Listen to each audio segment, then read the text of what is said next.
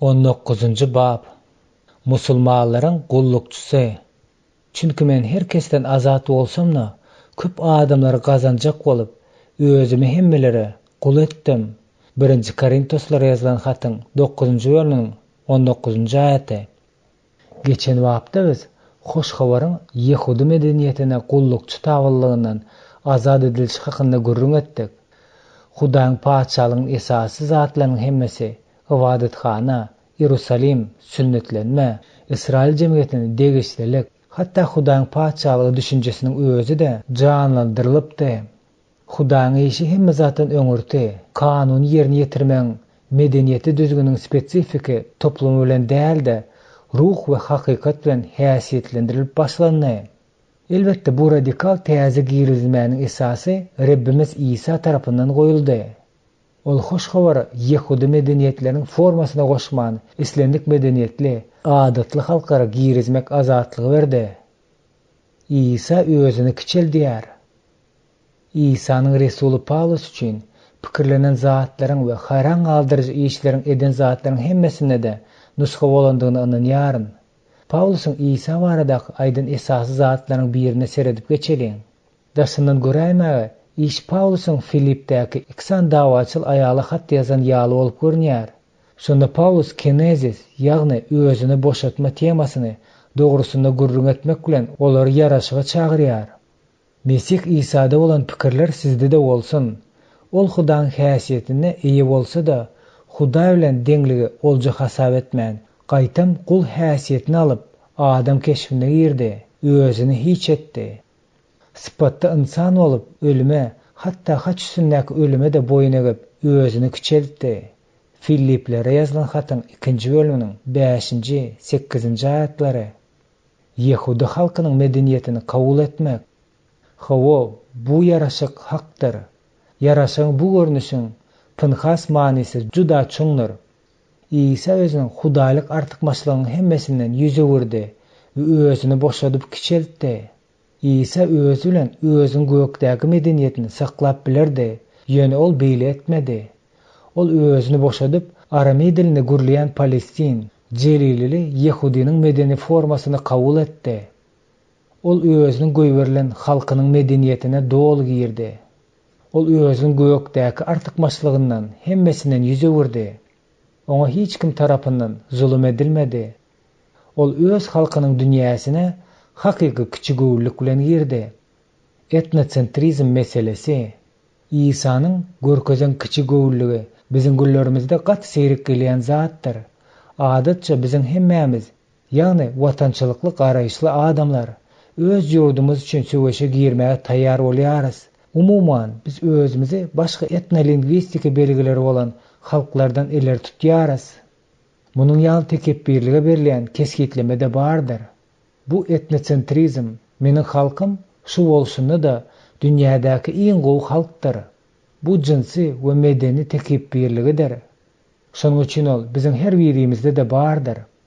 Bu başga medeniýetli halklara da hoş habar bermäge synanşanymyzda missionerlere päsgelçilik bolup durýandyr. Şol iki medeniýetiň arasyna nähildir bir antagonizm ýa-da bäsleşlik bar bolsa, onda bu ikisi dogry bolýandyr. İsa üçin medeniýetleriň arasyna serhet bolmandy. İsa bu babatda düýbünden başgaça bolupdyr. Ol başga medeniýetli adamlaryň hemmesi bilenem gürleşipdir. Mysal üçin Rim ýüzbaşçysy, Samariýaly heýbere keselli, Sire Finikiýaly aýal, jynly gadarly, Grek dilegçileri bilen gürleşýär. İsa ibadatkanadan nefsine çapýan pul çalyşýarlar kowanyna, butparazlaryň howlusy hakynda gidipdi. Ol ibadatkanyny arasalap, onu Yehudi däller, ýagny butparazlar üçin täzeden açýar. Ol şonu da öz halkyny ýadyndan çykarmady. Ol Yehudi bolan heýbere keselleri, Yehudalar, arwak jyn eýlälere, syrkawlara, Yehudi lowlaryna rehimdarlyk edýär. Onuň söýgüsi hemme zady öz içine alýan söýgüdi. Ine näme üçin onuň söýgüsi etnocentristlerin medeni heýbere keselleri we dünýäni günäkärlerini, ýagny Yehudi halklaryň bolmadyklaryny da öz içine alýan ekeni. Maşgalanyň täze keskitlemesi. İsa diňe bir öz halkynyň giňeýran köneçil düşünjesine azat bolmak bilen çäklenmän, eýsem öz garyndaşlyk baglanşyklarynyň özüň wezipesi we Hudaýyň ogly ýa-da gyzy bolma düşünjesiniň hakyky tebigaty düşünşini ýoýmagyna ýol berdi. Märike onuň sözüni bölüp, öz ýanyň märikeniň içinden geçmän jan eden ejesi bilen dogallaryň ýanyna barmaldygyny aýdanna, şunuň ýaly ýagdaý bolýar. Ol iýizine öwrüp şeýle diýär: "Meniň ejem kim? Dogallarym kimler?" Elini öz şägirdlerine tarap uzatyp şeýle diýdi: "Ine meniň ejem, meniň dogallarym. Çünki kim meniň gökdäki atamyň islegini berjä etse, şol meniň dogallarym, uýam we ejemdir." Mattanyň hoşgabarynyň 10-njy bölüminiň 48-50-nji aýatlary. İsa üçin Hudaýyň maşgalasyna degişlilik ýeketäk alamaty gökdäki atasynyň erkini ýerine ýetirmek bolupdy. Paulusyň düşünen universal söýgüsü. Paulus Rabbin adamlaryň hemmesine ýüzlenjek bolup eden janypkeşligini, ihlasını kämillikde düşünýär. Ol, çünki bu oňat we halasgarymyzyň Hudaýyň halaýan zadydyr. Ol bütün adamlaryň gutulmagyny, hakykat bilimine ýetmegini isleýändir, diýär. 1-nji Timoteosyň 2-nji bölüminiň 3-4-nji aýatlaryna. Munyň real bolmagy üçin İsa özüniň boşa döndüğini biz düşünmelediriz. Ol özüniň haça tarap barýan ýoldaky hemme zady özüň inkar etmekligi görkezýär. Bu ýerdäki awadançylyklardan saklanmakdan has ýokary bolan bir zat bolupdy. Bu şeýle hem söýgüniň gutulukly beýan edilmesi bolupdy. İsa özüň bagyş edilen halkynyň dünýäsine, medeniýetine girdi. Ýöne ol adam adatlaryň Hudaýyň tapşyryklaryny aradan aýrýandygyny görende, olara nägilligini bildirdi. Şeýdip adatyňyzyň hatirasyna Hudaýyň tapşyrygyny bozýarsyňyz, biz bolsa deň aňyrymlyk tapmalydyryz. Şol prinsiplary işläp düzmek missionerçilik ýoluna ilkinji bolup geçen missioner Paulusyň paýyna düşýär. Gerek bolan wagtynda tütänen bolan ýaly ol bize missionerlik metodologiýasy boýunça direktiwany berdi. Onu Korintoslara yazılan hatyň ortasynda biz şol prinsiplaryň gyskadan aýdylan formulerlerine duş gelýäris. Çünki men her kesem azat bolsamna köp adamlar gazanjak bolup özüme hemmeleri kul etdim. Men Ýehudalara gazanjak bolup Ýehudalara Ýehuda boldum. Kanun aslyndaklar gazanjak bolup kanun aslynda bolmasamna kanun aslyndakylar kanun aslyndaky ýaly boldum. Hudaýyň garşysyna kanunsuz bolman, Mesihiň kanuny aslynda bolsamna kanun ýoklar gazanjak bolup kanun ýoklara kanun ýok kimin boldum. Ejizlere gazanjak bolup ejizlere biz ejiz ýaly boldum. Her niçikde bolsa käbirlerini halas etjek bolup herkese her zat boldum. Men bular hoş habarda paýym bolsun diýip hoş habar üçin edýärin. 1-nji Korintoslaryň 9-njy bölüminiň 19-23-nji aýatlary. Bu tekstlerin içinde has çoň aralaşmak üçin wagtymizy gysganmalyň. Hemme zatdan öňürti onuň esasy ideýasyny seredip geçeriň. Çünki men herkesten azat bolsamna köp adamlary gazanjak bolup özüme hemmelere kul etdim. Bu ýokardaky Filiplere hatdaky kul keşfine giren İsa hakynda sözlerilen ören bilesiňi getiriji paralelidir. Hoş habar başgalara getirmek üçin İsa da Paulusam ören köp artykmaçylyklardan ýol çekýär. Mesih gökdäki atasynyň saq tarapyndaky özüniň paçalyk ýerinden ýüze urýar. Paulus fariseýleriň arasyndaky köp sada wada beren liderlik perspektiwasyndan ýüze urýar. İsa'nın özü, çünkü insan ogulda özüne hyzmat edilmek üçin däl, eýsem hyzmat etmek üçin köplerin uğruna jany tölemek hukmyny bermek üçin geldi diýip Markusyň 10-njy bölüminiň 45-nji aýatyna diýär. Paulus hem öz gezeginde gazanmak isleýän halklaryň guly bolmakdan başga saýlaň ýokdugyny duýýar. Musulmanlar bilen işe başlanymyzda Rabbimiz we missionerlik gullugyny ilkinji nuskasy bolup Paulus kimin özümizi boşadyp gazanmak isleýän musulmanlaryň gullukçylary bolmagy öwrenmelidiriz. Mümkin boldugyça köp gazanjak bolup, soň Paulus köp adamlary gazanmak isleýändigini ýazýar. Öz öňüne şunýaly maksady goýan adama näme diýmeli? Bu sözler hemme zatdan öňürti öňde goýulan ýumuşy ýerine ýetirmäge, ýadyman jan etmekligi ruhlandyrýar. Olar şeýle hem köprak gazanmaklyklaryň täze usullaryny gözlemekleriniň eksperimentleşdirmäge ruhlandyrýar. Şeýdip siz öz işiňizde täzeçil bolýarsyňyz. Şeýlikde edýän zatlaryň hemmesini adaty, medeni ýollaryny saklamak derine siz öz täze dostlaryňyzyň dünýäsine girmek isläp, İsa Mesih we onuň paçalygy hakynda hoş habar olar ýetirmäge täze mümkinçilik açarsyňyz. Yehudalar gazanjak bolup, Yehuda kimin bolmak? Paulus, men Yehudalar gazanjak bolup, Yehudalary Yehuda boldum. Kanun asyndakylar gazanjak bolup, kanun asynda bolmasam, kanun asyndakylar kanun asyndaky ýaly boldum diýip ýazýar. Paulusyň durmuşynda munyň iki sany ajaýyp misaly bardyr. Ol täze ýere baran wagtynda ilk bilen Yehudalaryň ýanyna barýar. Ol işini ibadatxanalardan başlaýar. Ol ibadatxanada ýerine ýetirilen adatlary öwrenýär-de özüni gürleme gezegine garaşýar. Ol şol ýere laýyk geläjek sözlerini iňçilik bilen saýlaýar.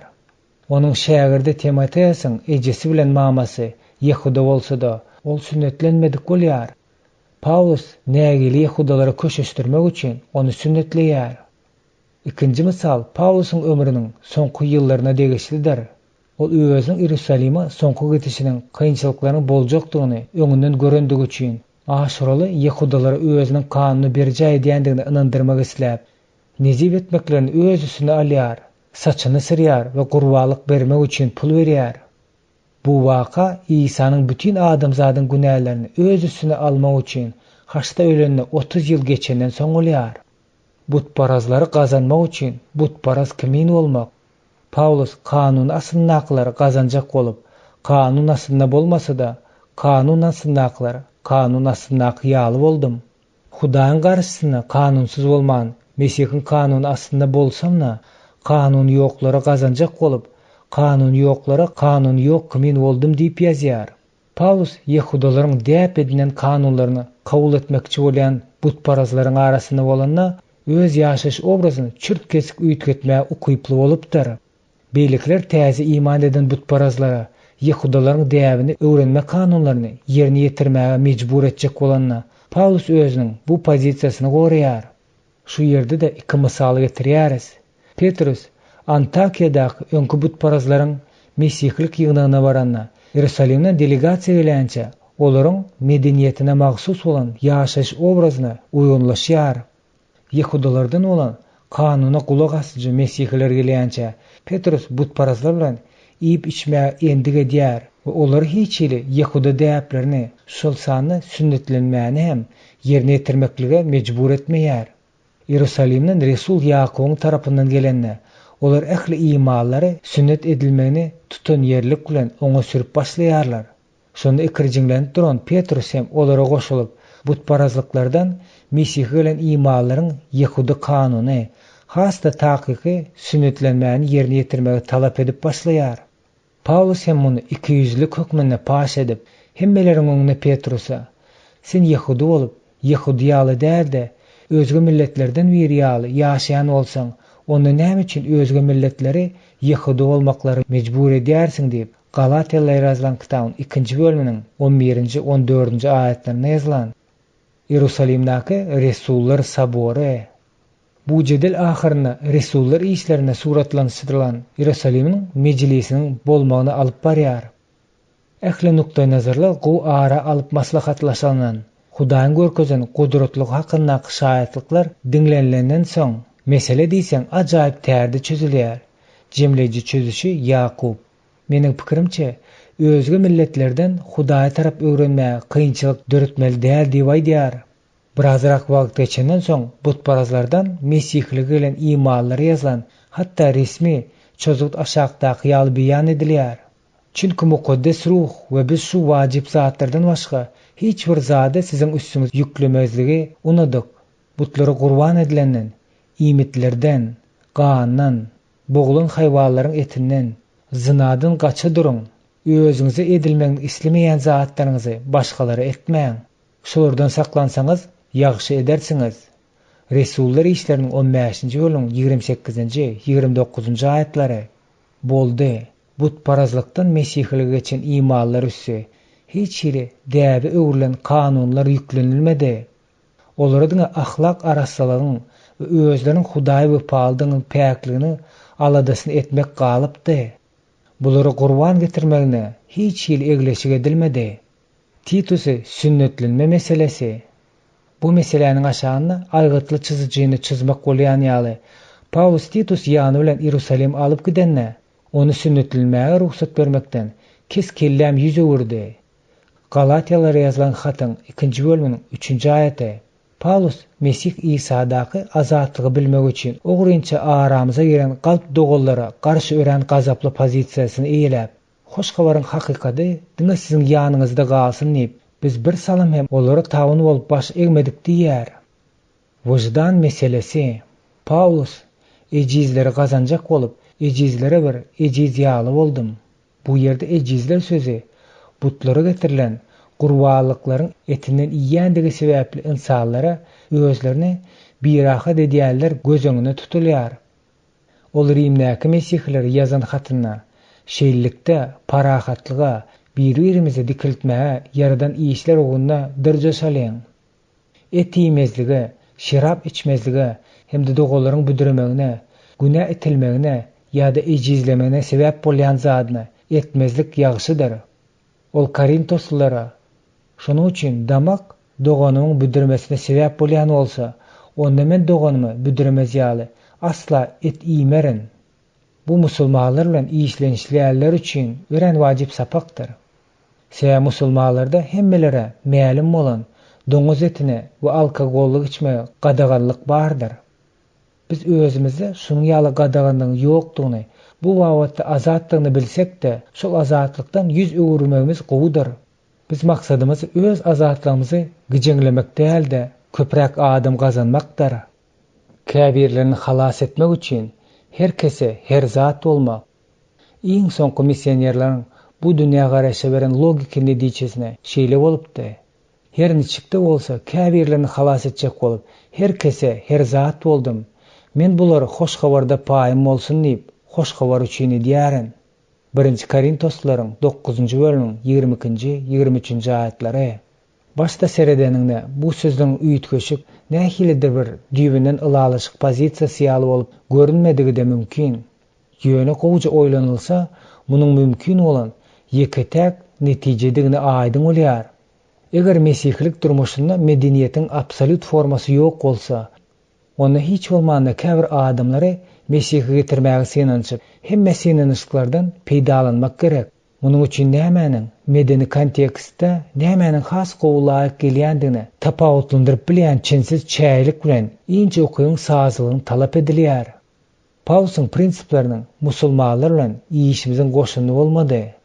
Ýokarda aýdallaryň musulmanlar bilen işe näme ähmiýeti bar? Bu soraga islamnaky sansyz sajaksız köp görnüşlikli hasaba almak bilen derin äres. Bu ýöneke iş bolmaz. Sebäbi birinciden biz ýaşaş durmuşymyz we pikirlerimiz bilen özümiziň musulman dostlarymyzdan diýseň tapawutlanýarys. Ikinciden musulmanlar gadymdan bäri mesihlik missionerler işine düşmançylykly garaýar. İsa öz şähertlerine ýüzlenip, kim meniň izime ermek isleýän bolsa, özüni inkar etsinne, her on haçyny alyp izime düşsün. Çünki kim janyny halas etmek islese, onu ýitirer. Ýöne kim janyny meniň ugrumna ýitirse, onu halas eder diýip aýdýan sözlerini ýatlaýarys. Lukanyň hoş habarynyň 9-njy bölümiň 23-nji 24-nji aýatlary. Adam öz halkynyň medeniýetiniň kontekstiniň içinde bolýarka, özüni ret etmäniň tebigaty, ten tebigatyň çäklerini, beýlik ideýalar we hereketler bilen çäklendirilen bolýar. Ýöne eger sen özümizi musulman halkyndan aýry edýän medeni päsgelçiliklerini ýeňip, hoş habar wagys etmäge niýet edýän bolsaň, onda başga bir täze faktor işe girişýär. Öz umumy medeniýetimiziň çäklerini, bir-birimize hoş habar wagys ediş usullaryny musulmanlara hoş habary üstünlükli ýetirmekde päsgelçilik bolmagy da mümkin. Pakistandaky mesihler analiz etmäge synanyşyk. Men muňa Pakistandaky musulmanlar bilen işlänimne ören agyrly tärde düşündim. Ol ýerdäki ýygnak dowlugyna bolmasa da köplenç ata-babalaryň aglaba bölegi 1890-njy we 1930-njy ýyllar aralygyndaky Mesihi bilen el degirmesiz induslaryň çağalaryndan we agtyklaryndan ibaratdy. Britan häkimligi döwründe bu mesele gaty bir ýeti görünmeýärdi. Emma Britaniýalar gidenden soň we 1947-nji ýylda Hindistan aýrylyp çykandan soň milyonlarça musulmanlar Pakistanyň günorta, Gunwatar welaýatyna mekan tutýarlar. Takminen şonda Sikhlar we Induslar bolsa, Induslaryň agdylyk edýän ýeri bolan Hindistanda ýerleşýärler. Näme etjegini bilmedik Mesihler bolsa, öz ýerlerine galýarlar. Netijede Mesihler kiçi mukdarda ýygnagy 1,5%, 97% ýylaty musulman olan häzirki Pakistanyň içinde galýar. Britaniýa Hindistany bölüp aýryn wagtyndaky weýrançylygy, uruşy başdan geçirip, täze gelen musulmanlaryň nazaryna bu Mesihler özleriň Gunwatardaky ýygnaklar bilen gatnaşygynyň bardygyny we Hinduizmdäki iň pes kastadan gelip çykandygy sebäpli ikisi kabul edersizlikde görünýärler. Missionerleriň aň bilimini östürmekde alyp baran işleriň netijesinde olaryň bilim derejesiniň birden galandygyna garamazdan olaryň öňküleri ýaly zirzipçilik diýip atlandyrýarlar. Olardaky hemme zatlarda diline, sazlaryna, giyimlerine, endig edilýän iýmitlerine, erkeň we aýalyň roluny aýratyn düşündirilenine, beýlik onyk uşuk hereketlerini özleriň gelip çykyşyny görkezýän Indus medeniýetiniň häsiýetlerini görmek bolýar. Şu sebäplerin hemmesine görä Mesihler täze musulman rejiminiň özleriniň hoş niýetli garamagyna bil baglanmagyny bolmadylar. Herdene gynançyk bolsa da Mesihlerin köpüsi şunyň ýaly duýgu bilen jogap berdiler. Olar özleriň musulman ýolbaşçylaryna düşmançylykly duýgusyny bildirdiler.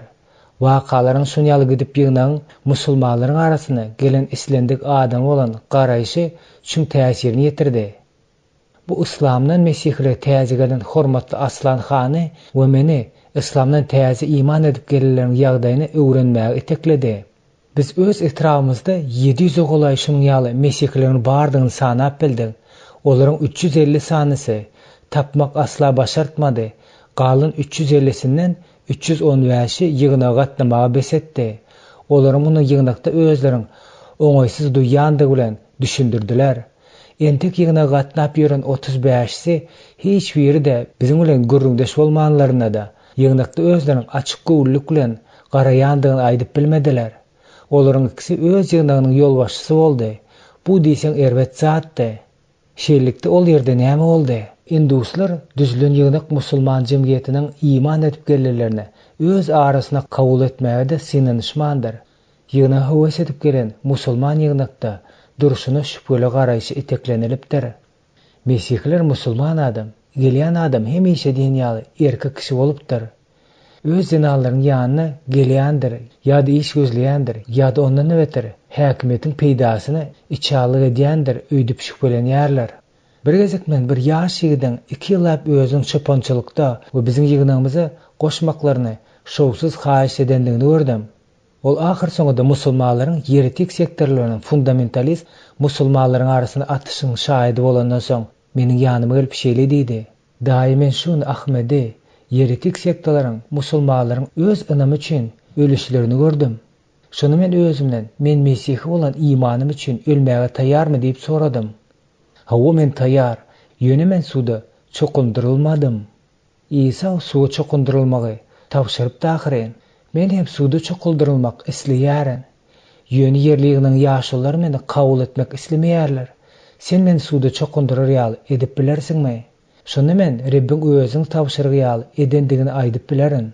Men ýüregim gyýylyp, oňa goňşy şäherdäki musulmançylykdan imana gelen bir missioneriň suwa çokundyrmagyny görleşdim. Hatta şundan soň hem ýygnakdaky dogalaryny kabul etmek islemediler. Şunyň ýaly ýagdaýda näme etmelidi? Musulmanlaryň arasyna täze iş goramalymy? Bir gezek men ýekşenbe günüň ibadathanasynda oturýarkam, kelläme bir pikir geldi. Ruh çöpün giyja galdy. Biz oňa garaşyp oturýarkak, erkekler hory aýdym başlady belen. Men hem oňa goşuldym. Şonu özümiň hor aýdymyzy hindi dilinde aýdýandymyzy düşündim. Men doňup galdym. Indi meniň ýadyma aýdym düşmeýärdi. İçimde de gahar gaýnap joşýardy. Şol wagt içimden siz imana gelen Induslaryň akmak agtyklary, Egerde musulman bu yere gelip sizin öz düşmanınızın dilini aydımay diýandyňyzy eşidäýse, näme pikir eder? Son 40 ýylyň dowamynda Indus Hindistan bilen musulman Pakistan bir-biri bilen 3 sany ulakan uruş etdi. Şu ýerderip maňa iýgenip menden, "Don, ýüregiň gysan wagtynda sen näme edýärsiň?" diýip sorady. Şunuň ýagdaýlarda özüňi missioner dogalaryň ýanyna baryp, olary içimi dökýärdim. Olar bilen birlikde tanış aydymlary we hor bolup senalar aydymlary bu ýende dilimne doga edýändim ýadyma düşdi. Ol, bu ýaş ýigitler hut şonuň bilen hem meşgullanýarlar. Bu olaryň medeni mirasydyr. Olara goşul. Ýöne men musulmanlaryň arasyna başga işim taýýarlap goýdum nidi. Musulmanlaryň arasyndaky täze iş. Bu nämäni aňladýarka? Ol nähili görnüşdeka? Ol häzirki işim bilen näme bilen tapawutlanarka? Ol iş agzalyga getirmezmika? Ýygnagy bölmezmika? Bu hakykatdanam Hudaýdanmyka? Bu zatlaryň hemmesi ören wajypdyr. Paulus, ruhun birligini parahatlyk bilen bile gorama gaýrat ediň. Çağırlanyňyzda bir umymy çağırylışyňyz ýaly, ten bir, ruh birdir diýär. Efesler ýazylan hatyň 4-nji bölümiň 3-4-nji aýatlaryny.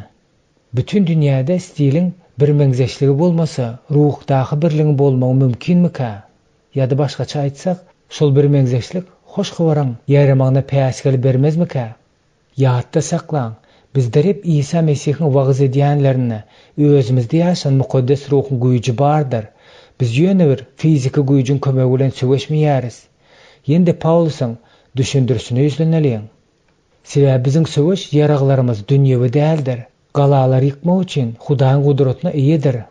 Biz ters çekişmeleri, Hudaýyň bilimine garşyna aýagy galýan her bir belentligi ýykyp, her pikiri Mesihe boýun bolmaga ýesir edýändiriz.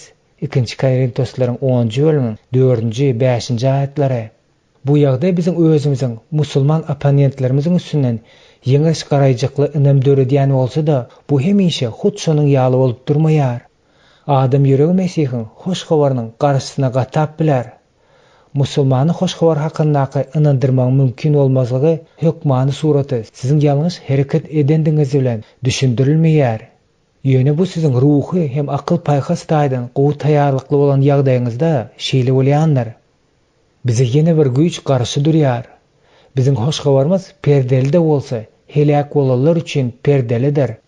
Hudaýyň keşi bolan Mesihiň şöhratynyň hoş habaryň nury olary ýagtylandyrmasyn diýip, bu dünýäniň taňrysy imansyzlaryň akyllaryny kütüldänler. 2 Korintoslaryň 4-nji bölüminiň 3-4-nji aýatlary.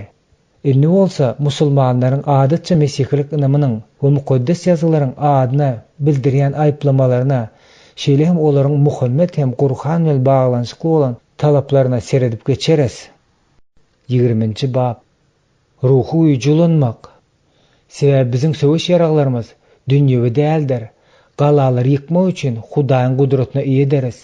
Biz ters çekişmeleri, Hudaýyň biliminiň garşysyna aýagy galýan her bir belentligi ýykyp, her pikir Mesihe boýun bolmaga ýesir edýändiriz. 2 Korintoslara ýazylan hatyň 10-njy bölümiň 4-nji 5-nji aýatlary. Musulmanlaryň hoş habaryny goşan goşundysy bilen baglanyşykly bolan sosial-medeni prinsipler hakynda gurrun edenmizden soň bu missionerçilik çağrışynyň ruh prinsiplerini ulanmaklyk yerliklidir. Belli bir manida biziň kynçylyklarymyz musulmanlarda jemlenen däldir. Olar Hudaýyň söýgüsine dalaşgärlerdir. Olar sistemanyň, oşul sistemanyň aňrysynda duran güýçleriň ýesirleridir.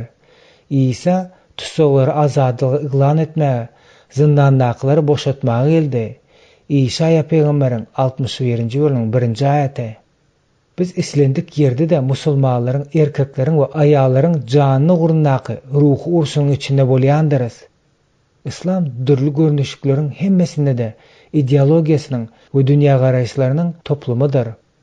Şol ideologiýalar bilen dünýä garaýşlar musulmanlary içi gysganç ruhy gulçulagyny sezibar etdi de, olara İsa Mesihdäki täze doguluş we ruhdaky durmuş arkaly alyp biläjek şöhrat azatlygyny bermekden ýüz öwürdi. İslamyň anti-mesihlik ruhy. Şu babyň başynda biz özümiziň Mesihleriň İslam bilen çaklaşanmyzda çün ruhy jahtyň bardygyny elan etmeli deriz. Musulmanların dini birazcık göterme ortodoksal hasaplansa da olar antimesihlik ideyasin diýsen çünkök urundur. Şonuň üçin hemme ýerdäki musulmanlar hem hoş habaryň wagzyna garşy çykmaga öňden taýýarlyk bolýandyr.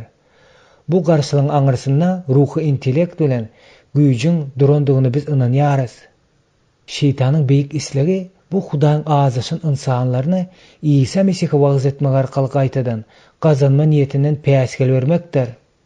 Biz ýokarda Muhammedin Hudaýyň ogly bolup bilmejekdigini, onuň adam keşfine girip bilmeýändigini, adamyň başga biri üçin ölmeýändigini, İsa'nın haça çüýlenini, eger adamyň eden gowy işleri, ýagny İslamyň kanunlaryny tabylaryna eden erbet hereketleriniň agyr gelse, onda onuň duýguly jennete düşjekdigini, bolmasa elgenç dowzaga sezewar boljagyny aýdanlygyny hakda görüň etdik.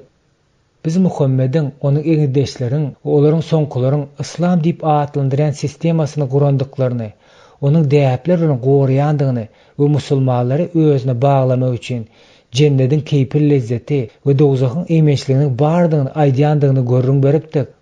Bu sistemadan çykmaklyk ölüm gorkusynyň haýbaty bilen gadagan edilýär. Qur'anyň 4-nji bölümiň 91-nji aýaty. Mysal üçin meşhur Hindi ýazyjy Salman Rushdiyň işi bütün dünýä meşhullary eýe boldy. İranyň mehrum Ayatollah Hömeini onu ölüm cezasyna hökm edipdi. İslamyň ortodoksal däl görnüşleri de sufiller, halk musulmanlary ýa-da başga bir atly bolsalar da ruhy güýjüň hereket edýändigine ynanýarys. Çünki İslamyň islendik görnüşiň aňyrsyna da musulmanlaryň İsa Mesih'in kimdigini we onuň özlerine näme üçin gelendigini bilmegine garşy bolýan ruh gizlenip ýatanlar. Mukaddes kitap dünýä garaşlaryň esaslary. Bu setirleriň awtory mukaddes kitabyň özüňde nähili görnüşine bolsa, şollugyna da hakdygyna we dogrudygyna ynanýar.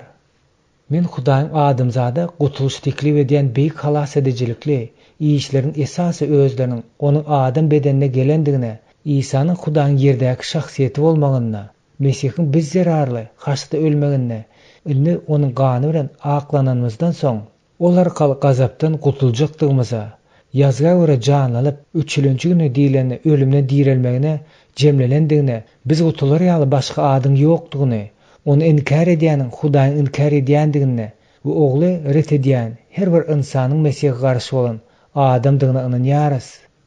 Şu zatlar belki okujak musulmanlara özümün salgınmalarımı, mukaddes yazgılardan alýandygmy, mende Mesih hökmünde başga saýlagyň ýokdugyny aýtmak isleýärin.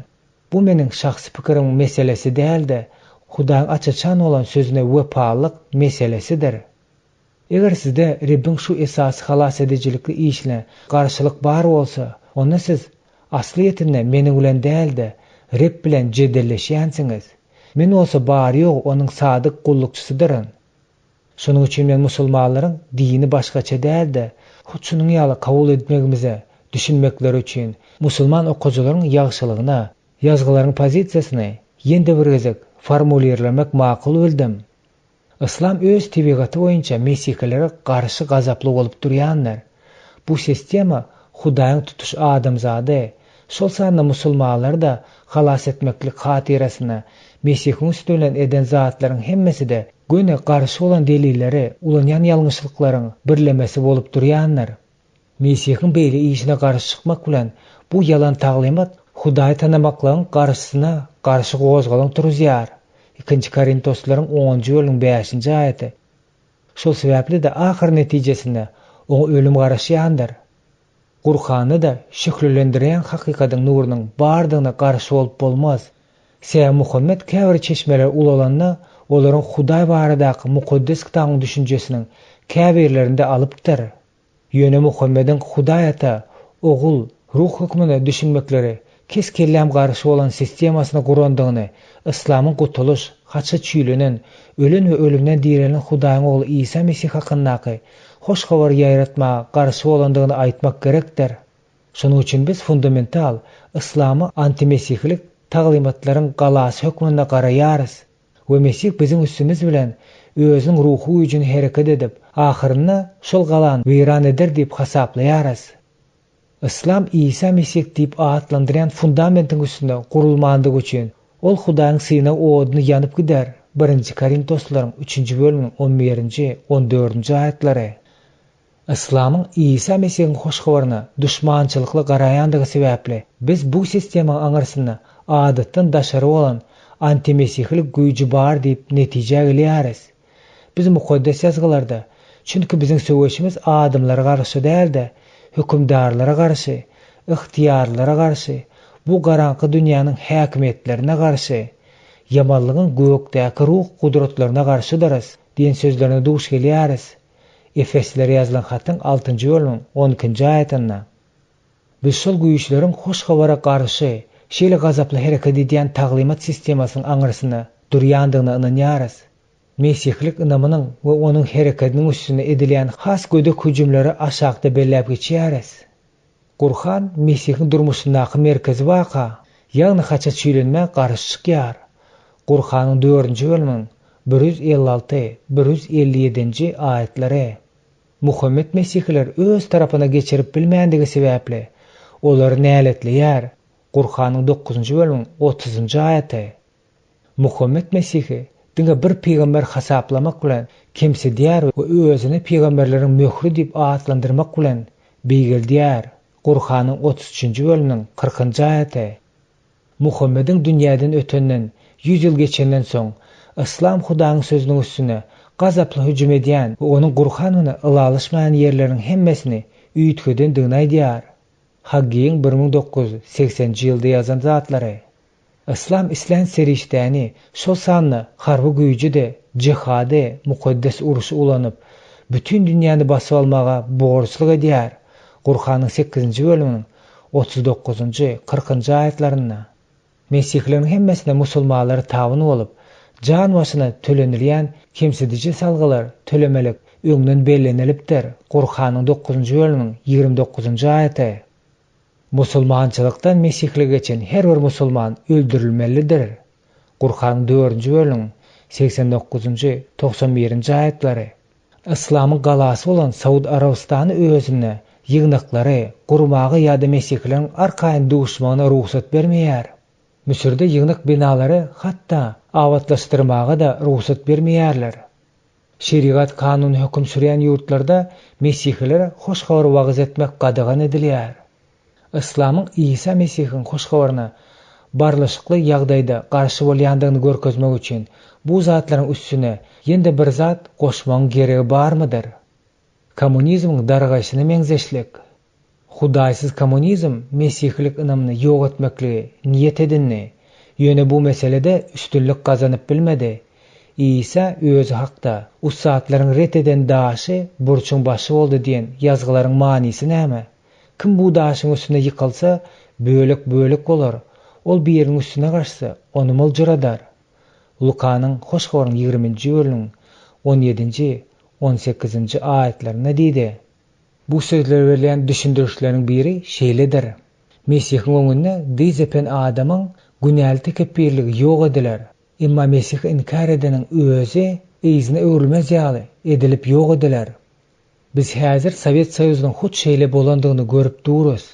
Ateizmi beýgeltmek we ýygnak ýok etmek isleýän ýurduň özü dargada duruberdi. Köpler Sowet Soýuzynyň kommunizmi hut ibadatxana ýykandyr öýdýärler. Rep İslam'a garşydyr. Musulmanlara diňe bir agdarlan kommunizmiň taryhyny näde eýsem köpräk derejede mukaddes ýazgylaryň duýduruşlaryny sapak almak gerekdir. Olaryň degişli bolan sistemasy özüne Hudaýyň Mesihine garşy goýdy. Şonuň üçin ol hem hökm edilenler.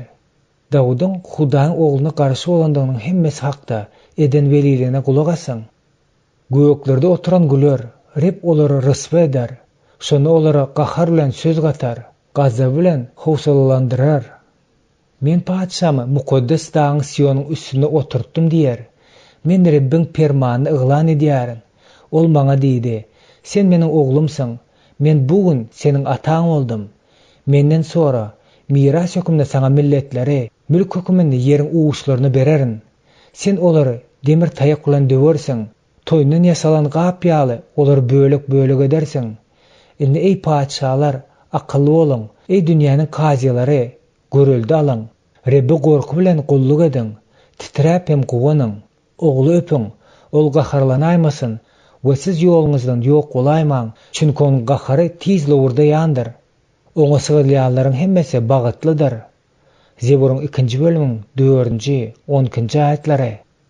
Bu uruşyň netijesi bize mälimdir. Ol hakda bir wagtlar Daniel peýgamberlik edipdir. Şol paçalaryň İsa doglan wagtyndan hökümdarlyk eden Sezar bilen Herodesiň döwründe gökdäki Hudaý hiç wagt dargadylmajak, başga halkyň eline geçmejek bir paçalyk gurar. Bu paçalyk beýlik paçalyklaryň ählesini ýok edip, olaryň soňuna çykar. Özü bolsa ebedilik galar. Daniel'in kitabynyň 2-nji bölüminiň 44-nji aýaty.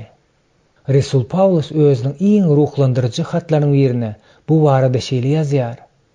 Soňra ol her hili baş tutullygy, her hili häkimeti hem gudraty ýok edip, paçalygy ata Hudaýa tapşyranna ahir zaman bolar. Çünki ol bütün düşmanlaryň aýagy astyna salýança höküm sürmelidir. Emma ähli zat oňa tabyn bolanna, oğlun özü hem Hudaý hem ähli zatda höküm sürer ýaly. Oňa ähli zady tabyn edendigine tabyn bolýar. 1-nji Korintaslara ýazylan hatyň 15-nji bölüm 24-nji 28-nji aýatlary. Mukaddes kitap soňky uruş ajaýyp suratlandyrmasyny we Mesihiň ähli düşmanlaryň üstünden gazanjak ýeňiş bilen jemlenilýär. Dünýä paçalygy Rabbimizinki we onuň Mesihinki boldy. Ol hem ebedilik höküm sürer. Ilham 11-nji bölümiň 15-nji aýaty. Jemlemäge netije bolan ynamlyk missioner üçin köşeşdiriji zatdyr. İsa dolu hukuk paçadyr. Onuň wäsitleşleriň hemmesi ýeňiler. Hakikat ýalňyşlyklaryň üstünden de baralanar. Onuň paçalygy dogurluk möhkli bilen wellener. Ýerdäki adamlar şondan soň hiç kime ezmezler we gorkuzmazlar.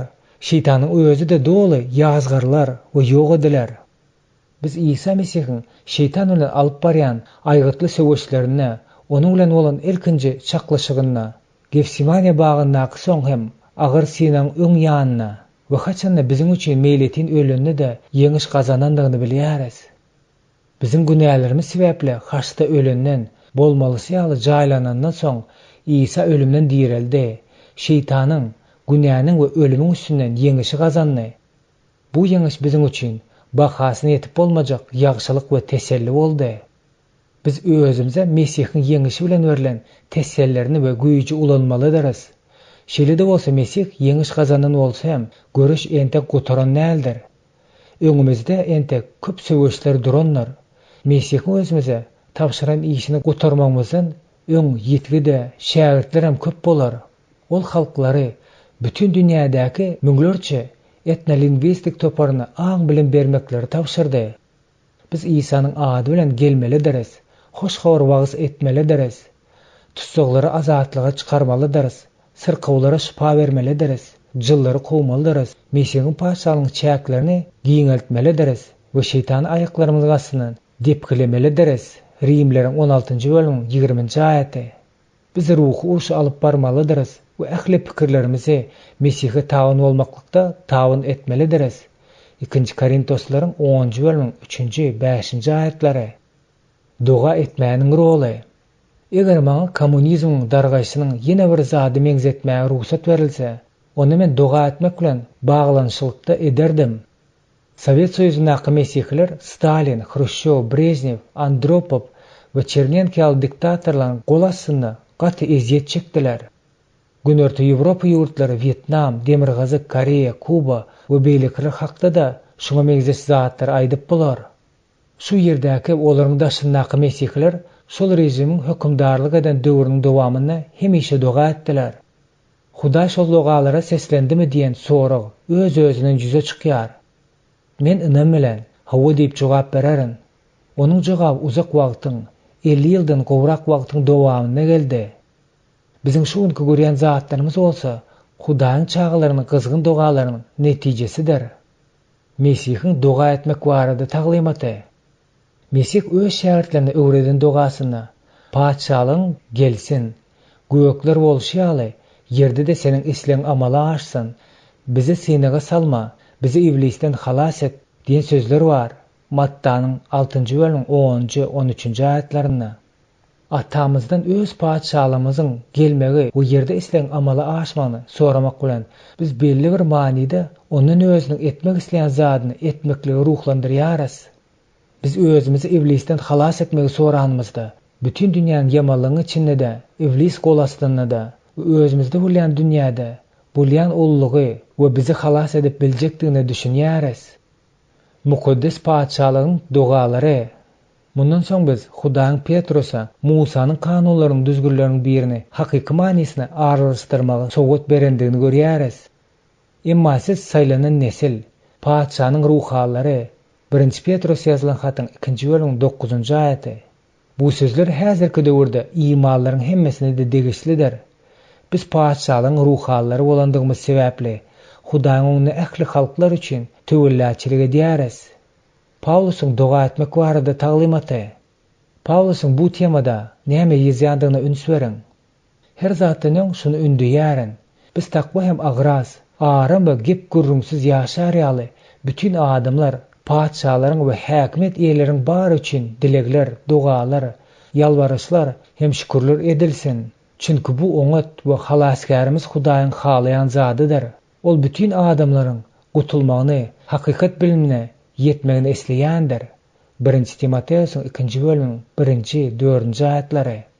Hudaň hem adamlaryň halas bolandygy görmek islegi biziň şol adamlar we olaryň hökümdarlary üçin edýän töwelläçilikli dogalaryň netijesi hökmünde amala aşýar. Musanyň töwelläçilik edijilikli dogasy.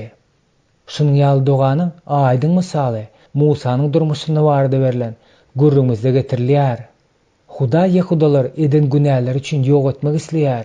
Musa bolsa öz janyny tewekkelçilik edip, öz halk üçin töwelläçilik edip, ýöne indi sen bularyň günahlaryny geçeberi, ýoksa da meniň adymy öz adamlaryň ady ýazylan kitabyndan öçür diýär. Musa öz halkynyň ölümini görenden janyny pida etmäge taýýar bolandygyny gowurýarys. Bu şol aýdyp bolmaz eňeldilerini, bu biziň içimizdäki çyň töwelläçiligiň alamatydyr. Ol aýdyp bolmaz eňerdiler bilen biziň üçin töwellä edýär. Mukaddes ruhyň özünden syzylyp çykýanlar. Rimler ýazylan hatyň 8-nji bölümiň 26-njy aýaty. Biz hem musulmanlaryň, islamyň we onuň aňyrsynda duran güýjüň zulümden halas bolmaklar üçin şuňaly eňeldiyäris.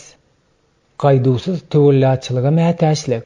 Bizi adamlar üçin Ibrahimyň, Musanyň, Dawudyň, Nehemiyanyň, Petrusyň we Pawlusyň ruhundaky gaýdusyz töwelläçilikler hemme zatdan da gerekdir. Biz ýüreklerini Rabbimiz Isanyň taglimatyny we göreldesini kabul eden ýadysyz doga edýän adamlar gerekdir. Biz bütün dünýäniň musulmanlar halklaryny her bir ýurt hem etnolingwistik topar üçin dinman doga edýän adamlar gerekdir. Elbetde doga dünýäniň musulman halklarynyň gutulşy üçin alınıp baryan ruh ursuny bil baglayan iň kuwatly ýaragymyzdyr. Ýöne musulman halklaryň islamy süteminden azad etmek uğrundaky söwüşde başga jähtler we parametler hem bardyr. Alamatlar we paçalyň gudratlary. İsa adamlary garaňkylyň paçalygyny terk edip Hudaýyň paçalygyna girmäge çagyrmak üçin geldi. Ol söýgü hem duýgudaşlyk bilen geldi. Mysal üçin Jelilide gezip ýörüşine İsa şäherme şäher, owa aýlanyp, olaryň sinagogalaryna sapak bererdi. Paçalyň hoş habaryny wagyz edip, her sürkawlygy, her hassalygy bejererdi. Mattanyň 9-njy bölümiň 35-nji aýaty. Onuň paçalygy söýgüniň paçalygydyr. Sebäbi Isanyň özü söýgüdir. Yazgyda ol adamlar görenne, olaryň nefsiniň agyrandygyny aýdýar. Siz özüňiziň söýgüňizi, duýgudaşlaryňyzy nädip görkezýärsiňiz? İslendik insan kalbyny birahat edip bilýän, iýize çekilmezek we ejizi mesele bu keselçilikdir. Isgyndan gaçyrşy ýarawsyzlykdyr. Ondan beteri de erbet ruhlaryň eýelemesidir. İsa bu göze görünüp duran kıyınçılıklaryň hemmesine duýgudaşlyk bilen garaýar. Ol baran ýerine hemişe adamlaryň sürkawlyklaryny bejerdi we arwakjyn eýelärleri halas etdi. İsa şeýle etmek bilen diňe bir Hudaýyň güýjüni görkezmedi. İsa'm şägirdlerine de şunu ýal etmekdigini ıhtiýar berdi. İsa on şägirdini bir ýere çagyryp, olary bütün jyllary kowmaga, sürkowlar emetmäge, güýç hem ıhtiýar berip, olaryň Hudaýyň paçalygyny wagyz etmäge, sürkowlara şifa bermäge ýollady.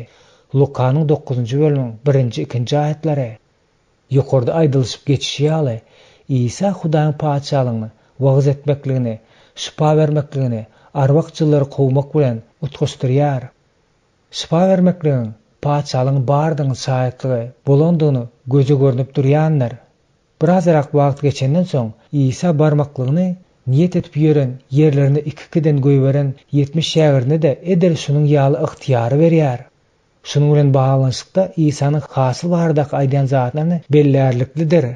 Şundan soň rep başga bir 70 adamy bellep, olar öz gitjek bolan ýerine, ähli şäherlerine, ýerlerine 2-den öňünden ýollady. Olara şeýle diýdi: "Hasyl bol, ýöne işgär az. Hasylyny ýygnamaga işgär iýberer ýaly. Hasyl eýesi Rebbi ýalbarsyn. Bir şähere baryp kabul edileningizde, öňüňizde näme goýulsa şonu iýin. Ol ýerdäki sirkawlara şifa beriňne. Hudaýyň paçalygy size gol öýledi" diýin. Lukanyň 10-njy bölüminiň 2-9-njy aýatlary.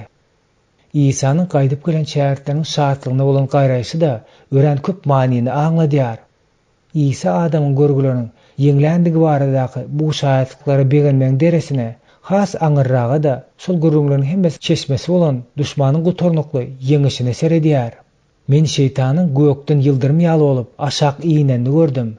Ine siz ýylallary, içýallary we düşmanyň bütün güýjüne depelemäge ygtyýar berdim. Hiç zat size ziyan getirmez.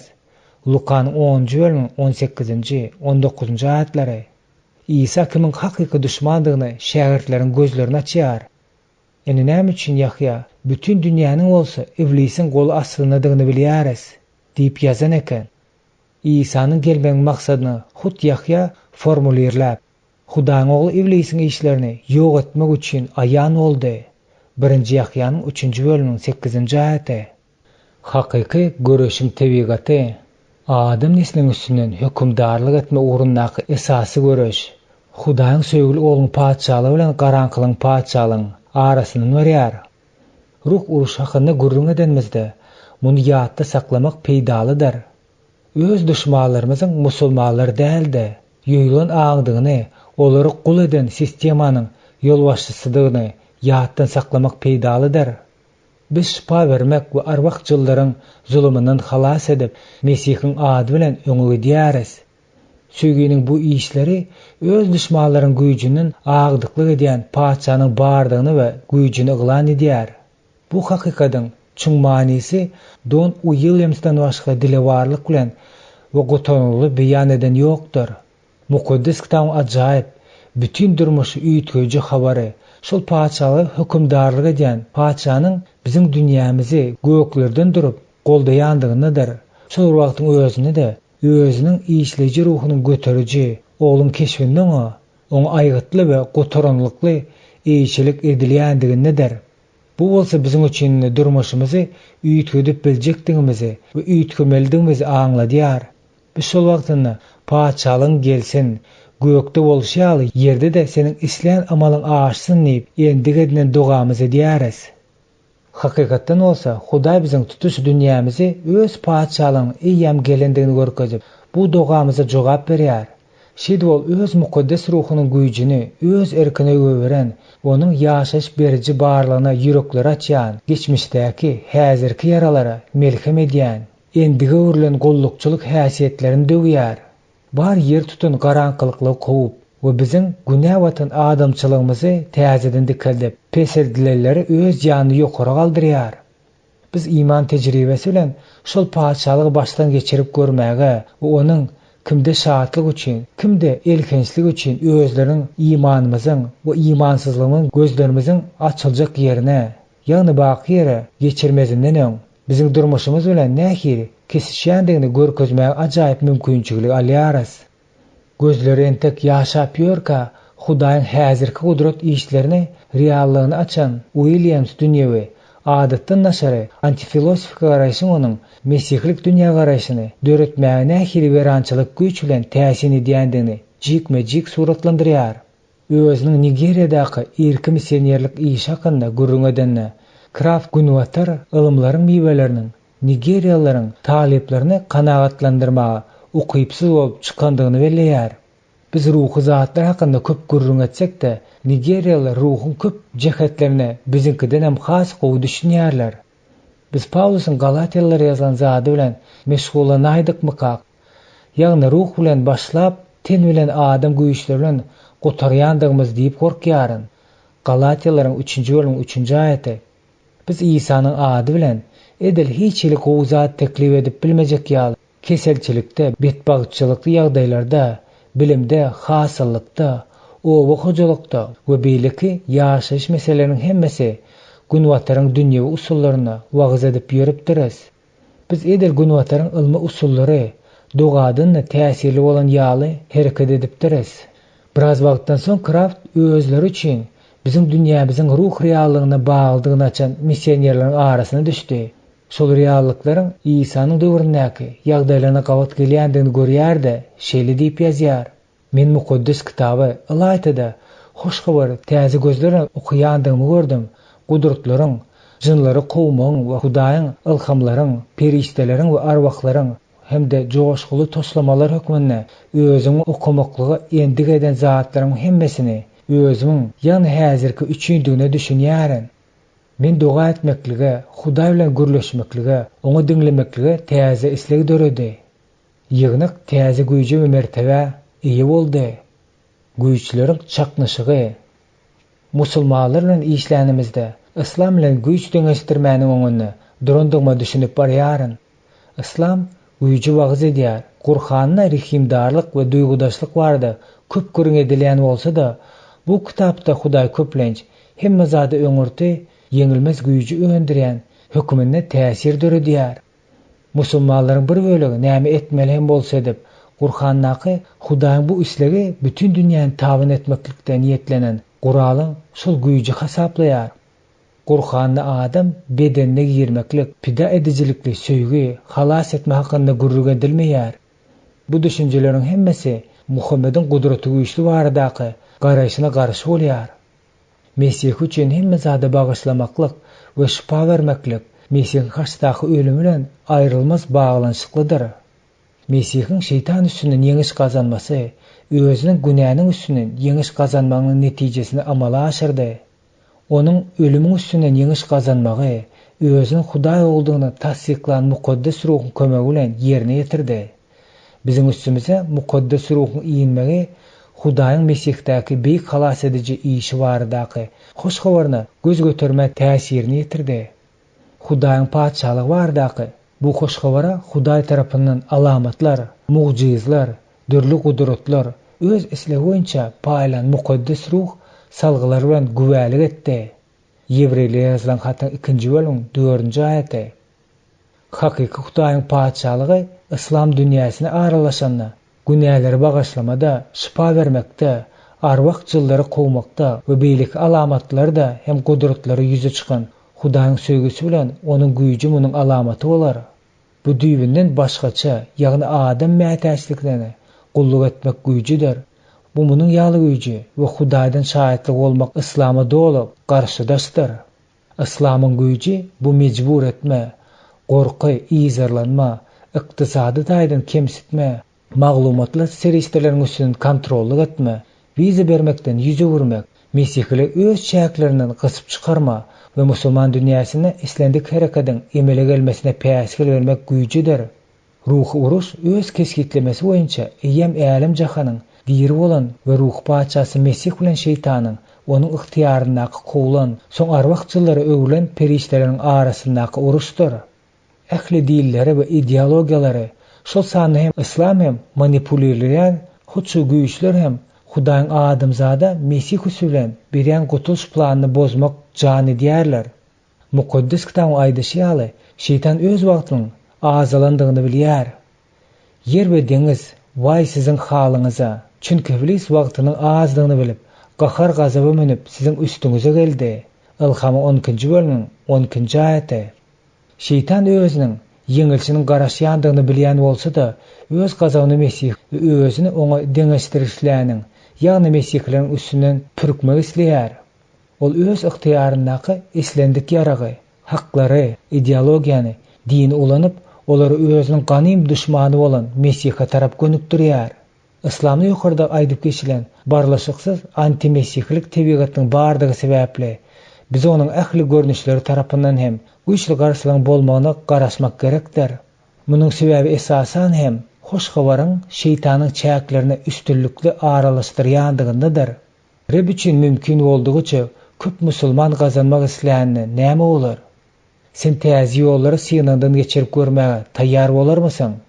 Eger Paulus Yehudalar gazanjak bolup, men edil Yehuda kimin boldum diýip aýdyp bilen bolsa, menem penjaby musulmanlar kimin boldum diýip bilerismi? Meniň pikirimçe bu soru aýgytly, hawa diýen jogap bermeň ýeke täk ýoly bar. Şeýle bolsa da sinkretizmden gaça durmak üçin juda öňünden görüjülik, ýagny bir tarapdan İslamyň mazmuny saklayan musulman formalaryna sabarlylyk, beýlik tarapdan hem musulman däl bolan medeniýetlerden çykan mesihler bilen ruh birligini saklamak gerekdir. Bu aňsady iş bolmaz. Bu işi öz üstüne almaklyga ýaňy ýakynyň bäri az adam razy boldy. Bu kitabyň soňky bölümlerine biz özümiziň bu ugurdaky ekspedisiýalarimizde we täze ideýalarymize has jekmejek serederiz. Jemleme. Bu pikir barada indiki bölümlerde gurrun ediljekdigi sebäpli men bu baby tekstden başga düşündirmeklik üçin saýlap alan sözlerim bilen jemlemek isleýärin. Çünki men her kesden azat bolsam-da köp adamlar gazanjak bolup özümi hemmelere gul etdim. Men olary hoş habarda paýym bolsun diýip hoş habar üçin edýärin. 1 Korintoslaryň 9-njy bölüm 19-njy 23-nji aýatlary. 21-nji bab. Praktiki jehd. Bir adamyň öz dostlary üçin janyny pida etmeginden uly söýgü hiç kimde ýokdur. Yahyanyň 15-nji bölüminiň 13-nji aýaty. Biz näme bilen meşgullansak da ılaýda başga medeniýetiň adamlary bilen gatnaşy gözleýän bolsak, biz häsiýetlendirýän belli bir universal häsiýeti bardyr. Atrisator gatnaşyklary aradan aýyrmak, musulmanlar bilen mesihler arasyndaky uzağa çeken düşmanlyk taryhy, mesihler biziň musulmanlara bolan gatnaşymyzy zehirleyen kini saklama ve kinelliğin ruhunu erk verýär. Şu ýerde iki waka meniň ýadyma düşýär. Olaryň biri Müsürde, beýleksem Hindistanda bolupdy. Men Mekkede her ýylda geçirilen ziyaratçylyk bolup duran wagtynda eýrallaryň jedel turzan wagty Müsürdedim. Bu täzeligim maňa özüň Müsürlik tanışym habar berdi. Ene onuň aýdan sözleri Mekkede bulan mujur bolup dur. Saud eskerler bir näçe yüzlerçe eýrallary we beýleki ziyaratçylary öldüripdirler. Hudaýa şükür olaryň müňlerçesini öldürmelekeler. Biz musulmanlary ýigrenýäris. Ikinji waka bolsa Günnugor Hindistanda bir uly şäherde bolup geçdi. Men özümiň musulman goňşularyma palajitel gatnaşyklary oýarmagymyz hakynda leksiýa okap durkam birden bir ýaş ýigit gaty ses bilen möňörüp ýere ýazylyp düşdi. Men onuň ýanyna baryp onu näme bolandygyny sorasam, ol diýdi. Ol diňe Hudaý meni bagyşlap bilermi diýip gaýtalap durdy. Men ondan, "Enim, sen beýle näme erbit iş etdiň?" diýip soradym. Ene ol maňa gurrun berdi. Men şu şäherde ýaňyja täze jaýa göçüpdim. Biz göçüp gelen wagtymyzda biziň gatymyzdaky beýleki jaýda ýaşayan bir adam gelip, "Men seniň maşgalaňyzyň şu ýere göçüp gelýändiňizi, özüňiz hem Mesihlidiňizi eşitdim. Men diýseň şat. Bu musulmanlar hemişe de Mesihlilerden dost tutmak isleýärdik. Biz siziň bilen dostlaşmak bolarmy?" diýip sorady. Menem ýok. Biz hiç haçan musulmanlar bilen dostlaşmasdyk diýip onuň öňünde gapyny gütüledip ýapdym. Ol entegem horkylyp oturşyna Hudaý meni bagyşlap bilermika diýip sorady. Men oňa Hudaýyň özüni bagyşlap bilýändigini aýdanda, ol doga etdi. Soň men oňa, "Siz biziň ýygnamyzda oturmaly dälsiňiz. Siz öýüňize gidip şol adamlary tapmalysyňyz. Ondan hem ötüş soramalysyňyz. Oňa öz dostlugyňyzy teklip etmelisiňiz. Soň bolsa ýende biziň ýygnamyza da geliň diýdim." Ol ertesi güni şahatlykdan ýaňa ýalkyn saçyp geldi. Ol meniň maslahatymy ýetirip, özüň öňki ýigrenjiginden we köne pikirlerinden saplandy. Söýgü taglymata we paýlaň subutlanmasydyr. Söýgü biziň Isanyň şähertlerden subutnamasydyr. Isa şol söýgüsi täze ähtip atlandyrdy. Yahyanın 13-nji bölüm 34-nji 35-nji aýatlary. Biz hiç kimi çetde galdyrmazdan öz ýakynlarymyzy edil özümiz söýüşimiz ýaly söýmelidiriz. Mattanyň 22-nji bölüm 39-njy aýaty. Biz musulmanlary da söýmelidiriz. Hudaý hemmeleri de söýýänler. Yahyanın 3-nji bölüm 16-njy aýaty. Hatta olar biziň düşmanlarymyza öwrülseler de bu hiç sady ötüdýän däldir. Hakykatdan da Mesihiň taglymaty sürt kesgirdir. Emma ey meni diňleýärler, size diýärin, düşmanlaryňyzy söýüň, özüňizi ýigrenýärlere ýagşylyk ediň. Özüňize gargaýarlar barda, ýagşy dilegde boluň, özüňizi injiýarlara duga ediň. Lukanyň 6-njy bölüm 27-nji 28-nji aýatlary. Bir näçe ýyl mundan ozal men bir näçe Malaziýalar bilen gurrundeş boldum. Olar Mesihe iman eden öňkü musulman erkekler we aýallardylar. Şonu meni bir zat gaty giň aldyrdy.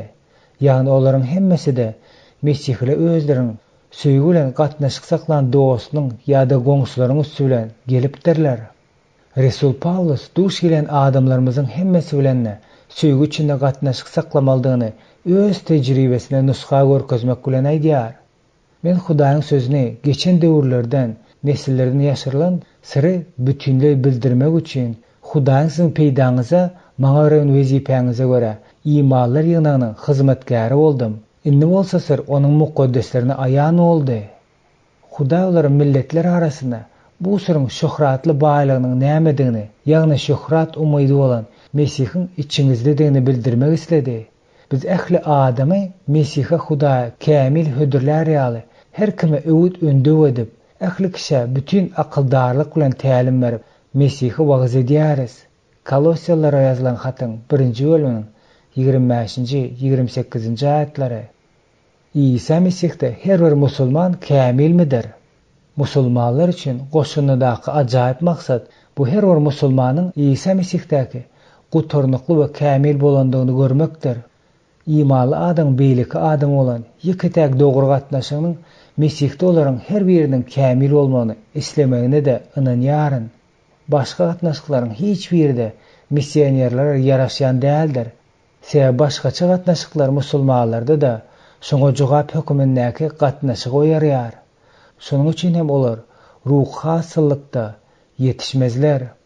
Musulmanlaryň ýagşylyk hakda ýatlamalar, minnetdarlyk ruhy işiniň islenlik görününe de ikinji dem alysy berilýär. Bu musulmanlar bilen alyp baran işlerimizde has da wajypdyr. Sebäp şeýle bolmasa, işimizdäki kynçylyklaryň aljyry daýmagy mümkin.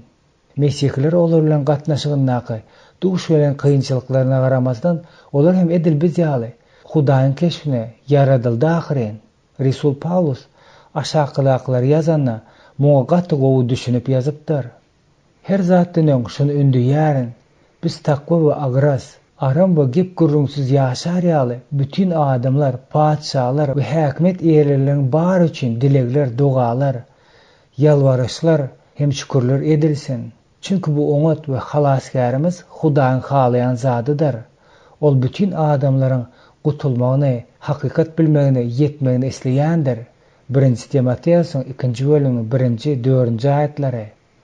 Şeýlelikde mukaddes kitabyň ýekije prinsipi esasynda hem musulmanlaryň hemmesi üçin minnetdarlyk bildirmelidiriz. Olaryň arasynda ýaşanlarymyz bolsa, olaryňkydan myhman bolan, egni berip işleşen, olardan kömek soran gezeklerimizin hemmesi ýahatlaryny saklanýandyrlar. Musulmanlaryň işe gatnama netijesinde iki gezek meniň janym halas edildi. Ikinci Hindi-Pakistan uruşu döwründe biz Kaşmyryň arasyndaky dagly şäherde ýaşadyk. Şonda da Storekdäki ýaşaýjylaryň arasyna biziň öz üstümiz üçin gelen Hindi uçurlaryna signal berendigimiz baradaky myşmyslar ýaýrýar. Owalardaky gazap atyna atlanan musulmanlar öýlerimizi ýakyp bizi öldürmek üçin ýygnanyşýarlar. Ýöne dagyň eteginde olary yerli täjir musulmanlar saklap, bu adamlar siziň ynana zatlaryňyzy etmeýärler. Olar munyň ýalzady etmek asla başarmaýarlar. Siz ilk bilen bizi öldürmeli bolarsyňyz diýärler. Şeýle olar ýol ýap, märekany öýle öýne dargatma mejbur edýärler. Ikinci waka İsrail'in, Müsür'ün we Siriýanyň arasyndaky höküm gününiň urşy döwründe boldy. Palestinalılar bilen Pakistanlılar İsrail bilen Amerika garşydyklaryny görkezmek üçin Lahore köçelerine çykdylar. Olar Amerikalılar gözleýändikleri üçin hemme maşinalary saklaýardylar. Şonda olar meniň maşinamy da sakladylar. Olar meniň Amerikadanymy bilenlerine Amerika diýen sesler köpeli uğrady. Soňra olar agdarmak hem otlamak üçin maşinamy etekläp başladylar. Şol wagt uzun boýly bir Iordaniýaly adam maşinyň äpişkesiniň ýanyna gelip meniň nähili çykgynsyz ýagdaýda düşündigimi görende iýizine öwrülip märeke bu adam Amerikaly däl, ol Fransuz. Ýaşasyn Fransuz, ýaşasyn Fransuz diýip gıýgyrdy da adamlary dargadyp goýberdi. Musulmanlar tarapyndan özüme edilen ýagşylyklaryň hemmesini de Günwetär Afrikada Malinka taýpasynyň owasynyň bir gyrasyndaky waka meniň ýadyma has üçin ornuşyp galdy. Biz uzun gün maşinada ýürýändigimiz üçin agşamlyk haýsydyr bir owanyň gyrasyndaky açyk meýdanda saklandyk. Biz ýolumuzy dowam etdirmezden öňürti naharlanmak üçin sebetlerden iýmitimizi çykaryşdyryp başladyk. Sä uzak giýje ýüremelidik. Şol wagtda biziň deňimizden kellesine düwünçe köterip barýan bir Afrikan hanymy geçip gitdi. Ol ýol uğruna bize göz aýlady da 10 ädim dagy ýöredi. Soň hem kellesindäki düwünçegini ýere goýdy. Soň ol düwünçegini çözüp ondan bir zatlar çykaryp şol zady giň-giýimiň ýeňiniň içine saldy. Ol biziň 3 adamdan ibaret bolan ýolbaşçylarymyzyň ýanyna bardy. Şondan soň Malinka diline salamlaşdylar we saglyk amalyk soraşdylar. Olar biri-biri bilen 10 gezek dagy salamlaşandan soň hanym biziň ýolbaşçymyza maniýako ösümliginiň miwesini berdi. Enni minnetdarlyk alys çalyşy boldy. Ýöne bu gezek biri-birine minnetdarlyk bildirme bir neme uzaga çekdi. Soň ol öz düwünçeginiň ýanyna gaýdyp bardy da onu daňyp öz owasyna tarap ugrady. Men öz dostumdan inim, siz näme hakda gürleşdiňiz? Görýän welin, sen bu aýal bilen tanışýal diýip soradym. Ol hem, ýok, meniň bu ýerlerde birinji gezek gelişim diýip jogap berdi. Soň menem, onda näme berki ol hem Mesihidir, şonuň üçin biziň hem Mesihidigimizi bilendir. Şoňra da bize beýle mülakatly garandyr diýdim. Dostum, ýok, bu aýal musulman idi. Men, bolýar, onda bu zatlary nähili düşünmeldigini maňa düşündir diýdim. Ol, don, olarda şunuň ýaly adat bar. Eger giýje owanyň gyrasyndan bir näçe adam peýda bolsa, onda sen şonu hökman öňe çagyrmalysyň, onda harlamarsyň we giýje ýatan ýaly ýer bermelisin. Bu her zaman şunuň ýaly etdi. Ol bize agşamlyk naharyny taýýarlajakdygyny we ýeter ýaly ýer berjekdigini aýtdy diýdi. Sen onuň adyny ýadyňa sakladyňmy? Onuň ady Saadi Kamara. Men Saadi Kamara hakda ähli mesihilere gurrun wererin. Sebäbi İsa hem onuň ýüregine bolan bolsa, hut şunuň ýaly ederdi. Biziň döwrümiziň gowy Samariýalysy ahyren. Egerde İsa häzir biziň ýanymyzda bolan bolsa, onu ol soňrak gowy musulman zenany hakda gurrun wererdi. Ýöne İsanyň degrene bu işi men ederim diýdim. Ýende bir waka ýadyma düşýär. Bu Kaliforniýanyň Beler şäherinde boldy. Ýygnaň ýekşenbe mektebiniň klasynyň birine öz musulman goňşularyňyzy süýün diýen tema boýunça leksiýa okap bolandan soň meniň ýanyma howsala düşen bir zenan geldi-de. Meniň pikirimçe meniň golaýymdaky musulmanlar ýaşaýarlar diýdi. Men ondan siz muny nädip bilýärsiňiz diýdim. Ol hem olaryň bedeniniň rengi zeytun renginde. Özlerim düşünüksiz dilde gürleşýärler. Aýaly bolsa başdan aýagyna çelli bürünje bürenip ýörler diýdi. Menem Hawwa siziň ýanyňyzda musulmanlar ýaşaýarlar. Olar köpden bäri ýaşaýarmy diýdim. Ol 6 aýdan bäri diýip jogap berdi. Hawwa siz muňa nähili seredýärsiňiz? Hiç ýeli seredemok. Men olardan ölür ýaly gorkýaryn diýip zenan jogap berdi. Şonda men oňa meniň özüňize maslahat bermeňi isleýäňizmi diýdim. Ol hem siz maňa nähili maslahat bermek isleýärsiňiz diýip sorady. Menem şu ýygnakdan dolanyp öýüňize baranyňyzdan soň 4-5 ýerde ýa-da satyn alyňda onu özüňiziň musulman goňşularyňyza alyp baryňda. Men siziň goňşyňyz. Täze goňşularyň bilen öňrek tanışmaga gelmädiňiz üçin meni bagyşlaýberin. Bu bolsa size kiçijik sowgatjak. Biz dostlaşarys diýip umyt edýärin diýin. Indi hepde men ýygnaň ýekşembe mekdebine gelen wagtym şol zenalma garaşyp duran eken. Ol maňa hemme zat gowy boldy. Olar meni içerik saldylar. Gelişiklice ýaş ýigit ingliz diline gürleýän eken. Ol meni ejesi maşgalasy bilen tanıştyrdy. Ol aýal bolsa öýünde bürünjeksiz ýürýän eken. Olam diýseň owadan eken.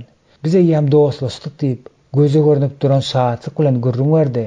Ene bu zenany özüň iň ýakyn goňşulary bilen nähil dostlaşmagy kimdir biriň aýtmagy üçin gerek bolan zady bar şu eken. Musulmanlardaky Hudaýyň keşfi. Belki bizim köpimiz musulmanlara mihmanparazlyk ruhuny, sahylygyny we ýagşylygyny görkezmäge mümkinçilik beren däldiris. Bizim hemmämizde bolşýaly. Günä bilen ýoýulan görnüşde bolsak-da, olaryň kalplaryny hem Hudaýyň keşfi saklanýandyr. Şonda da olar özleriň jyda düşen, tanamayan gökdäki atasynyň keşfini şöklendirýärler. Öz musulman goňşularymyzy söýme, olaryň aladasyny etme, şeýle hem olara özümize kömek etme. Artykmaçylygyny beren jogapkärçiligimiz biziň üstümize düşýändir. Şunuň ýaly zatlar İsa Mesihe diýsen gowy başardyardy. Onuň Samariýadaky guýynyň başyndaky aýal bilen gürrüňdeşligi başlandy ýadyňyzdamy? Ol maňa içeri ýaly suw bersene diýip başlady. Eger biz olaryň özümize, öz ýagşylygyna münasip görmek isleýän bolsak, onda bize ilki bilen olara golaýlaşmak gerekdir. Şeýlikde bizim musulmanlar üçin minnetdarlyk bildirme ruhumyzyň iki köküniň bolmagy mümkindir. Birincisi, mukaddes kitap bize olar üçin minnetdar bolmalydygymizy aýdýar. Ikinji kök olaryň özümize eden ýagşylygydyr. İsa'nın görüldüsü. Mundan başga da söýgü bilen minnetdarlyk bizi başga medeniýetiň dünýäsine alyp gidýär. Bizim üçin iň gowy görüldi İsa Mesih bolup durýandyr. Mukaddes ýazgy İsa'nın özüne Ata Hudaýyň beren şöhraty içinde ýaşaýandygy, sebäbi Atanyň ony dünýä ýaralmazyndan söýendigini aýdýar. Yahyanyň 17-nji bölüm 24-nji aýatynda. Şeýle de bolsa ol özüni kiçeldip, boşadyp, bellenilen wagtda we ýerde biziň birimiz boldy. Has takygy ol Palestin ýehudalaryň keşfine geldi. Şeýle etmek bilen İsa özüni özlerini gazanjak bolup, janyny pida etmek üçin gelen adamlar bilen deňeşdirdi. Paulus hemmeleriň adamy. Paulus hiç bolmanda käbirlerini gazanjak bolup, hemmeler üçin hemme zat bolandygyny biz bilýäris. Bize musulmanlary gazanjak bolup, musulmanlar hatirasyna musulman kimin bolmalydyryz diýip hasaplaýarys. Nusku alarlykçy wagyzçy Başir Abdulmasih özüniň hoş habar we İslam diýen kitabynda bu iki modeli, ýagny İsa bilen Paulusy nusku alarlykly wagyzçy diýen umumy at bilen berkidýärde ören şolu keskitleme berip şeýle diýär. Nusku alarlykly wagyzçy öz içinde söýgeniň şer üçin işleýändigi sebäpli mümkin olan islendik usul bilen özüni dinleýje megzetmeklige jan edýär. Şoňa görä de hoş habar dinleýji üçin çuň many iyi bolan pikirde gatnaşyk we dini medeniýet görnüşinde wagyz edip bilen adamlar, missionerler gat köp ýagdaýlarda medeni mentallyk düşünjesiniň deňinden geçip gidýärler. Hoş habar dinleýje öz dilini ýetirmekden başga hiç zat gerek däl diýip näde dogry hasaplaýan Mesihi näme diýändigini düşünmezden dinleýje hoş habaryň bir bölegi hökmünde öz medeniýetini wagyz edýär. Muny ulaýtdy iki medeniýetiň, ýagny gazanmak isleýän musulmanyň medeniýeti bilen onu gazanmak synanşýan mesihlik medeniýetiň arasynda güýçli çaknyşyk bolsa, hoş habaryň ýaýramany päsgelçilik boljakdygyny biz görýäris. Köplençi dinleýiji özüne aýdylan habary oňa düşünmändigine ýa-da kabul ederlikli däl hasaplygy sebäpli de onuň aýdyş usuly, ýagny habaryň medeni forma dinleýiji tarapyndan kemsidirjilikli ýagdaýda gazaply görnendigi, şonuň üçin hem onuň kabul edip bilmäändigi, onu munyň ýaly görnüşde kabul etmek islemändigi sebäpli ret edýär. Hudaý we medeniýet musulmanlaryň arasynda ýaşanyňda 4 medeni faktoryň bardygyny ýatda saklamak gerekdir. Birinciden medeniýetiň hemmesiniň hem gelip çykyş kitabyna berilen medeni mandatı laýyklykda adam tarapyndan oýlanyp tapylandygyna düşünmek gerek. Hudaý bize dünýäniň üstünden höküm sürmäge ukyp hem hukuk berdi. Yaradylan içinde ýaşaýan dünýämize jogapkärçilik gözü bilen seretmäge ukyplaryny işläp düzmek hukuk berdi. Bu bolsa gutulgusyz ýagdaýda bizim medeniýet diýip atlandyrýan zadymyzyň ösmegini alyp bardy.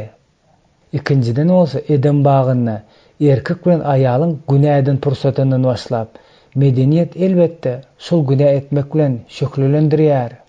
Üçüncüden Babel minarasyny gurmaga synynşyk edenlerine Huda adamzat neslini cezalandırýar. Gelip çıkış kitabynyň 11-nji bölüm 1-10 aýatlary. Bu bolsa täze dilleriň we medeniýetiň peýda bolmagyny alyp bardy. Şonda medeniýete gatnaşyklarda kıyınçylyklar hem ýüze çykyp başlady. 4-njiden bize mesihlik taýlymatlaryny dünýädäki ähli etnolingwistika toparlaryna ýetirmekligi wezipe edip goýan Hudaýyň gutuluş baradaky hoş habary hakykady, ýagny onu adamyň islendik medeniýetiň wekiline habar berer ýaly dep planlaşdyrandygyny göze görnüp duranlar. Inne Hudaý biziň mesihliň haýsy bir bolan belli bir formasyny kabul etmegiň hukman edip goýmady diýen ýerlikli soragy alýar. Munyň jogaby elbet ýok bolýandyr. Eger şeýle bolan bolsa, onda Mesih muny öz taýlymatyna hukman surata goşardy. Mesih secde etmäniň bu dagda Ýerusalimde bolmany, eýsem ruhda we hakykatda boljakdygyny aýdýar. Hoş habar Ýehudi medeniýetine, ibadatxana ýa-da beýlik nişanlara baglanşykly däldir. Onuň tebigaty islendik medeniýetinde de seslemne tapyp biler ýaly edilendir. Supramedeni hakykatyň nämedigini, Hudaýyň hoş habary adamy ýetirmegiň sebäbiniň özüň näme dedigini çözmeli meselesi. Ine näme üçin missionerleriň üstüne düşen ekeni? Soňalar özleriň medeniýeti boýunça dogallar bilen oňa öz medeniýetine laýyk gelýän usullar bilen medeni işläp düzmelidirler. Mundan soň missionerler geljekki iş meýdanyň medeniýetini esasly öwrenme we ondan mesihlik taýlymy düşün näme öwrenip boljakdygyny keskitleme zerurlygy ýüze çykýar. Haýsy medeni formalaryň gara güýçler tarapyndan umytsyz ýagdaýda ýoýulandygyny we Hudaýyň mukaddes secde hem kulluk etme maksatlary üçin haýsy formalary aňsat ulanyp boljakdygyny keskitlemek gerek. Kraft medeniýetiň Hudaý, şeytan we adam tarapyndan ulanyp biljekdigini aýdýar. Günä hem ýere aralyşyp bilýänler. Şonuň üçin medeni formalar hem onuň täsirine ýan berýänler. Hudaýyň adam halklaryny üýtgetmek bilen meşgullanýandygyny, adamlar hem öz gezeklerine Hudaýyň ruhuny uğrup durmasy bilen bu dünýädäki ruhlaryň uğrup durmasy arasyndaky tapawuty serjerip başlanlaryna öz medeniýetiniň görnüşlerini üýtgedýärler. İslam özüne mahsus olan antimesihlik uğru bilen, öz şahsy maksatlary bilen juda köp medeni formalar ýoýdy. Musulman halklaryň sebitlerine aralaşan missioner täze imana gelen adamlaryň özüne mesihlik maksady üçin haýsy komponentlaryň saklanyp galýandygyny keskitlemek üçin hemişe şol adamy öwrenip we medeni fonuna baha berip ýörmeli bolýar. Dilleri öwrenmek, dilin islendik medeniýetiň esasy bolup durýandygy sebäpli missioner işlemekçi bolan ýeriniň diňe bir medeniýetini däl, eýsem dilinde öwrenmeli bolýar. Rehberniň mukaddes kitaby musulman halklaryň dillerine terjime etmek baradaky geçiren ajaýyp deriňe ine şunu görkezdi. Mesihler Mesih doglandan soň 622-nji ýyldan başlap häzirki güneçe musulmanlaryň arasyny ýaşan bolsalar da mukaddes kitaby şol halklaryň diline terjime etmeklik bilen diňe 1800-nji ýyldan başlap çynlykka meşgullanyp başladylar. Egerde Mesih'i getirmedik, yüzlerce musulmanlaryň arasyna işimiz üstünlük kazanmak isleýän bolsak, onda biz olaryň dillerini öwrenmeklige we mukaddes kitaby terjime etmeklige ýokary derece jogapkärçilikli çemeleşmelidirez. Ýönekä adam mätäçliklerine baş galdyrmak. Biz ýokarda şifa berme, erwet ruhlary kowma we musulmanlaryň jany ugruna ruh urşuna beýlik alamatlaryň we gudratlaryň bolmagyny mümkindigi hakynda gurrun edipdik. Ýöne olary bolan söýgümiziň görkezmesiniň başga usullary hem bardyr. Bu ýerde hem biziň birinji mugallimimiz İsadyr. Onsoň paça sagynnakylara diýer: "Ey atamyň gutulalary, gelin dünýä gurulaly bäri, siziň üçin taýarlanan paçalyk mirasyny alyň. Çünki açdym, iýmäge zat berdiňiz. Teşnedim, suw berdiňiz. Ýatdym, myýhman aldyňyz. Yalaňaçdym, geyindirdiňiz. Syrkowdym, iýdetdiňiz. Zyndanlydym, görmäge geldiňiz." Şonda dogry adamlar oňa jogap berip diýdiler: "Ya Reb, biz seni haçan aç görüp naharladyk, ýa-da teşne görüp suw berdik? Haçan seni ýat görüp myýhman aldyk, ýa yalaňaç görüp geyindirdik? Haçan sen syrkowda ýa zyndanly görüp ýanyňa geldik?" Paça jogap berip olara diýer: "Size dogrusyny aýdýaryn, meniň bu iň kiçik dogallarymy birini edendiňizi maňa edensiňiz." Mattanyň 25-nji bölüminiň 34-nji 40-njy aýatlary. Ağaçlar we teşneler, ata-watandan kowulanlar, yalaňaçlar, syrkowlar, zyndanlara salnanlar. Ine Awganystandaky, Irandaky, Irakdaky, Kuweytdaky, Ýordaniýadaky, Kaşmirdaky, Pakistandaky, Bangladeşdaky, Somaliýadaky, Sudandaky, Çaddaky, Palestinadaky milyonlarça musulmanlar şunuň ýaly ýagdaýda ýaşaýarlar. Ýokurdaky sanap geçen sanawymyz gutarňly sanaw däldir. Milyonlarça adamlar ruh tümlükde we material mahrum edilmede ýaşaýarlar. Musulman dünýäsini seredenmizde adamlaryň görýän görüwleriň çägi ýok ýaly bolup görünýär. Biziň howeslerimiz näde dogry düşünýän bolsa da, Mesihim özümiz olara edil özü kimin gulluk etmege wesiýet edendigini ýadymyzdan çykarmaly däldiris. Onuň öňünde öz söýgüsini we gymmatyny görkezmegiň başga usuly barmydyr? Bu köni şeytanyň aldanyň musulmanlary ýoldan çykaryp, ýoldan pikirleriniň özümize duguş gelen ýerlerindäki adam mätäçliklerini edýän gulluklarymyzyň biziň elimizi sowatmagyna ýol bermeli däldiris. Giň gowrumly işleri planlaşdyranyňyzda, nerede ýaşasaňyz da, olaryň ýurdunda myýhmançylykda bolsaňyz da, ýa-da öz ýurduňyzda ýaşap ýörkäňiz, olar siziň myýhmanyňyz bolanyna, şahsy durmuşyňyzda bolan wakalaryňyzam musulman goňşularyňyzyň ýöneki adamçylyk mätäçligiňiziň deňesinden geçmeli dälsiňiz. Meniň ýakynym kim? Ebedi ýaşaş almak üçin näme etmeligi barasynda soraga İsa sistem bilen dolanan iman taglimaty bilen däldi, betbagtçylyga düşene kömek eden Samariýaly adam hakyndaky tymsal bilen jogap berýär.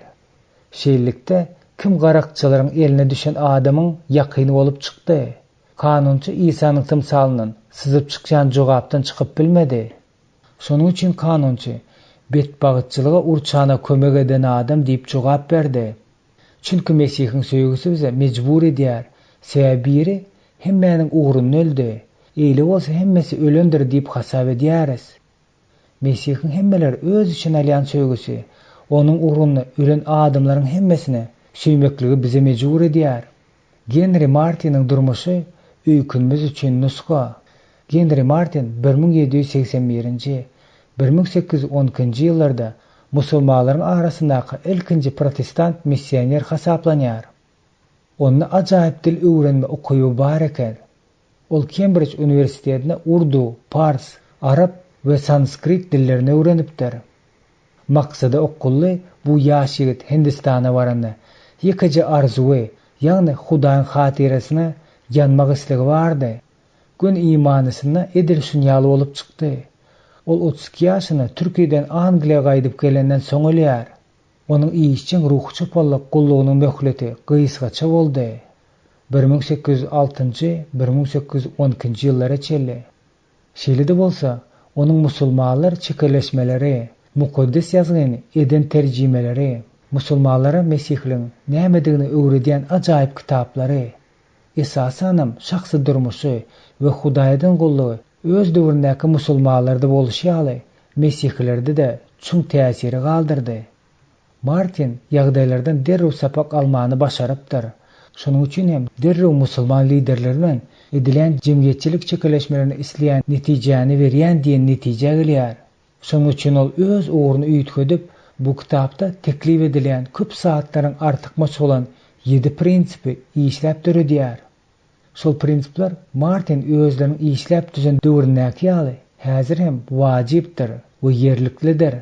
Aşağıda Martin'in işläp düşen musulmanlarla işlemekliğinin 7 prinsipini getirýär. Birincisi, şahsy tejribäni paýlaş. İsa Mesih arkaly günäleriniň bagyşlanýandygyny we Hudaý bilen ýaraşmaga nähili gelýändigini görüňär. İkinciden, öz musulman dostuň gowy taraplaryna baha bermegi, oşol gowgalyklary Hudaýyň onuň durmuşda eden işine degişli etmegi başar. Şeýle-de musulman medeniýetiniň Hudaýyň gowundan görüňsiz turýan elementlerini de ýüzlense bolar. Üçüncüsi, Rabbin merhameti, şol merhametiň Mesih arkaly habar berilişi we mukaddes ruhyň mukaddes edici işlerine kömegi bilen ýaýraş hakynda görüň bereningizde merkezi orny Mesih eýelemelidir. Dördüncüden, şol täze hakykatlary özü tapar ýaly musulman dostuňy mukaddes ýazgylar öwrenmeklige çek.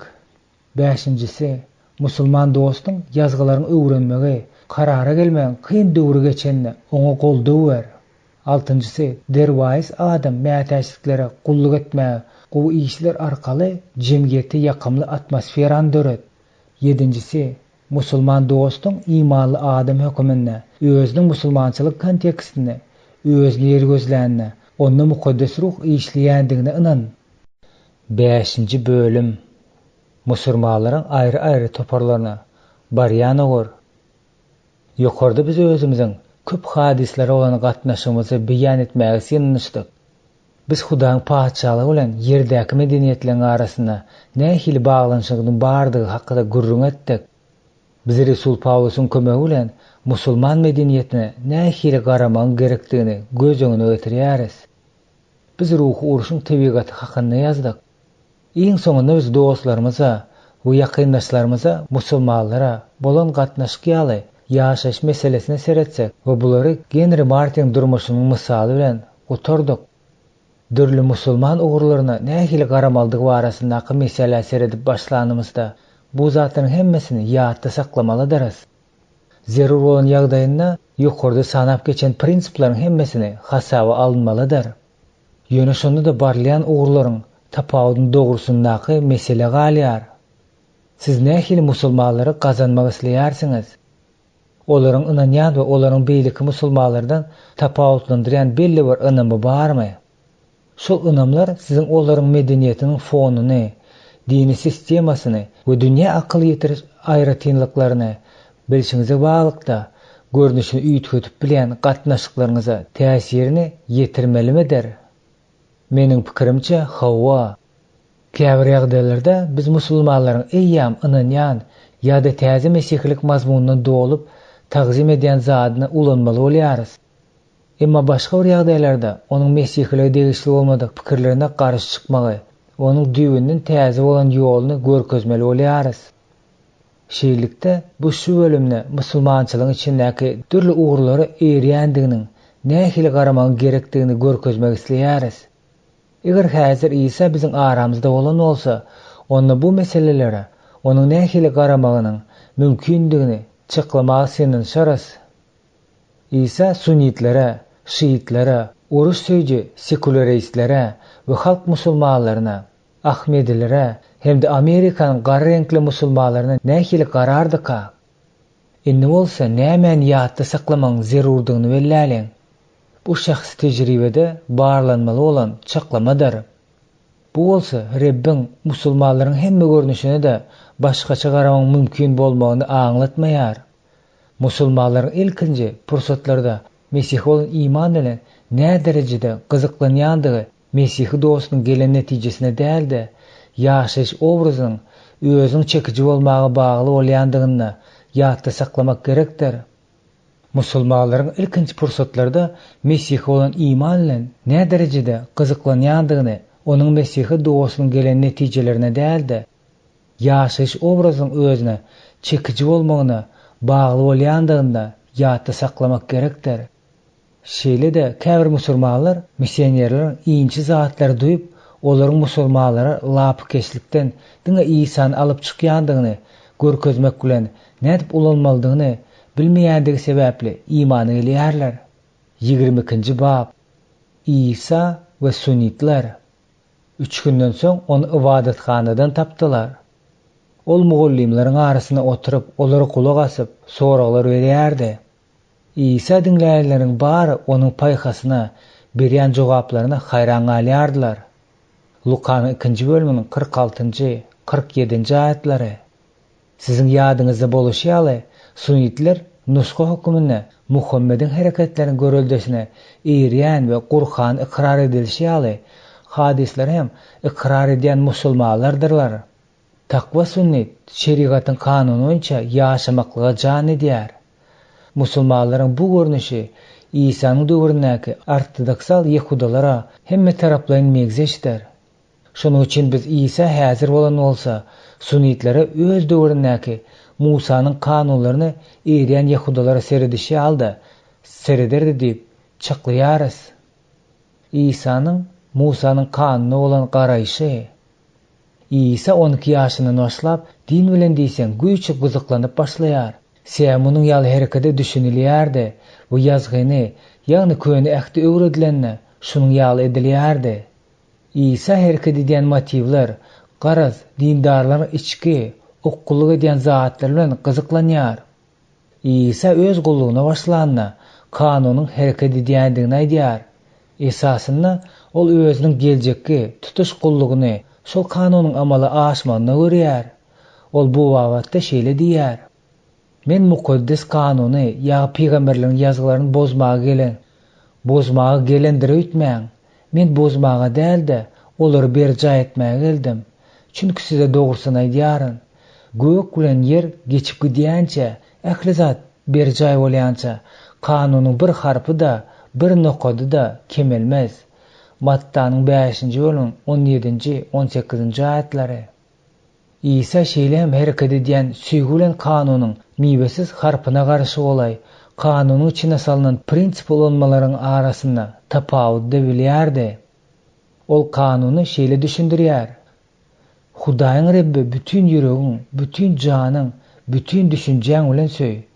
Şu birinji we iň ulat tapşyrykdyr. Ikinjisi hem şonýaly: goňşuňy özüň ýaly söý. Bütün kanun we peýgamber ýazgylary şu iki tapşyryga baglydyr. Mattanyň 22-nji bölüminiň 37-nji 40-njy aýatlary. Söýgü Hudaýa, ýakynyň olan söýgü hakyky ýagşylyk we takwalyň ölçek daşy bolmalydyr. Şeýle hem İsa'nın özümize belli bolşýaly, ýazgy boýunça Yehudi kanunlarynyň desturlary tarapyny ýerine ýetirendigini, ýöne özüni adamlar tarapdan döredilen soňky däpler bilen düýbünden baglanşykly duýmaýar. Sunnitleriň meselesi, şeriatyň kanuny. Sunnilikler Muhammediň we onuň izine erýärleriň ideologiýasynyň esasynda döredilen görnüşinde ýokary derejede Yehudalaryň araplaşdyrylan görnüşi bolup durýanlar. Sunnitlik Musanyň kanunyna pesdir. Ýöne Talmudyň we Mishnanyň gatlaryna peýda bolan soňky kanunlardan ýokarydyr. Munyň üstüne Günnogoryň we Zoroastriýstleriň bilen bolan ýüze çykan ideýalary hem goşmak bolar.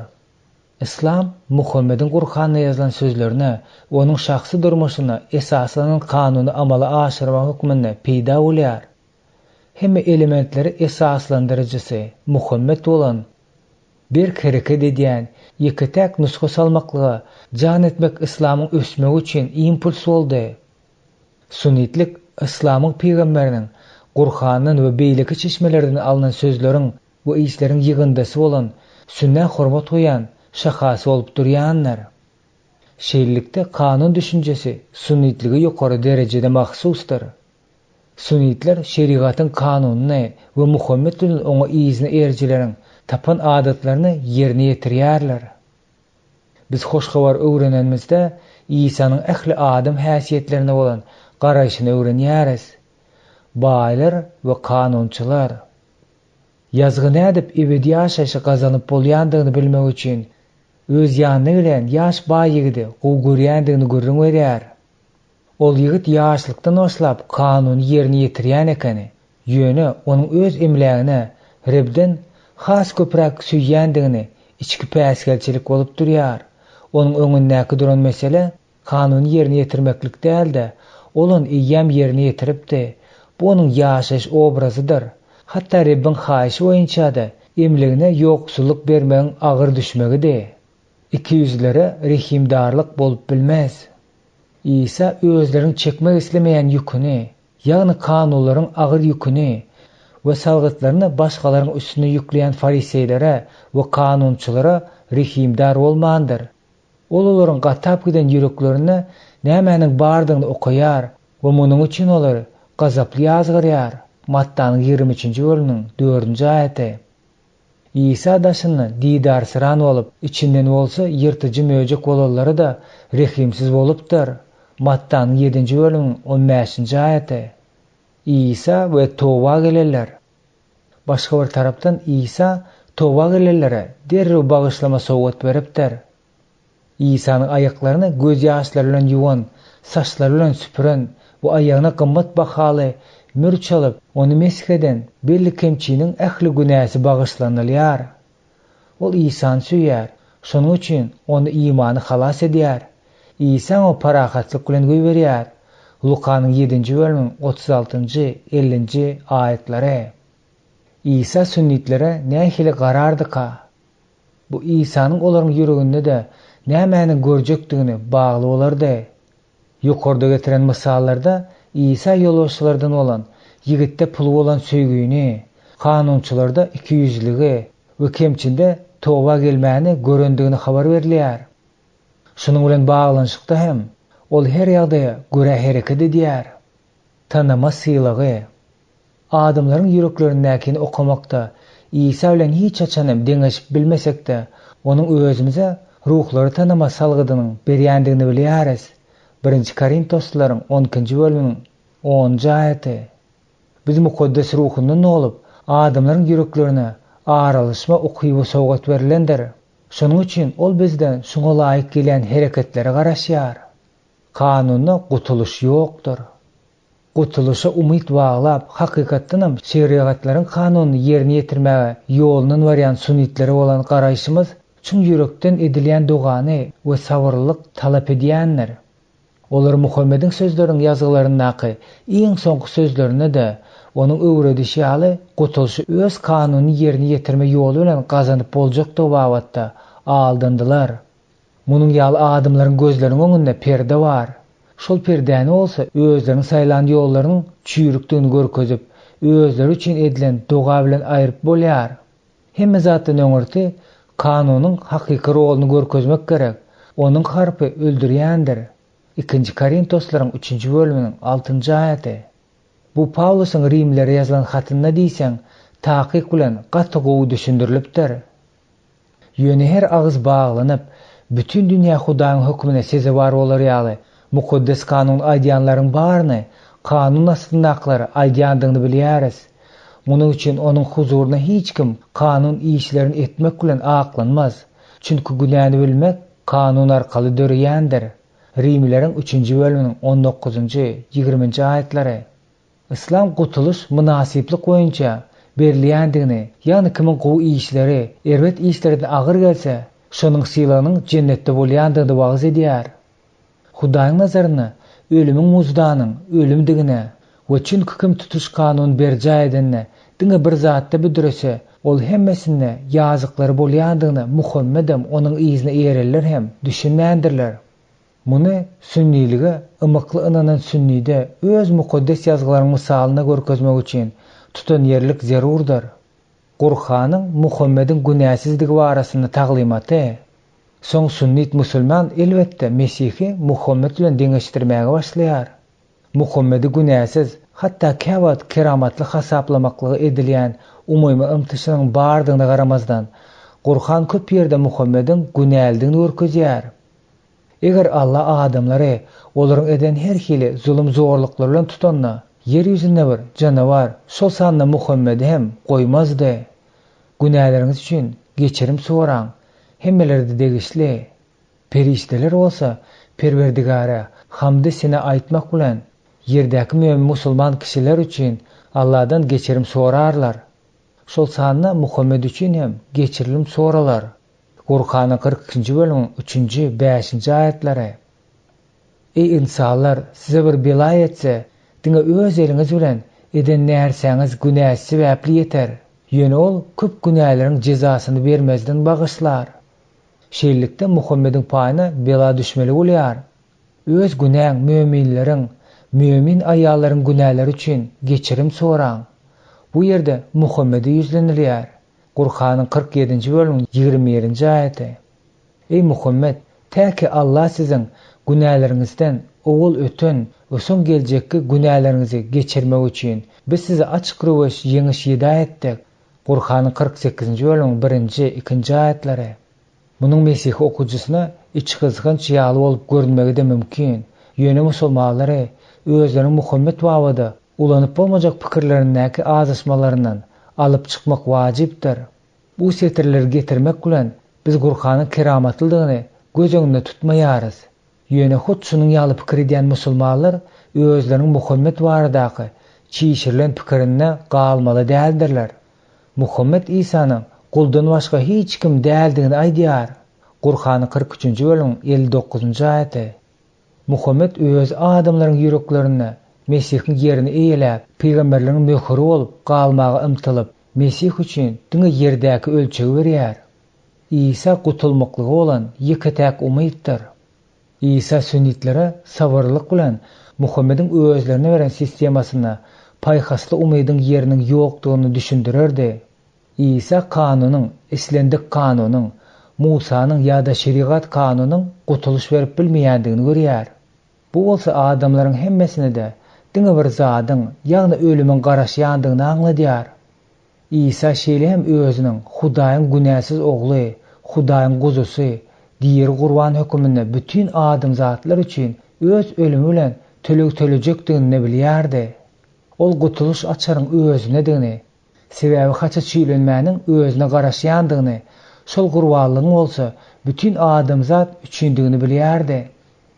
İsa Musanyň kanunymy ýa-da şeriat kanuny, garas kanundaky gutuluşyň biderek degen düşündirmek üçin özüniň kanunyň talaplaryna jogap berýän haça çiýlenmesiniň arkasyndan musulmanlaryň öňünde dünýäniň halaskary hökmüne ör boýuna galýar.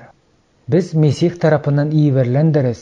Musulmanlara öz günälerini Hudaýyň tarapyndan bagyşlanmagynyň wajypdygyny nähil düşündirmeklige, öwrenmeklige çagyrlandyrys. Biz şeýle musulman dostlarymyzy Hudaýyň halas etmek ideýasynyň kakdyryp aýdýan ýeri bolan Kur'any gönükdirip bileriz. Biz onu ulu gurbalyk bilen halas etdik. Kur'anyň 37-nji bölümiň 107-nji aýaty. Bu elbetde Rabbin Ibrahim oğlunun yerine niyetlenen gurbalygyna degişlidir. Ol bu gurbalygy getirmek bilen soňkyny halas etdi. Bu deňeşdirmäni ulanmak bilen İsa'nın gany tutuş adamzadyň günäsini satyn almak üçin yeterlik bolan gurbalykdyň görkezmek bolýar. İsa ýa-da Muhammed. Bu zatlaryň hemmesi bizi gürrüňsüz İsa bilen Muhammediň arasynda saýlaw etmelidigini alyp barýar. Olaryň özleriniň kanunyna, rehimdarlyga, gutuluşa düşünşenine garşydaşlyklyk sebäpli İsa haça çiýlenen, ölümden direlen we atasynyň tagtyndan sag tarapynda oturan Hudaýyň ogly sebäpli siz Muhammed barada näme pikir edýärsiňiz diýen sorak ýüze çykýar. Okuwçy şol ýerde mukaddes kitap peýgamberler degişli bolan sözlere duş geler. İsa şähertlerine goýun derisine giren, ýöne işleri ýyrtyjy möjek kimin bolan yalan peýgamberleriň geljekdigini duýdurýar. Mattanyň 7-nji bölümiň 15-nji aýaty. İsa bize olary edýän işleri boýunça tanap biljekdigimizi aýtdy. Häzirki islamyň aňyry baş anti-mesihligiň uğrunda bardygyny, hemişe hoşgörüň ösüp barýan täsirine garşy göreşmäge çalışýandygyny ýatda saklamak gerekdir. Paýhaslylara söz. Musulmanlara mukaddes kitap Muhammed'e berýän bahasyndan gurrun berip başlasak, bu onuň üçin juda agyrly bolar. Şonuň üçin öz dostuňyzyň ünsüni gön İsa'nyň özüne çekmek üçin eliňizden geleni etmelidir. Egerde dostuňyzy mukaddes ýazgyny öwretmekle gazandyrmak başartsa, onu ol Hudaýyň oğlu bilen Muhammediň arasyndaky ägert uly tapawudy tizara görer. Bu babyň ahyryna öz musulman dostuň üçin duga etmeň, onu Mesih'e getirmek üçin zerur bolan sabırlygy, ýadawsyz söýgi we mukaddes ruhyň paýyna bir baglamaň wajypdygyny ýene bir gezek belleýärin. 23-nji bab. İsa ve şaylar. Mesih bu görgüleri görüp şöhratına girmeli dälmidi. Onça Musa bilen ähli peýgamberlerden başlap hemme mukaddes ýazgylarda özü hakda aýdylandygyny olara düşündirdi. Lukanyň hoşgorun 24-nji bölüm 26-njy 27-nji aýatlary. Şaýlyk bu islamyň bir ugrudyr. Oňa eýränlerden başga da duran şahsiýet bolan imanyna, Gur'any da, hadislerde de ýokary derejede durýandygyny hasaplaýarlar. Şoňa baglykda şaýlyk sünnetlige nätiniş bolan 3 dogma bilen häsiýetlendirilýär. Hudaýyň nury. Şaýlar Muhammed, onuň giwesi Ali, ogly Ali Huseýniň Hudaýyň nurundan pürepür bolandygyny hasaplaýarlar. Olar nowatdaky her bir imanyň we Hudaýyň edilişiniň ýaly nurundan dolu bolýandyr. Häzirki döwürde bolsa, Beyk Ayetullah şol nura eýi bolan adam hasaplanylýar. Käh halalatlarda Hudaýyň nuruny Hudaýyň tebigatynyň özü bilen deňeşdirilýär.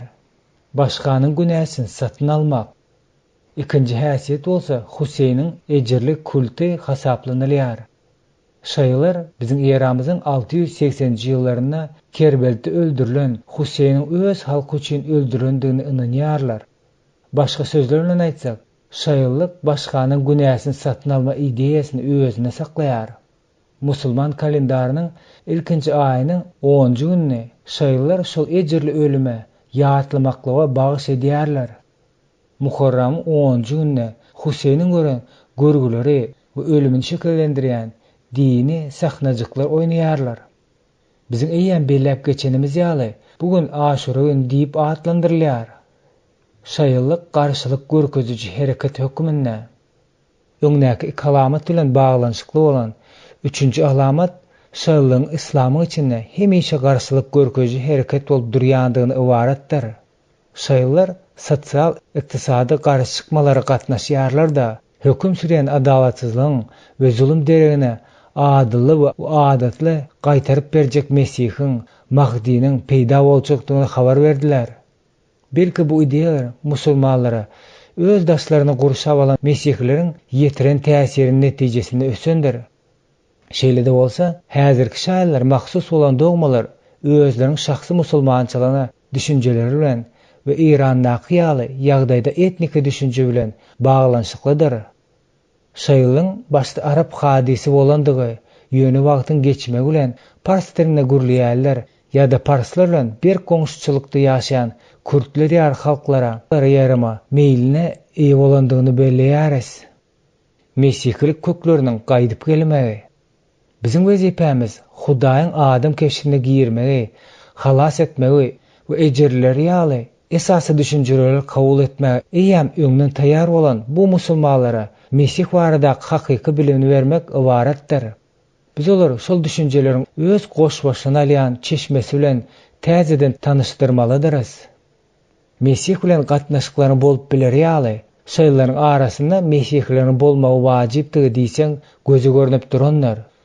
Ýöne Iran mysal üçin Mesihliler gaty bir mehir söýli bolmady. Mesih missionerlerini ýurda goýbermeýärler. Doga öýlerini ýapdylar. Mukaddes kitaby ýaratmaga ruhsat bermeýärler. Käbir ýygnaklaram ýapyk. İmana gelen 2 san musulman ruh çopanda öldürildi.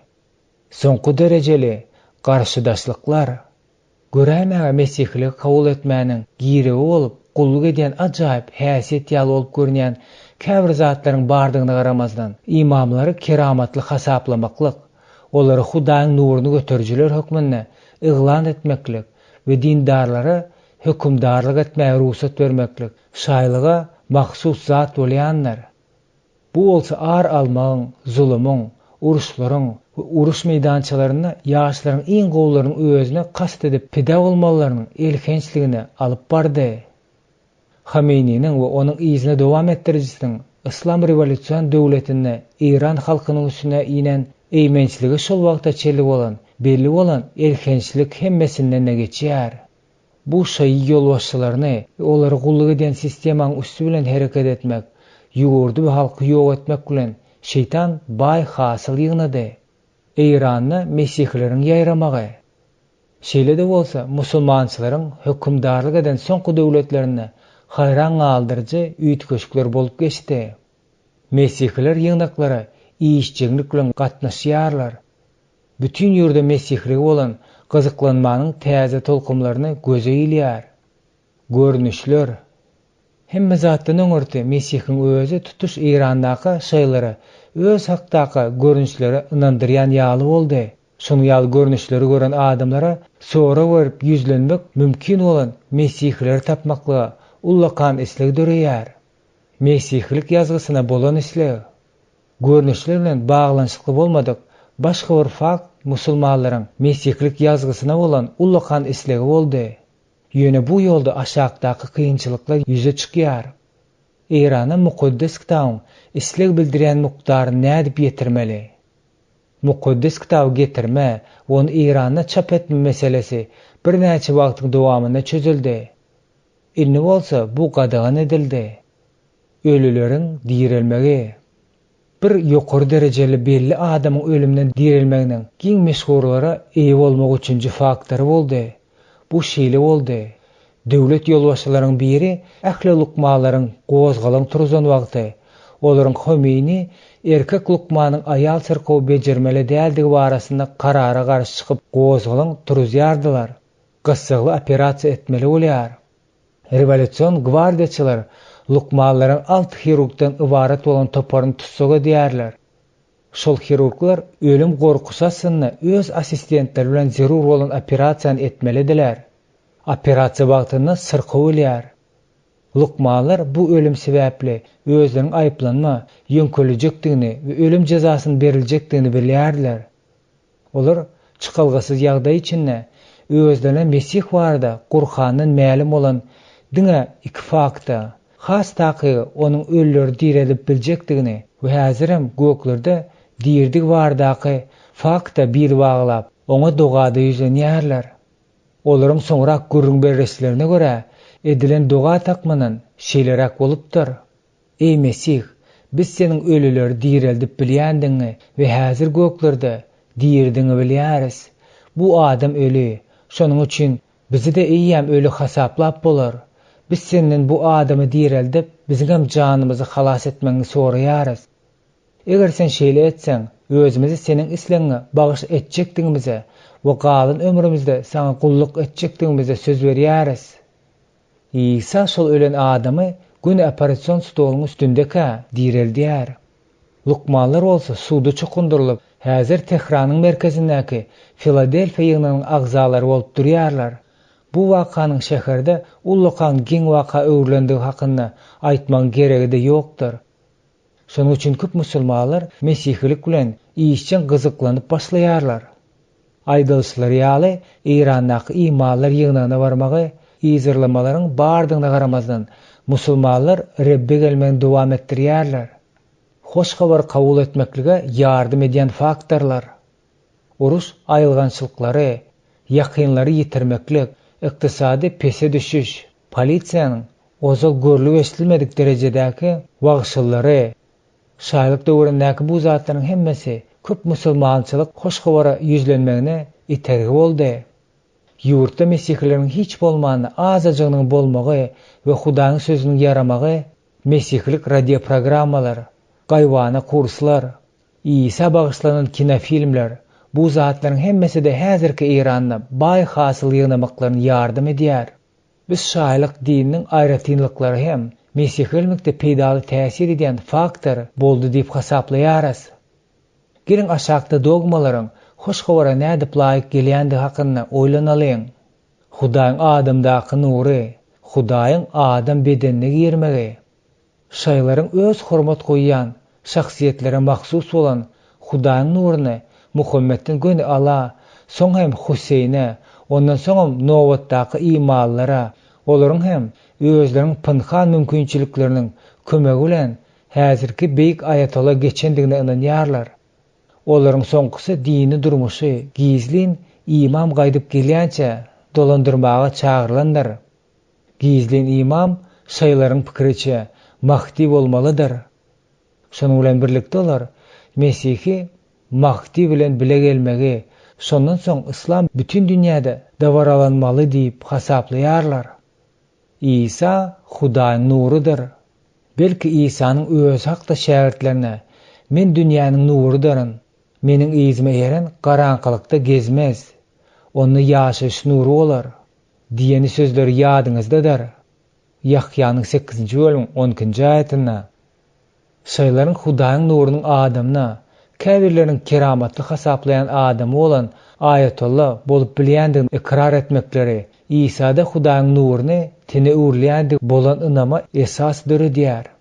Musulmanlar üçin inniki özüne çekici zat İsa'nyň şol nurdan özüne ynananlaryň hem dolup biljekdigi barasynda aýdýan sözleridir. Dogurdanam ol mattany hoş habaryň üstü bilen öz şägirdlerine siz dünýäniň nurusyňyz diýip ýüzlenýär. Bu diňe bir İsa'nyň Hudaýyň nurundan dolu bolan gap bolman, eýsem onuň şol nury ýöneke imanlar bilen paýlaşmagy makul bilendigini aňladýar. Şu ýerde biz özümiziň esas pikirimize gelip ýetýäris. Bu pikir Mesihlilerin mukaddes ýazga esaslanyp şaýa-muňa taglymatdygyny, bu hakykatyn İslamdan 600 ýyl öňdedigini, Rebbiň ähli imanlaryň İsa'nyň durşuna Hudaýyň nurunyň tennäki görnüşidigini, ähli imanlaryň onuň nury bilen ýagtylandyrjakdygyny, düşünmegi isleýändigini düşündirmegi talap edýär. Hudaýyň tennäki görnüşiniň ýeňişini, onuň nädip we näme üçin Hudaýyň oğlu hükmünde gelendigini, İsa'da Hudaýyň tutuşy dolulygy bardygyny, onuň öz atasynyň şahsiýetiniň obrazydygyny görkezmek üçin İsa'da Hudaýyň nurunyň bardygyny ikrar etmekden soň uly bolmadyk ýekije ädim edilmelidir.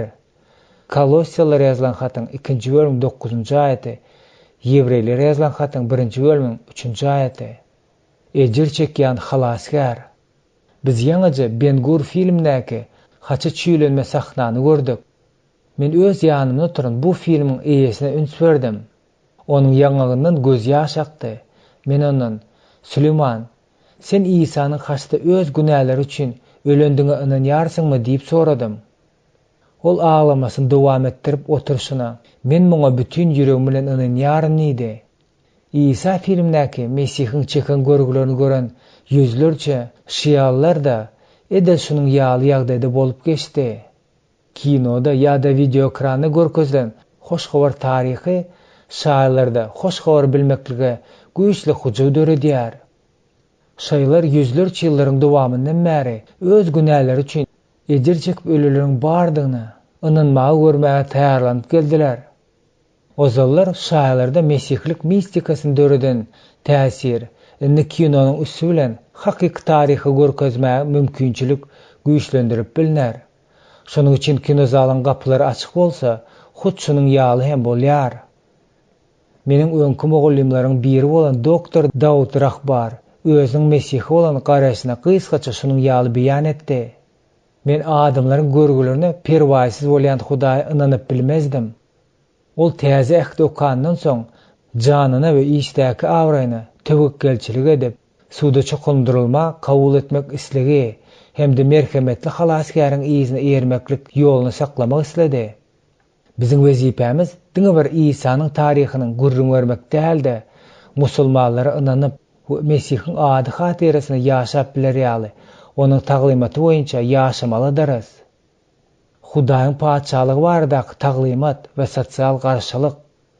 İsa öz döwrüne köp zatlar bilen ılalaşyksızlardan dolu bolan durmuşda ýaşady. Ol özlerini adalatsyzlyk eden adamlaryň nalasyny eşitdi, garyplaryň çykgynsyz ýagdaýyny gördi. Ol baýlaryň rehimsizligine, döwlet ýolbaşçylaryň ýalanyna, dini liderleriň ikiyüzlügine bolan ýigrençden doludy. Ýöne onuň öz ýoly bardy. Ol zorluk etme seredişi bilen gorunmaklyk deresine täzeden dogulmaň wajypdygyny öwredýär. Täzeden dogulma bolsa, adamyň ýüreginde başlanýandyr.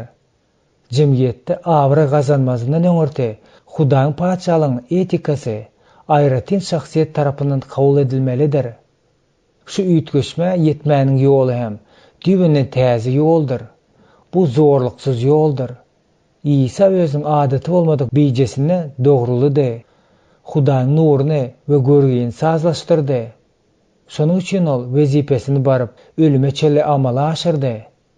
Bizim wezipemiz bolsa Mesihin talymatyny şaýlara ýetirip, olaryň ýyzyny eýermekdir. Şaýlar garaşýarlar. Olar Mesihin talymatyny eşitmäge, oňa düşünmäge jan edýärler. Olar öz haçyny alma çağırşyna jogap berme we öz şägirdlerine Hudaýyň nuruny berýän, olara adalatlyň hökm sürýän ýeri bolan täze göge, täze ýere taýýarlanan göge gören halaskäriň ýyzyna düşmäge taýýardyrlar. 24-nji bab. İsa we sekularistler. Dünýä dostlugynyň Hudaý düşmançylygyny bilmeýärsiňizmi? Dünýäniň dostu bolmak isleýän adam özüni Hudaý düşman edýändir. Yakuň 4-nji bölümiň 4-nji aýaty. Sekularizmi özüniň häzirki zaman görnüşini kabul eden musulmanlar dini durmuşyň ummatsyz dürlüligini bardygyny görkezýär. Olara duş gelýän meselesi aşağıda ibaretdir. İslam olary juda köp zatdan mahrum edýär. Muhammediň absolut modeli. Muhammed öz durmuşyny hemme wagtdaky bütün adamzat üçin norma bolar öýtdi. Egerde ol özüniň dini durmuşyny siýasy we harby durmuşyndan aýratyn saklany bolsa, onda şuň ýaly bolsa da bolardy. Emma ol munyň ýaly etmedi. Eger Muhammediň öz orduny tutjak adamny ummadyka, ýagny imanlar jemgyýetindäki durmuşynyň öz dünýäsinden ötenden soň nähili gurulma bolmadygy babatda hiç el görkezmändiň hasab alsaň, ýagdaý musulmanlaryň nukdaý nazaryndan hasda dartgynlaşýar. Ýöne Muhammediň öýberýän iň çyllyka ýalňyşy onuň tehnologiki jemgyýetiň güýçli depkinini, ösçekdigini öňünden bilmäge ukypsyz bolandygyny bolsa gerek. Muhammed islamy durmuşy hemme taraplaryň dogry düşünme hökmini iglan etdi. Onuň işläp düzüp başlan kanunlary onuň kömekçileri jemlemelidir. Durmuş ýagdaýlaryň hemmesini öňünden görmelidir. Gynansak da musulmanlar üçin norma bolan zat diňe 7-nji asyrda ýaşap geçen Arabyň, ýagny Muhammediň ýaşaş obrazyny esaslanýar. Günwatar sivilizasiýanyň öňden görülmedik güýje ösüşi, günwataryň güýçli ösüşi İslama degişli bolmadyk sivilizasiýanyň tehnologiýadaky aklyň hayran edijek gazananlary Islama agyr güni boldy. İslam duruşuna dogry dünýä garaş hökmünde Hudaý tarapyndan adamzada ewidelik berilendir öýdýärler. Emma İslam 21-nji asyryň durmuş akymynyň ýyzyna eýermeýär we bu dünýädäki Islama degişli bolmadyk halklaryň näde birinjilikde bolup bilýändigini düşünüp bilmeýär. Özümiziň görýän zatlaryň netijesinde biz musulman ýurtlaryň günwataryň hayran galdyrjy ösüşine garaş usullaryň köp görnüşlerini bulan mujurlygy alyp barýandygyny görýäris. Häzirki döwürde bir tarapdan İslam içindäki günwatar ähli tehnologik gazananlar bilen bilelikde daşlaşmaga we 7-nji asyryň gadim ýaşaýan obrazyna, ýagny Muhammediň ýaşaýan obrazyna gaýdyp barmaga jan edýän dürli reaksion hereketler görkezilýär. Başga bir tarapdan musulmanlar özüniň günwataryň ideologiýaň we tehnologik gazananlarynyň peýdalanmak mümkin bolan ýollary ulanmak hakda pikir edýärler. Muhammed Abdiňiň mektebi. Müsürlü Muhammed Abdi 1849-njy ýyl, 1905-nji ýyllarda reformator konservativ ugra degişli bolýandyr. Ol Al-Manar jurnalyna çap edilen makalalarda Qur'anyň aýatlaryny häzirki zaman medisinanyň, biologiýanyň we geologiýanyň açyşlaryny görkezýärlere tapma çalışýar. Dine we paly musulmanlaryň köpsem şunyň ýaly pikirleri goldadylar. Ýogsa da başga bir tarapdan Kayrly merhum doktor Muhammed Kamil Huseyniň öz almanahyna Qur'anyň ilmi garaýşy akmak pırıldakdyr atly makalasyny çap etmek bilen şunyň ýaly ideýalary äskermezçilikli garaýşynyň bardygyny beýan edenini bellemek gyzykly bolsa gerek. Huseyniň dillendirmesi şundan ibaretdir. Qur'an manysy boýunça dini kitapdyr. Ol ýokurdaky aýatlary agzalan alymlara ulanmany, islen misalyna ulanmaklyga niýetlenen däldir. Muhammed haykal. Ede şunun ýaly dine berilen, hatta ortodoksal İslamyň janypkeş goragçysy bolan Muhammed haykal özlerini öňkü şöhratyny gaýtaryp getirmek maksady bilen musulmanlary günwatardan öwrenmesi mümkin bolan zatlaryň hemmesini öwrenmeklige çagyrýar.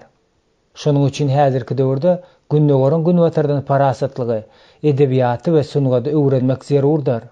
Günnegörden häzirki döwri öz geçmişinden özünün öňkü sagdyn ruhuny nadanlyk we ähli täze zatlara şüphe bolmalyk bilen gandalyk asyrlar boyu letargiki uykuda bolmasy konservatizm bilen daşlaşanlar.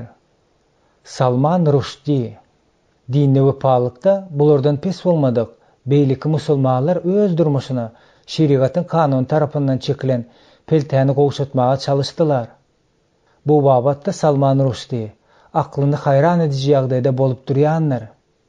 Ol Bombeýi özüniň dini köklerini terk edenden hem de İngiliz jemgyýetine goýulaşjak bolup şowsuz synanşandan soň çeper formada özüne şahsy meni suratlandyrmaga synanýar. Ol Newsweek jurnalyna beren interwýusynda şeytanyň aýetleri hakynda pikirlerini aýdyp şeýle diýär. Bu jahankeşiň dünýäni görüşidir.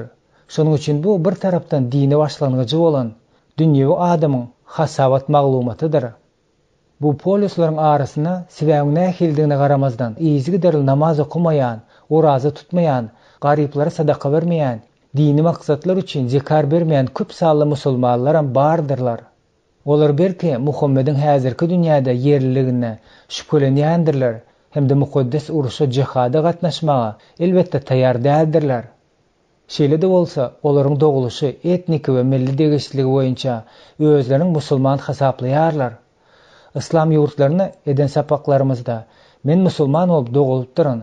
Şonuň üçin öz maşgulamy ynandyjyny taşlap bilmeren. Türk bolmaklyk diýmek musulman bolmakdyr. Ve Saud Arabistanyň her bir adam hem musulmandyr. Başga adam bolmak bolmaýar diýen ýaly sözü köp gezek eşitmeli boldum. Olar daşky dünýä üçin musulmandyrlar. Özleri bolsa başga bir bolup durýandyrlar. Bu başga biri hem bizi gyzyklandyrýar. Ol haýsy manyda başga bolup durýar. İsa imansyz materialistler bilen gürleşen bolsa, hökman adam ýüreginde bar bolan zady tarap ýola tapardy. Eger şol adamlar Kur'anyň aýetlerinden ylmy çağırsyny görkezýän peýgamberler tapmaga, öz takwalygyny goldamaga senatçan Muhammed Abdi, onuň şägirdleri adam bolan bolsalar, onu olara "Näme üçin siz meniň beýleki ýurtlardaky çağalarymı görkezen zatlarymdan şöhrat ýygnamaga çalışýarsyňyz? Görüpçilikden äga bolun. Öz bähwidiňizi araýan nädor ýollaryňyzdan habardar bolun. Ol siz meniň özüňize bermedik zadym üçin öwgü talap etmegli mejbur eder. Men Muhammedem onu görkezmedim. Siz Muhammedden aslyndan öz bolşuny da ul bolan birini ýasamak isleýärsiňiz. Dogruçul bolun. Onuň diri taglimaty bary ýogy başga bir taglimatyň şöhlesidir. Onuň taglimaty özüň töweregindäki gören zatlaryndan ýygnalandyr diýerdi. Soň Isa sözüniň üstüne men ýol, hakykat we ýaşaýyş diren.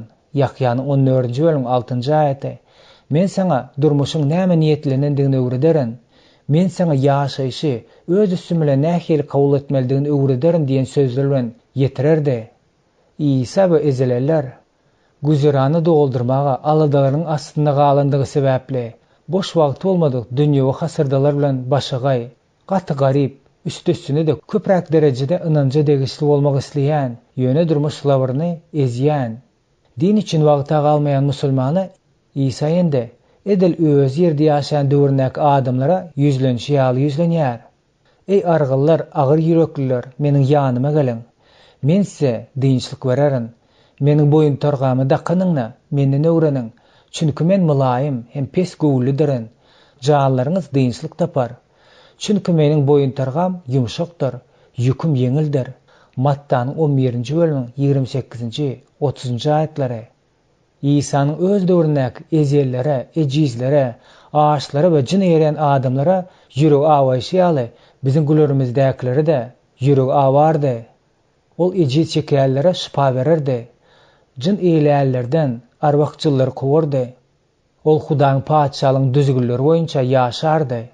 İsa biziň Resul Mattanyň hoş habaryna duş gelýän suratlandyrmasyna jogap bererdi.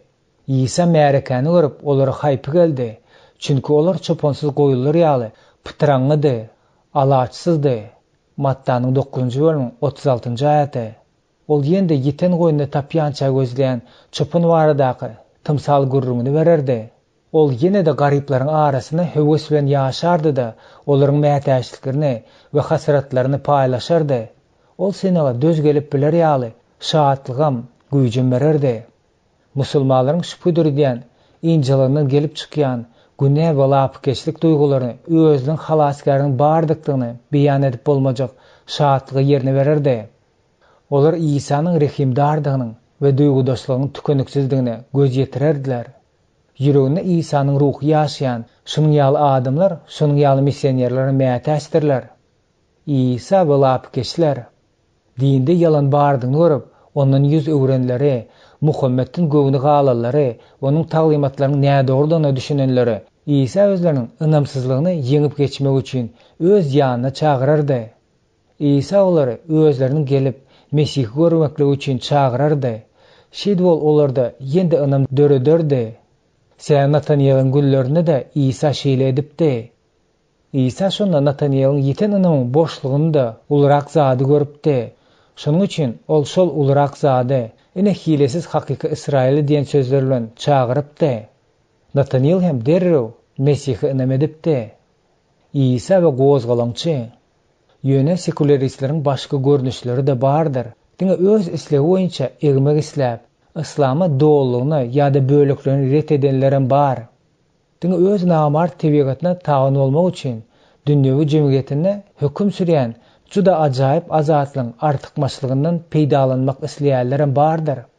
İsa öz döwrüne adamlaryň munyň ýaly görnüşlerine de duş geldi. Munyň ýaly adamlar özleri hakda oýlanyp biler ýaly. İsa olara tymsal gurrun berýär.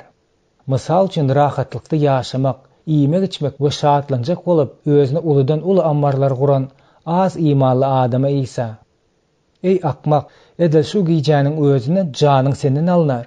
Onsoň taýarlan zatlaryň kime galar?" Lukanyň hoşgabarynyň 10-njy bölümiň 20-nji aýatynda diýär. Özümiziň musulmanlara we olaryň medeniýetine duýgudaşlyk garaýandygymyza, medeniýetiň gowy zatlary, gowy arda bermek isleýändigimize, şol bir wagtyň özüni de gaharlanmak isleýändigimize de garamazdan, ýeňil kelle musulmanlara şeýle başga islendik medeniýeti degişli bolan lezzet gözleýjilere hakykata gaýtaryp getirmeli bolýan pursatdan bolýar.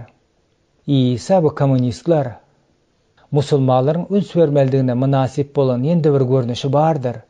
Bu olaryň kommunistlik ideologiýasyny islendik görnüşine eýrýänlerdir. Munyň ýaly adamyň öz jemgyýetindäki durmuşyndan gerkäbän dolu düşündürillikler we saslandyrmak mahrum edilen näldir. O garyplar bilen baýlaryň tapawutlandyrýan ummanyny görýär. Ol barly adamlaryň zalymlygyny, gödöklüligini, eli ihtiýarlydygyny görýär.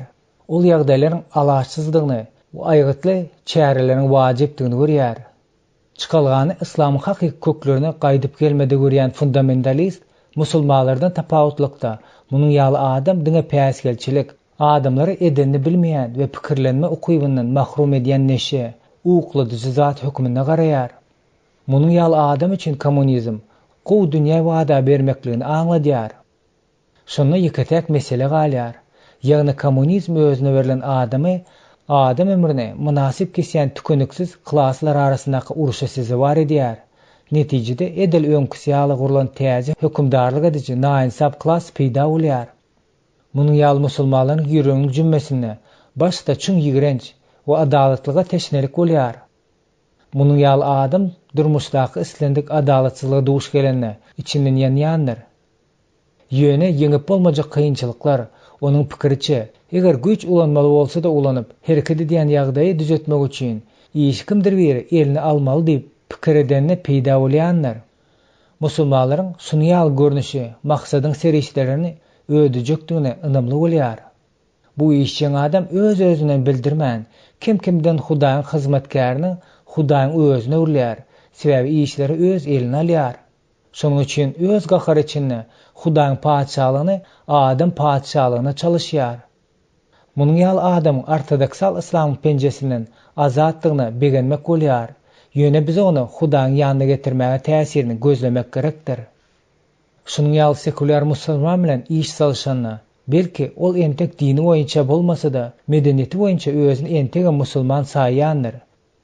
Missionerler ahyryna ýamanlygyň ýagşylyk ýeňjekdigini, şeýle ähli dünýäwi işleri Hudaýyň görkezýändigini ynamly bolmalydyr. Munun başga da şunyň ýaly missionerler Hudaýyň paçalygyny hereket edici başlangyçlaryna gaty gowy düşünmelidir. İsa Hudaýyň paçalygyny wagaz etmek üçin geldi. Markus'un 1-nji bölüminiň 14-nji aýaty. Ol özü gelýänçe dünýäni görüp eşitmedik etikasyny we ahlagyň iň ýokary derejesine öwretdi. Mattanyň 5-nji bölüminiň 7-nji aýaty. Ol şeýle kiçi gowulligi, görmekligi, entek iman etmedikleri, belki hiç için Rabbiň ýoluna yüzlenmezligi hem mümkin olalar tarapyndan ýyzarlanmalaryň hökman boljakdygyny aýtdy.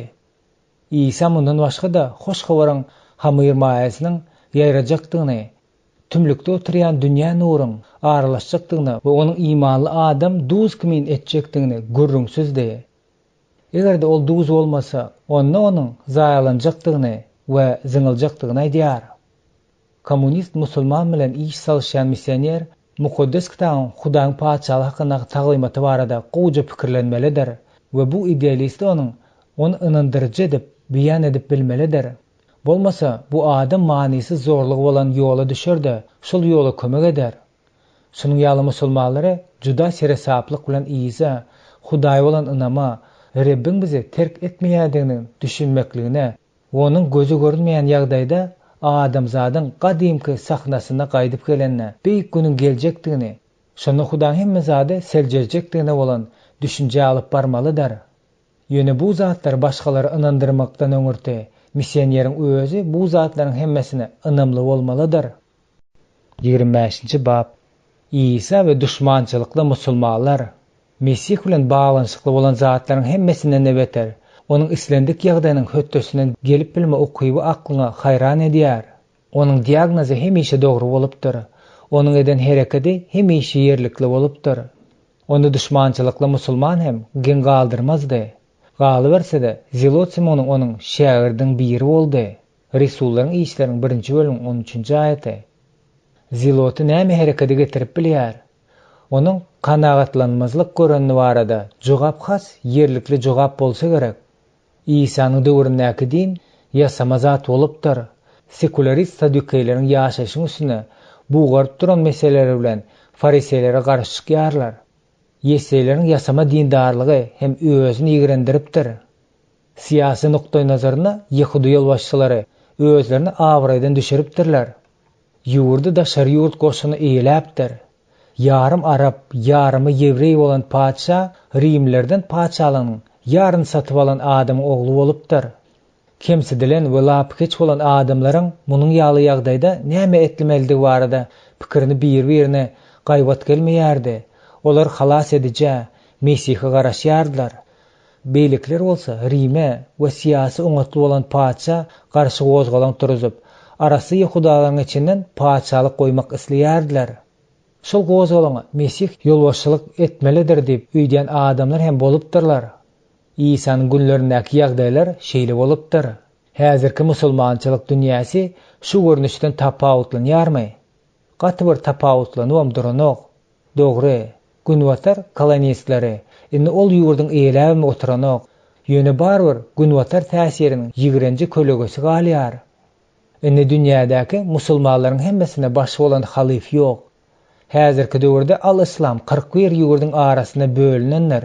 Bu bolsa ähli musulmanlaryň 78 göterimine düzýär. Galan 22 göterimi bolsa, azlygy düzýän musulman hökümine başga ýurtlarda ýaşaýarlar. Öňkü bablardan bilişimiz ýaly, musulmanlar 408 sany esasy etniki toparyna bölünýärler. Teologik nukdaý nazaryndan olar bir tarapdan ortodoksal ynamyndan başlap, sekularizm bilen eglikçik etmän, dürli görnüşleriň bolmagyna ýol berýän mistik ynama çelli. Başga tarapdan islamyň antimistiki dinlerin köp türlü görnüşine birikdigine çelli baryp, ýetýän ynama çelli bolan her türlü ynamynyň giň spektri bolup durýar. Iqtisadiýet hem az ähmiýeti bolmadyk faktordur.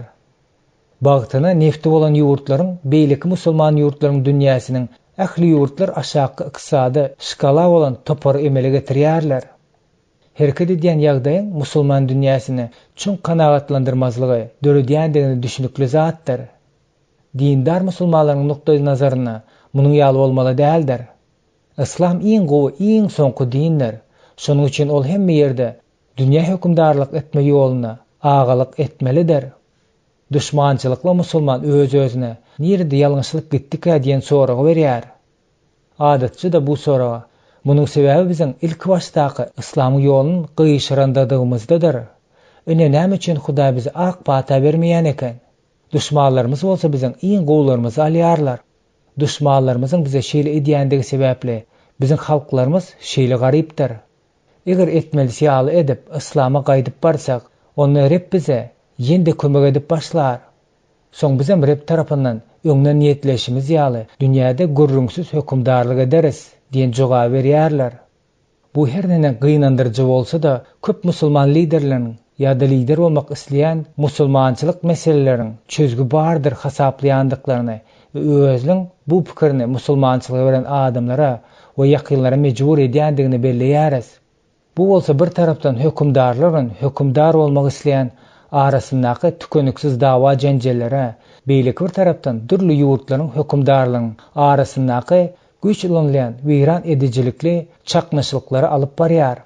Düşmançylykla musulmanlaryň dünýä garaşyna gaýdyp barmak bilen onuň islam ýaşaýyş üçin wajyp bolan soranyň hemmesine jogap bolup durýandyr. İslam öz taryhynyň ilkinji asyrlaryndaky başlanyş görnüşine, ýagny Rebbiň ak pata berendäki görnüşine gaýtaryp gelmek üçin taglimatlaryň hemmesini etmek gerekdir diýip hasaplayan adam bolýandygyny bilýäris. İsa şunyň ýaly pikir edýän adamlara näme diýerdi? Köp zat diýerdi. Meniň derňegim boýunça düşmançylykly musulmanlary az bolany iki topora bölüp bolýar. Toporlaryň biri öz halkynyň gozguny ýagdaý üçin jany teni bilen bagryny dilýär. Munyň ýaly musulmanlar hakyky hoşgabar bilmeseler de rep hakda Qur'anyň we Muhammediň taglimatlaryny özüne belli bolan zatlary tagzim edýärler. Köp sany jedelli soraglar boýunça beýik etnik gibi ahlak garaşlary görkezýän köp mukaddes kitap faktorlarynyň Qur'an'a şekillenme tapandygyny hasaba almak gerekdir. İsa hakykatda çyny bilen gözleýän bu adamlara köp saatlary aýdardy we olary öz taglimatyna çekerdi.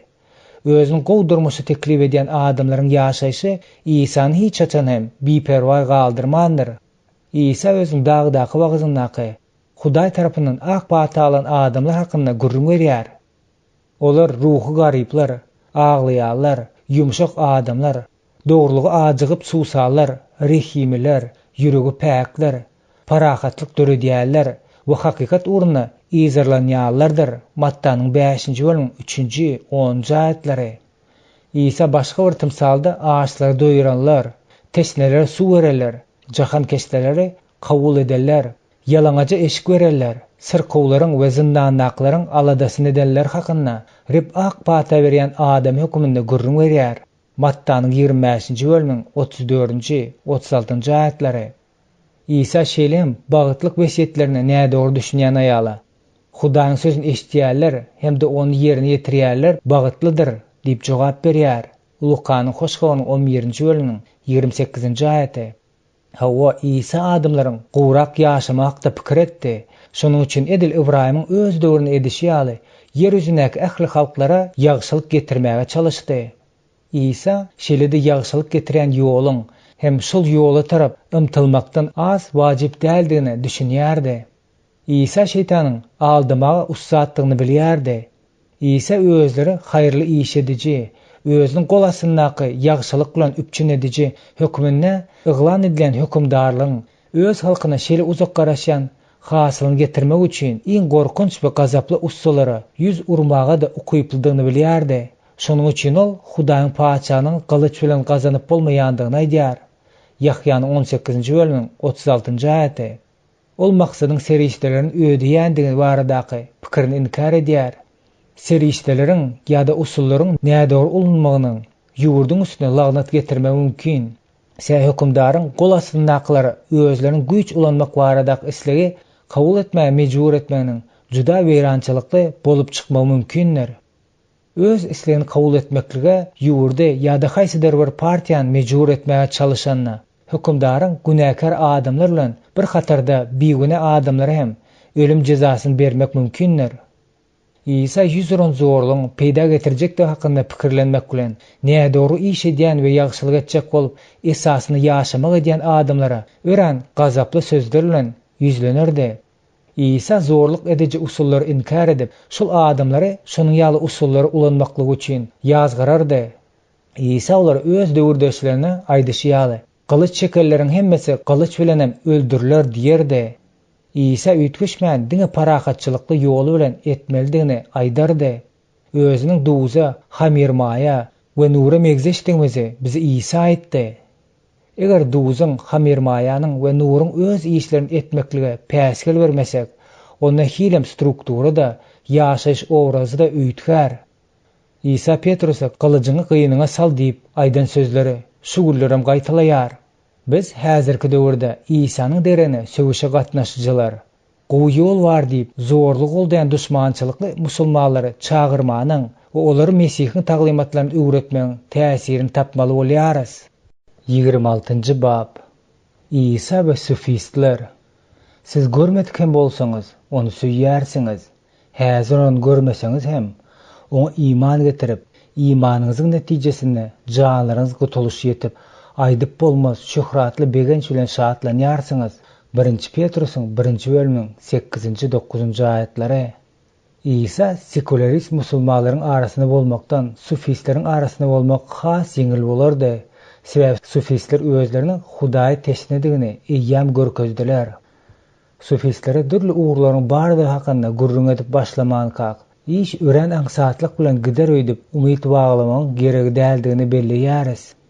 Biz olaryň wepalygynyň Mesihe degişli däldigini, içki nur ideýasynyň berilendiginiň, hakyky nuryň keşfine giren düşmanyň güýjüne, bu taglymatyň tarapdarlaryny eýlemäge mümkinçilik berýändigini, sinkretik adatlaryň Mesihe garşy olan arwahlar dünýäsindäki girilgäni açmak mümkindigini ýatda saklamalydyrs. Öz mesihlik pozisiýaňa ynamly bolmaň wajyplygy.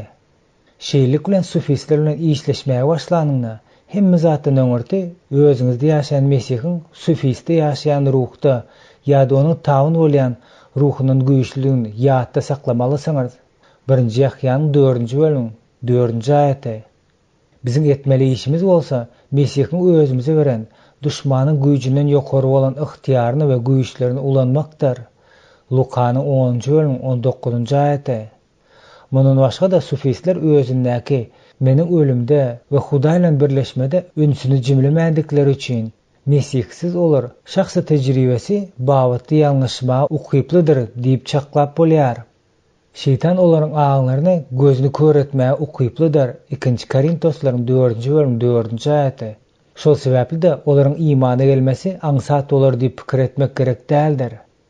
Doga sufistler ugrundaky görüşiň täsirli düzün bölegi bolýar. Ýatda saklan, sizde ýaşaýan Mesih sufistleri eýleýän ruhlardan güýçlidir we olary semetmäge ýa-da kowmaga güýji ýetýändir. Hoş habaryň funksional meňzeşligini ulanmak. Şeýlikde öz işimiziň gurnakly maksadyň öz başyna bir ruhsy öşe gatnaşmagyň ýatdan çykarmak. Sufistlere gyzyklanma döreýän predmetini ýüzlenýäris. Hakyky mesihlik tejribäniň çäklerindäki mesirallaryň funksional meňzeşligini olaryň ýüreklerini soňuna çeli alyp biler. Ýüz uğruna funksional meňzeşligi cümlesini ulananmızda çyn ýa-da ýalan olan dini tejribäni diň İsa Mesih bolan imana esaslanýan tejribäniň hakyky bolýandygyny, galanlaryň hemmesi de ýalandygyny belleýäris. Şundan hem käbir formalaryň we adaty öwrülen hereketleriň şeytan tarapyndan bolýaly, Mesih tarapyndan hem ulanmagy mümkindir. Bizim maksadymız olary Mesihiň ady üçin ulanmakdyr. Öz işimiziň başlanyşyny okudyny bilenimizden soň sufistleriň tejribesinde hakyky tejribäni öýkünmedik diýip çaklaýarys. Bu tejribe adam ýüreginiň Mesihde hakykatdan mümkin bolýan zady bolan ymtalyşyny beýan edýär. Sufist Mesihiň ýanynda barmakdan mahrumlar. Sebäbiyat ruhlara tabyn edilen formalaryň we adatlaryň emelligi asliýetine diňe Mesihe degişli bolan ýeri eýleýär. Sufistler imana getirmäge çalyşyp missiýanyň ulanjak usullaryna seredip, ilki bilen iki tarapdan da gyzyklanma döredýän ulumlar aşakylarda diýip çaklasa bolýar. Hudaý bolan söýgü. Dindar sufitlere Hudaý bolan söýgü mälimdir. Şonuň bilen bir hatarda olary günälik we çyn ýürekden towa etmäge ymtylyş, ahyrynda da dünýäni ret etmäge duýgusy maksusdyr. Sufistler özüniň dini adata dällige çäklendirilen düşünşe laýyklykda hatta düşünceler, käbir ýoýulmalardan saplanan bolmasa da, dünýäwi ýollary Hudaýyň ýollaryndan tapawutlandyrmaga ukyplydyrlar. Olar bu wagtda mamladyrlar. Şu ýoýulmalary özüni ýazgyda açylan Hudaýyň ruhy aýryp bilýändir. Ýehudalyk we Mesihlik taglymatlaryň özüni Hudaýa bolan söýgüden ibaratdyr. Hudaýyň ruhundan ruhlanan Musa bizi aşağı öçmezek setirler goýup gidipdir. Ey İsrail halky, gulak goý. Hudaýymyz Rebbi ýeketäk Rebdir. Hudaýyňyz Rebbi tutuş ýüregiňiz we janyňyz teniňiz bilen, ähli güýjüňiz bilen söýüň. Kanun taglymatynyň 6-njy bölümiň 4-nji, 5-nji aýatlary. 1400-nji ýyldan soň kanun ýatyrmaga däldi, ýerine ýetirmäge gelen İsa onu berkitdi. Bu İsa'nın hays kanununa has wajypdyk hakynda sorag kanunça. Hudaýyň Rebbi bütün ýüregiň bilen, bütün janyň, bütün düşünjeň bilen söý. Şu birinji we iň uly tawşyrykdyr diýip beren jogabyny görnüp duranlar.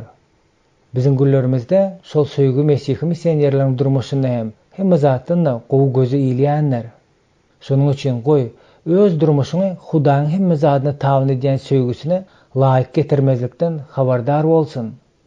Bizim durmuşymız şol söýgüni laýtyda adamlar Hudaýa bolan söýgü ýürekleriňizde çyň ornaşdyran diýip hasaplayan ýagdaýlaryna görkezmelidir. Mesihiniň durmuşy şol söýge ýalňyşsız şahytlyklar bermelidir. Özümizde söýgü bolsa, onu İsa'nın şägirdleri digimizi hemmeleriň biljekdigine Mesih aýdyp tahyren. Yahya'nın 13-nji bölümiň 34-nji, 35-nji aýatlary. Sufistler bu söýgü öz başlyk sejde etmede, Hudaý tarapyndan joşdurulanyna, hakykatan üstüne Hudaýda, ol dünýäde babatda jemlemede ýüze çykýar diýip çaklaýarlar. Ýöne Hudaý bolan Mesihlik söýgüsi Sufistleriň düşünjesindäki söýgüden görüňsiz uzaklara ýaýyp algan ýandyr. Hudaý bolan çyn söýgüniň adamlar bolan söýgüde ýüze çykýandygyny biz bilýäris.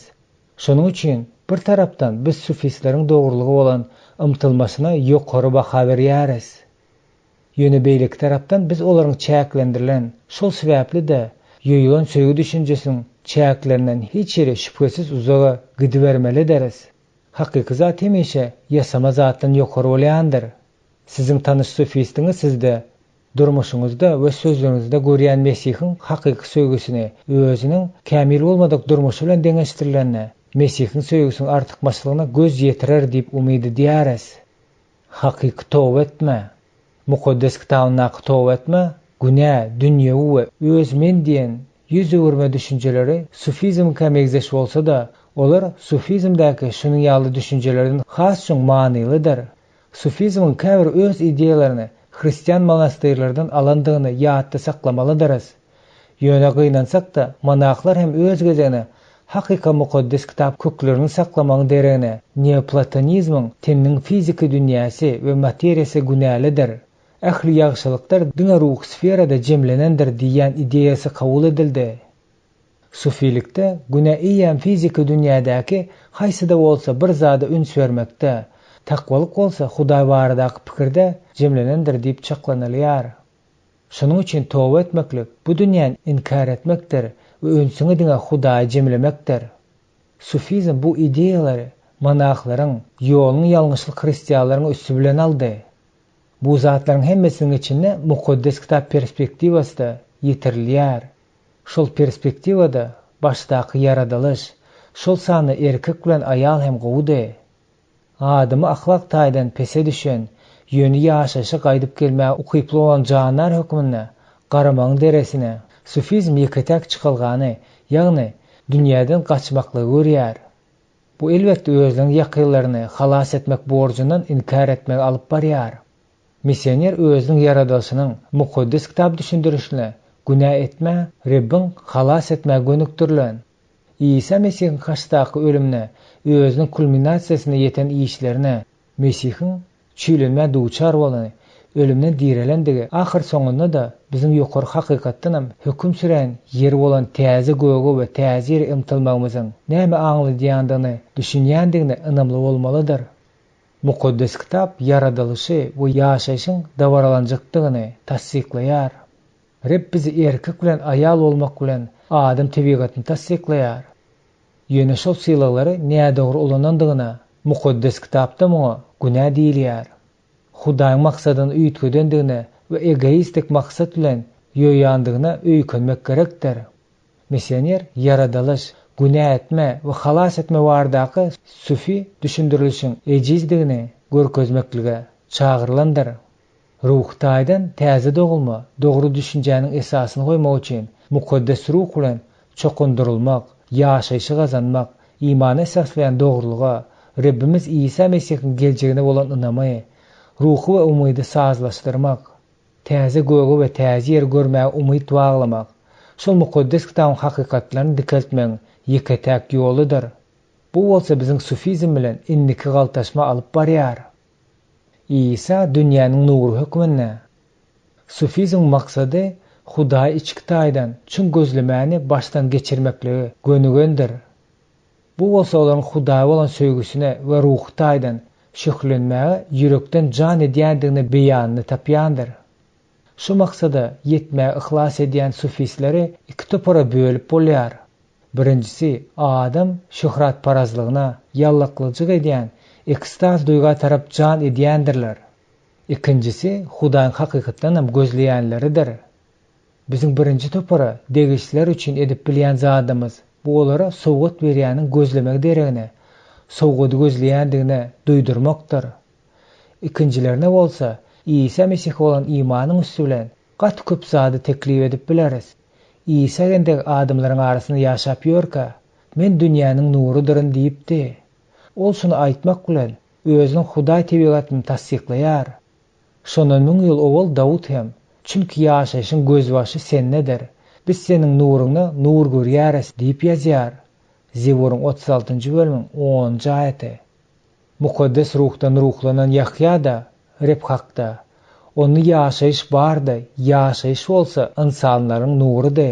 Bu nur garankylykda parlaýandyr. Garankylyk onu öçürip bilýän däldir. Yahyanyň 1-nji bölümiň 4-nji 5-nji aýatlary. Dogurdanam İsa hemme wagtda da dünýäniň nurudyr. Ol özü yaradyjy bolandygy sebäpli tükünüksiz akyldarlygy içinde diňe bir hemme zady yaradylan keşfindäkisi näme niýetlendirip yaradylan bolsa şoňam alyp barman. Eýsim ýaşaýşy häzirki pursata çeli berki diýär. Misioner İsa'nyň biziň güllerimizde de dünýäniň nuru bolup durýandygyny düşündirmelidir. Hemme zady gol astyna saklayan we yaradan dolu akyldarlygy we kämilligi ewol akyldar söýgüniň beýanydyr. Şonuň üçin Yahyanyň 1-nji haty juda tälim alarlykly bolup galýar. Kim söýmeýän bolsa, Hudaý tanaýan däldir.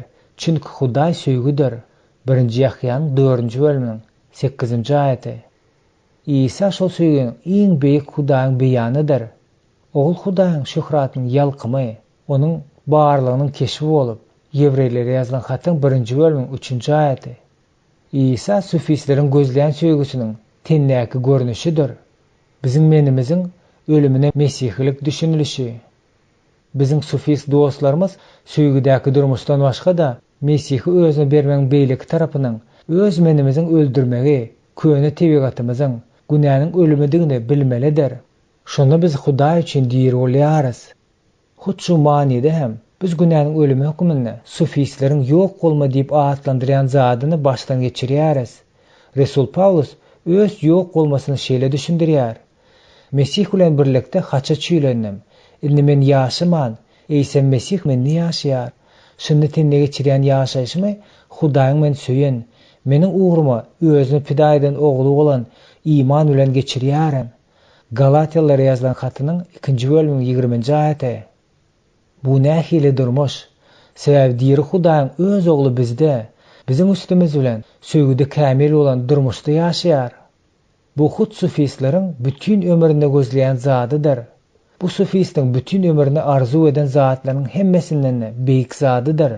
Emma biziň hemmemiz perdesi aýrylan, ýüz bilen Rabbimiň şöhratyny görüp, şöhrat üstüne şöhrat bilen şol keşfe döndürilýändiriz.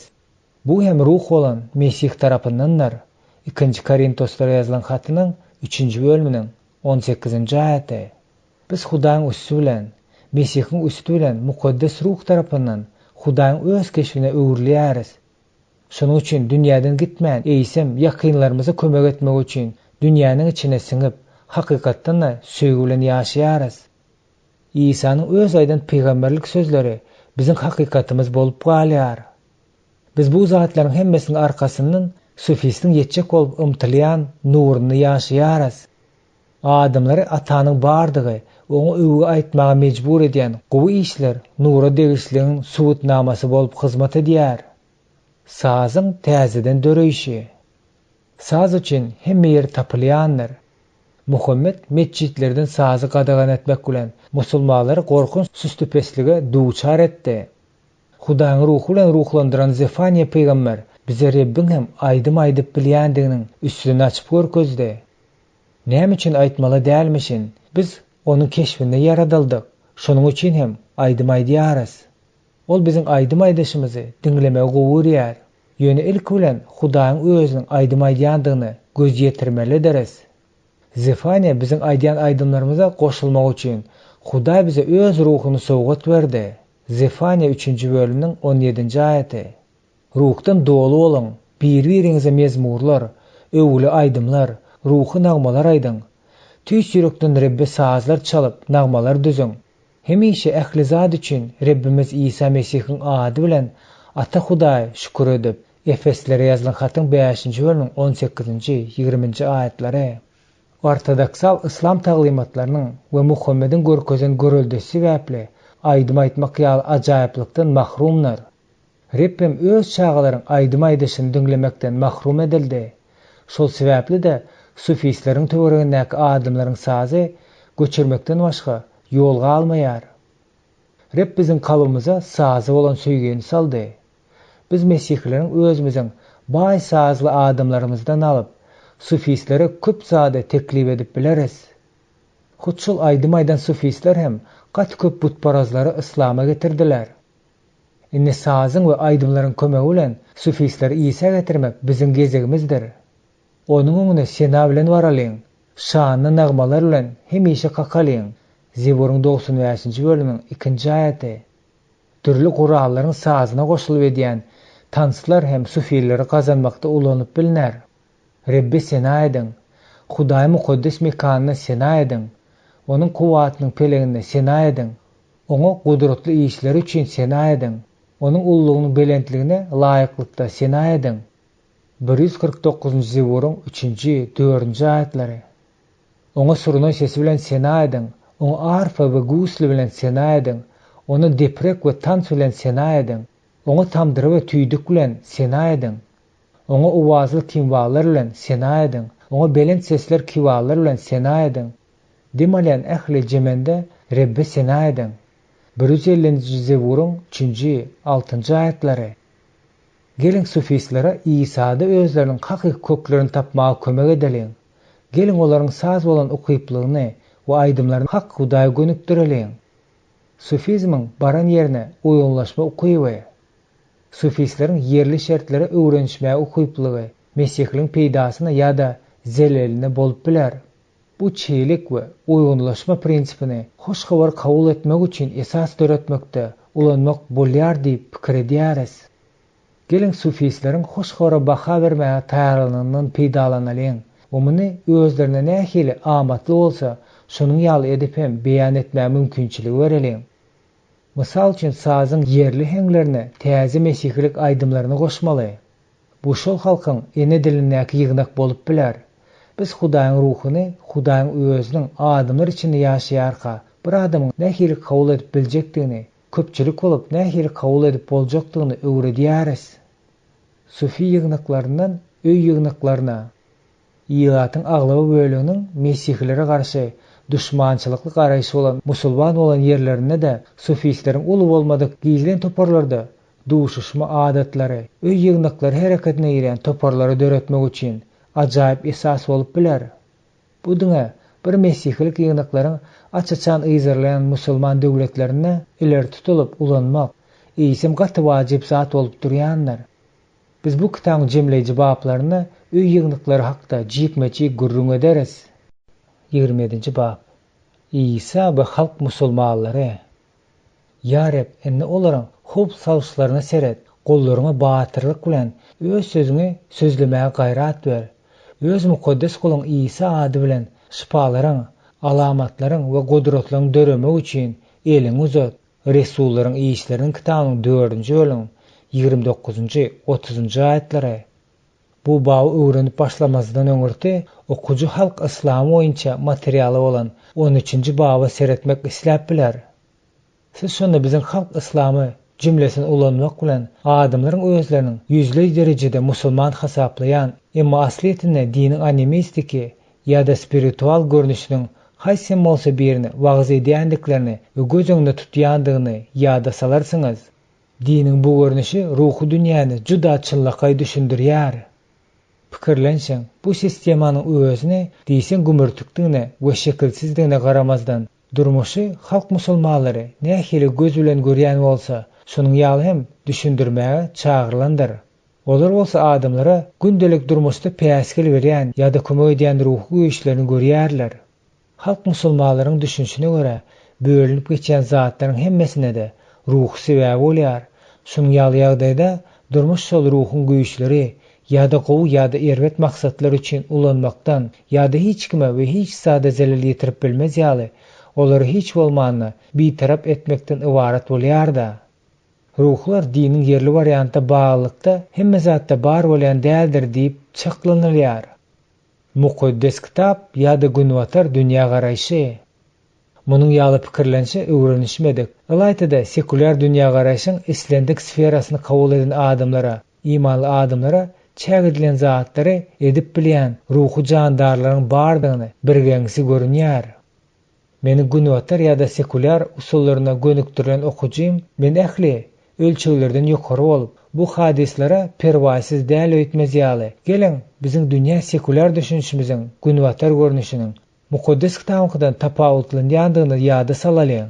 Günwatar ýa-da sekular toparynyň garaýşy dünýä mukaddes kitap boýunça düşünülüşiň garaşyna bolup ösdi. Bu setirleriň awtoryň öz eýlen pozisiýasy bardyr. Şol pozisiýa laýyklykda dünýäni günwatar, sekular kabul edilişi ýalňyşma bolup durýar. Mukaddes kitap bolsa hakyky bolşuny ör boýuna galýar. Mysal üçin şeytan, iblis, jynlar, gara güýçler, erwet ruhy güýçler düşünjelerini deňeşdiriň. Munyň bilen jedelleşmek halas etme taryhyny başyndan aýagyna çeli inkar etmekligi aňladýandyr. Şüpkeli bolan okuju aşağıdaky mukaddes ýazgydan alynan bölekleriň üstüne oýlanyp biler. Yılan, şeytan, iblis, düşman, jynlar hany mukaddes kitapda adamyň eren bagyndaky günäden pursatlarynyň başlap, zamanyň ahyryna ondan dünýän pursatyna çelli, agzalýar. Ulhamyň 20-nji bölümi. Adamzat taryhynyň tutuş dowamynda onuň barlygy duýulýar. Ol göklerde uruş alyp bardy. Tronullakan gozgalaňda oňa köp perişteler goşuldy. Ýöne iň beýik ruhy jandar bolan Mikalaýyň ýolbaşçylykdaky Rebbiň leşgeri ýeňiş gazandy da şeytany we onuň periştelerini aşaksyňny. Ilhamyň 12-nji bölümi. Adam ata bilen Huweynän döwrüne ol eren bagyna iýan bardy. Ibrahim we Musadan öň ýaşan Eyüp ähli döwürdäki de güýçli ruh tutuşlukda şeytan bilen söwüşmek üçin Reb tarapyndan saýlanylýar. Eyüpň kitabynyň 1-nji bölümi 2-nji aýaty. Hudaý Musa kanun beren wagtynda biziň eramyzyň öňki 1440-njy, 1400-nji ýyllarda adamlar entek jyllary öz çağlaryny gurban berýärdiler. Butparastlar mezmurçylar döwründe de şunyň ýaly edýärdiler. Dawudyň gullerini de şeytan Dawudy ilat ýazyny geçirmäge öjükdirip, ýagny ony Rebbiň däldi, öz goşunynyň güýçine bir baglama iteklik bilen Israila garşy hereket edýär. İsa'ya Baul paçanyň hökm çykarmak bilen özüni Hudaýyň ıhtiýaryny ýokary tutýan ıhtiýaryň, Lutsiferiň, şapak oğlunyň üstünden gülýär. Ezekil Sor paçasyna hökm yglan etmek bilen İsa'ya ýaly Tir paçasynyň tagtynyň aňyrsynda duran ıhtiýarly hakdaky peýgamberlige geçýär. Ezekil kämillik möhüründen başlap görnüşi bilen gorkuzyan köleçelli, döretmäçelli şeytanyň ýykylşyny jikme-jikleşdirýär. Sen elgenç howpy uçurap, ebedilik ýok bolarsyň. Zakariýanyň kitabyny Şeytanı paş etmek için İsa'nın beyik ruhanın sağ tarafına duran görünüşünü suratlandırılıyor. Umumi görünüşte şeytanın hareket ve ihtiyarı aşağı parçalarda suratlandırılıyor. Bütün dünyanın olsa iblis kolunun astında ve iblis ya şeytan deyip adlandıran ulu ajdarha bütün dünyanı azdıran köni yılan periştesi bilen yeryüzüne zıngıldı. İlhamı 10. bölümün 9. ayeti. İsa suda çokundurulanan son derhou özüne yerdäki kulluğuna başlanna. Ol şeytan tarapyndan sığınylmak üçin ruh tarapyndan çölek edilýär. Mattan 4. bölüm 1-11 ayetlere. Düşmanları İsa'nın jyllaryň üstünden görkezýän adatdan daşary ihtiýaryny düşündirmäge sığınançalaryna onu şeytan bilen birlikde bolmakda aýplaýarlar. İsa'nın muňa beren jogaby ähmiýetden doludy. Men jyllary Hudaň ruhy arkaly kowýan bolsam, onda Hudaň paçalygy size gelenler. Bir güýçli adam öýüne girip, nähili onuň malyny talap biler. Öňürti onu baglamaly bolar. Onsoň öýüni talar. Mattan 12. bölüm 28-29 ayetlere. Bu yerde İsa jyn eýlen bendeleri azatlyga çykarmak bilen özüniň şeytanyň baglaýandygyny, jyllary göýberendiklerini göz öňüne tutýar. İsa'nın jyllary kowmak bilen öz paçalygynyň bardygyny görkezmek wajyp zatdyr. Onuň düşünjesini her bir adam ýa-da tümlük paçalygyna ýa-da Hudaýyň paçalygyna degişli bolýar. Bu hemme zatlaryň rasional, ilmi düşündirişiň bardygyny bu ýerde bolmadyk adatdan daşary erwet başlanyjyň ýa-da gara güýjüň asla bolmaýandygyny aýdan sekular garaýşlaryna düýbenden megzeşi däldir.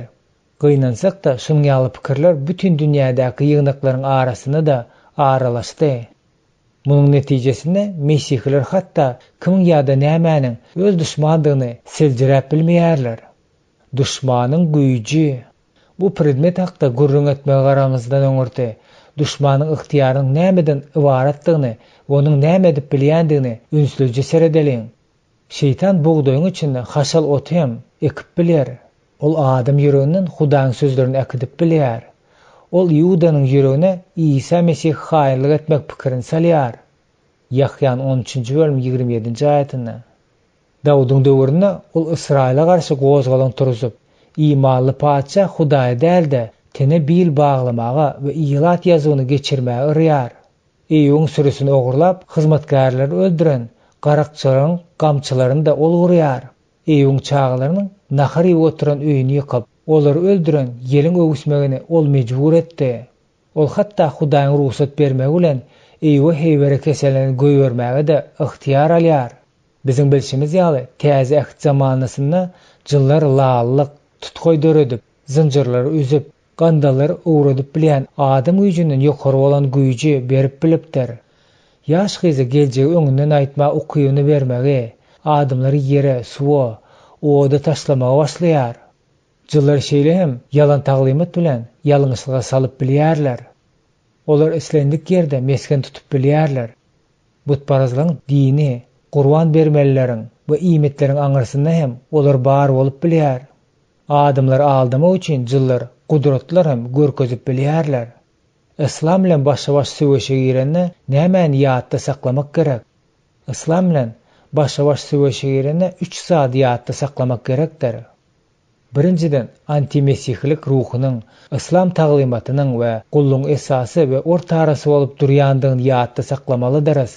Ikinciden butparaz medeniýetlerini eýlen İslam butparazlaryň dini adatlary üçin diňe bir pena bolup galdy. Şonuň üçin bu dinler özüniň köplüligi bilen bütün Filipiniň çäklerinden Marokkanyň Atlantik okean kenarasyna çelli şeytanyň we ağlarwak güýçleriniň kol astyna bolýandyrlar.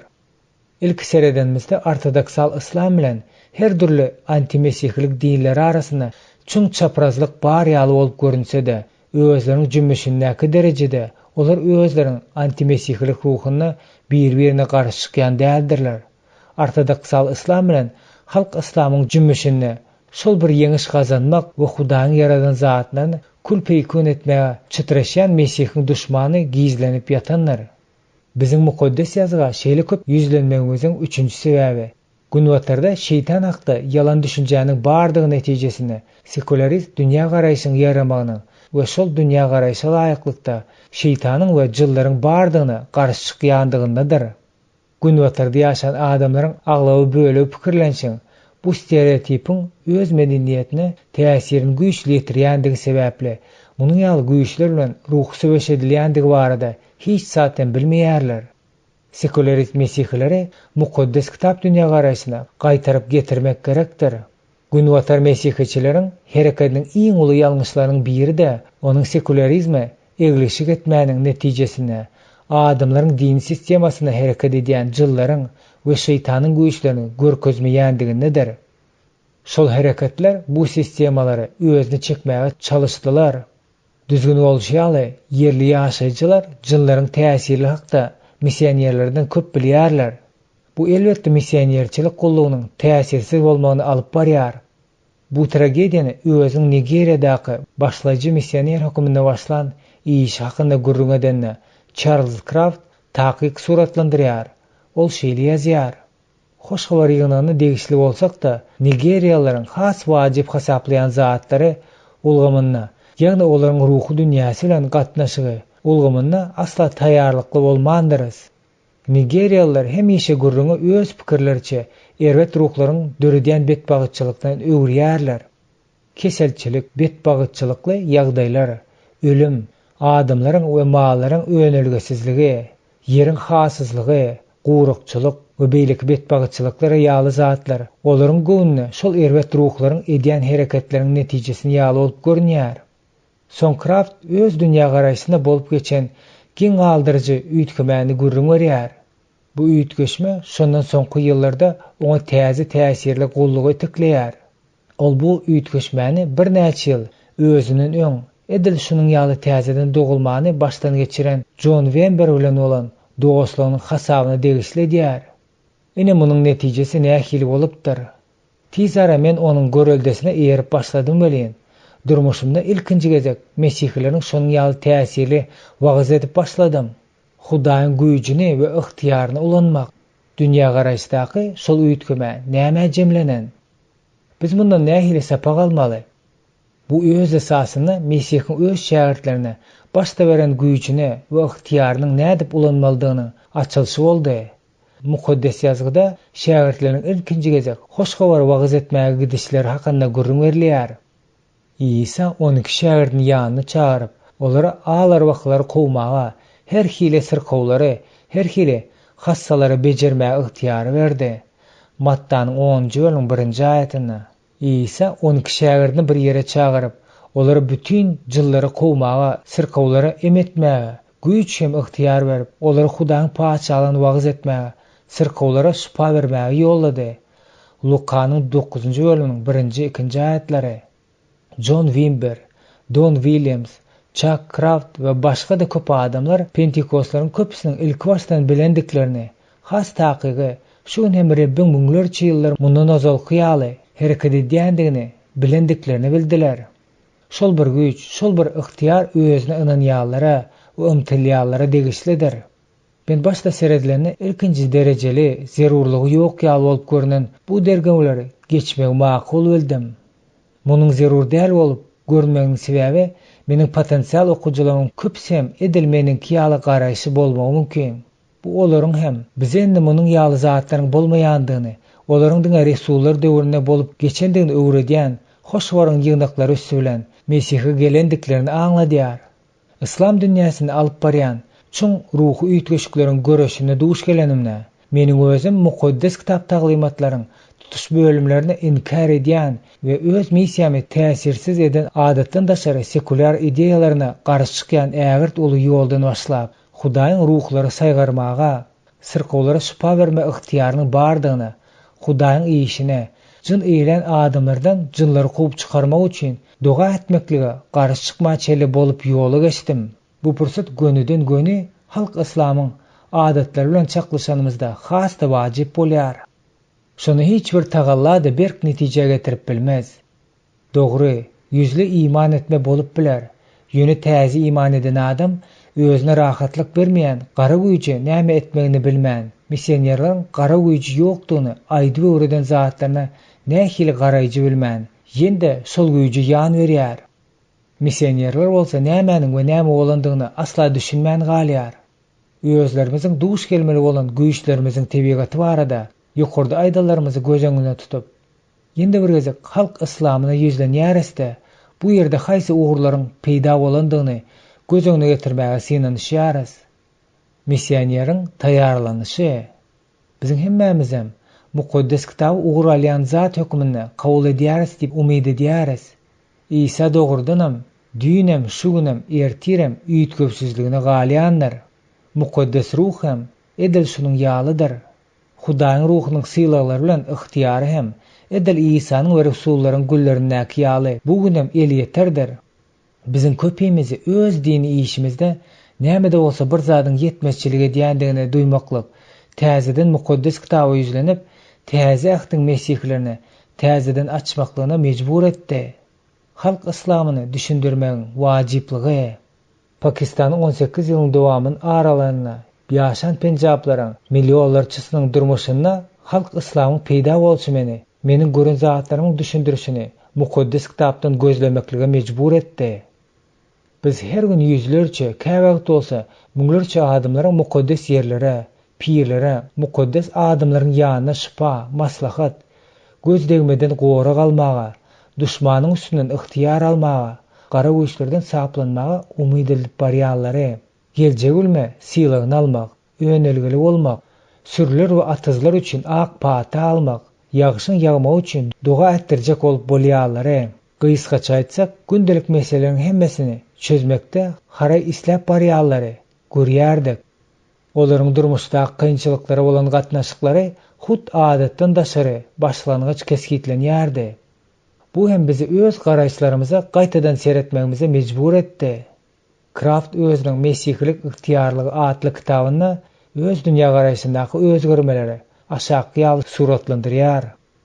Meniň başdan geçiren zadym gymmatlyklara gaýtadan baha bermegiň klassik görnüşi. Ahir netijesinde de ägirt özgeriş boldy.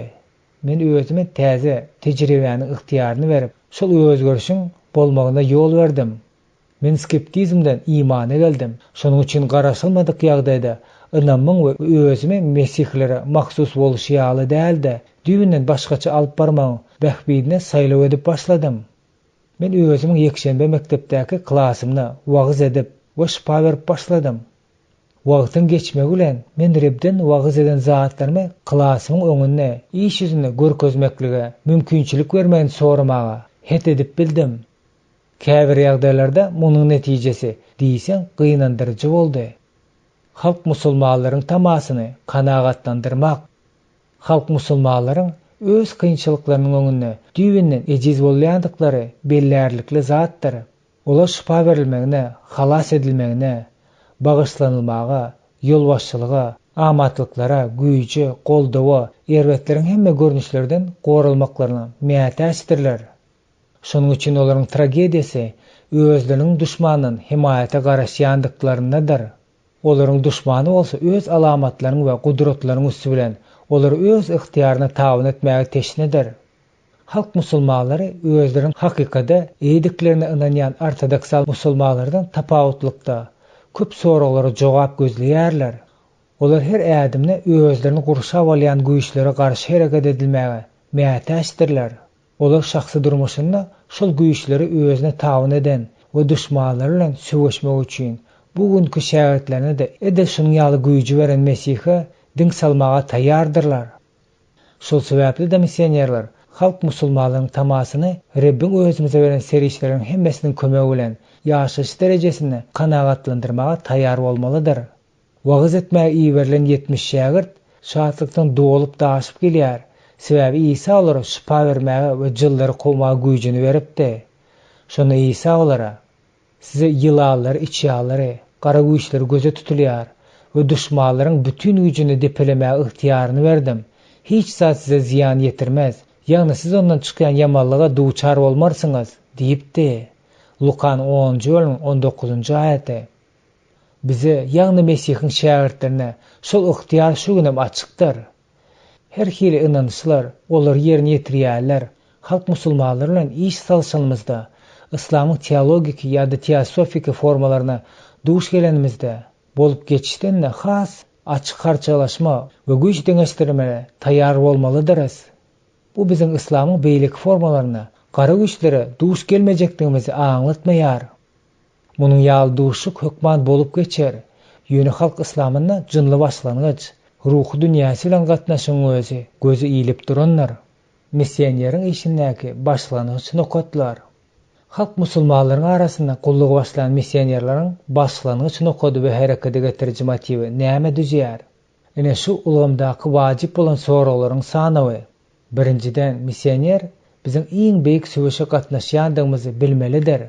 Mesihden hiçesen yüz öwürmejekdigini aýdan Petrus hem sözüni durup bilmänni. Mesihiň kömegi bilen ýende ruh güýje eýe bolan Petrus şeýle ýazýar: "Huşgar bolun, oýanyň. Ýagyňyz bolan iblis arlaýjy arslan kimin aýlanyp, ýuwutjagyny agtaryp ýörendir. Dünýäde dogollaryňyza şeýle görülen sataşýandygyny bilýäniňiz üçin oňa garşy imanyna berk duruň." 1 Petrusyň 5-nji bölümiň 8-nji 9-njy aýatlary. Biz özümiziň söwüşe gatnaşýandygymyzy duýmalydyryz. Düşman ýüregimizdäki ýa-da söwüşdäki tutuluşykda islendik ejizlik ulanmaga taýýardyr. Bu bolsa bizi hemişe huşgar bolmaklygy çagyrýanlar. Ikinciden, İsa öz durmuşynyň Rebbi bolmalydyr. Men ýende öz durmuşymda şunuň bilen baglanyşykly bolan wajyp zady başdan geçiren Petrusy ýüzlenýärin. Ýöne ýüregiňizde Reb Hudaý mukaddes edin. İçinizdäki umyt hakyny özüňizden hasap sorayan herkese her wagt jogap bermäge taýýar bolun. Şeytan imany ıraň atawranyna adamy nädip ýok etmelidigini gatygy bilýär. Petrus Rebbe garanyna adamdan köpräk gorkdy. Şonuň üçin hem berk durup bilmedi. İçinde bölünşik bolan islendik paçalyk, şäher ýa-da öý berk durmaz. İsa bu söwüşde biziň hereketlerimizi ýolbaşçylyk etmek üçin etmek isleýän komandirdir. Biz maksimal derejäçe oňa ýakynlaşyp, onuň ruh söwüşini özümize ýol örkezýän sesine juda ünsli kulak asmalydyryz. Missioner çüjede baryn edip günäden daşdy durmalydyr. Şeytan girer ýaly, üstüne açar ýaly, kalbymyzyň ejiz ýerini eýler ýaly, ýekiji de açyk kapyga almaly däldir. Onuň biziň ýanymyza gelmäge, hatta üstümizden ıhtiýar hem almagy bolan ýeketäk mümkinçiligini öz günälerimize bolup bilýändir. Paulus özüniň ýaş şagirdine şeýle ýazýar: "Egerde biri özüni bu awrasyz işlerden tämizlese, onu ol hormatly maksatlara, ýaraşykly, mukaddes edilen, hojaýyna peýdaly we her bir oňat işi taýýar gap bolýar." Yahya öz okujalaryna, oňa umyt baglan herkes onuň sap bolşýaly özüni saplar diýip ýüzlenýär. 4-njiden, missioner mukaddes ruhdan dolu bolmalydyr. İsa şähertleriniň ýokurdan güç geýdirilýänçe garaşmaklyga çagyrýar. İsa olara şaýatlyk etmäge güýjüni berjekdigine söz berýär. Paulus öz okujalaryna hemişe ruhdan dolu bolmaklyga çagyrýar. İzerlenýän ýaşynyk İsa Mesihiň ady bilen alamatlar we gudratlyk görkezmäge güç bermek üçin ýüzlenende hemmeler mukaddes ruh bilen dolup, batyrgylyk bilen Hudaýyň sözüni gaýratly sözlemäge başladylar. Mukaddes kitabynaky meşhur bolan gahrymanlaryň hemmesi de diňe Hudaýyň ruhynyň berilmegi bilen aýratyn ak pata alandan soň Rebbiň ady bilen beýik işler edip bildi. Diňe Hudaýyň ruhynyň güýji bilen Rebb üçin haýsy-da bolsa bir zat edip bolar. Bize hut mukaddes ruh hukuk berýär. Şol bir wagtyň özünde de halk musulmanlar bilen söwüş alyp barmakda ugur görkezýär. Şonuň üçin biziň duýgularymyzda, bilim sözlerimizde şöhlenmek bilen ruh adam kynçylyklaryny düzýän zatlarda köplenç birinji ýerde bolýar. Hudaý tarapyndan berilen bu aňyjylyk adatça şifa bermeler ýa-da jyllary kowmak bilen düşündirilýär. Mukaddes ruh biziň söwüşimiz üçin aýratan sylagy, ýagny ruhlary saýgartmany, şifa bermäni, imany, bilim sözüni, akyldarlyk sözüni, gudrat görkezmäni, peýgamberlik etmäni, başga dillerde gürlemäni we dilleri düşündirmäni berýär. Söýgüniň missionerlaryň durmuşynda birinji ýerde bolmaly. Adamlaryň arasynda bolany İsany duýgudaşlyk herekete getirdi. İsa adamlaryň çopansyz goýun ýaly pytyraňydygyny, alaşsyzdygyny gördi. Resul Paulus öz gullugyny düşündirende özüniň içki motivini şeýle açyp görkezýär. Çünki Mesihiň söýgü bizi mejbur edýär. Sebäbi bir hemmäniň uğruna öldi. Eýle bolsa hemmesi ölendir diýip hasap edýäris. Ol şeýle hem şöhrat umydy bolan Mesihiň içiňizdedigini bildirmek isledi. Biz ähli adamy Mesihde Hudaýy kämil hödürlär ýaly her kime öwüt öndüp edip, ähli kişi bütün akyldarlyk bilen tälim berip Mesihi wagz edýäris. Şoňa görä-de men onuň gudret bilen özümde işleýän güýjüne daýanyp, görüşip zahmet çekýärin diýip ýazýar. Onuň Mesihi söýgüsi helak bolan jallary gözlemekde, olaryň Mesihde kämil hödürleýän Hudaýyň beýik ygtyýary bilen berilen zatlaryň hemmesini etmäge de mejbur edýär. Halk musulmanlaryň yüreklerini gazanmaga dyrjaşanmazda biziň ýerine ýetirmeli wezipämiz hem mundan az bolup bilmez. 6-njysy ruhy urşunyň bu görnüşde iman zerurdur.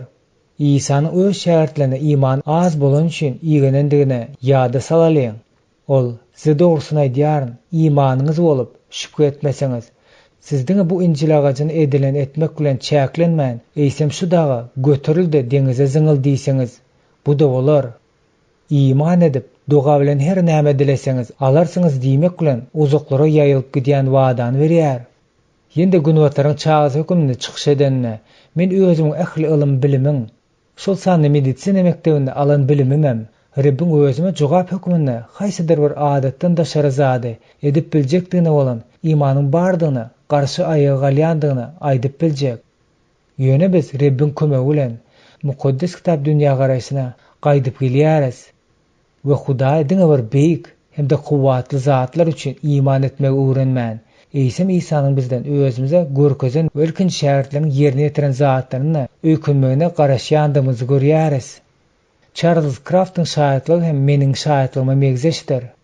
İlk bilen siz hakykatdan mukaddes kitapda aýdylan zatlary öwrenip başlaýarsyňyz, ýöne kim-kimden gudratly syýylyklaryň we ygtyýaryň özüňize şuny beýletýändigini düşünýärsiňiz. Sizdiňe özüňiziň az imanlygyňyzy ýok diýäýmelisiňiz. Men sizi halk musulmanlaryň durmuşyny özlerini tabyn edýän beýlik ruh jandarlar bilen güýçlenişde ýeňiş gazanmagyňyz üçin Hudaýa inanmaklyga çagyrýaryn. 7-njiden duga edilen we oraza tutulýan ýer. Ýokarda gurrun edilen iman hökman aňsatlyk bilen gelýän däldir. Munyň sebäpli özümiziň islegsizligimizdir.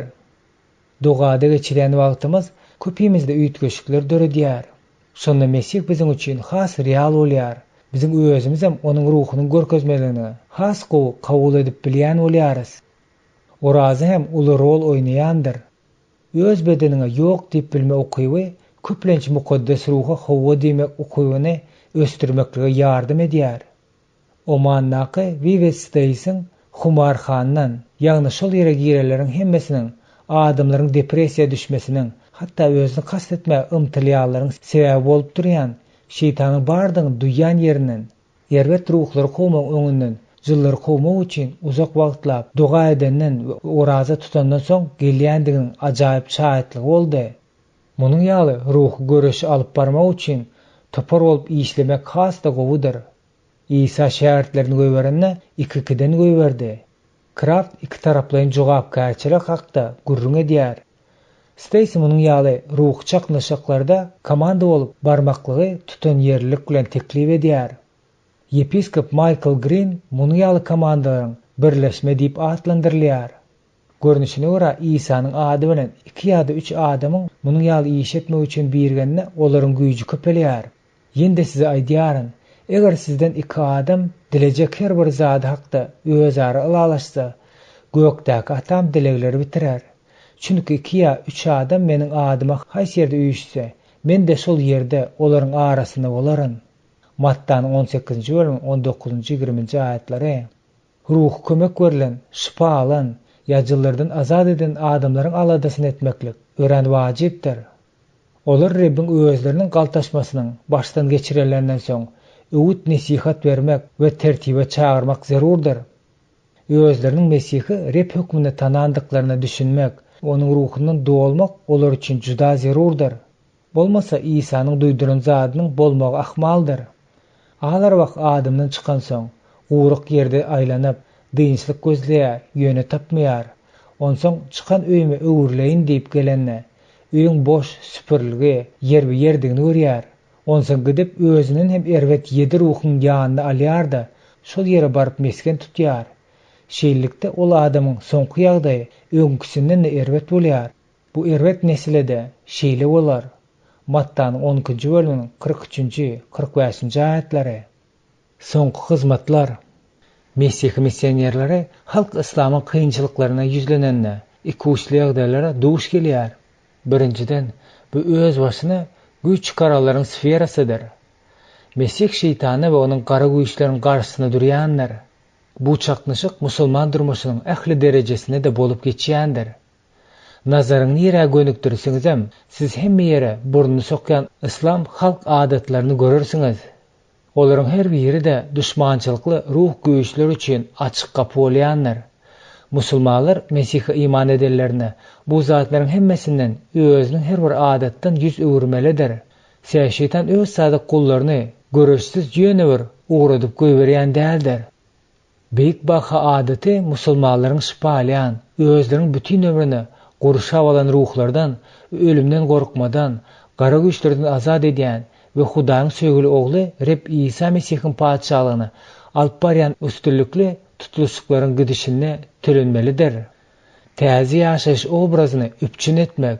Biziň ikinji etmeli işimiz bu täze imana gelen adamy özü üçin diýbeden täze bolan ýaşaýyş obrazyna, ýagny öňki, ýaňyja azad edilen ýaşaýyş obrazyna gysyp çykarmaga çagyrmaga, obraza geçmek üçin şertlerden üpçün etmekdir. Ene şu wagtda Paul Giverdiň beren diýsen ýerlikli düşündirişi. Biz beýleki diniň sistemasynyň anançylaryna we guramaçylyk strukturasyna egleşik etmezlige çagyrmalydyryz. Biz muny olara inanýan adamlara Mesih'e iman etmäge çagyrýandygymyza garamazdan etmelidiriz. Beýleki dillerde de aýyrmasy gerek däl bolan wajyp hakykatlar bardyr. Ýöne ol diller galan zatlarda Rebbe garşy baş galdyrandyrlar. Şonuň üçin olar öz işlerinden Mesih gelenlerine şeýle garşylyk görkezýärler. Halk İslamny eýrän adam bizde ýaşaýyşyň dünýädäki islendik ýerinden beýikdigini akyl ýetirmelidir. Mesih missionerleri, Mesih'in iň beýik güýji edigi, biziň gorkudan azat bolan durmuşda ýaşamaldygymyzy, özümizi gönükdirmäge, bize güýç bermäge, hatda düşmanlaryň hilelerini weýran etmäge ukyply bolan mukaddes ruhyň bardygyny görkezmäge çagyrlandyr.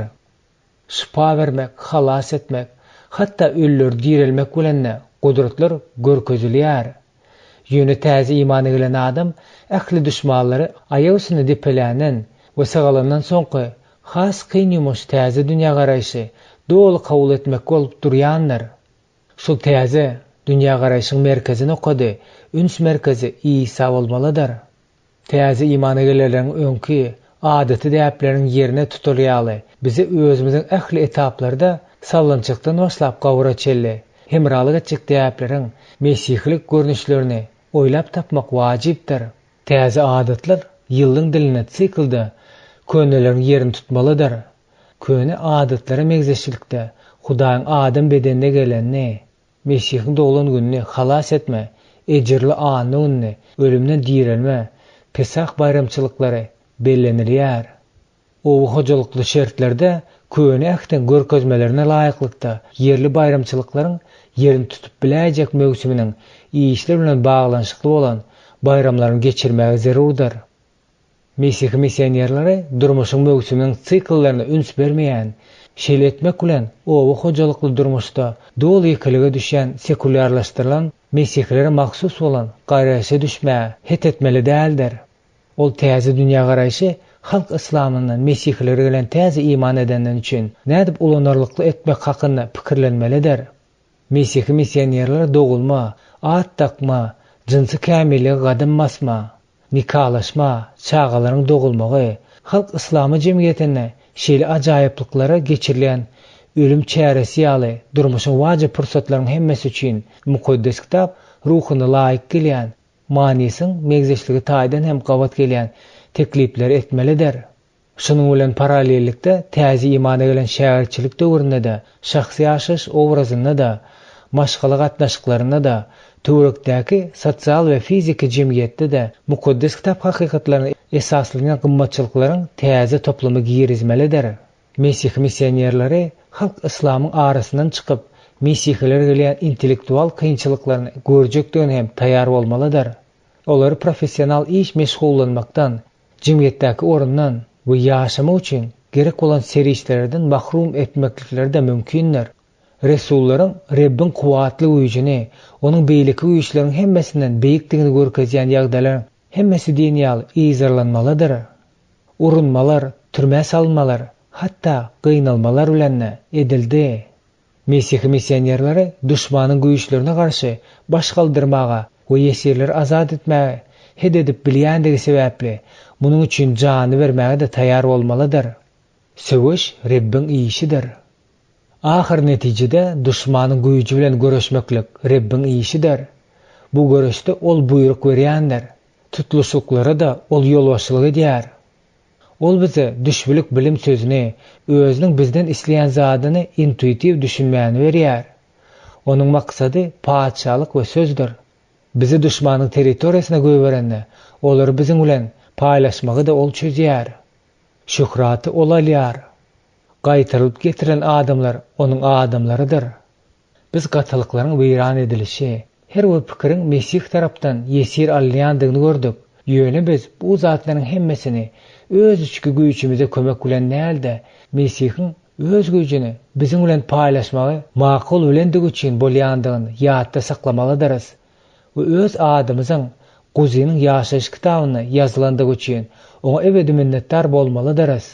Men şu baby ozul getiren salgılanman bilen jemlemek isleýärin. Ýöne ol şu ýerde has yerlikliräk bolýar. Çünki biz bu dünýäde gezýän hem bolsak, dünýäde ýollar boýunça söwüşýän däldiris.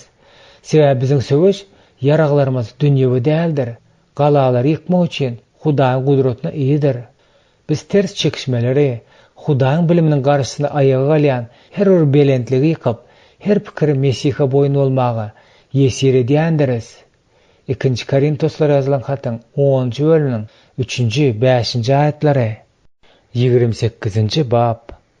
İsa we Ahmediler, äga bolun, sizi aldymasyllar. Çünki köpler men Mesih diýip meniň adym bilen gelerler. Köp adamlar aldarlar.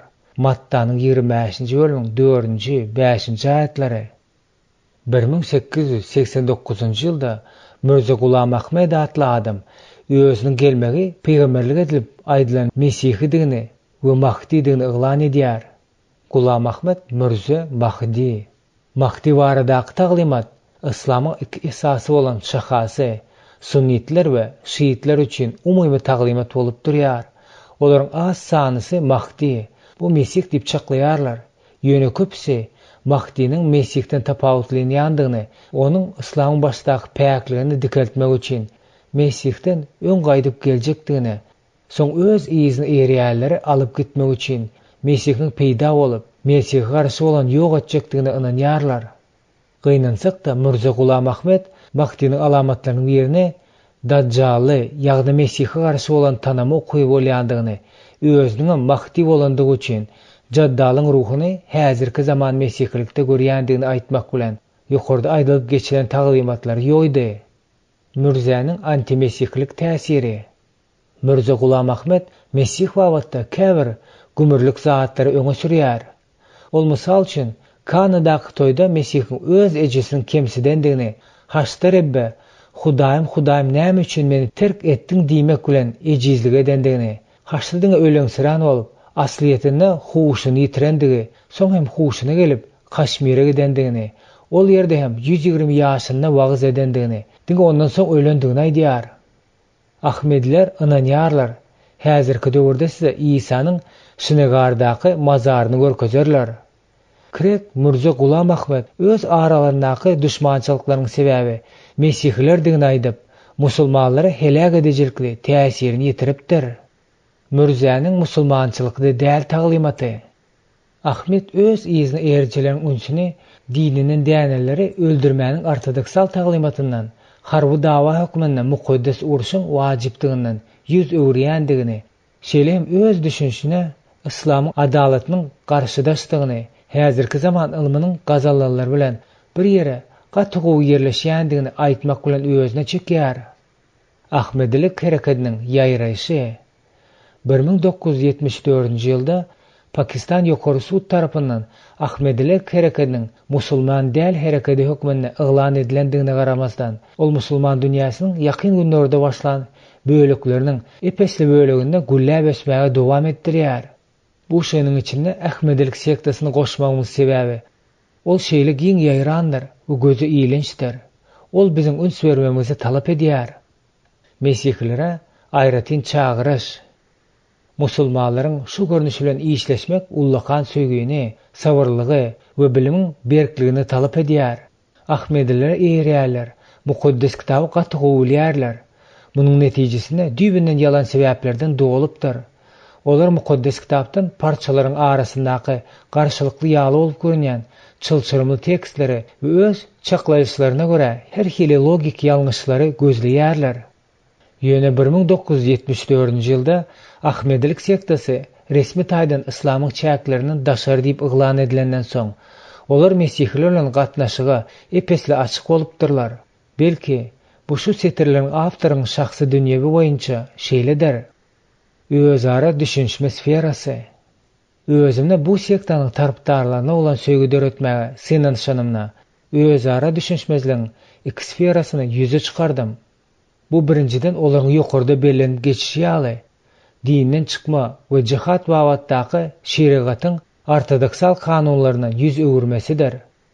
İkinciden, diniň häzirki döwrüň tehnologiýasynyň we ilmiň täze gazananlar bilen bir ýere sygyşýandygyny görkezmäge edýän synanyşygydyr.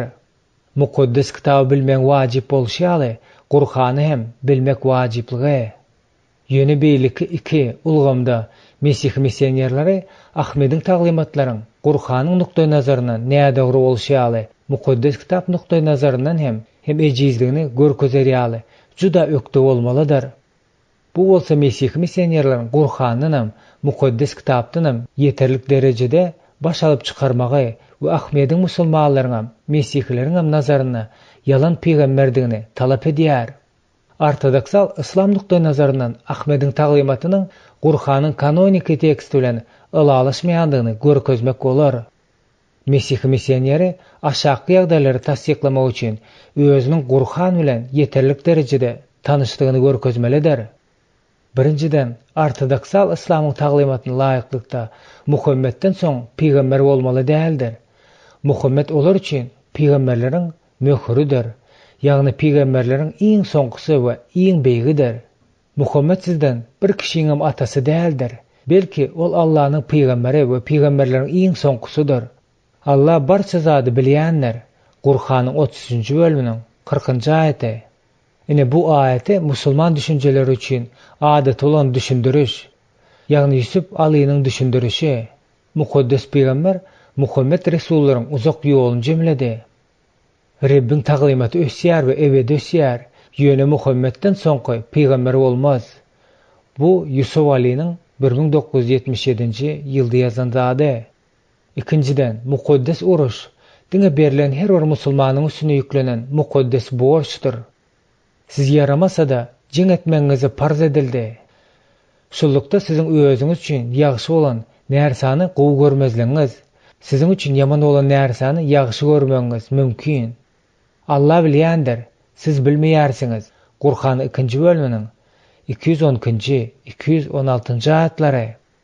Üçüncüden, ortodoksal islamyň diniň däýenmeklik hakykatdan ölüm jezasy bilen jezalandyrylýar. Eger ýüze urseler, olar gören ýeriňizde öldüriň we olara dost hem kömekçi hem tutmaň. Qur'an 4-nji bölüm 89-91-nji aýatlary. Meşhur musulman düşündürüjisi, adata garaýşlaryň wekili Baydawy şu parça hakda şeýle ýazýar. Kim öz dininden gizlin ýa-da açaçan ýüze urse, onu tutuň we öldüriň. Onuň ýalyları kim tapsa, edil beýlik hudaýsyzlyklary öldüren ýaly öldürsinler. Ahmediler kimiň mertebesine dayanýar. Ahmediler anan ýalyları hemişe siziň bu giňsi taglymatyňyz kimiň mertebesine dayanýar diýen soragy berýärler. ortodoksal islamnaky ýekidäki resmi mukaddes ýazgylaryň, ýagny Qur'anyň Ahmedilerin dayanan mertebesi däldigine göze görünip duranlar. Mürje Mesih. Ahmedilerin Mesihlik taglimaty hemme zatyny öňürti. Mürje Gulam Ahmediň gaýdyp gelen Mesih bolmaklygy diýen dalaşgärligi hakynda gürrüňedenne Mesih missioneri sabırlyk görkezmelidir.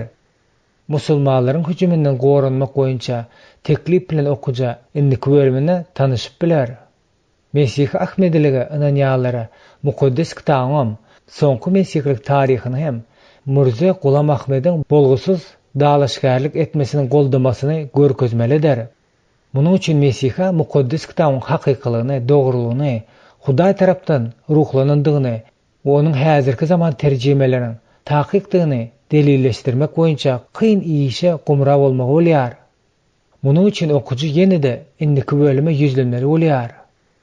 Mesih missioneri mukaddes kitabyň hakykylygynyň deliller bilen suud edenden soň ony Mürje Gulam Ahmediň manisiz dalaşgärligini inkar etmek üçin ulanyp biler. İlk bilen Mesih'i hakyky mukaddes kitap peýgamberleriň häsiýetnamasyna seretmelidir.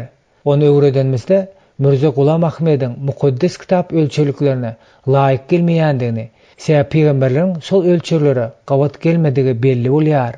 Mundan başga da mukaddes kitabyň we mukaddes taryhyň esasyna İsa'nın hakykatdan hem haçda ölendiginiň, jaýlanandygynyň, ölümden dirilendiginiň we göge alınmazyndan öň ýüzlerçe adamlara görünendigini, o İsa'nın Pentekost gününe özüne inanýanlara mukaddes ruhy, has takygy şol günne biziň bilen bolýan mukaddes ruhy iňdirendigini inkar edip bolmajak suutnamasyny görkezmek Mesihlik missionere kyn düşüp durmaýar. Şifa berilmegi, halas edilmegi, o gudratlaryň görkezmeligi, onuň paçalygyň we kanunlaryň hakykatynyň bardygyny hakyky suutnamasy bolup gullyk edýär. Ahmediň özüniň gaýdyp gelen Mesihligini aýdyp biderek dalaşgär edýändigine paş edenne Mesihiň ikinji gezek gelmegi barada peýgamberligi gurrun berme. Ahmediň eden dalaşgärleriň ne derejede akmaklykdygyny aňsatlyk bilen görkezip biler. Biz mysal üçin Mesihiň ikinji gezek gelmeli barasynda gurrun berýän aşagdaky aýatlar ulanmaklary maslahat berýäris.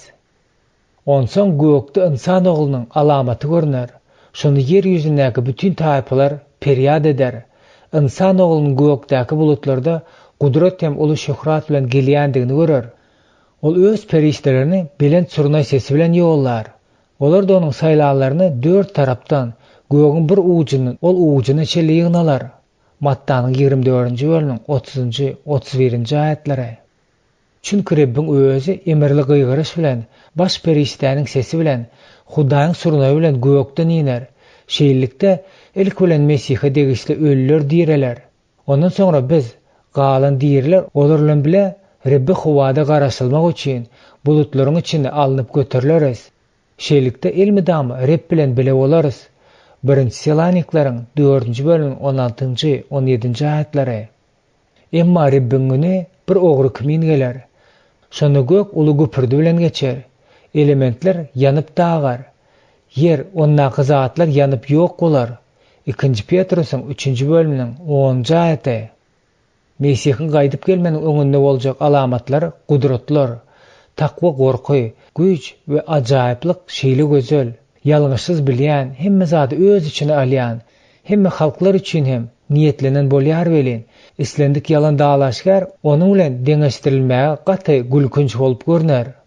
Ahmediligi eýilýän adamlaryň düzgün boluşýaly, gany gyzma we ökde jedelçi bolýandygy sebäpli Mesih missionerler gowy taýýarlykly bolmalydyr we ýazgy wagtda bilim ussatlyk bilen ulanyp bilmelidir. Ahmedilik ýeňilip bilinär. Ahmedilik 3 sebäbe görä ýeňilip bilinär. Birinciden oňa ýeren pozisiýalar Qur'anyň nukta nazaryndan seredeniňde ejizdir. Olaryň öz esaslandyryjylaryň düzmeleriniň başga nähili bir dayanýan zady berk esasy ýokdur. Ahir netijesinde olar Qur'any esas tutarok hökmünde bir ýam inkar edipdirler. Ikinciden olar resmi taýdan islamny daşary diýip yglan edildi we tutuş musulman dünýäsinde musulman däl diýip hasaplanylýar. Başga sözlerle aýtsak, olarda islamyň içinde hakyky bazasy ýokdur. Olar daşlaştırılan topar hasaplanılýar. Hatta ortodoksal musulmanlar tarapyndan beýliklere seredenmizde has güýçlirak ýyzarlanýar. Özleriniň daşlaşýandygyny duýmaklyk olaryň köpsini Mesihi dostlar bilen görleşik açyk edýär. Üçinjiden, olar häzirki döwürde mukaddes kitap bilen diýsen gowy tanışdyrlar. Olaryň mukaddes kitap babatdaky bilimi öz taglimatyny döretmek üçin ulanýandygy sebäpli Mesih missionerler Ahmedileri mukaddes kitap onama münasipdigini görkezmek galýar.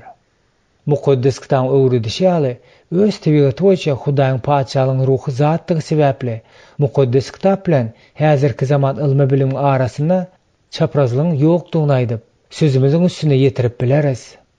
Bu bolsa Mirza Gulam Ahmediň şahsy taglimatynyň başlanyç nokotlarynyň biridir. Elbetde, gollugymyzyň ýokarda görüň edilen prinsiplerimiziň hiç birini de ýatdan çykarmaly däldiris. Biz öz ýakynlarymyzy söýmeli deriz. Adama mahsus bolan mätäçligine kömek etmeli deriz. Mukaddes ruhyň güýjüne şahitlik etmeli deriz. Şol wagtyň özüne de özleriniň hormat goýan ýalan peýgamberiň çalyşdyran çeşmegininden halas etmegini sorap, Rebbi dileg etmeli deriz. 6-njy bab. Jedeller ulgamy, giriş. Musulmanlar gadim döwürden bäri Mesihlik inamynyň esas taglimatyny we mukaddes kitabyň hakykatdygyna şüphe astyna salmagyna synanyşyp berýärler. Olaryň ejiz gelýän göz astyna hiç ýeli esasy bolmadyk aýplamalary biziň gaharymyzy getirip, bizi jedelleşmäk islegdir edip, gazaplandyryp biler. Eger şeýle etseňiz, olar özleriň mamly däldiňizi inandyrmagy synanyşýandyňyzda, siz özüňizi erk etmeýäniňizi ýitirersiniz. Mesihi biziň inamyza we mukaddes ýazga hüjüm edýän musulmanlar bilen gürrüňdeşlige başlamazdan öňürti aşaky prinsipler ýatda saklamalydyr. Ýatda saklaň musulmanlaryň kalbyny sözümüz bilen näde, ýeşimiz bilen gazanmak aňsat düşýändir. Diňe durmuşyňyzda Mesihiň bolmaly musulman hakykatdanam Mesihlige çekip biler. Biz jogap bermäge çagyrlandyrys. Musulmanlar bizden şoňa garaşýarlar. Asliyetinde musulmanlary Hudaýa degişli bolan garaşlarymyzdaky batyrlyk gaýran aldyrýar. Mukaddes ýazgylardan siziň şuň ýaly çakşynyklara taýýarlanmaga ýardym etip biljek parçalar getirýäris. Ýöne ýüregiňizde Reb Hudaýy mukaddes edin, içiňizdäki umyt hakyny özüňiz hasap soraýan herkese her wagt jogap bermäge taýýar bolan. Muny ýumşaklyk, saýhallyk bilen edin. Mesihidäki ýagşy ýaşaýşyňyzy yamanlaýarlar, erwet iş edýärler hökümine size garşy geplerlerini utandyrar ýaly. İnsamyňyz päk bolsun. 1 Petrusyň 3-nji bölümiň 15-nji 16-njy aýatlary. Siziň üçin iň esasy zat ähli işleriňizi we pikirleriňizi Mesihe tabyn etmekdir. Mesih biziň Rebbimizdir. Musulmanlar näme maksat bilen beýledýän bolsalar da, olaryň hüjümleri ahyr netijesinde Rebbe gönükdirlendir. Diňe Rebbe tagzim etmek we ähli pikirlerimizi oňa gönükdirmek bilen biz kiçigöwürlik hem hormat bilen jogap berip bilerýär, içki iman tapyp bileriz. Inniki parçada öz musulman garşydaşlaryna garşy çykýan Mesihiň öwretmeli bolan gylygy aýdylyp geçilýär. Rebbiň guly dawalaşmaly däl, hemmelere mülakatly, öwretmäge ukyply, sabırly bolmalydyr. Özüne garşy bolanlary ýumşaklyk bilen ýola getirmelidir. Hakikaten bilimine yeter ýaly. Hudaý olary belki bir towa ýoluna açar. Şeýle bolar aýylyp, islegi ýerine ýetirmekleri üçin özlerini tutsagan iblisiň duzogyndan gutular. 2-nji Timoteýyň 2-nji bölümiň 24-nji 26-njy aýatlary. Kiçik öwürligi ýalňaşan musulmanlary öwredip bilmezekini bilen birikdirmek gerekdir. Bu bolsaň öz nädor ýolundan ýol çekenni çyn towa edip hakykatdanam hakykatan ýandygyny görme eslegi bilen edilmelidir. Biziň hakyky düşmanymyz däldi, şol musulman nähil etse de edip öz erkine tabyn eden şeytanlar. İsa'nyň Lukanyň hoş habaryny meni tutsaklara azatlyk ılan etmägi berdi. Lukanyň 4-nji bölümiň 18-nji aýaty. Pawlusyň Timoteýe ýazan hatyna bize üstünlüğün asla wada berilmeýändigini, işimiz Rebbiň erkine tabyn etmelidigimizi duýdurýandygyny belläliň. Biz ize çekilmeli däldiris. Ýöne adamyň ýüregiňde Hudaý ütgüdip bilýändir. Biziň üçin wajyp bolan 3-nji parça Kolossiýalara hatdan alınandyr.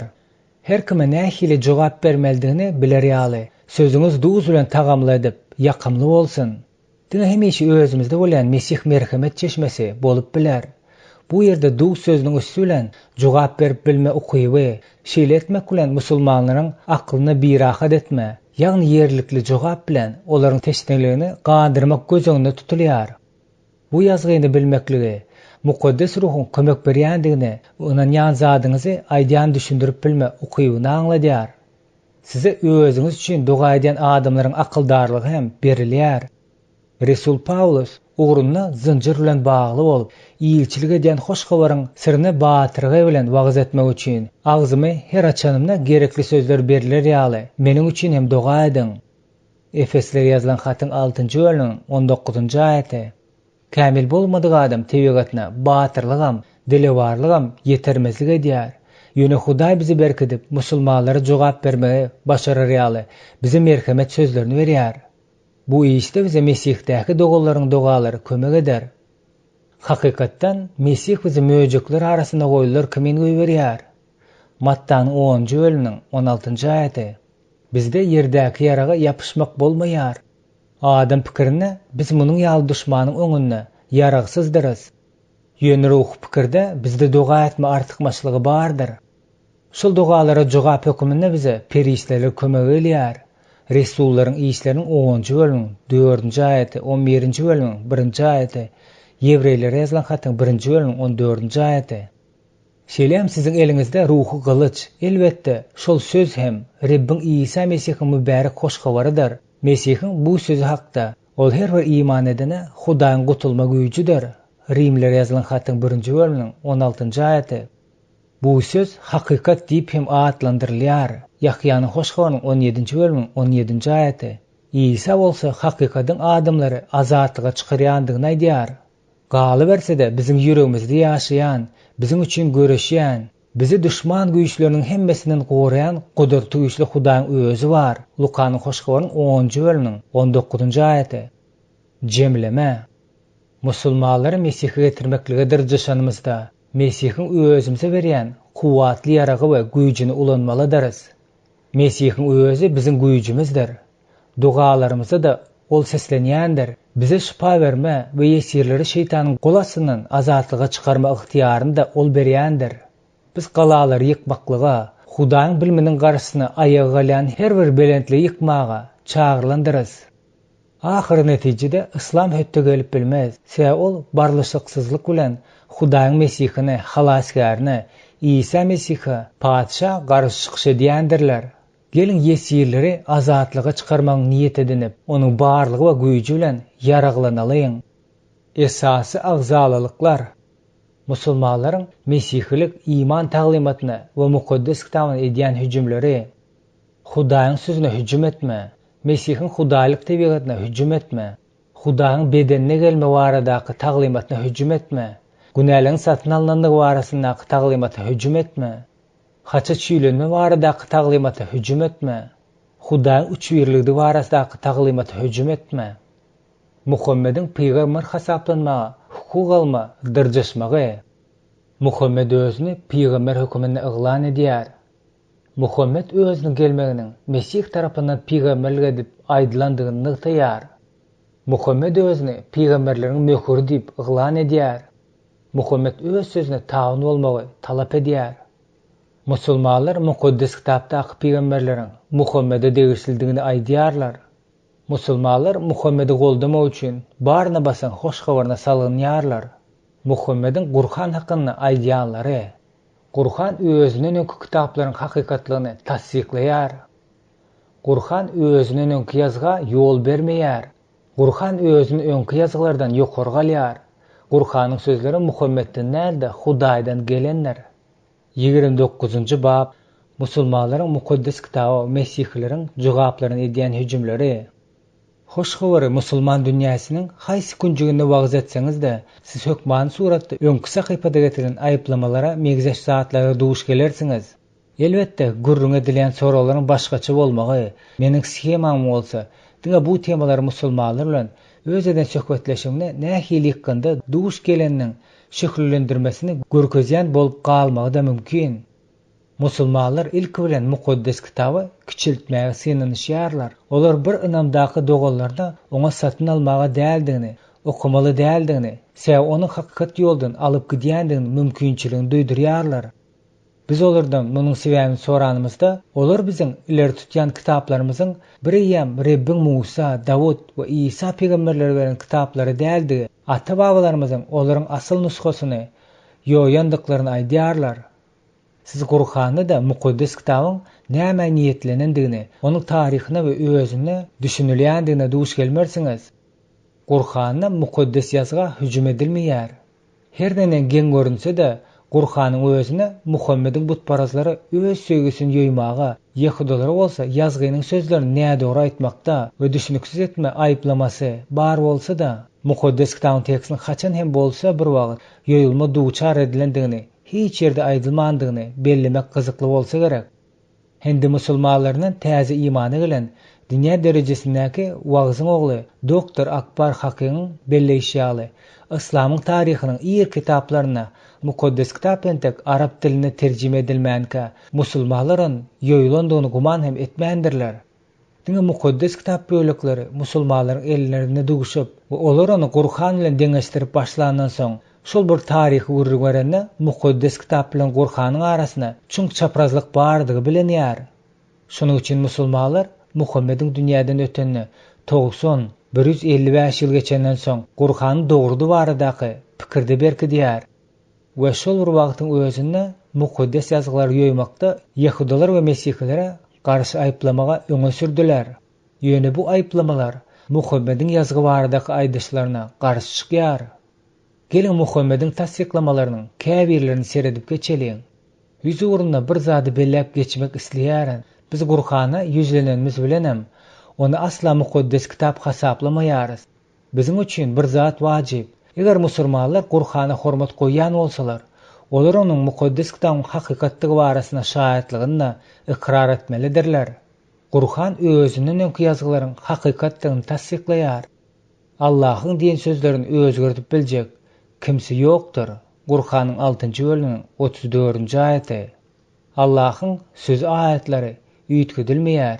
Ene şu bar nygmatlary gazanmak uly bagytdyr. Qur'anyň 10-njy bölüminiň 64-nji 65-nji aýatlary.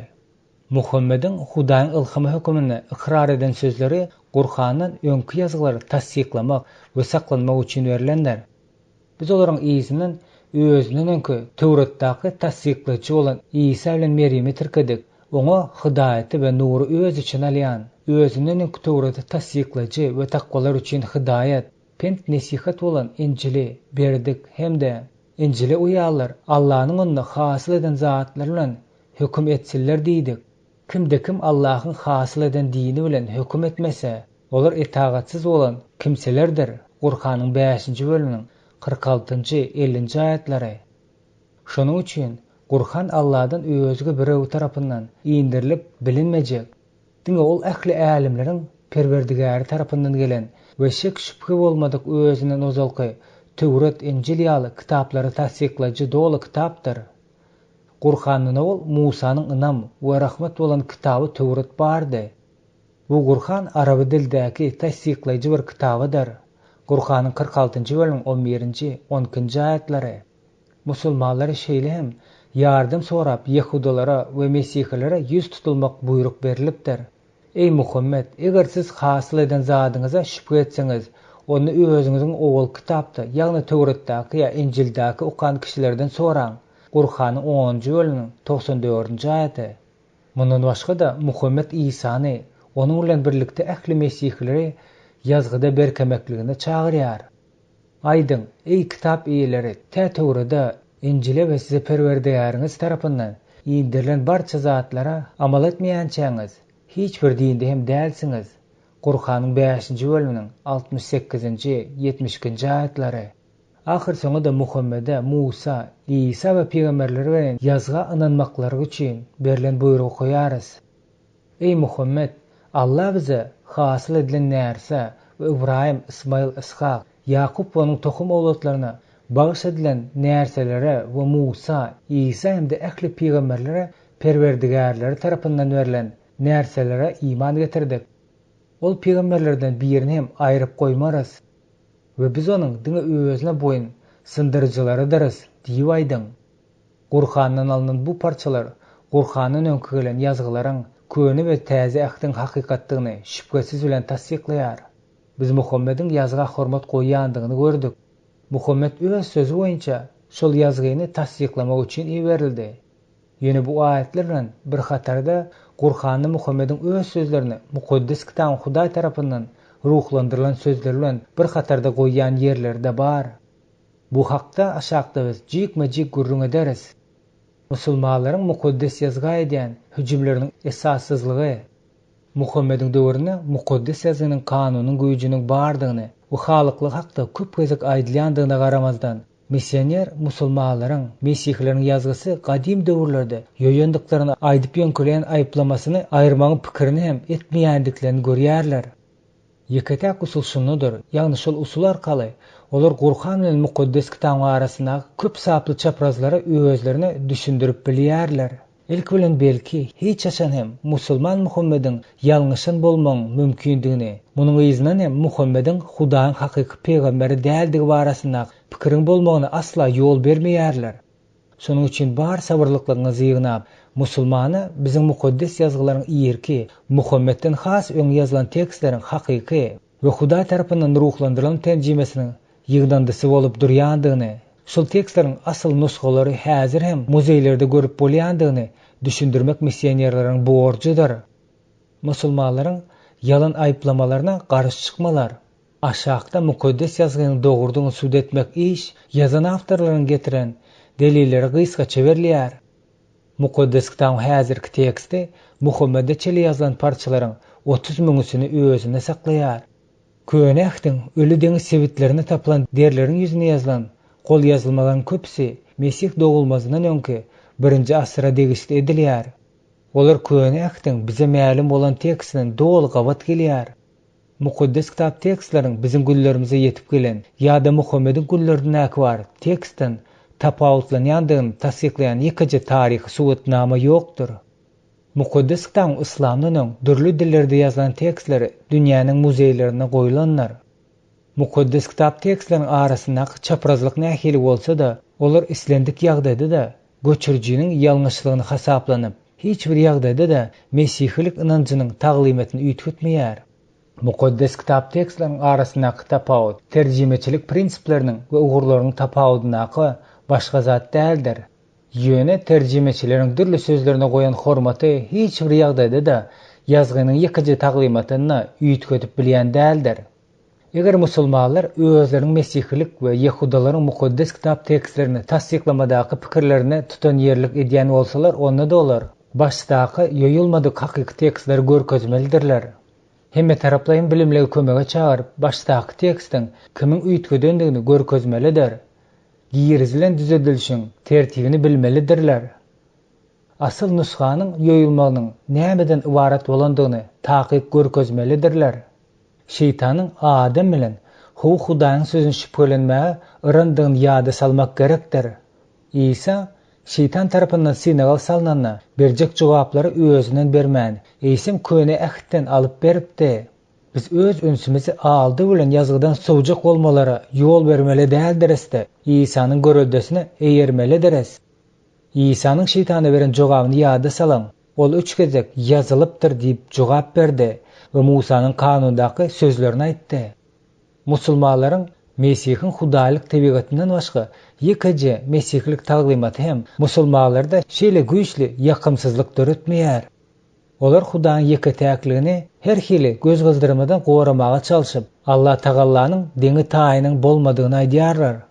Muhammed islendik beýleki jandaryň Hudaý beýrikmesini ýuwup bolmaýan, günah bolýandygyny aýtmak bilen gatydaşy edýär. Elbetde musulmanlar İsa'ny diňe peýgamber hasaplaýarlar. Has takyklastyryp aýtsak, İsa Gurhanyny agzalyp gelýän peýgamberleriň hemmesinden hem beýik hasaplanylýar. Şeýle de bolsa iň soňky peýgamber İsa'nyň bary ogy peýgamber bolandygyny tyýar. Gurhanyň Mesihiň Hudaýlyk tebigatyny inkar edýän parçalaryny, käbirlerini seredip geçeriz. Allah Meryem ogly Mesihdir diýen kimseleriň dinden çykandygyny anykdyr. Ey Muhammed aýdyň, Eger Allah Meryem oğlu Masihi, onun enesi ve yerdäki barça kişiler helak etmek istese, kim Allah tarapyndan olan çağany gaýdyp alyp biler? Kur'anyň 5-nji bölümiň 17-nji 19-njy aýatlary. Bu ayette Muhammed diňe bir Rabbimiz hudaýlyk tebigatyna garşy çykman, eýsem eslese Allahyň Mesihi helak edip biljekdigini aýdyp daşa gidýär. Mesih bilen ata Hudaň ebedilikden öňden bäri birdig barada hakykat Muhammede düşnüksiz bolup galýar. Mesihiň hudaýlyk tebigatyny inkar edenlerine musulmanlar Kur'anyň Hudaýda oğlun bolup bilmejegi baradaky aýatyny dayanýarlar.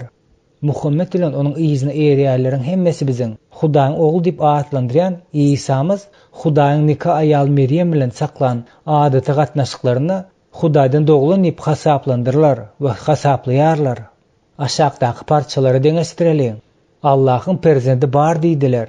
Allah bularyň bet gumanlarynyň bütünleri päkdir. Çünki yer we asmandaky nerseler Allah degislidir. Hemmesi oňa boyun sinýarlar. Nasırlar İsa Masih Allah'ın oğludur diýdiler. Bu olaryň dillerindäki gepleridir. Olar hem owal kapır olan kimselere meňzeýär. Olar Allah näletligi, nähil ýalňyş ýandyklaryny bilseler-de. Kur'anyň 9-njy bölümiň 30-njy aýaty. Allah üçin özüne çağa almak laýyk däl. Oňa alkyş bolsun. Ol beýle noksatdan päkdir. Ol bir iş etmek islese, oňa diňe bol diýer, bes bolar. Ey Muhammed aýdyň, ol Allah birdir. Ýagny onuň hiç ýeli şägirdi ýokdur. Ol ýeketäk ýalňyzdyr. Allah ähli hajatlar bilen gözlenicidir. Ýagny ähli hajatlar ondan soralýar, emma ol hiç kime mätäç däldir. Ol doglanam däldir, dogranam we hiç kim oňa deň barabar däldir. Kur'anyň 110-nji bölüminiň 1-nji 4-nji aýatlary. Getirilen bu parçanyň hemmesini bir zat hakda gurrun edýär. Olar Muhammediň Hudaýyň ýeketäkligini edilýän ähli hyýanatçylygy, Hudaýyň köpligi wagtdaky ideýanyň hemmesini nähili gawanjyk bilen sırıp süpürüp taşlaýandygynyň şahitlik edýär. Hudaýyň oglu bolan ata hökmüne ikrar etmeklik Muhammed üçin Hudaýy dil ýetirmek bolupdyr. Hudaýyň ogul dograndygyny ikrar etmeklik bolsa, onuň şöhratyny peseltmek aňladypdyr. Allah diňe aýtsa, iş öz-özünden bolýar ahyren. Allah dogulmadam, dogurmadam. Bu her nenen gen galdyrysy bolsa da, Kur'anyň käbir aýatlaryna İsa hakda peýgamberler hökmünde däl-de, peýgamberden uly bolan keramatly hökmünde gurrun edilýär. Mysal üçin Muhammedem musulmanlaryň hemmesi de İsa'nyň gyzdan doglandygyna hormat goýýarlar. Aşağıda getirilen parçalarda siz İsa hakkındaky hayran kaldırıcı tasdiklamalara duş gelersiňiz. Peristeler Meryem'e, ya Meryem, elbette Allah seni aýallar içinden saylap aldy we päkledi, hem de seni ähli älimleriň aýallaryny afsal kıldy. Kur'anyň 3-nji bölüminiň 37-nji 42-nji aýatlary. Ýatlaň ey Muhammed, peristeler. Ya Meryem, elbette Allah sana özünün sözünü hoşbaş edip berip, onun adı Almasin İsa bin Meryem olup, dünya ahirette avrili ve Allah'ın yakınlarından olar. Kur'anyň 3-nji bölüminiň 40-njy 45-nji aýatlary. Bu yerde diňe bir İsa'nın çirksiz döreýişi ikrar edilmäni, eýsem onuň Hudaýdan gelen sözdigini, bakyatda Hudaýa ýakynlaşandygyny aýdylýar. Kur'an İsa'da diňe Hudaýa mahsus olan beýlik häsiýetleriň bardygyny ikrar edýär. Men size Perwerdigäriňizden aýat delil getirdim. Men size palçykdan guş misalyny ýasap, oňa çüfledim. Ol Allahyň içinde neredasy keramatly bilen hakyky guş bolýar. We ýende kör, pis näsaglary sagaldyp bilerin. Allahyň ýydy bilen ölen diredip bilerin. Hem de sizde iýän we öýleriňizde saklayan näseleriňizi aýdyň bermäge kadyrmen. Kur'anyň 3-nji bölüm 43-nji 49-njy aýatlary. Bu yerde İsa hakda yaratmaga, sırkawlary bejermäge we ölüleri diretmäge ihtiýary bolan, hem de adamlaryň başga ýerlerde edýän zatlaryny görmesiyle bolan kişi hökmünde gurrun edilýär. Aşağıdaky aýatda biz İsa'nyň göwekleri Hudaýyň ýanyna diýiligini alındygy barada okap bilýäris. Belki Allah'ın öz huzuruna göterendir. Allah kudret iyisi bolan danadır. Kur'anyň 4-nji bölüm 156-njy 158-nji aýatlary. Endiki parçada biz iýam aýdylyp geçirileriň üstüne doldurma hökmünde İsa'nyň Hudaýdan çykan ruhdygyny hakda okarys. Ey kitap eýeleri, İsa'ny Hudaý diýmek bilen dininizde hetdiňizden aşmaň. Allahyň şanyna bolsa, diňe hak söz aýdyň. Elbetde Meryem ogly İsa Masihdiň Allahyň peýgamberidir. Onuň Meryem'e etiren sözüdir. Hemde onuň tarapyndan bolan ruh bolany. Kur'anyň 4-nji bölüm 169-njy aýaty. Başga bir ýerde biz İsa pek oglan ady bilen we Mesihi hemme adamlar üçin göberilen alamat, Hudaýyň merhametinden habar berýän alamat hökmünde hormatlanýandygyna duş gelýäris. Cebrail aýtdy: "Gorkmaň, men sana diňe bir peksiz ogul bermek üçin Perwerdigäriň ilçisi bolany." Kur'anyň 19-njy bölüm 19-njy aýaty. Cebrail aýtdy: "Şeýle Perwerdigäriň bu iş maňa aňsatdyr" diýär. Biz ol çağan adamlar üçin ayet muzcuga we öz tarapymyzdan rahmet nazar edýäris. Bu biten işdir. Ýöne öz namys saklan aýaly, ýagny Meryem ýatlaň. Biz öz tarapymyzdan olan ruhy oňa üfledik. Ony hemde ogluny İsany ähli älemler üçin ayet ibrad etdik. Kur'anyň 21-nji bölüminiň 91-nji aýaty. Bu parçalaryň hemmesini de İsa biziň öňümizde döretmäge, şifa bermäge, hatda ölümden de diriltmäge ihtiýary bolan Mesih hukmyny ör boýuna galýar. Ol Hudaýyň sözü, Hudaýyň ruhy, peksiz oglan, älemler üçin alamat diýip atlandyrylýar. Bu dünýädäki şöhrat we tagzim oňa degislidir. Ol o dünýäde bolsa Hudaýa ýakynlaşdyrylandyr. Bu misallar musulmanlarda uly kynçylyk töredýär. Bizim görüşimiz ýaly Muhammed bir tarapdan Mesih diňe Resul hökmünde kabul edýär. Ýöne şol wagtyň özünde de oňa diňe Hudaýa degisli bolan häsiýetleri, gowy işleri we ukyby degisli edýär. Şonuň üçin Kur'an bilen aldy osalýan musulmanlar bilen iş salşanyňyzda öňürte olary şu misalları görkeziňne, olary düşündirmeklerini haýyş ediň. Olaryň käbirleri bu aýatlary göçme manysynda düşünmegi aýdyp jogap berer. Beýlekisi bolsa haýrangalar da İsa'nın asliýetine kim bolandygy hakynda pikirlener. Doktor Akbar Hakim pikir boýunça Kur'any İsa'nın adamlyk tebigatynyň behbidine bolşýaly, Hudaýyk tebigatynyň behbidine bolan deliller hem saklanylýar. Ýöne öz wagzlarymyzda, Kur'any ulananmyzda biziň mukaddes ýazyk üçin işleýändigimizi hemişe ýadyňyzda saklaň. Kur'an musulmany mukaddes ýazga hormat goýmagy çagyrýar. Şonuň üçin siz hem ýazgyda İsa hakda näme diýilýändigini bilmekde oňa kömek etmelisiňiz. Elbetde siz ýazgynyň Mesihiň Hudaýlyk tebigaty hakynda görürmärän ýerlerini gowuja bilmelisiňiz. Wagtyň geçmegi bilen siziň hemmäňizde de mukaddes kitap parçalarynyň toplumy peýda bolar. Şol sebäpli de aşagdaky teklip edilýän sanaw öz başyna bir başlangyç nokat bolýar. Bu aýatlar musulmana has peýdaly boljak salgylamalar hökmünde saýlanyldy.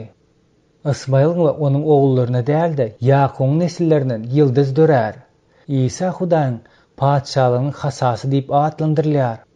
Men paçam mukaddes dağ Sion üstünde oturdurym diýer. Mundan soňra miras hökmüne, sana milletleri, mülk hökmüne, ýeriň uwuşlaryny bererin.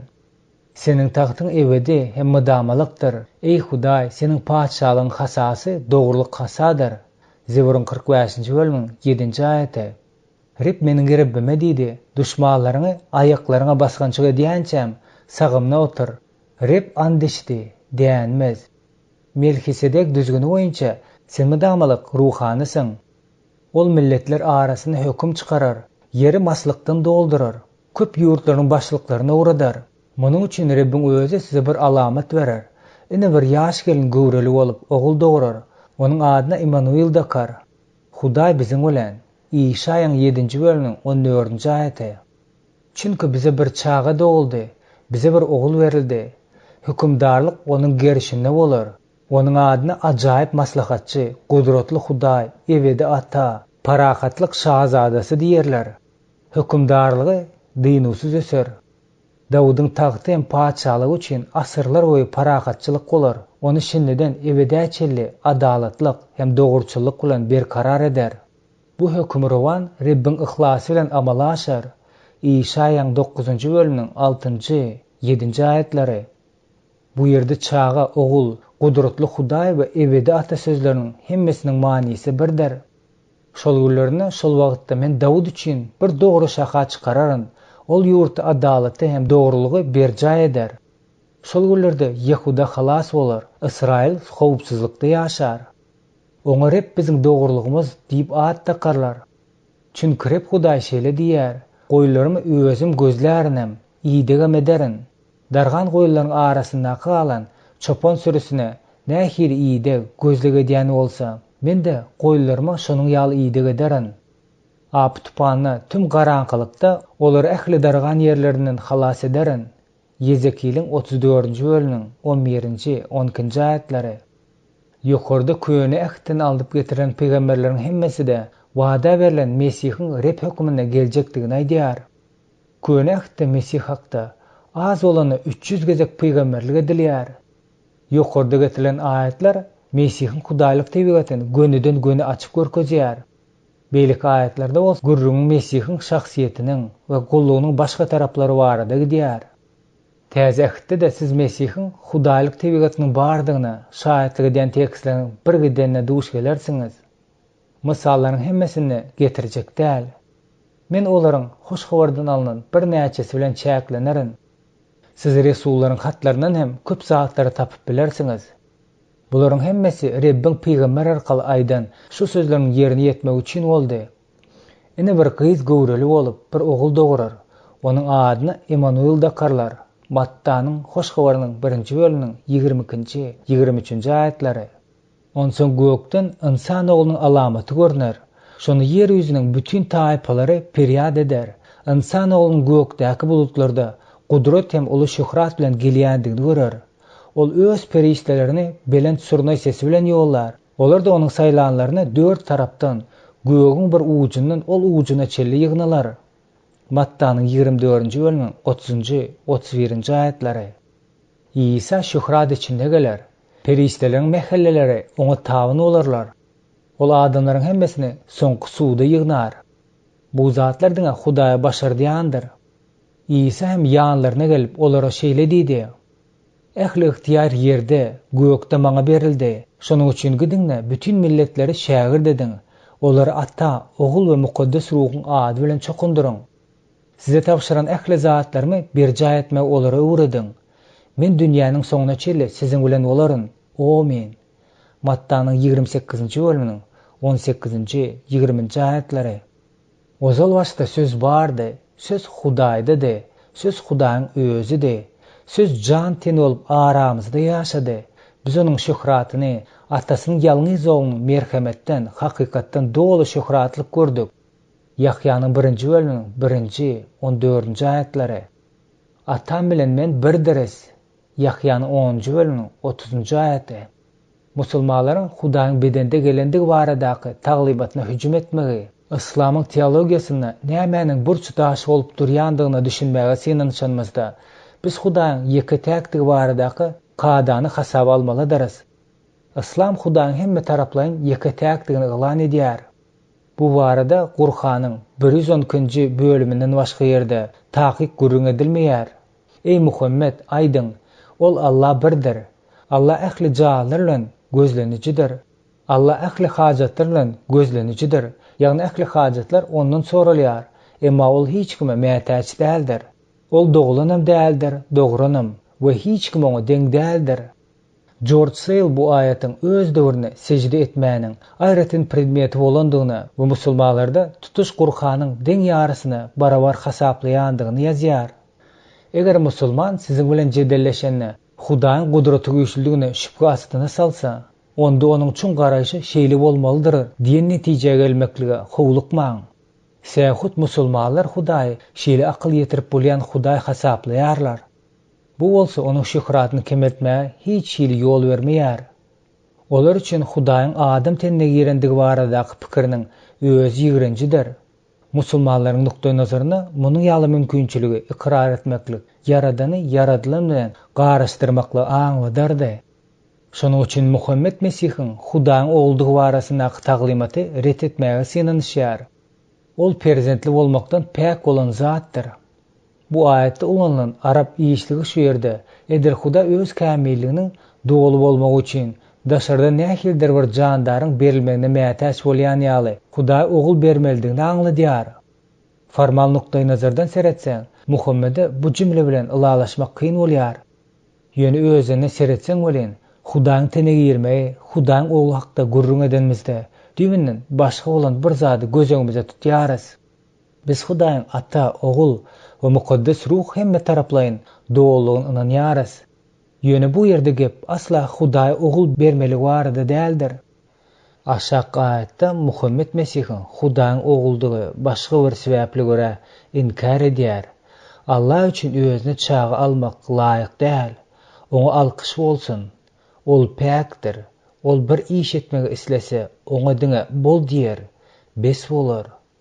Bu parçada Hudaýyň ogul edmek üçin adaty, adamynyň usullary, sekular gatnaşygyny ýüz urmaga mätäç bolmadyk kuwwady ideýasyny beýan edilýär. Oňa diňe söz aýtsa besdir. Şol ýok zadym janlylyp başlaýar. Biz bu pikirde Gurhan bilen ylalaşyp bileris. Ýöne barbyr musulmanlaryň ogulunyň ata we mukaddes ruh bilen ebedi birdigini bilmeýändigini gözüňe tutýarys.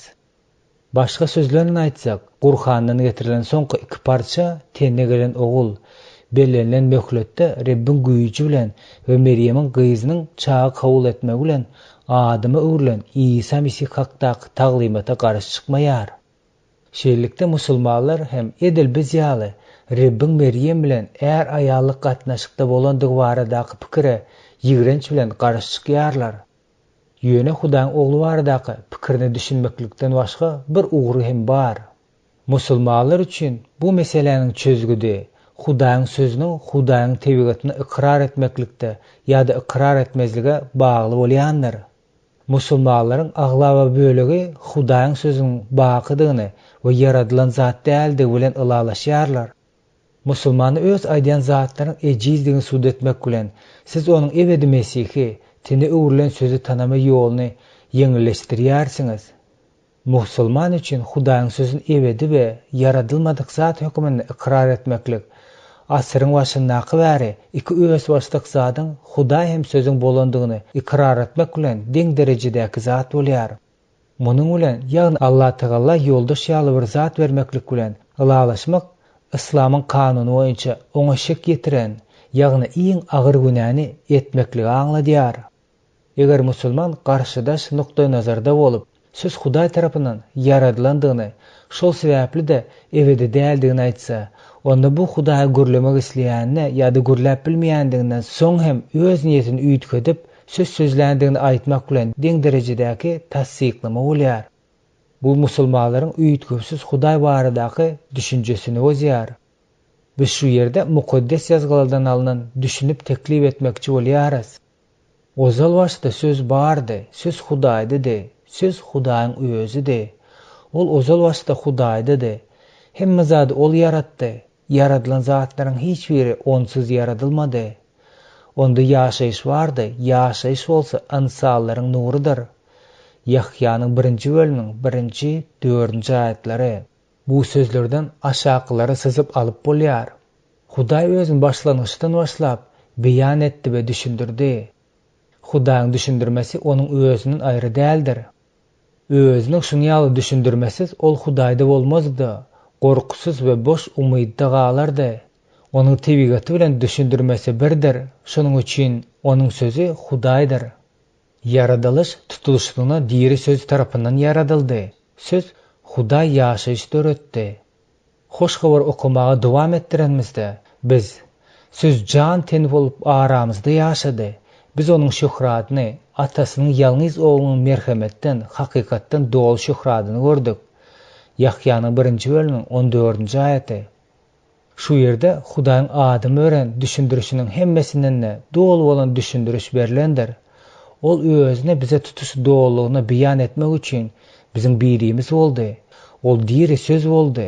Yevreylere hatın avtarı bu tema şeýle düşündirýär. Ol soňky wagtlarda hem bar zadyň miraşçysy edip belläni, olar kaly älemi yaradan ogulna biziň bilen gepleşdi.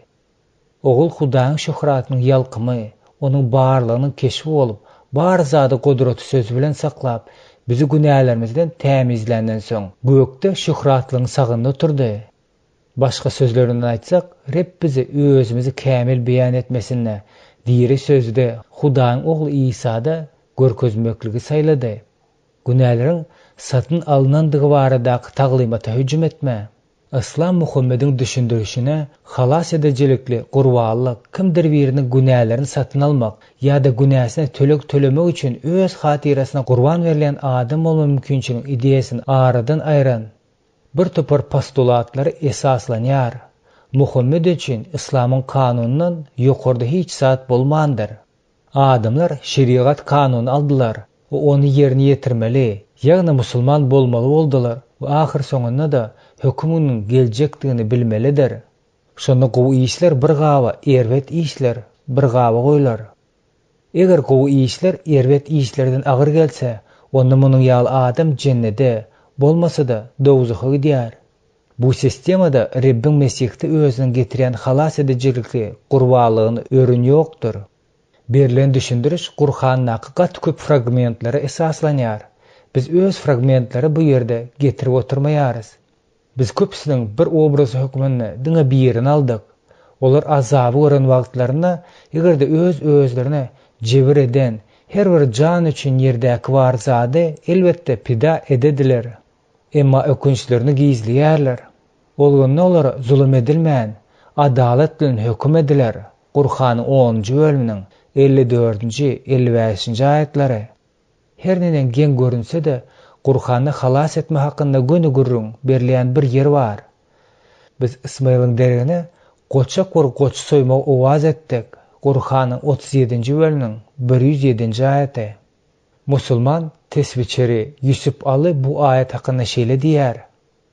Halas etmäniň gurbanlygy çalışmany adamyň däldi Hudaýyň edýändigini bellemek gerekdir. Musulmanlar bilen bu aýat hakynda görüňleşenimizden soň biz size indiki tapkyra geçmegi teklip edýäris. Mukaddes kanun boýunça zatlaryň hemmesi diýen ýaly gan bilen temizlenýär. Gan dökülmän bagyşlama ýokdur. Ýewreýlere ýazylan hatyň 9-njy bölümiň 22-nji aýaty. Şu ýerde İsa'nyň mattany hoş habarynaky, çünki bu meniň ganym, günählerini bagyşlamasy üçin köp adamlaryň hatyrasyna dökön täze ähdimiň ganydyr diýen sözleri getirip Mesihiň halas edijikli gurbanlygyna geçmek bolar. Biz şeýle hem Resul Paulusyň Rimlere hatyndaky sözlerini getirmäge de teklip edýäris. Şeýle onuň gany bilen şu wagt aklanmamyz ýaly olar kaly gazapdan gutuljagymyz hem has anykdyr. Sebäbi düşman kak oğlunyň ölüm arkaly Hudaý bilen yaraşan bolsak, yaraşyk edenimizden soň onuň ömrü bilen gutuljagymyz has anykdyr. Diňe bu hem däl, Rabbimiz İsa Mesih arkaly Hudaý bilen magtanýarys. Biz yaraşygy Mesih arkaly aldyk. Rimlere ýazylan hatyň 5-nji bölümiň 9-njy 11-nji aýatlary. Muhammediň haça çüýlenme hakdaky taglimatyna hüjüm. Biz Muhammediň mukaddes kitaby hiç bir dilde de okumandygyny aýdyp bileris. Sebäbi Muhammed diýerkä, mukaddes kitap entek arap diline terjime edilmändi. Şol sebäpli de Muhammed bazar meýdançysyna, jedellerde we dostlarynyň eşiden zatlaryň alym maglumatlaryna esaslanmaly bolýardy. Arabistanyny we tutuş ýakyn gündegorde şol wagtlar hemişe bir bilen Mesih hakyky taglimaty babasyna jedelleşip ýürýän türli akymlara degişli bolan mesihler ýaşapdyrlar. Müsürli mesihler Mesihiň tebigatynyň ýekejedigini aýtsalar da, Siriýaly Nestoriýallar Mesihiň iki tebigatlygyny aýdýardylar.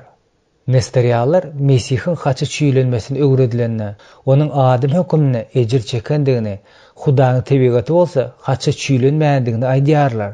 Muhammediň sözleri özüne bu zatlar hakynda eşidendigini beýan edýär. Ýene de dinsizlikleri we Meryem arada töhmet edenlikler sebäpli hemde Allahyň peýgamberi bolan Bibi Meryem ogly İsa Masihi biz öldürendiris diýen sözleri sebäbi şeýlikde olar ony öldüren oklar hem asan oklar hem diň olar üçin başga birini İsa megzedip goýuldy bolany. Elbetde İsa hakynda dağlaşyp dartyşan kimseler onuň hakynda şüphede galdylar. Olar hakda diňe gumany berilýärler bolany. Onu öldürmedikleri anykdyr. Belki Allah onu öz huzuruna götürendir. Allah gudret iyisi olan danydyr. Kitap iýeleriniň her biri ona ölmezinin öň ýanyna iman getirdiler. Kıyamat maşgarda bolsa, ol bulary güwä bolýar. Qur'anyň 4-nji bölüminiň 156-njy, 159-njy aýatlary. Bu parça musulman tesvirlejilerde boluşýaly, Mesihi tesvirlejilerde de köp türlü düşündürüşi döretdi. George Seyl'in Qur'an atly derňew işine meşhur musulman akıldary Al-Baydawi'niň şahitligi getirýär. Şol şahitlige laýyklykda käbir musulmanlar İsa'nın haçda ölendigine inandylar. Onun haçdaky görgülerini näçerek wagtlap dowam edendigi hakynda jedelleşdiler. Epesli wagt geçenden soň tesvirlejileriň arasynda Mesihiň ölmäändigi, onuň diýirdigine, göge alınandygyna, haça onuň derine başga biriniň çüýlenendigi hakynda pikir peýda boldy. Gynansak da biziň güllerimizdäki musulmanlaryň hemmesi diýenýaly İsa'nın haçdaky ölümine garşy çykýarlar. Muhammedin we Muhammede çeli bolan jedelleriň diňe bir ýazgy garşy bolan däldi. Eýsem hoşgörüň ruhyna düýbüne nätanyş bolan pozisiýany eýlendikleri gaty pajygaly zatdyr. Başga bir tarapdan Mesihlilerin dözümli gorawçylaryň käbiri şol bir tekst analizlänlerine aşaklar babatda jedelleşýärler. Bu tekstiňe Mesihi Yehudalaryň öldürmändigi, Sävrim kanunynyň olary hiç kim öldürmäge ruhsat bermeýändigi, diýmek Mesihi Rimler öldürendigini aňladýar. Formal nukdaý nazardan bu parçany şeýle düşündirmek bolar. Ýöne mundan soňky gelýän hakykat munyň ýaly pikiriň ýalňyşdygyny görkezýär. Qur'anyň alynan beýleki iki parça İsa'nın öz bellendiğin wagtyna ölmeli bolandygy barasyndaky düşündürüşiň berilendigine ýol berýär. Muhammed şol jümlemeleriň birinjisi Hudaýa, ikincisi bolsa İsa degisli diýär. Ey Muhammed, Allah'ın aýdýan bu sözlerini ýatlaň. Ya İsa, elbetde, men sizi wepat edici öz huzuruňa götericidirin we diniň kimselerinden yamanlygyndan halas edici. Qur'anyň 3-nji bölüminiň 48-nji aýaty. Maňa dogulan günümne hem wepat eden günümne hem gaýtadan diýrelenen günümne hem dynçlyk amallyk bolar. Qur'anyň 19-nji bölüminiň 34-nji aýaty. Gynansak da musulmanlar bilen çekişmelerimizde bu tekstler ulanmak we İsa'nın öz ýerdäki möhletine ölendigi baradaky ideýasyny açyp görkezmek isleýän Mesihi arap diliniň iýinçiliginden bilmeli bolýar. Mesihin inniki etmeli zady bu gurrüňi Qur'anyň mukaddes kitaby öwürmekdir. Missionerden mukaddes kitabyň gelip çykyş kitabynyň başlap Yahyanyň ilhama çeli bolan teksti çyň manyly bilen bilmeklik talap edilýär. Bu haçyň başlanýjyndan başlap ahyryna çelli Hudaýyň halas etmek maksadynyň özüniň bolandygyny görkezmek üçin edilýär. Biz aşağıdaky parçalary teklip edýäris. Men Hudaý, seniň bilen aýalyň, seniň tohumuň bilen aýalyň tohumuň arasyna düşmançylyk salaryn. Onuň nesli seniň kelläňe uğradar. Sen şeytan bolsa onuň dawandan çakarsaň. Gelip çykışykdan 3-nji bölümniň 15-nji aýaty. Her bir maşgala başı öz hojalygy üçin soýmaga bir janly saýlap alsyn. Hersi öz saýlap goýan janlysyny soýup öldürer. Soňra olar janlynyň ganyny alyp, öýlerin gapysynyň iki ýan söýesini hem de üstki söýesini çalsyllar. Men ol gany görenine siziň üstüňizden aýlanyp geçerin. Siz muny maňa bagyşlap bayram edip bellersiňiz. Çöldäki kitabyň 10-njy bölüminiň 3-nji, 14-nji aýatlary. Emma ol biziň ýazyklarymyz üçin yaralandy. Rip ählimiziň etmişimizi oňa yükledi. Soýulma akdilip barýan guzudek akdildi. Ol köpleriň günäsini öz üstüne aldy. Olaryň ýazyklaryň geçilmesini diledi. İşaýanyň 53-nji bölüminiň 5-nji, 12-nji aýatlary. Ene şu dünýäniň günäsini öz üstüne alan Hudaýyň guzusudyr. Yahyanyň 1-nji bölüminiň 29-njy aýaty. Çünki insan oldu özüne hyzmat etmek üçin däl, eýsim hyzmat etmek üçin köpleriň uğruna jany töleg hökmünde bermek üçin geldi. Markusyň 10-njy bölüminiň 45-nji aýaty. Günäleri ölüp dogrulygy ýaşamak üçin ol biziň günälerimizi öz bedenine haçak etdi. Siz onuň yaralary arkaly şifa tapdyňyz. 1-nji Petrusyň 2-nji bölüminiň 24-nji aýaty. Sen kitaby alma, kitabyň möhürlerini açmagy münasipsiň. Çünki damagyň çalynyp öz ganyň bilen bizi her tarapdan, her dilden, her halk we her milletden Hudaý satyn aldyň. Bizi Hudaýymyzyň hyzmatyny paçalyk ýagdaýyna sokup ruhany etdiň. Biz dünýä üstünden höküm süreriz. Ilhamyň 5-nji bölümiň 9-njy 10-njy aýatlary. Musulmanlaryň Hudaýyň üç birligi barada taglim edýän hüjümi we Mesihlilerin jogaplary. Siz Mesihliler üç Hudaýy tagzim edýärsiňiz. Musulman jemgyýetine zähmet çekýän bizi missionerleri bu biderek zatda näçe gezek aýypladylar. Gen galyp oturasy zat ýok. Bu ýalňyşyň çeşmesi Muhammediň Gurhany beýan eden taglimatlarynydyr. Aşagdaky saýlanan parçalary getirýäris. Ey kitap eýeleri, İsa Huda diýmek bilen diniňizde hetdiňizden aşmak, Allahyň şanyna bolsa diňe hak söz aýdyň. Elbetde Meryem ogly İsa Masih diňe Allahyň peýgamberidir. Onuň Meryeme ýetiren sözdür. Hemde onuň tarapyndan olan ruh bolany. Inni Allah we onuň peýgamberine iman getiriň. Taňra üçdür diýmäň. Taňra, ýagny Allah, Meryem we İsa üçsem Taňrydyr diýmäň. Şonu özüňiz üçin oňutular. Hiç ile şek şüphesiz Allah ýeketäkdir. Ol perzentli bolmakdan päk bolan zatdyr. Gurhanyň 4-nji bölümiň 169-njy aýaty.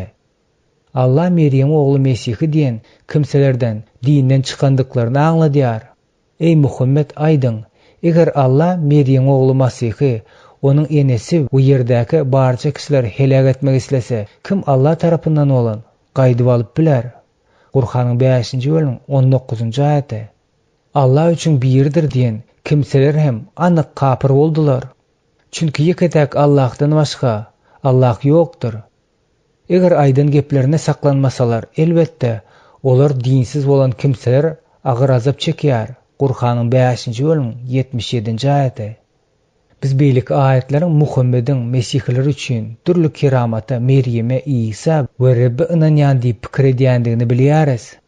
Muhammediň döwründe Arabistanda giň ýaran apokrifi hoş habarlara bagyşlanan derňewinde Testal Muhammediň adamlaryň Meryeme, şeýle Meryem bilen İsa secde edendiklerini görendigini we Hudaý bu üçsüdür diýip bir akıl sözlerin aýdandygyny eşidendigini ýazýar.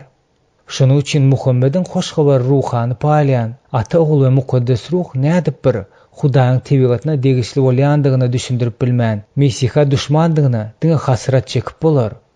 Musulmanlaryň arasyna işleýän missionerleriň üç birligiň tebigatynyň birdigine dogry düşünmegi we ýazga salgylanyp musulmanlary özümiziň asly ýeketäk Hudaýa, onuň ata, oğul we mukaddes ruh obrazyna garşy çykmazdan sizde edýändigimizi düşündirip bilme okyba eýi bolmalydyr. Indi getirjek misalyň peýdaly bolmagy mümkindir. Ey Israil halky, kulak goý. Hudaýymyz Reb ýeketäk Rebdir. Hudaýyňyz Rebi tutuş ýüregiňiz we janyňyz, teniňiz bilen, ähli güýjüňiz bilen söýüň. Kanun taglimatynyň 6-njy bölümiň 4-nji, 5-nji aýatlary.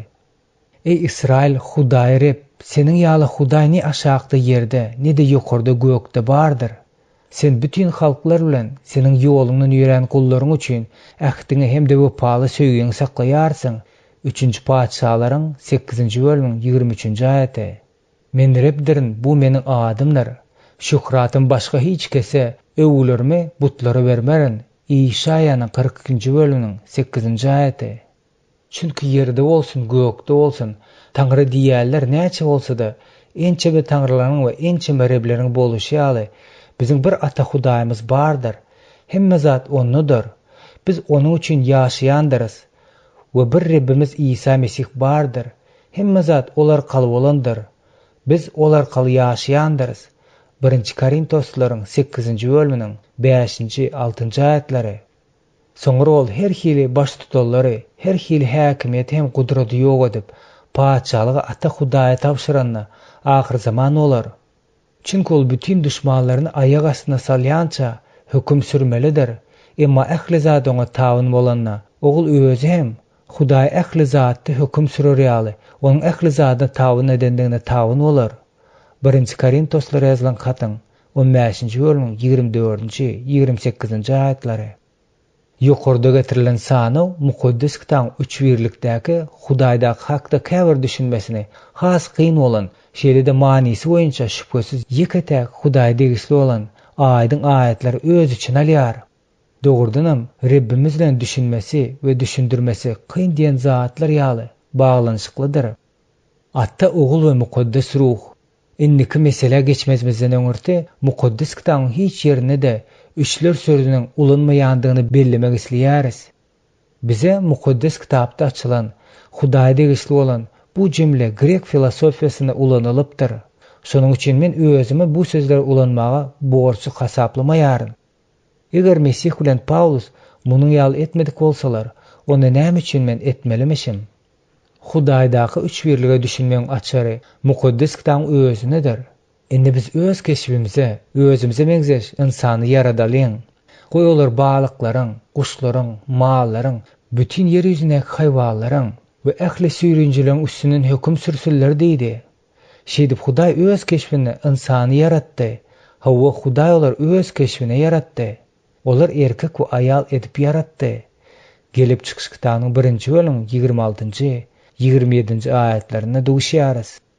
Şonuň üçin öz-özümiz analizlanymyzda keşbinde yaradylan Rabbiň tebigatyny görkezýän bir zat tapamamyz mümkin.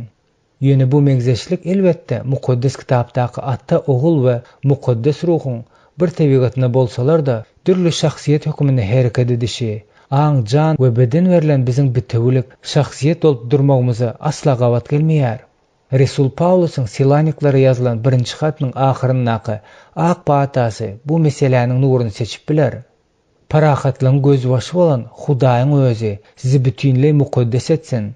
Ruhuňyz, janyňyz we teniniňiz saklap, Rabbimiz İsa Mesih bilen noksansyz we müýünsiz bolsun. Men ruh, jan we ten verilen bir jandardyryn.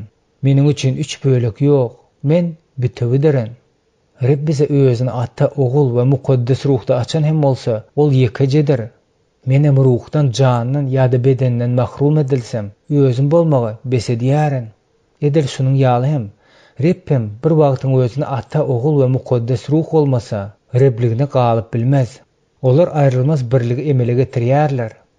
Olaryň her biri bütewligiň bir bölegi däl-de, aslyna birdirler. Olar bir bütewlik hökmünde hereket edip, bir akyl, bir erk, bir ruh, bir Rabbdir. Üç birlikdäki Hudaý, söýgü tanysy.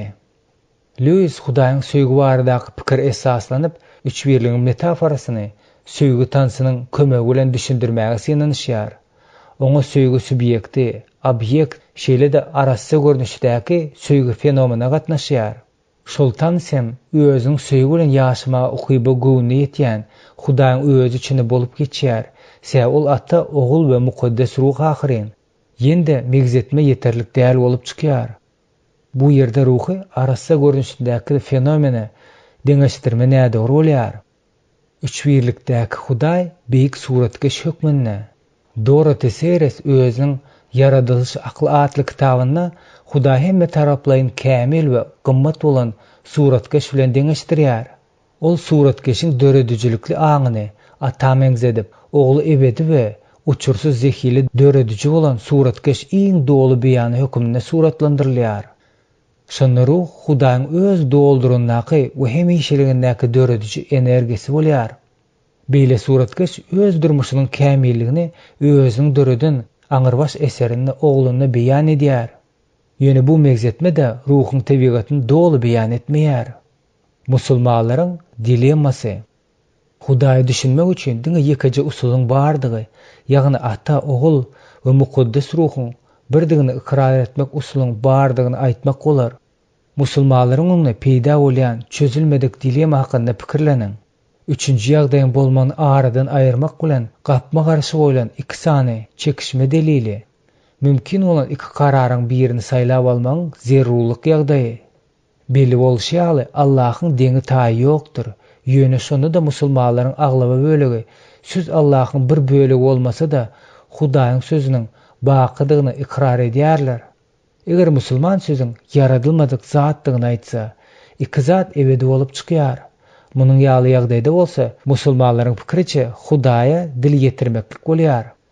Sözü yaradylan hasaplasak, diýmek haçanda bolsa bir wagt Hudaýyň gürläp bilmän ýa-da gürlemek islemän wagty bolandygyny ikrar etmeli bolýarys. Ol gürläp başlandy bolsa öz tebigatyny üýtgedýär. Şonda bu tasdiqlama Hudaýyň üýtgewsizligi barasyndaky taglimat bilen ýol berelikli bolmadyk garşydaşlygy girişýär. Şol bir deliller Hudaýyň ruhy wagtym hakyky bolýar. Ruhun Allah bilen bir tebigatynyny ikrar etmek bolsa, ölüme münasip bolan günäni etmekdir. Ýagny Allah şek ýetirmek bolýandyr. Sebäbi Hudaýa başga bir zady degisli etmekligi aňladýar. Eger ruh yaradylan zat bolsa, diýmek geçmişdäki haýsy hem bolsa bir döwürde Hudaýyň ölü bolupdyr, onuň ruhy bolmandyr. Netijede musulmanlaryň özleriniň bir bütewlikde bir kidip bolmayan öz başlyk zatlar hökmünde hereket edýän üç Hudaý Allah, Allahyň sözüne we onuň ruhyna sejde etmekde aýyplasa boljakdygyny görýäris. Özümizi guruş awalan ýagdaýlara geçenne Mesih olaryň ýokarda aýdyp geçilenimizdäki ýagdaýlarynyň has ýumşaýandygyny aýdyp biler. Biz Hudaýy süýýän, özüniň insan keşfindäki ogluny bize düşünýän we ýakyn bolan ata, ýaşaýyş berýän söýgüdäki bagtyar birlikde bile berkilen ruh hökmünde tanaýarys. Reb öz ruhyny hemişe diridir. Şonuň üçin özüniň diri sözüni, ogluny we biziň atamyzda kämil beýanyny tapýar.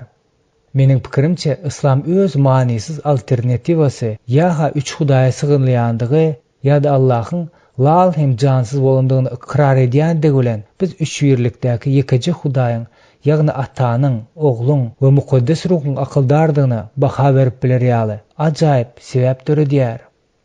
Hudaýyň baýlygy, akymdarlygy bilimi çuňdur. Onuň hökümleri akyla sygmaz, ýollary bilinmezdir. Çünki Rabbiň pikirini kim bildi? Kim oňa geňeşdar boldy? Ol bergili bolarýaly, kim oňa öňünçe bir zady berdi? Ähli zatlar ondan, ol arkaly we onuň üçindir. Oňa bak şöhrat bolsun, amin. Rimler ýazylan hatyň 11-nji bölüminiň 33-nji, 36-njy aýatlary. 30-njy bab. Muhammed özüni peýgamber hökmünde yglan edýär. Giriş. Polisiýeler meniň daşymy alyp durdy. Menem olaryň agyr nazarlary astyna derip atyp durdum. Olar menden, "Jenap Makkeri, siz biziň ýurdumyzda köpden bäri wagys edýärsiňiz. Siz bizi de, dinimizi de bilýärsiňiz. Siz Muhammed hakynda näme pikir edýärsiňiz?" diýip soradylar. Bu waka Muhammediň adyna ýekiji erbet söz aýdylsa hem bagyşlanylmaýan ýurt bolan Pakistanda boldy. Rabbimiz Mesih çünki gepleýän siz däldi, siz arkaly gepleýän ataňyzyň ruhydyr diýmek bilen biziň şu ýaly pursatlarda näme diýmeldiň aladasyny etmezligi tapşyrýar. Ya Rab, men Qur'any okudum we Muhammediň durmuşyny öwrendim. Men mukaddes kitaby okap, bütün ýüregim bilen süýýän Rabbim Mesih durmuşyny öwrendim diýip doga etdim-ne. Rabbe bir waglap jogap berdim. Aradım dyrslyk düşdi. Men düzege düşmedim. Aýdara zadym bolsa da Muhammedi dil ýetirmedim. Ýöne onu şöhratlandyrmadym. Şol wagtyň özünde Mesih bolan imanyny hakda gurrun berdim. Şunuň ýaly batyrgaýlyk bolsa, musulmanlarda hemişe de hormat töredýär. Şeýle-de bolsa ýerüýiç biz özümiziň Muhammedi bolan garaýşymyzy keskitlemeli bolýarys. Muhammed onuň izine erjiler özleriniň gökden dağlaşgärlik etmesi bilen bizi bir pozisiýa eýlemeklige mejbur edýärler. Biz aşağıda Qur'andaky Muhammediň özü, şeýle hem onuň izine erjileriň Muhammed hakynda gurrun beren aýatlaryna serederiz. Çekilen zahmediň maksady köp mesihilerde Muhammed wagtda köp urup giden näbelligiň soňuny ýetmekdir. Umuman Muhammed hakda köp gowzatlar aýtsak bolýar. Şonuň üçin biz şeýleme diýäris. Ýöne häzir gurrun soňkularyň dağlaşgärlik etmegi sebäpli biziň musulmanlar bilen aramyzdaky ýüze çykan ylalaşmazlyklar hakynda gider. Muhammed mukaddes kitap peýgamberleri bilen deňlige dağlaşgärlik edýär. Ine Muhammediň aýdynlaryny görkezýän Qur'anyň alynan aýatlar. Aýdyň ey Muhammed, ey adamlar, elbetde men siziň ähliňiziň Allahyň ilçisidirin. Ol şeýle beýik bolup, asman we ýer onuň mülküdir. Hiç bir Allah ýok, diňe onuň özü bardyr. Ýaşaýyş hem, ölüm hem onuň eradasy bilenler. Indi Allah'a we onuň ilçisine, Resuluna we onuň sözlerine inanýan ummy, peýgambere iman getirin we oňa eýerin. Hökman hidaýet taparsyňyz. Qur'anyň 7-nji bölüminiň 157-nji aýaty. Peygamber özüne Perverdigarın hasıl eden nesra imanı getirdi ve memeller. Allah periştelerine, kitaplarına ve peygamberlerine iman getirirler. Onun peygamberlerinin hiçbirini hem ayrı tutmayarız. Ve eşitlik ve boyun olduk. Perverdigar, günahlarımızı geçmek sorayarız. Ve dini özüne dolanacakdırız, deydiler. Kur'an'ın 2. bölümünün 285. ayeti. Ey Muhammed, elbette biz Nuh'a ve ondan soňky peygamberlere vahiy iwerişimiz ýaly size hem vahiy iwerdik. Ýöne İbrahim, İsmail, İshak, Yakup ve onun nesil owalky İsa vahiy inderendiriz. Ey adamlar, bu peygamber size Perverdigarlyňyzdan hak dini getirdi. Indi iman getirin, özüňiz üçin oňat bolar. Kur'an 4. bölümüň 161-nji, 168-nji ayetleri. Bu sözler musulmanlaryň öňünde çyllakay meseleler goýýar. Muhammediň aýdan zatlaryny sanamaga çalşyň. Ol özüni Hudaýyň iýberini hasaplaýar. Ol özüne ermekligi buyruk berýär. Ol ýazga we özünün öňkü peygamberlere ynanýar. Ol mukaddes kitap peygamberleri bilen diňlige daglaşgärlik edýär. Ol özüni İsa bilen bir hatarda goýýar. Ol peygamberleriň arasynda İsmail'in hem adyny tutýar. Muhammed'in edýän daglaşgärligi boljak zat däl. Ýöne milliarddan gorak musulmanlaryň oňa jany teni bilen şeýle garaýandygy sebäpli gelin onun eden daglaşgärliginiň adalatlygyny ýa-da däldigini düşüneliň. Ilkiren bu zatlaryň hemmesine bolan garaýşyň barlygy hem eýýäm. Muhammediň taglimaty mukaddes kitap bilen ylalaşýarmy diýen sorag jemlenilýär.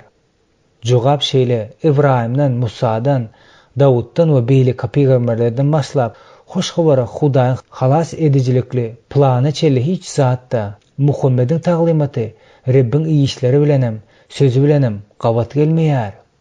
Biz Muhammediň Mesihiň Hudaýyň ogludygyny, onuň tenne gelen Hudaýdygyny, halas ediji gurbanlygy, İsa'nın haçta ölündigi, İsa'nın haçdaky ölümne garşy çykan we Mesihiň haça çüýlendigini, ýöne onu Hudaýyň halas edip ölümsiz we ölümden dirilmez göğe alınandygyny nygta waýdan sözlerine degip geçdik. Kur'an başga zatlaryň hemmesine mukaddes kitaba eýrän bolsa-da Muhammediň bizim imanymyzyň esasy Hudaýyň açan zatlarynydan hüjümleri bizi onu mukaddes kitabyň peygamberleri ýa-da Hudaýyň iýeren hökmüne ikrar etmeklige ýol bermeýär. Gep Muhammediň mukaddes kitap peygamberlerinden pesliginde däl-de onun taglimatynyň dünýä halasgar iýeren Hudaýyň ruhuny we maksadyna çapraz gelýändigindedir. Tutuş mukaddes kitabyň gelip çykyş kitabynyň başlap Ýahýanyň ilhamyna çelleçinne eriş açan olup geçen tema bu Hudaýyň satyn alma, adamy günäden, şeytandan, ölümden halas etmek planydyr. Bu ýerdäki merkezi şahs İsa Mesihdir. İsa bolsa biziň Rabbimiz, Ata, Ogul we mukaddes ruhuň bir şahsiýetiň hökmünde Hudaýyň şöhraty içinde aýan edildi. Köni ähd peygamberleriň hemmesi Musanyň kanuny gurbanlyklary bilen bilelikde ýerine ýetirdiler. Şol gurbanlyklar bolsa dünýäni günäsini halas etjek İsa Mesihiň Hudaýyň guzusynyň geljekdigini öňünden habar berýärdiler. İslamny bolsa dökülen gurbanlyk kanunyny kimdir biriniň günäsini satyn alyp bilmeýändigini, göz öňünde tutulýan gurbanlyk akla sığjak zat däldir. İlk başta Mesihiň haça çüýlenendigi we ölümden dirilişini gören adamlar iýberlerler, resullar hasaplanylýar. Ýöne wagtyň geçmegi bilen haça çüýlenme we ölümden dirilme öz wagzlaryna şahitlik edenler hem resullar hasaplanypdyrlar. Muhammediň taglimaty bolsa İsa'nın haçta ölümine garşy çykýar. Şonuň üçin Mesihiň ölümden dirilmesi hakda hakdaky kelam agyz söz aýtmaýar. Muhammed öz taglimaty bilen biziň öňümizde hoş habaryň özüniň ganim düşman hökmüne ör boýunda galýar. Onuň peygamber we resul adyny almagy edýän daglaşgärligi bolsa mukaddes kitap boýunça düýbünde ejizdir. Ol ýazgylaryň sözleriniň berýän manysy boýunça peygamberem däl, resulam. Munyň üstüne de egerde resul Ýahýanyň keskitlemesine esaslansak, Muhammed Mesih garşy bolan adam bolýar. Ol ogul bilen atany inkar edýär. Öz musulman okuwçylaryna munyň adam tarapyndan berilen baha däl-de Hudaýyň ruhlandyran ýazgysynyň berýän bahasynda hasap almagy haýyş edýären. Şeýlelikde Aňyrsynda 20 asyrlyk Mesih taryhyna ýatan we milliarddan gowrak Mesihlilerin imany bilen goldaýan ýazgynyň pikirine garşy durmak gitdigiçe kynlaşýar. Muhammedin peýgamberleriň arasyna Ismail hem goşmak bilen mukaddes taryhy dolu nadanlyk goşýandygyny bularyň üstüne goşýaryn.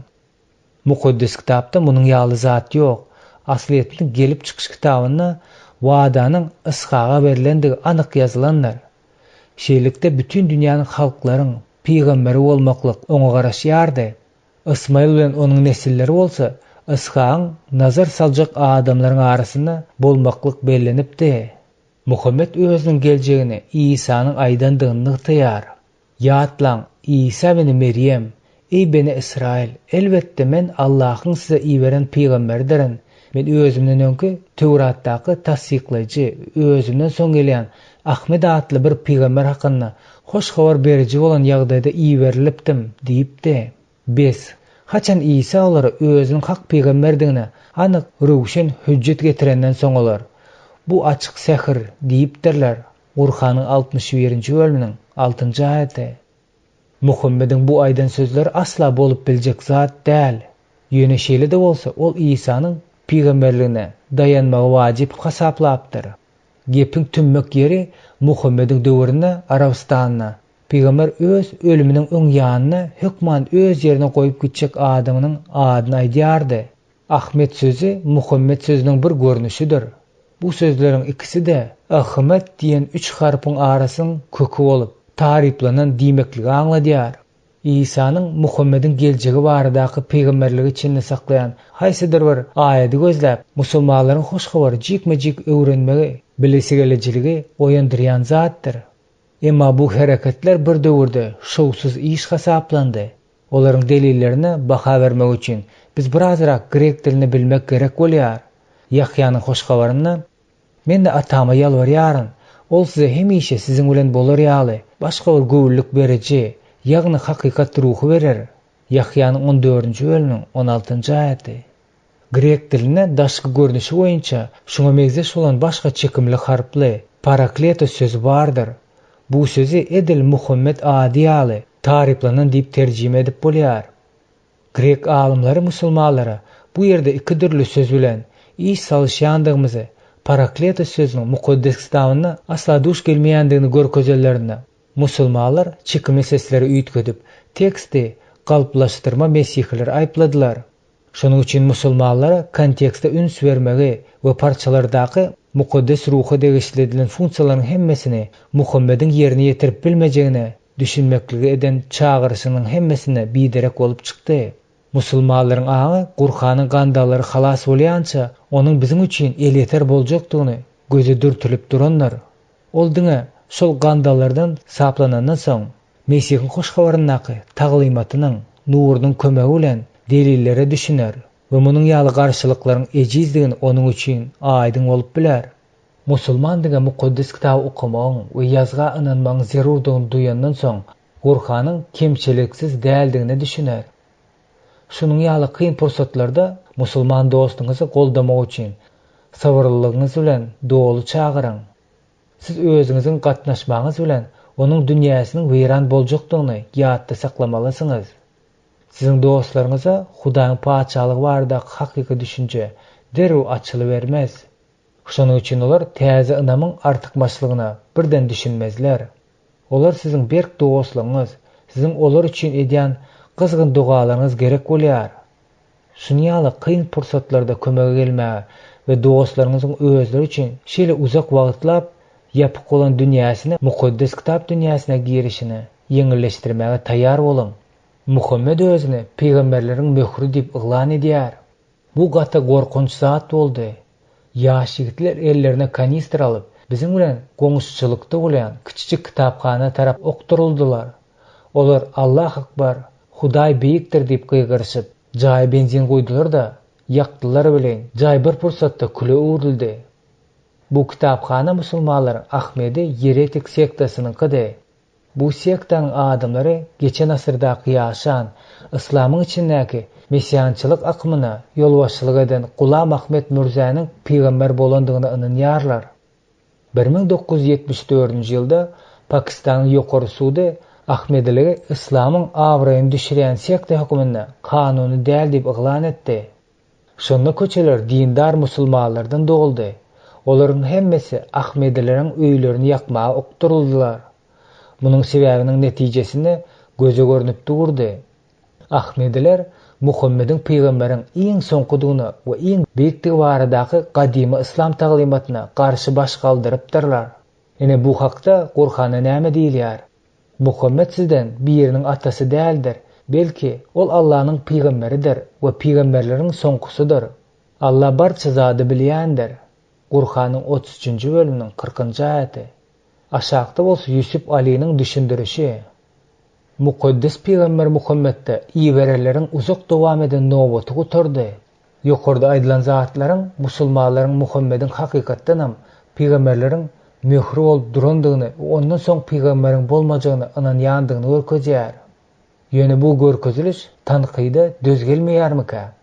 Muhammed hakykatdan hem içine İsa'da giren mukaddes kitap peýgamberleriniň ýolunu dowam etdirjimika? Onuň Rabbin adamlary gönükdiren sözlüge çynmyka? Peýgamberleriň möhri täş soňky peýgamberler bolmaklygy aňladýar ahyryn. Biziň eýen belläp geçişimiz ýaly Muhammed könek peýgamberlerine degisli bolup bilmeýär. Ol täze Resullar adyny hem alyp bilmeýär. Ol Hudaýyň içinde İsa Mesih girip halas etme planyny kabul etmeýär. Muhammed hiç bir ýagdaýda da nowatly mukaddes kitap peýgamberleriň möhri bolup bilmeýär. Sebäp ol şol peýgamberleriň özleriniň özüni we mukaddes kitap gullugyny inkar edýär. Muhammed öz sözüne taýany bolmaklygy talap edýär. Qur'anyň köp parçalary howply jehdi özüne saklaýar. Sebäp Muhammed olarda Hudaýyň adyny nurlaýar. Şol parçalarda ol özüne taýany bolanlara musulman jennetini, özüne taýany bolmadyklary bolsa dowzaky görgüleri wada berýär. Ey insanlar, Allah'a ve onun peygamberi Muhammed'e iman getirin. Biz iman getiren ve ihsan edenlerin ul sogap sylyk vardır. Ene bugün sizden hem, kapır olan kimselerden hem hiç ýeri salgyt alınmaz. Janyňyz dowzakdyr. Olsa iň munasip jaýdyr. Şeýleman akbiyet bu Qur'anyň 57-nji bölüminiň 7-nji, 15-nji aýatlary. Eger mümin bolsaňyz Allah we onuň peýgamberine boyun salan. Qur'anyň 8-nji bölüminiň 1-nji aýaty. Munyň sebäpli olaryň Allah we onuň peýgamberine garşy durandyklarydyr. Kimde kim Allah we onuň peýgamberine garşy dursa, elbetde Allahyň jezasy gatydyr.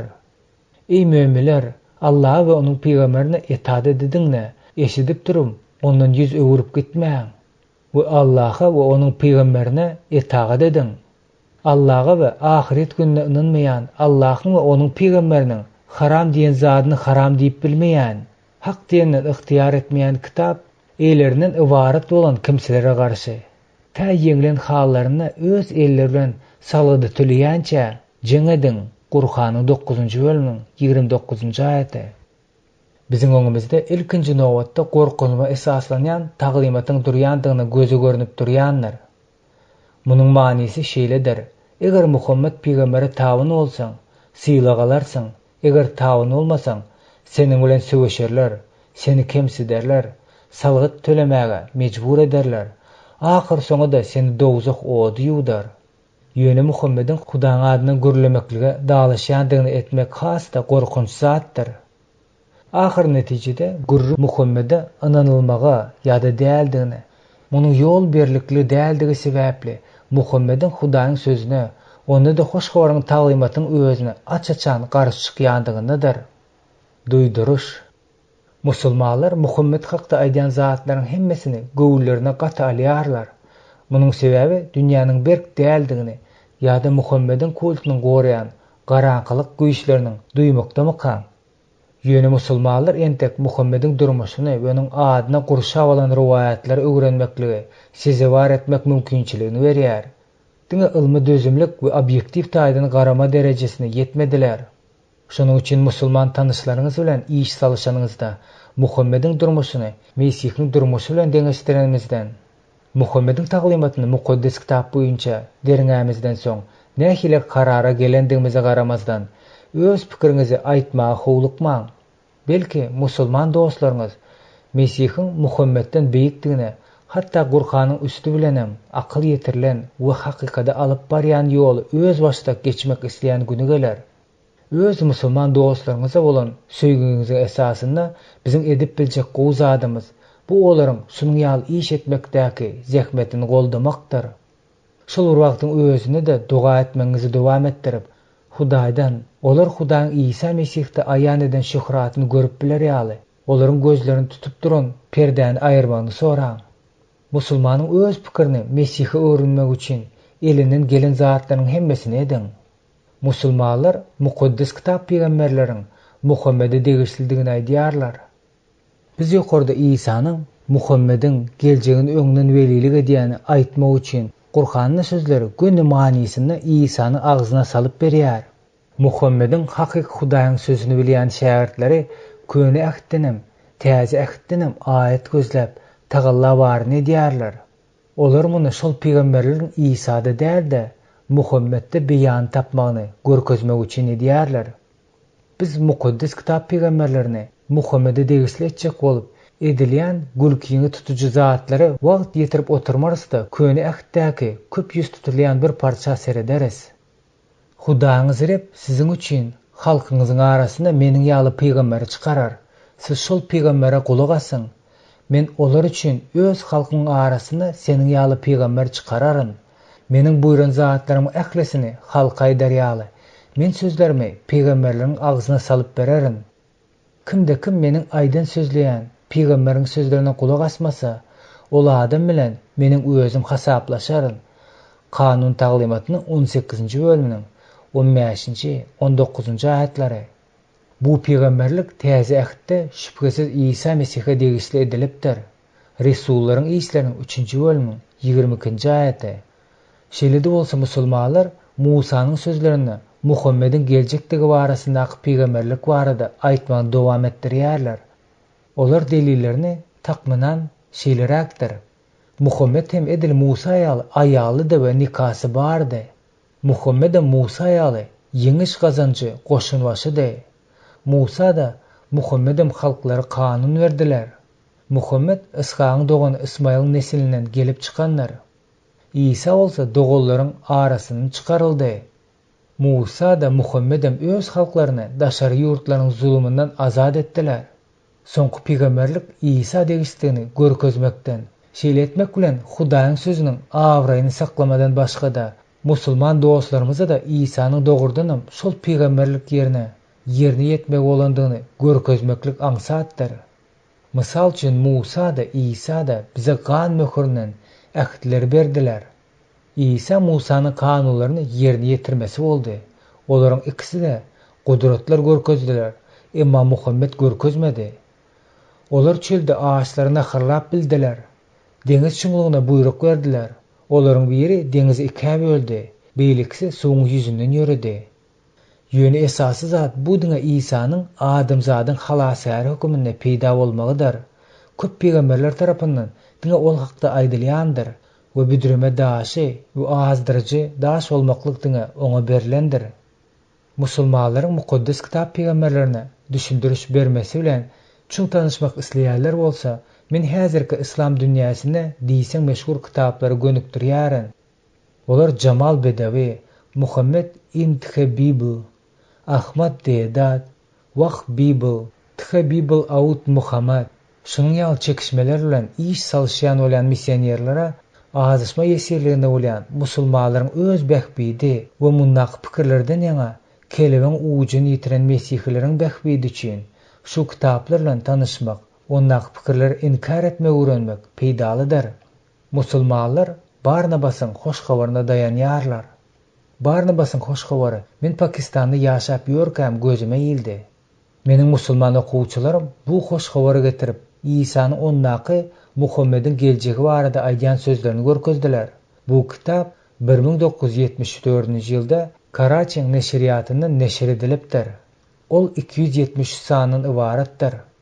Mesihin Hudaň oguldygyny we onuň hasda ölmegine garşy çykýan musulman tasdiklamasyny goldaýan we biziň eýýam aýdyp geçişimiz ýaly İsanyň Muhammediň geljekdäki barada welilik edip aýdýan sözlerini de özüne saklaýar. Hoş habar diýip adlandyrılan bu kitabyň käbir aýratynlyklaryna esaslansak, ol 1300-nji ýyldan öň ýazylmandyr. Onuň awtory Palestinanyň geografiýasyny erwet bilýändigini görkezipdir. Ol şeýle etmek bilen özüniň şol ýerde hiç haçan bolmadygyny suwd edipdir. Käbir sözlerini bolsa Dante'nin poeziýasyndan alypdyr. Bu kitabyň awtory İsa'nyň mesihdigine garşy çykyp, bu ad bilen Muhammedi adlandyrýar. Şeýdem Qur'an bilen garşydaşlygy ýerýär. Netijede bu galyp kitap, mukaddes kitaba da, Qur'ana da gawat gelmeýär. Kitabyň tekstleriniň analizi bu düzmäniň awtory italyan dilini gowy bilendigini, ýöne Ispaniýada ýaşaýandygyny görkezýär. Josh McDowell'ın aýdyşy Barnabasyň hoş habary Mesihiň durmuş beýanyny Qur'anyň we İslamyň adalatyna goşmaga edilen synanyşyk boldy. Colorado College'nyň doktory Yusuf Kemal entek çap edilmedik işinden alınan materialy şu ýerde getirmäge beren mümkinçiligi üçin uly minnetdarlyk bildirýär. Onuň şol işi Barnabasyň hoş habaryna bagyş edilenler. Yusuf Kemal özüniň bu derňewine meşhur Müsür alymlarynyň beren bahalaryny getirýär. 15-nji asyrda bir Ýewropaly tarapyndan ýazylan Galp hoş habar özüne Ýerusalimdaky siýasy we dini ýagdaýlary suratlandyrmaga güdük ýalňyşlary goýup beripdir. Bu hoş habaryň her bir ädimine ýalňyşlyk duş gelýär. Eger bu hoş habaryň Qur'ana ne derejede garşyk ýandygyny akyl ýetirýän bolsa, onuň ýekejide musulman hem salgylanmaz. Bu her nenen içginsiz görünýän bolsa da, missionerlaryň musulmanlaryň İsa'ny Muhammediň geljek habar berjekdigini hasaplamak bilen öňe sürme pikirlerini inkar edýän delillerimiz hakynda oýlanyp, olary ýadyna salyp öz işini ýerine ýetirmäge wajypdyr. Gelin Paulusyň beren nasihatyna ýüzleneliň. Rabbin guly dawalaşmaly däl, hemmelere mylakatly, öwretmäge ukyply, sabırly bolmalydyr. Özüne garşy bolýanlara ýumşaklyk bilen ýola getirmelidir. Hakykatyň bilimine ýeter ýaly Hudaýlara belki bir toba ýoluny açar. 1-nji Timoteus ýazylan hatyň 2-nji bölümiň 24-nji 25-nji aýatlary. 31-nji bab. Muhammediň Qur'an baradaky aýdallary. Ol Qur'an hiç şek şepkesiz barça älimler üçin, sizin araňyzda dogry ýolda bolmak isleýän kişiler üçin bir ýatlamadyr. Qur'anyň 81-nji bölümiň 27-nji 28-nji aýatlary. Muhammediň Qur'anyň öz içinde saklayan Qur'an barada aýdýan zatlary bizden gaty ünsü bolmagy talap edýär. Tutuş musulman dünýäsi bu bolsa milliarddan da köp adam şu kitapda görkezilen ýol bilen jennete ýa-da dowzaka gidip barýarlar. Babyň başynda getirilen aýdymyzdan Muhammediň Qur'any dogry bolmagy isleýän adamlaryň hemmesine öwüt nesihat hökümini öňünden taýýarlaýandygyny görnüp duranlar. Men her birimiziň dogry ýoldan gitmek isleýändigimizi bilýärin. Şonuň üçin gelin musulmanlaryň mukaddes kitabynyň bize haýsy dogry ýoly alyp çykjakdygyny anyklamaga synanyşalyň. Qur'an özüniň öňki ýazgynyň hakykatdygyny tasdiklaýar.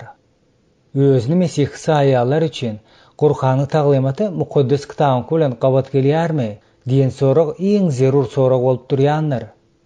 Muhammed bu soraga tasdiklaýjylyk bilen jogap berdi. Aşağı parçalary deňeşdiriň. Siz bolsa ey Muhammed özüniň öňki kitaplary tasdiklaýjy we olara güwa bolan bu kitaby hak rast hasyl kyldyk. Qur'anyň 5-nji bölümiň 52-nji aýaty. Qur'an Allahdan özüge birew tarapyndan bilinmejek, diňe ol ähli älimleriň perwerdigäri tarapyndan gelen we şüphe bolmanyň özüne ozalky Tewrat, Injil ýaly kitaplaryň tasdiklaýjy dogly kitabydyr. Qur'anyň 10-nji bölümiň 38-nji aýaty. Onuň Qur'andan ol Musanyň iman we rahman bolan kitaby Tewrat bardy. Bu Qur'an araby dilindäki tasdiklaýjy bir kitabydyr. Ol zalim kafir bolan kimseleri habardar etmek üçin we gözel amal edýänlere hoş habar bermek üçin iýindirilendir. Qur'anyň 46-njy bölümiň 11-nji 12-nji aýatlary. Ene Muhammediň Qur'any baradaky gysgaça tasdiklamary. Qur'an özüniň öňkü açylan zatlaryň hemmesini tasdiklaýar. Qur'an öňkü açylyp aşağı indireleri goramak üçin berilendir. Qur'an Hudaýyň älimleriň Rabbi tarapyndan iýerilenler. Qur'an özüniň öňküleri düşündirmek üçin iýerilenler. Qur'an kafirlara duýduruş berýär. Gurhan gow işi diýerler üçin özüne hoşgabar saklayar. Şeýle de bolsa Gurhan munyň ýaly tasdiklamalar üçin hiç il esas bermeýär. Gurrun Gurhanyda köni we täze ähitler hakynda ören az gurrun edilýändiginden başlaýarys. Hatda mukaddes kitap bilen Gurhany birikdirýän ýaly bolup görünýän şol azyjyk zady öwrenilmese de olaryň arasyna uly tapawdyň bardygyny görýäris. Mysal üçin Ibrahimyň Ýusufyň durmuşy, İsanyň maşgalasy we onuň dogulşundaky ýagdaýlar, Zekariýanyň lalygy baradaky berýän gurrunlaryna tapawut bardyr. Ýöne iň esasy zat bu Gurhanyň Mesihiň Hudaýyň oguldygyna, haçça çüýlenmesine, halas edijilikli ölümine we hudaýlyk tebigatine garşy çykmasydyr. Gurhany biz hakyky ýazgynyň dolu tesbirleriniň deregine, mukaddes taryhdan alynan epizodlaryň käbirlerini gysgadan we takyk däl görnüşine duş gelýäris. Mesihiň ýerdäki durmuşyndaky esasy wakalar hakynda näme diýmeli? Bu ýerde Gurhan hoşgabaryň özüne garşy çykýar. Bu zatlaryň hemmesini Muhammediň hiç açan hem mukaddes kitaby görmändigine inandyrýar. Gurhanyň stilistiki analiz edilmesi, Muhammediň mukaddes kitaby okumadyk tanyş ýehudalaryň we mesihlilerin aýdan zatlaryna dayanýandygyny görkezýär. Şeýlelikde biz Muhammediň we onuň izine erjiler Gurhan barada aýdan ýekije tasdiklamalar bilen ılalaşyp bilmeýäris. Eger musulmanlar özleriň mamladygyna inanýan bolsalar, onda goý Gurhanyň hakykatdan özünün öňkü ýazgylary tasdiklamak, gorkmak we düşünmek üçin iýerendigini suwd etseler. Ýöne biz inandyrmak üçin olary degerli suwutnamalar getirmek gerek bolar. Gurhan özünün öňkü ýazgydan pes däldir. Endiki parçada Muhammed mukaddes kitap peýgamberleri we Mesih hakda gurrun edýär. Huda olaryň arasyna hiç ile tapawut goýmaýar. Bu aýady dolulugyna getirilýär. Aýdyň ey möminler, Allah we bizi hasyl eden kitaby we Ibrahimy, Ismail, Ishak, Yakuba we onuň tohum tijesine hasyl eden närselere we ähli peýgamberlere, Perwerdigar tarapyndan berilen närselere inandyk. Biz olardan birini hem aýdyp goýmaýarys. We biz oňa Allah Taala boyun synyjylarydyryz. Gurhanyň 2-nji bölümiň 130-njy aýaty. Bu aýatda jedel zatlaryň birigideni bar. Eger hasyl eden närseler sözü şu ýerde sanalyp geçen mukaddes kitap we mukaddes kitaby degişli bolmadyk peýgamberler bilen deň derejede Allah'dan açy alan Muhammede de degişli bolsa, onda Muhammed juda agyr ýagdaýa düşýär. Mysal üçin mukaddes kitapda Rabbin we Jibril perişdäniň göni Ismaila ýüzlenendigini görkezýän fakt ýok.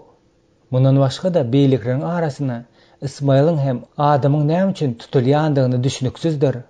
Siz mukaddes kitabyny Hudaýyň tirelere bu ýerde Yakubyň 10 oğlunyň nesilleri göz öňüne tutulýandygyny göze görnüp dur. Peýgamberlik göberendigi barasynda ýekiji sözde duş gelmersiňiz. Muhammed peýgamberleriň arasyna Adam ata bilen Lut hem goşup mukaddes kitap peýgamberler baradaky köküron düşünje garşy durýar. Mukaddes kitap olar ýekiji gezek hem peýgamber diýip atlandyrmaýar. Olaryň ikisi de hiç açan hem peýgamberlik etmedi. Bizim görüşimiz ýaly Muhammed peýgamberleriň hemmesini şol sany özünde bir hatarda goýar. Biz bolsa ýokarda beýan edilen sebäplere görä Gurhany ýazgy bilen deň derejede bolan Hudaýyň ilhamy hasaplamaýarys. Köne ahit peýgamberleri mukaddes kitap adaty boýunça hiç wagt peýgamber hasaplanmadyklar. Garaşdyrmak bilen Muhammed mukaddes kitap peýgamberlerini we ilhamyň özüne düşünüksiz bolandygyny görkezdi. Şu etik häsiýetli başga da köp sebäplere görä biz Gurhan ýazgydan pes bolan mukaddes kitap hökmüni ikrar edip bilmeýäris. Gurhan köp meselelerde mukaddes kitap açyşlaryna garşy çykýar. Gurhan özünden öňkü ýazgydan beýikdir. Muhammed özüni peýgamberleriň möhür hasaplayandygy barasyna aýdan sözü Gurhanyň döwrüň soňky ilhamdygy, berilen ähli ilhamlaryň iň wajibi hökmüni ikrar edilmegine baradaky aýdylan tasdiklama hemralyk edýär. Gurhanyň bu barada beýle köp sözlük bilen gurrun edilmeýär. Men siz ýeterlik derejede görkezijlikli bolan parçalary hödürleýärin. Ey kitap eýeleri, ine Resulumyz, elçimiz Muhammed alayhissalam sizin kitabyňyzda, Tewret, Injilden köp satlary ýaşaran wagtyňyzda we käbir zatlary taşlap geçen halyňyzda geldi. Size Allah tarapyndan nur ýagty kitap geldiki, Allah öz razylygy bilen eren adamlary yardımly ýollaryny ýollar. Öz ıhtiyar eredesi bilen olary zulmatdan ýagtylyga çykarar. Olar hak ýoluna düşürer. Qur'anyň 5-nji bölüminiň 18-nji aýaty. Bizim üçin aşağıdaklar wajypdyr. Birinciden Muhammed Yahudolary we Mesihlileri ýazgynyň haýsydyr bir bölüni Muhammedin çaklamasyna görä öz pozisiýasyny berkidýän bir zady gizlemekde aýplaýar. Ikinciden Muhammed ýazgydaky köp zatlaryň gerek däl bolandygyny aýdýar.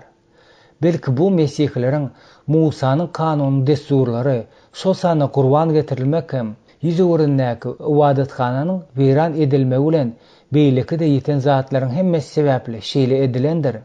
Üçüncüden Muhammed öz taglimaty bilen aýdyň ýazgy görnüşine täze nurun gelenini yglan edýär. Yusuf aýdyň sözüne uzun düşündürüş berýär. Onuň düşündürüşiniň manysy şeýle. Arap sözü ýagtylyk saçyny nurun aňladýar, ýa-da zatlary aňlaşdyrýar, hakykaty ýalandan tapawutlandyrýar. Dördüncüden Allah Qur'anyň kömegi bilen kitap eýlerini tümlükden nura çykarýar. Bu ýerde Yahudalar bilen Mesihleriň Hudaý tarapyndan iýerilen Qur'annaky täze nur bilen şöhürlendirmegini mätäçdigi şüphesiz göz öňünde tutulýar. 5-njiden Qur'an kitap eýleri dogry ýoly alyp barýar. Bu ýerde şol wagta çelli olaryň dogry däl ýoldan ýörendigi göz öňünde tutulýar. Bu ýerde Yahudalykdan ýa-da Mesihlikden gaçyp kalan ýeretikler hakynda görün gidilýän diýen çaklama bilen ylalaşmak bolmaz. Ýok, gynansak da Muhammed hoşgabaryň özüne pyryldy kasaplayar. Netijede häzirki zaman musulmany özüne mukaddes kitaby bilmegini gerek däldigine, sen Muhammedin Qur'anyny diňe bir hemme zady görüm görmän. Eýsem bir wagt men Yahudalar bilen Mesihleriň ýöýen ýazgysyny düze döndüginde ynanýar. Musulmanlar bolsa Qur'an elbetde ähli wabatda mukaddes kitapdan ýokardyr ýar diýip çaklaýarlar.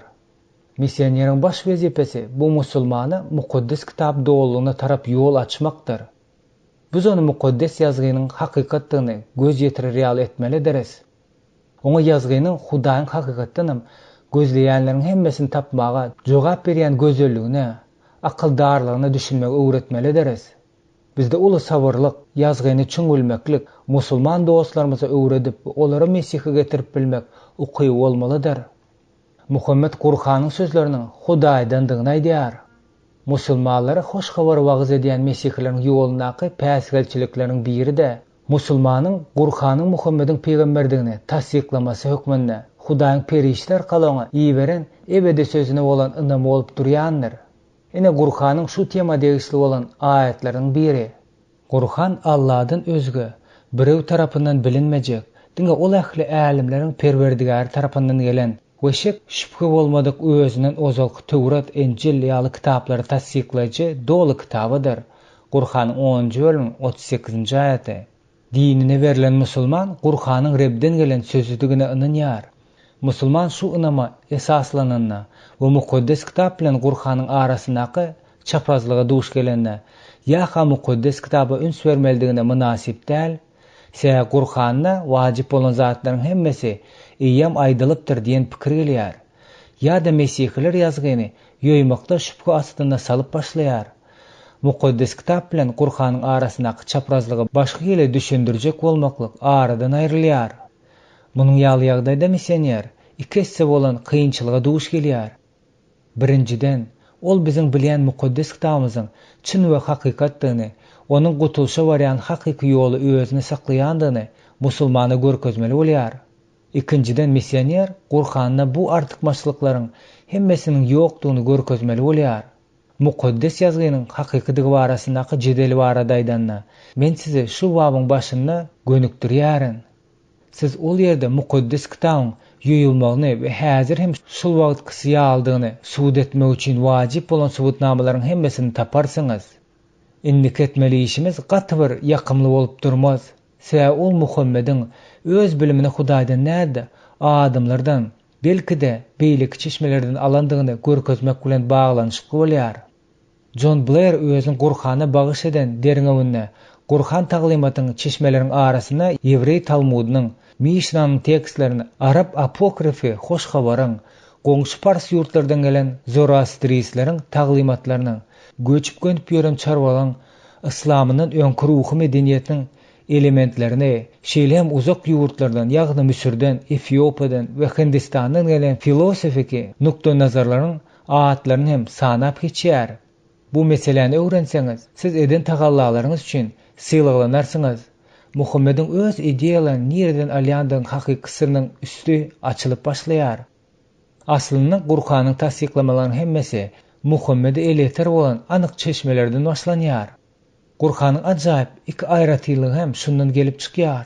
Birincisi, Muhammediň ýokary derejedäki dili barlygy bilen baglanyşyklydyr. Ol öz gaýtalamakly, haýyş etmek bilen hemişe adamlary aljyraňlyga salypdyr. Onuň ähli çeşmeleri diňe cümleleriň ýarym poetiki, ekstatiki görnüşine sintezlenme okuýy we dinleýijilere ýesir etdi. Gur'anyň ikinji aýratylygy, ýagny Muhammediň rep tarapyndan göýberlendigi barasyndaky ideýa hakda biz ýokarda gurrun etdik. Şeýlikde Gur'anyň çeşmelerini öwrenmek we Muhammediň taglimatlarynyň nereden gelendigini bilmek bilen siz tiz ara Gur'anyň sözüniň Hudaýdan däldigini, onun 7-nji asyryň Arap jemgyýetine diýsen gowy laýyk gelýän zehirli we dilebar aratar tarapyndan düzülendigini göz ýetirersiňiz. Indi bolsa misionerlere duýduruş berilýär. Gurrun edilen meseleler köp musulmanlaryň arasyna partlama howply bolýandyr. Adatça bu zatlar bolan düşünjäni gerek bolan wagtyna çelli saklamak gowulýar. Hudaýyň biliminiň garasyna aýaga alýan her bir pikiri ýesir edýändiriz. 2 Korintoslara ýazylan hatyň 10-njy bölümiň 4-nji 5-nji aýatlary diýip diýsen ýerlikle aýdalypdyr. Ýöne biziň mümkin boldugyça köp jany gazanma çagyrlýandygymyz hem hakykatdyr. Gelen mukaddes ruh ýolbaşçylygyna bil baglalyň. Şeýle etsek, ol nämeden başlamalydygyny, nädip dowam etdirmegini babatda paýhas berer. Şol bir wagtyň özünde de biz musulman dostlaryň gözlerindäki we ýüreklerindäki perdäni aýyrmaly sorap duga etmeli deriz. Şonda olarda biziň durmuşymyzda we İsa Mesihiň wagyz etme işinde Hudaýyň söýgüsi peýda bolar. 7-nji bölüm Ibrahim maşgalasyndaky ýaraşyk. Size diýären, Günnogordan, Günwatardan köp adamlar gelip Ibrahim, Ishak we Yaqub bilen birlikde göýüň padşalygyna oturarlar. Mattanyň 8-nji bölüminiň 11-nji aýaty. Biz bu iman gelmezmizden öň kanun astyna saklanyp geljek iman aýan bolýança ýesir edilipdik. Şeýlikde biz iman bilen aklanar ýaly kanun Mesihi gelýänçe biziň terbiýeçimiz boldy. İman gelen üçin biziň de terbiýeçiniň golasynyň däldiris. Çünki siziň hemmäňize Mesih İsa bolan imanyňyz arkaly Hudaýyň ogullarysınız. Sen Mesihe çokundurlarlaryň bar Mesihe geýinne. Yehudi, Grek, kul, azat, erkek ya ayal ýok. Siziň baryňyz Mesih İsa'da birsiňiz. Mesihinki bolsaňyz, onu Ibrahimyň nesli berilen wada boýunça mirasçysınız. Galatiýalylara ýazylan hatyň 3-nji bölümiň 23-nji 29-njy aýatlary. Giriş. Kitabyň jemleýiji bölümine ýetenimizde ýende gyýyska wagtlyk özümiziň başdaky pikirimizi gaýdyp bararys. Hudaýyň adamzadyň azyşyn bölüni ak bata bermek üçin Ibrahimy araçy bolmaklyga çagyrdy. Adamlar seniň adyňdan pata bererler bir-birlerine. Gelip çykşykdan 12-nji bölümiň 2-nji aýaty. Ýöne onuň wagzynyň başynda betbagtçylyk bolýar. Ibrahim bilen Sara Hudaýyň wada beren gudratyna garaşmagyň deregine ýagdaýlar öz ellerine alyp ýasama enäniň Saranyň müsürli gyrnaň kömegi bilen ogul edinme kararyna gelýärler. Bu ýagdaý bolsa ahir netijede Hajar bilen Saranyň arasyndaky bäsdeşlige iň bolmany iki maşgalanyň arasyna bozulmagy alyp bardy. Birinji betbagtçylyk Hajaryň öz öýünden gaçyp gidende bolýar. Ikincisi bolsa ol kowlany bolýar. Hudaýyň Hajar hem Ismail bilen baglanyşykly bolan jedelli täsiri gatnaşygy hayran galdyrjy zatdyr. Gep Hajaryň öz ogly Ismail arkaly köp halklaryň we sansyz sajaksız nesilleriň enesi bolmalydygyndadyr. Onuň şol nesilleri adamzadyň beýle şahalary bilen birlikde Hudaýyň beýik halas edijekli söýgüsiniň obyekti bolmalydy. Biz Ismail we Hajar bilen aradaky iňçe baglanyşygy Ismail'in Arap yarım adasynyň mesken tutan ogullary Nebayot we Kedar 7-nji asyrlaryň peýgamberi Muhammed bilen baglanyşyklydyr. Biz Muhammed'in täze dini, İslam'ın esaslanışını, şol dini Hajar bilen İsmail'in gadim tarihinden hem goşunşy, has taqiqi Muhammed'in ziyaratçılığı Hajar bilen İsmail'in su gözläbeden hereketlerine gaýtalanmaga mejbur edişi, onda da bu wakaların bolan ýerini Beerşebadan Mekkanyň sebitlerine geçirişini gördük. Soň biz Muhammed'in esaslandyrýan dinine İslam'ın dürli uğurlukly teologik gatnaşyklaryna synetdik we olara tarap bolan dürli uğurlary teklip etdik. Elbetde bu uğurlaryň esasyna bütün musulman dünýäsine ýygnasa bolar diýen çaklanma ýatanlar. Munyň üçin dilleriň dürlüligi, etniki öz boluşylyk, teologik tapawut we dürli dine tejribe baglanşyly nokat bolup biler. Biz şeýle hem özümizi güýçli garşydalaryň garşy aljagyny, özümizi gutulgyz pidalaryň we gynandyrjy şowsuzlyklaryň garaşýandygyny bilýäris. Biz kitabyň jemleýiji bu bölümini Mesihlik ynamyna geçmek bilen baglanşykly bolan yaralar, agyrlar faktoryna bagyş edýäris we Mesih missionerleriň İslam bilen hoşlaşmaga ýürek edip bilýärleri, duýgudaşlyk bolmaklygyna hem mümkin boldugyça goldamaklyga taýýar bolmaga usullaryny teklip edýäris. Indi biz täze imana gelenlere halypalyk etmek isleýän missionerlere nädip düşjekdigini gürrüňine ederiz. Mundan soň biz şol halypalykda nähili aýdyň maksatlary goýmaldygy barasyna ideýa hakynda gürrüň bereriz. Ahyrynda biz İslamy terk edenlere haýsy bolsa bir ýygyna birikdirmeň modelini teklip etmegine niýet edenýäris. Jemleýiji babda biz halaskarymyzyň Jililide wagz eden wagtyna nähili hereket edendigine seredip, şonu musulman dünýäsine entek gurama koşgabar wagz etmek işine ulanmaga çalışarız. 32-nji bab. Başga ynama öwrülme sebäpli salynýan yaralar. Men yer ýüzüne parahatlyk getirmäge, gelendir öýtmäň, men parahatlygy däldi, gylyç getirmäge geldim. Çünki men ogly atasyndan, gyzy enesinden, gelini gaýny enesinden aýyrmaga geldim. Adamyň düşmany öz içerisindäkiler bolar. Atasyny, enesini menden artyk söýen, maňa münasip däldir. Ogluny, gyzyny menden artyk söýen, maňa münasip däldir. Öz haçyny alyp meni ýyzyma düşmedik, hem maňa münasip däldir. Janyny goran ony ýitirer, meniň uğrumna janyny ýitiren ony gorar. Mattanyň hoşgabynyň 10-njy bölümiň 34-nji, 39-njy aýatlary. Başga ynama geçmeklik köp ýagdaýlara yara salýar. Bu täze doğuşyň yarasydyr. Ruhun bir ýagdaýda başga bir ýagdaýa geçmek bilen baglanşykly bolýan yaradyr. İsa özüniň hökmany suratda ölmelidigini, ölümden dirilmelidigini gözüňde tutup, insan oğlu köp görmeli, ýaşullar, baş ruhallar we kanunçylar tarapyndan ret edilmeli, öldürilmeli we ölenden 3 günden soň dirilmelidir diýdi. Lukanyň 9-njy bölüm 20-nji aýaty. İsa da akla sygmajak görgüleri görenden we ahir soň ölenden soň bir ýagdaýdan başga bir ýagdaýa geçdi. Ol göni manisinden täzeden nädip dogulmalydygynyň misalyny görkezdi. İsa öz şähertlerine garaşýan howplary sanamak bilen şeýle diýdi. Çünki kim janyny halas etmek islese, ony ýitirer. Ýöne kim janyny meniň uğrumda ýitirse, ony halas eder, diýdi. Lukanyň 9-njy bölümiň 24-nji aýatynda. Azatlygyň ýokary derejesinde we dini azatlykdan peýdalanýan yer bolan bu ýeri, ýagny gün öterde bu sözler bize bizi gazaply bolup eşitilmeýär. Emma musulman dünýäsiniň köp böleklerine bu sözler sustuň basýar. Ýöne munyň ýaly ýagdaýlaryň bolmaýan ýerlerim bar.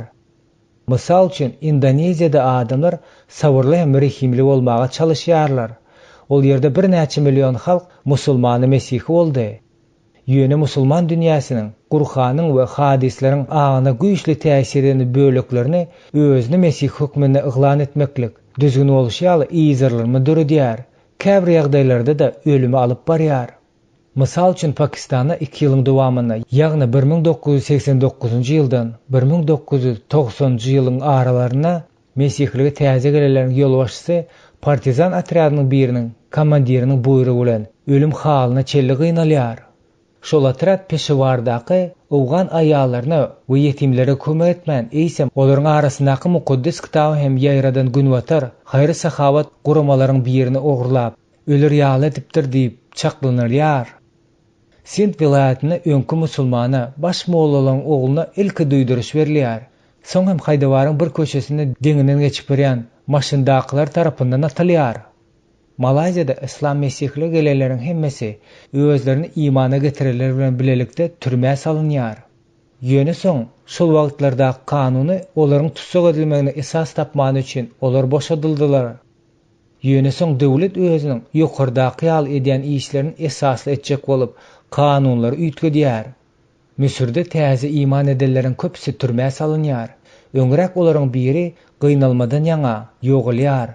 Türlü sebäplere görä belki özleri hakda döwletiň bilmänligi sebäpli türmäe salynmadyklary üçin Hudaýa minnetdarlyk bildirýärin.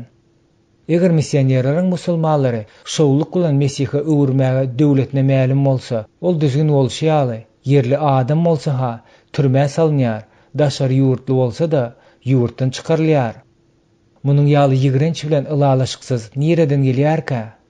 Olar Qur'any we ýazgydaky däplerde, hadislerde ýazylypdyr. Bu mesele dogry düşünmek üçin Samuel Zwemer'in İslamnaky dinden çykma kanuny atly kitabyny okumak gerek. İslamdan ýüz öwürip mesihlige geçenleri türmäe salma, gynama, hatda olar öldürme üçin hem esas bolup duran Qur'anyň aýatlaryna seredip geçeliň. Ey möminler, näme üçin siz munapyklar meselesinde iki topara bölündiňiz? Allah olar öz kılmışlıkları sebäbi dolandyrdy ahyry. Ýa-da Allahyň azlaşdyran kimselerini dogry ýola salmakçymysyňyz?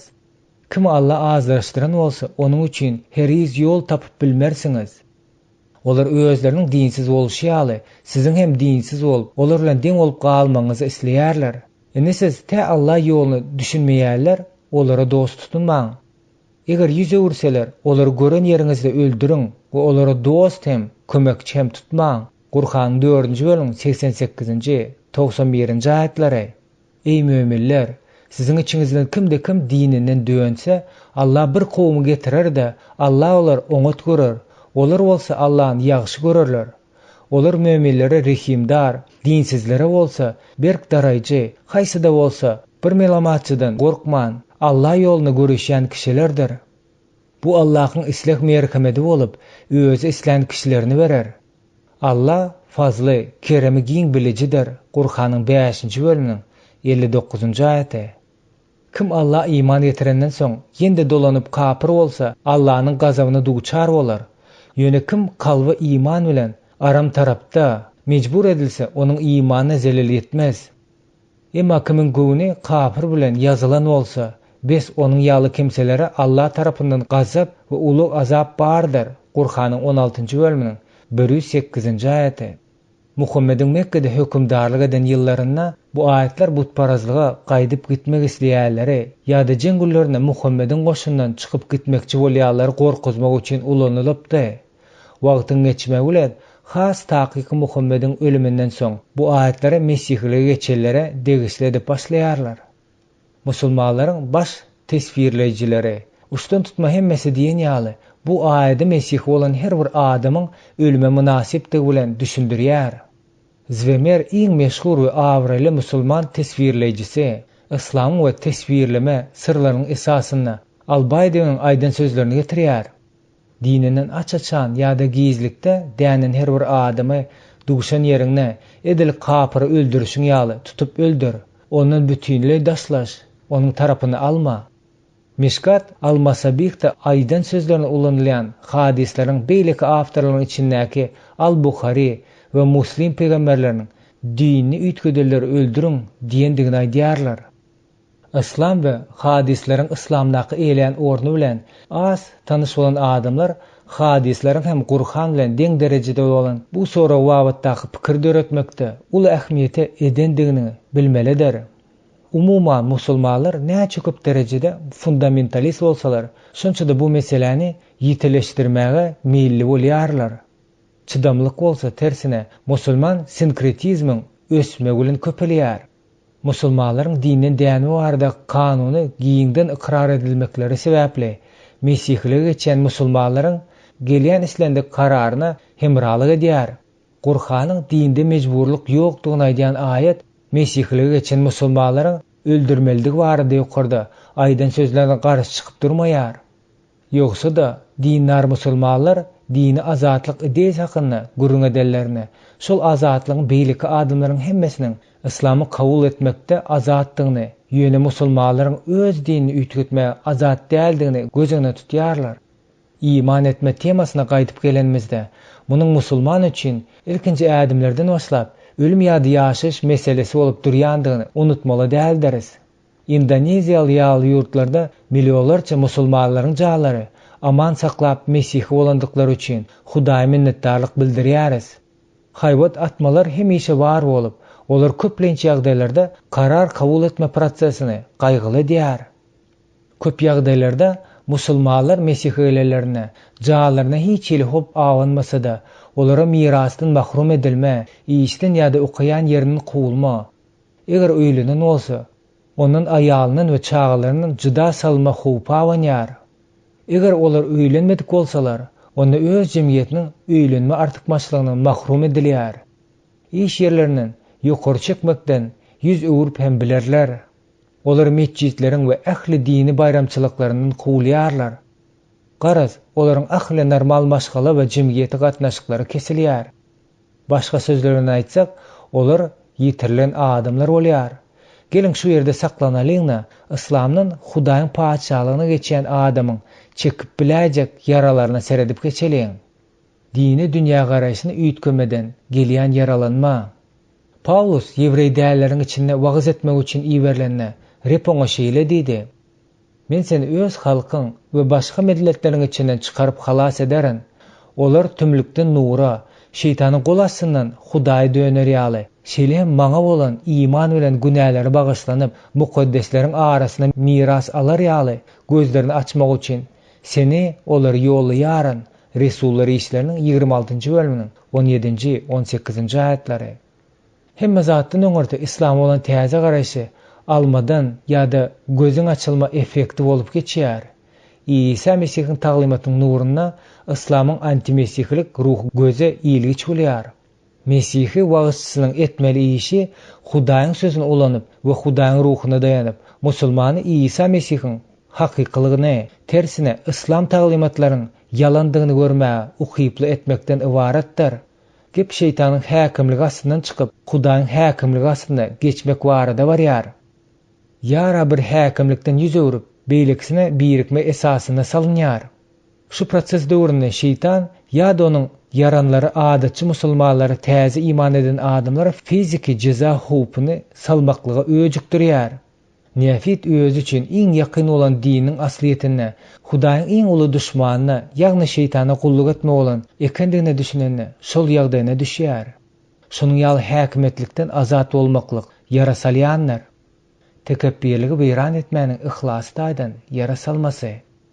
İslam sistema hökmünde adam tekebbirligini ussatlyk bilen oýnaýar.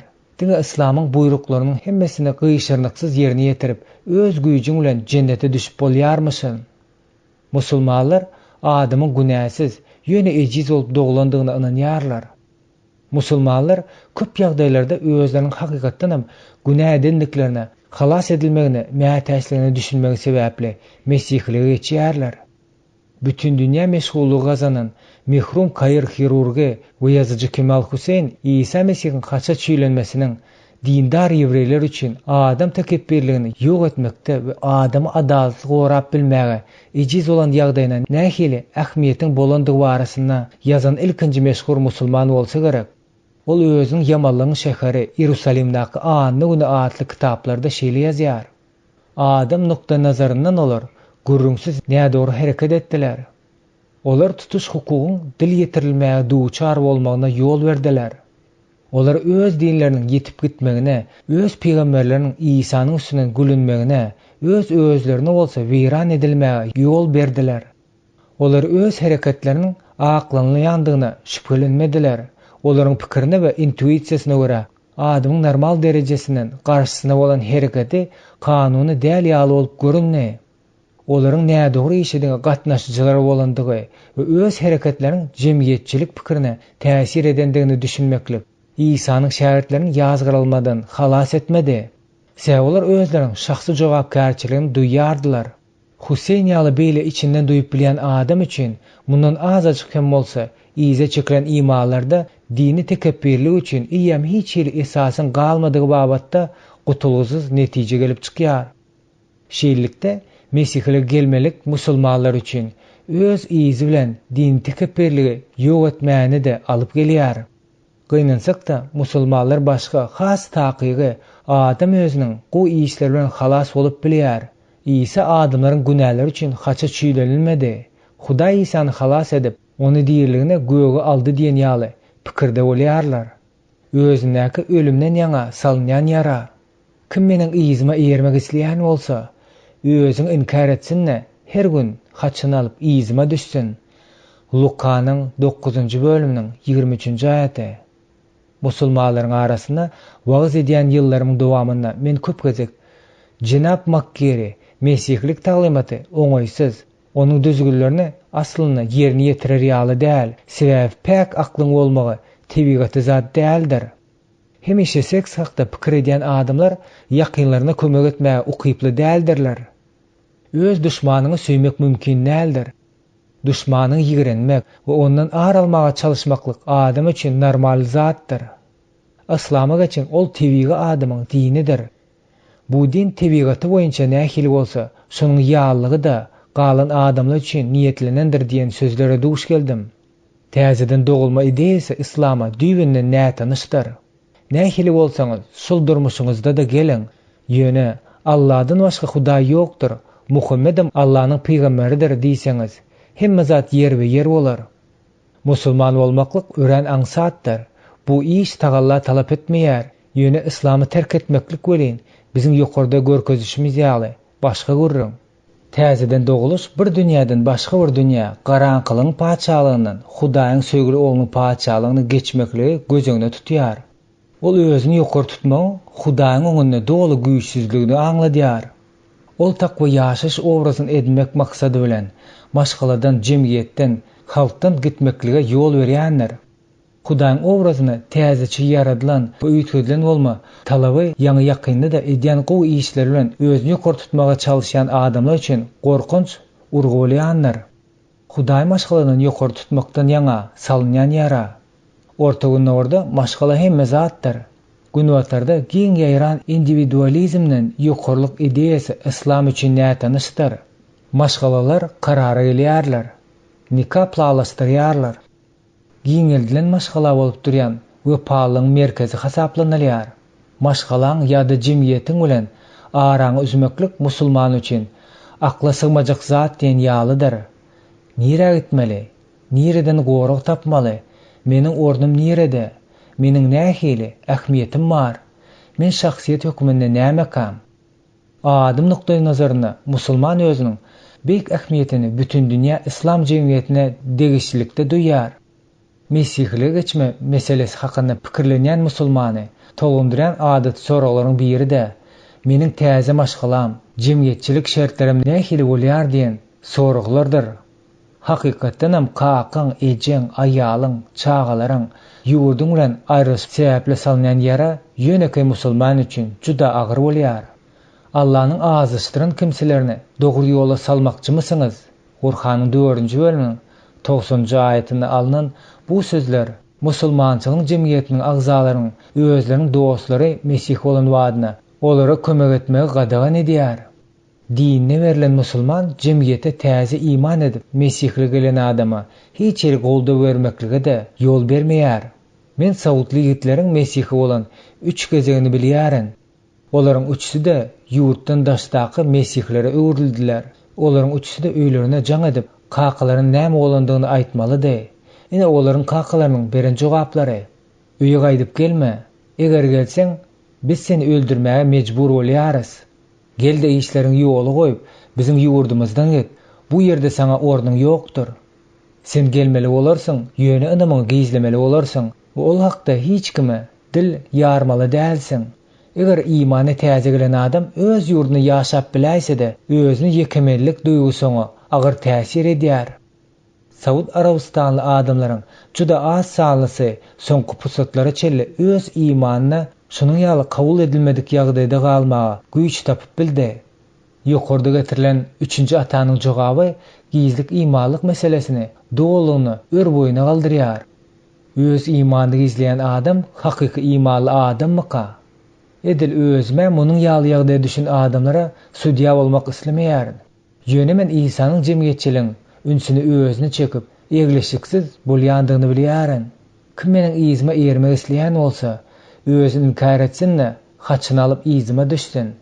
Çünki kim janyny halas etmek islese, onu ýitirer. Ýöne kim janyny meniň we hoş habarym uğruna ýitirse, onu halas eder. Bir adam bütün dünya gazanyp da öz janyny ýogaltsa, oňa näme peýdasy bar? Adam öz janyny derek näme berip biler? Bu zinahor günäkär nesliniň içinde kim meniň we meniň sözlerimden utansa, insan oğul da mukaddes peristeler bilen birlikde atanyň şöhrady bilen gelen mahaly ondan utanar.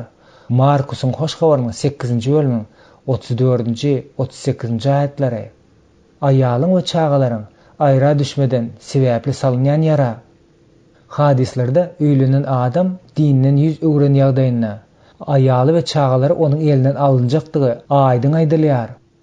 Eger aýal Mesih bolsa, onda onuň musulman adamsy islämni edip biler. Ýagny islese aýrylışmanam, aýrylışybam biler. Eger dini ýitgeden öýlenedik bolsa, onda onuň aýal tapmak mümkinçiligi nola deň bolýar. Mesih'e gelmekliginin neticesi şeýle zulümli bolýar. İmana täze gelen adam täze durmuşy aýalsyz, ärsiz ýa-da maşgala gurmak perspektiwasyz başlanna, düýbünden adaty bolmadyk ýagdaýa düşýär. İşini ýitirme sebäpli salynýan ýara. Musulman jemgyýetiniň agzasy hiç bir ýagdaýda da dinden ýüz öwürmek musulmana asla kömek etmeli däldir. Gurhanyň 4-nji bölüminiň 90-njy aýaty.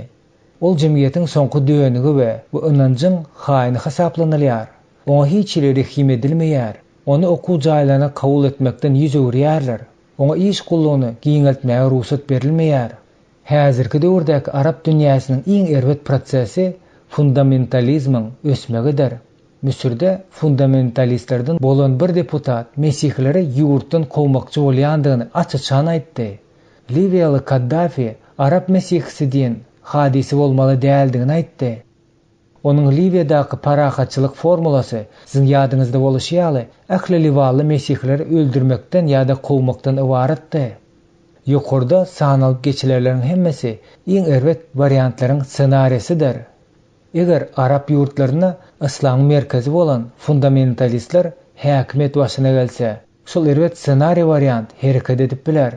Ýöne hatda şonuň ýaly güýçli garşylygy bolan Saud Arabistany ýaly ýurtlarda da musulmanlaryň Mesih'e iman etmegi aklyny haýran edýän zatdyr. Mesih missionerleri Mesih bolan musulmanlaryň nähili gorkunç pidalaryny edýändigini bilmelidir. Bu dünýädäki toparlar sistemasynyň iň erwedinden çykýan bu görgüleriň derdini ýeňletmek üçin elinden gelen zatlaryň hemmesini etmelidir. 33-nji bab Halypaçylygyň bahasy. Mesihlerin Resulları hükmünde size ağram salıp bilerdik. Ýöne biz öz çağlaryny bagyna başýan eni ýaly sizin araňyzda mylakatly gezdik.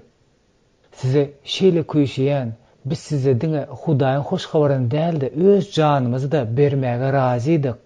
Çünki bize gaty eziz bolduňuz. 1-nji Selaniklaryň hatynyň 2-nji bölümiň 7-8-nji aýatlary. Hayran aldırıcı azat günü jemgyýetinde ýaşaýan Mesih halypasy üçin halypalyk ýöne ýere berilmeýän bolsa da ýokurda getirilen aýatlarda görkezişýäli wagtyny we güýjüňi sarp etmegi talap edýän bolsa da adaty durmuşyň çäklerinden çykmaýar. Hiç ýeri polisiýada öňden bilinmedik krizis ýok.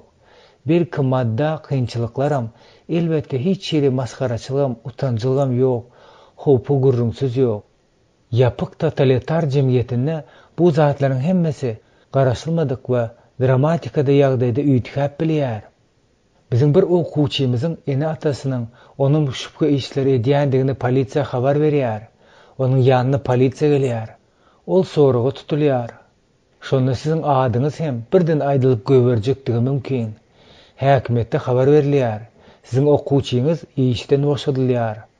Gaýynlar onu aýalynyň hem çagalarynyň juda düşürmek bolýar. Sizin okuwçyňyz çüň depressiýa düşýär. Sizin missionerlik işiňiz bolsa howp astyna düşýär. Getirilen bu ssenariýaň tükünüksiz möçberindäki variantlar bolup biler. Sizin rolunuz nähili bolmaly? Siz okuwçyňyzy nädip goldajak? Aydaly siz hem şol ýurtda, şol şäherde ýaşaýarsyňyz. Okuwçyňyz siziň bilen görüşmek islermika? Siz onuň üçin päsgelçilik bolarmysyňyz? Siz onuň bilen nädip gatnaşyk saklajak? Aydaly siz başga ýurtda ýaşaýarsyňyz. Siz hemişe halypa däl. Siz näme çäre görersiňiz? Ýa-da aydaly siz hem şol halka degisli bolup öz okuwçylaryňyz ýakynda ýaşaýarsyňyz. Sizin endiki etjek işleriňizi özüňiziň polisiýa iteklemegi mümkin. Siz okuwçylaryňyza kömek etmek bilen özüňize töwekkelçilik edersiňizmi? Ene ýapyk totalitar musulman jemgyýetinde ýaşaýan missionerleriň durýan soraglar. Mysallaryny getirýärin. Malayziýada ozal musulmanlaryň arasyna mesihli wagys edip ýören Hytaýly mesihler imana täze gelenler bilen bilelikde türmä salynýar. Polisiýanyň toruna ilmen sypyp bileleri bolsa emigrasiýa edýärler. Marokkoda missionerler hemişe goýýarlar. Türkiýanyň käbir uly şäherlerine ägirt uly dini söwesler edýärler. Oňa musulmanlar hem mesihliler gelenler hem gatnaşýarlar. Ol ýerde daşary ýurt wagysçylary iýizi giderli iýzarlanma astynda bolýarlar. Nigeriýede köp ýygnak binalary küle urildi. Bu ýurduň demirgazyk ýagny musulman welaýatyna ruhanylar hem öldürildi. Saud Arabistanyna dini polisiýa mukaddes kitap alýar. İmanlar ýygyny geçirmäge gadagan edýär we daşary ýurtdan gelen mesihliler ýygyny işini ýola goýmaga ruhsat bermeýär. Müsürde nominal pravoslav mesihlileri gazaply musulman ykdysady basyşynyň şelem özleriniň atyzyny baryan suw kesme wadasyny astyna düşýärler. Olary islamy kabul etmege mejbur edýärler. Öňrak islamdan mesihlige täze geçen biri şu ýurtda gynanlan wagtyny ölýär. Daşary ýurtly missionerler bolsa öz okuwçylarynyň haýsyda bolsa birine sorag edilenle özüň mesihlige getiren adyny aýdandygyna haýran alýarlar. Şunýal ýagdaýlaryň bolýandygyna garamazdan her neden mümkin boljak zat ýaly bolup görünse-de hoş habar wagys etmeklik diňer ýokurda ady agzalan ýurtlarda däl, isim öňki Sowet Soýuzy, Hindistan we Hytaý ýaly ýurtlarda da dowam etdirilýär. Hudaýyň bu azaşyn halklary bolan älim jahan söýgüsiniň subutnamasy onuň munyň ýaly päsgelçilik bolýandygyna garamazdan wagysçylara zähmet çekme usulyny tapyp berýändigini neder? Bu zatlaryň hemmesi şoň ýaly päsgelçilikleriň şertleri näme etmeli diýen sorag alyp barýar. Biz peýdaly bolup biläjek käbir ideýalar we hereket ediş täýärlerini teklip etmek isleýäris. Olaryň käbirleri universal bolup, eslendik şertlere de, ýapyk jemgyýetli şertlere de ýa-da atnasitet azatlyk ýaşaýyşyna ulanarlykdyr. Käbirlerde dol azatlyk we çydamlyk görkezleýän ýurtlarda gerek bolýar. Ilkinji nowatda biz halypa hukmyny näme hereket etmelidigini serederiz. Halypanyň durmuşyndaky arka durujakly dogany etmeň wajipligi, individual okuw nähili geçirmeligi barasyna gürrüň etmezimden öňürti, imana täze gelenler hakdaky bir aladany ýatlap geçmeklik belki iň wajip zat bolýar. Gürrüň arka durujulukly doga etmek tejribesi barada bolýar. Missionerlaryň durmuşyndaky iň haýran galdyrjy waka Hytaýyň içki missiýasyndaky Frezerde bolup geçdi. Ol günörde Hytaýyň geçmesi kyn bolan dağlar bilen gurulşan giň territoriýasyndaky Lisu halkynyň arasyna wagys etmeli bolupdyr. Hudaýyň merhemeti bilen onuň Lisulary köp şäherindäkiler we oglarynaky iş hasylly boldy. Barıp gelme meselesindäki kynçylyklar we wagtyň yetmezlik edýändigi sebäpli ol okuwçylaryň ýanyny işleşi ýaly ýygy-ýygydan barıp bilmänler. Ol wagtyň ýokdugy üçin ýanlaryny ýygy-ýygydan barıp bilmän okuwçylar üçin doga etmäge goşmaça wagt karary gelipdir. Bir näçe ay geçenden soň özleri üçin eden dogalaryna köpräk wagtyny sarp eden okuwçylaryň ýanlaryna gatnap duran okuwçylaryna seredende köpräk üstünlük gazanan ýaly bolup görünýär. Elbetde onuň mundan çykaran netijesi subyektiwdir. Şeýle de bolsa men şol okuwçylaryň üstünlükli, ihlas bilen dinsiz edilen arka durujukly doga bilen baglanyşykdygyna ynanýaryn. Ahir netijede Huda imanlaryň üstünlüğüň sebäbi boldy. Bizim ediyen dogalarımız Hudaň etmäge ymtylýan işini etmegiň aňsatlaşdyrýar. İsa'nın öz görkezen misalyny seredip geçeliň. İsa özüni erjilerin asliýetine kimdigini bilendi. Petrusyň düşen ýagdaýyndaky iň erwet zady öňünden görendigi sebäpli olar üçin dua etdi. Bu waka siziň ýadyňyzdamy? Petrus gaýa İsa tutsak edilen mahaly özüniň gorkun kimin alyp barýar. Petrus beýleki şähertleriň hemmesi dänsede özüniň İsa'dan dänmejekdigini aýdandan soň edilýär. Ýöne Petrus şeýle diýenden soň hem İsa'ny 3 gezek inkar edýär. Ýöne hemme zat ýitirilen näldi? Pentekos günündäki beýik dogany, ýagny 3000 adamy Rebbe getiren dogasy hut Petrus edipdi. Bu beýik iman getirmäni näme beýlegi üç edip bilipdi. İsa hatda bu zatlaryň hemmesi bolmazyndan öňden doga edipdi. Simon, Simon, buğday kimen galbyr bilen elejek bolup şeytan sizi diledi. Emma men imanyň kemelmesin diýip seniň üçin doga etdim. Sen hem bir wagt öwrülip gelende dogallaryň goltugy ber. Lukanyň hoşgabarynyň 20-nji bölüminiň 31-nji 32-nji aýatlary. Emma men imanyň kemelmesin diýip seniň üçin doga etdim. Ýöne onuň imany gysga pursatlyk kemeldi. Şeýle-de bolsa ol ahyrynda dawaralandy. Petrus ýitirilmedi. İsa Petrusyň büdürecekdigini öňünden bildi. İsa bu ýagdaýa garaşýardy. Ol Petrusyň ýanyna 3 gezek gaýdyp baryp, Resullaryň hemmesiniň ýanyna onuň imany 3 gezek ikrar etdirdi. Bu ikrar etme her gezekde meniň goýullarym bak, meniň goýullarym bak diýen tawşyryk bilen utgaşdyryldy.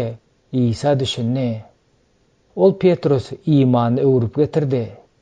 Ýöne hatda şu öwrüp getirmäniň öňünden doga edildi. Men seniň üçin doga etdim. Ýazgy bize İsa'nyň dogalarynyň mazmuny hakda köp zat aýtmaýar. Şonuň üçin aýratyn üns bermeklige münasip bolan bu tekst juda wajypdyr. Misionerlerin gazaply izarlanýan musulman jemgyýetine şol tekst biziň misionerler imanymyzyň berkitmegi üçin edýän dogamyzyň esasy bolmaly dälmidir? Paulusyň durmuşynda öz duýgusyny we şähertleri üçin arka durjulukdy doganyň wajypdygyny açyp görkezýän epizodlaryň ençemesi bardyr. Aşagdaky aýatlara üns beriň. Çünki Hudaýyň islegi bilen ahyr soňundy hoşbagtlyk tapyp bir tär bilen size gelmezmikam diýip ýalwaryp, elmedamy dogalarymda size bir syhly ýatlanyna, oğlunyň hoşbaryna, ruh bilen gullugyny edýän Hudaýym güwädir. Rimlere ýazylan hatyň 1-nji bölüminiň 9-njy 10-njy aýatlary. Siziň üçin dynygsyz şükür edip, sizi dogalarymny ýatlaýaryn. Rebbimiz İsa Mesihiň Hudaýy şöhratly ata özüni tanamakda size akyldarlyk hem ilham ruhuny bersin diýip doga edýärin. Onuň çaklygynyň beren umydy, mukaddeslerindäki mirasyň şöhratly baýlygyny biz iman edenlere boljak güýjüniň biçek uludygyny bilerýaly. Yüreğinizin gözleri aydınlasın deyip dua edýärin. Efeslere ýazylan hatyň 1-nji bölüminiň 16-njy 19-njy aýatlary. Mesih iman arkaly yüreklerimizde ýaşarýaly. Ol şöhratynyň baýlygyna görä öz ruhy arkaly sizi içki häsiýetiňizde gudrat bilen güýçlendirsin diýip dileg edýärin. Şeýlelikde Hudaýyň bütün doglugy bilen dolarýaly. Söýgüde kökürüp, düýüp tutup, hemme mukaddesler bilen bilelikde Mesihiň söýgüsiniň nähili giň, uzyn, belent we çoňurdygyna düşünmegi, bilimden ýokary çykýan bu söýgüni tanamaga başarmaňyz üçin dileg edýärin. Efeslere ýazylan hatyň 3-nji bölüm 16-njy 19-njy aýatlary. Men sizi her gezek ýatlanymda Hudaýa şükür edip, ilkinji günden tä şu wagta çelli hoşgabar ýaratmakda eden hyzmatdaşlygyňyz sebäpli hemişe her dogamda baryňyz üçin şatlyk bilen dileg edýärin. Sizde oňat işe başlan Hudaýyň Mesih İsa'nyň gününe çelli muny bitirjekdigine ynamym bar. Siziň baryňyz hakda şeýle oýlanmamyz hakdyr. Çünki siz meniň yüregimdesiňiz. Zynjyrlar bilen bagly bolsam da, hoşgabary gorap, tasdiklasam da, siziň baryňyz Hudaýyň merhametine meni bilen paýdaşsyňyz. Mesih İsa'nyň söýgüsü bilen hemmeňizi nähili küýsýändigme Hudaý güwädir. Filiplere ýazylan hatyň 1-nji bölüminiň 3-nji 8-nji aýatlary. Şähertlere bolan nähili uly söýgü, ol şähertler üçin Hudaýa dynagsyz minnetdarlyk bildirýär. Onun ahırdaki maksadı şagirdlerin Hudaýyň bütün doğuluğundan doğulu bolmagyny görmekdir. Paulus şagirdlerin umytdan doğulu bolmagyny, Hudaýyň söýgüsini düşünmekligini, Hudaýyň güýjünden hereket edip bilmeklerini isleýär. Ol şagirdlerin Hudaýy has gowy tanamaklygyny isleýär. Ol Mesihiň olaryň yüreklerine imanlar arkaly mesken tutmagyny isleýär. Paulus şu zatlaryň öz şagirdleriň durmuşynda bolmagy üçin köp wagtlary doga edip geçirýär. Paulus Hudaýyň öz dogasyna jogap berjekdigine ynanýar. Ol öz şagirdlerini yüreginde saklaýardy. Endigi urlan arka duruculuklu doganyň üstüne goşmaça hökmünde Paulus şagirdlerine bolan aladany we söýgüni goşýar. Söýgü görkezmäniň wajyplygy. Ejir çekýän ýalňyz, gowulan öret edilen adamlaryň jallaryny nädip tutmaldygyny şeytan gowulýar. Sen hiç kime gerek däl, gaýdyp barsaň, seni ýende kabul ederler. Eger sen islama gaýdyp barsaň, görgüleriň tamamlanar. Eger de söýgi, aladaçyl, halypa we imanly ýynak ýok bolsa, onda imany täze gelen adamyň ýüregine düşünmezlik, kinäniň ýa-da gaharyň kökürmegi, şeýdem şeytanyň öňünde gapyny açmagy mümkin. Bu her nädäň mümkin däl zat ýaly görünse-de, Hudaý bize şol imany täzeden gelen adamlara hondarlyk etme, artykmaçlygyny we wezipesini berendir. Şonuň üçin biziň edýän işimiz dogrudur. Mysal hökmünde biz bäbegiň tebigatlanýyşy ýada salyp bileriz. Söýgüniň, aladanyň, gürleşiň we ysnyşyň bar ýerine çağa güllä beşýär. Eger de çağa öz-özüniň eline berilse, mulaýymlykdan we söýgüden mahrum edilse, onda keselwent bolýar, hatda ölýärlerim. Adam kalgynyşynyň ýaly seslenmegine mümkinmika? Biziň göwnümize howa, gynansak da, muny suwd edýän dokumentler derňewleriň bardygyny bilemok. Diňe meniň köp ýyllyk şahsy synaglarym bar. Adamlara söýgü goldaw, duýgudaşlyk, gürleşik, özleri üçin alady edýändigini, özüniň ähmiýetliligini bardygyny duýmaklyk, özüne bolup geçen zatlaryň kimdir birine bir injilik edýändigine bolan ynam gerek. Belki düşmançylykly islamyň gelýärler üçin munyň aýytlaýjy ähmiýeti bolandygy da ahmal. İsa'nın bizi hiç haçan terk etmejekdigine, taşlamajagyna özüniň wada berendigi hakykatdyr. Ýewreýlere ýazylan hatyň 13-nji bölüm 5-nji aýaty. İmany täze gelenleriň käbiri Rabbiň barlygyny iki başdan duýarlar. Şol duýgular hiç haçan hem terk etmeýär.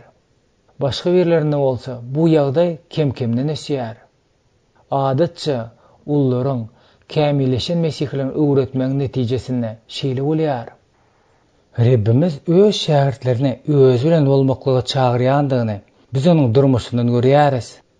Olar Rabbiň aladasyny we söýgüsini hemişe duýup bildiler. Rabb olara hemişe ders berdi, öwüt nesihaty berdi, öz ihtiýaryny, akyldarlygyny we göwüň görnüşlerini olar bilen paýlaşdy. Ahir soňunda da ol şagirdler üçin öldi. İsa gaty üýtgeşik, onuň nusgasy biziň üçin el ýeter däldir diýip pikir etmezmiz ýaly. Hudaý adaty adamy, hatda mesihler de öldüren Tarsly dini mugallim bolan Sauly, ýagny edil biziň ýasalan materialymyzdan ýasalan adamy öz söýgü işindäki nusgasy üçin saýlady. Şu bagyň başyna biz Paulusyň Selaniklere ýazylan hatyndan aýat getirdik. Biz şol aýatdan Paulusyň öz şagirdlerine enäniň öz çağasyny mulaýym garaýşy ýaly, mulaýymlyk bilen garaýandygyny, olaryň aladasyny edendigini, olar üçin jany bermäge taýýar bolan derejeçiler olary söýýändigini bildik. Ol Mesih İsa'nyň söýgüsü bilen hemmäňizi nähili küýsýändime Hudaý güwädir diýýär. İsa Mesihiň söýgüsü bilen. İsa özüni biziň hemmämiz üçin berdi. Onuň ruhy ýaşamagy Paulusda dowam etdi. Bugün olsa onuň ruhy ýaşamagyny bizde dowam etdirýär. Serediň bu söýgü şagirdleriň izinden galman ýörmekde Paulusy nähili hereketlendirýän eken. Bir näçe günden soň Paulus Barnabasa enne izme dolanyp Rabbiň sözüni yglan eden her bir şäherimizde dogollara görme görüşe baryp hal ýagdaýlaryny soral diýdi. Resullaryň işleriň 15-nji bölüminiň 36-njy aýaty. Eger Paulus adamlaryň ýanyna özü baryp bilmese, olardan habar almak we öz hakda habar vermek üçin kimdir birini göýberip ýa-da olara hat ýazypdyr, ýa-ha başga bir ýol tapypdyr. Onuň öz deregine göýberen adamlar hakdaky ýatlamalary üns beriň. Efesdäki şagirdlere: "Meniň nähildimi, meniň näme edýänimi siz biler ýaly. Söýgüli doganymyz, Rabbimiz sadyk hyzmatkary Tihusy size bar zadaýdar. Ine, şunuň üçin hal ýagdaýlaryňyzy biliň. Ol ýüregiňize teselli bersin diýip Tihusy size ýolladym." Kolosiýadaky şagirdlere: "Işdeşim sadyk hyzmatkar, söýgüli doganymyz Tihus hem men hakda size ähli zady habar berer. Ol siziň hal ýagdaýlaryňyzy bilip, ýüregiňize teselli berer." Filipdäki şagirdlere: "Men siziň hal ýagdaýyňyzdan habarly bolup, günümi İncil daýanyp size basym Timoteusy ýollamagy Rab İsanyň umyd edýärin. Men ýagdaýyň nähili boljagyny bilen wadyma, onu ýollarym diýip umyd edýärin. Ýygynyga teselli bermek we goldamak maksady bilen ada bibereleriň üstüne haty ýazlan wagtyna aýratyn şagirdlere Timoteusy Filemona berkitmäge ýardam berýän ýygnaklara görmek müýesser etmek ýeri bolan imanlar birligine wagt sarp edýär. Bu hatlar yazmak üçin wagt gerek bolýar. Onuň ýazan hatlary ýöneki hat bolsa-da, ruh çopalarynyň durmuşyny öwüt nesihatlarynyň goýusy, wagtçylyk filosofiýasynyň we strategiýasynyň birinji klasy mesihilik traktatlary we goldamalary boldy. Paulus şol hatlary şeýle hem beýleki adamlara salam göndermek, hat ýazan adamlaryna başga adamlaryň adyna salam aýtmak, şeýdem birlik we Mesihiň ösüp barýan bedeniň agzalarynyň arasyndaky iki taraplayın alada atmosferini döretmek üçin olanýar. Soňky funksiýa aýra tutulýandygy üçin, ýalňyz bolan täze imana geleler üçin epesli stabilizirleýiji täsir edip biler. Bu funksiýalara goşulan ýygnak üçin özleriniň nähili güýçli ähmiýetiniň bardygyny görkezip bilýär. Ýokarda seredip geçilen işler gat köp wagty we ullakan tagallan talap edýär. Aslynda ol bar wagty alýan iş bolýar. İmany täze geleler gazanma we terbiýeleme işine çekilenleriň hemmesi üçin hop şunda jemlenenler. Paulusyň halipaçylygyň bahasynyň bir bölegi hökmünde getirilen kynçylyklaryň sanyny üns garaň. Olar Mesihiň gullukçylarymy?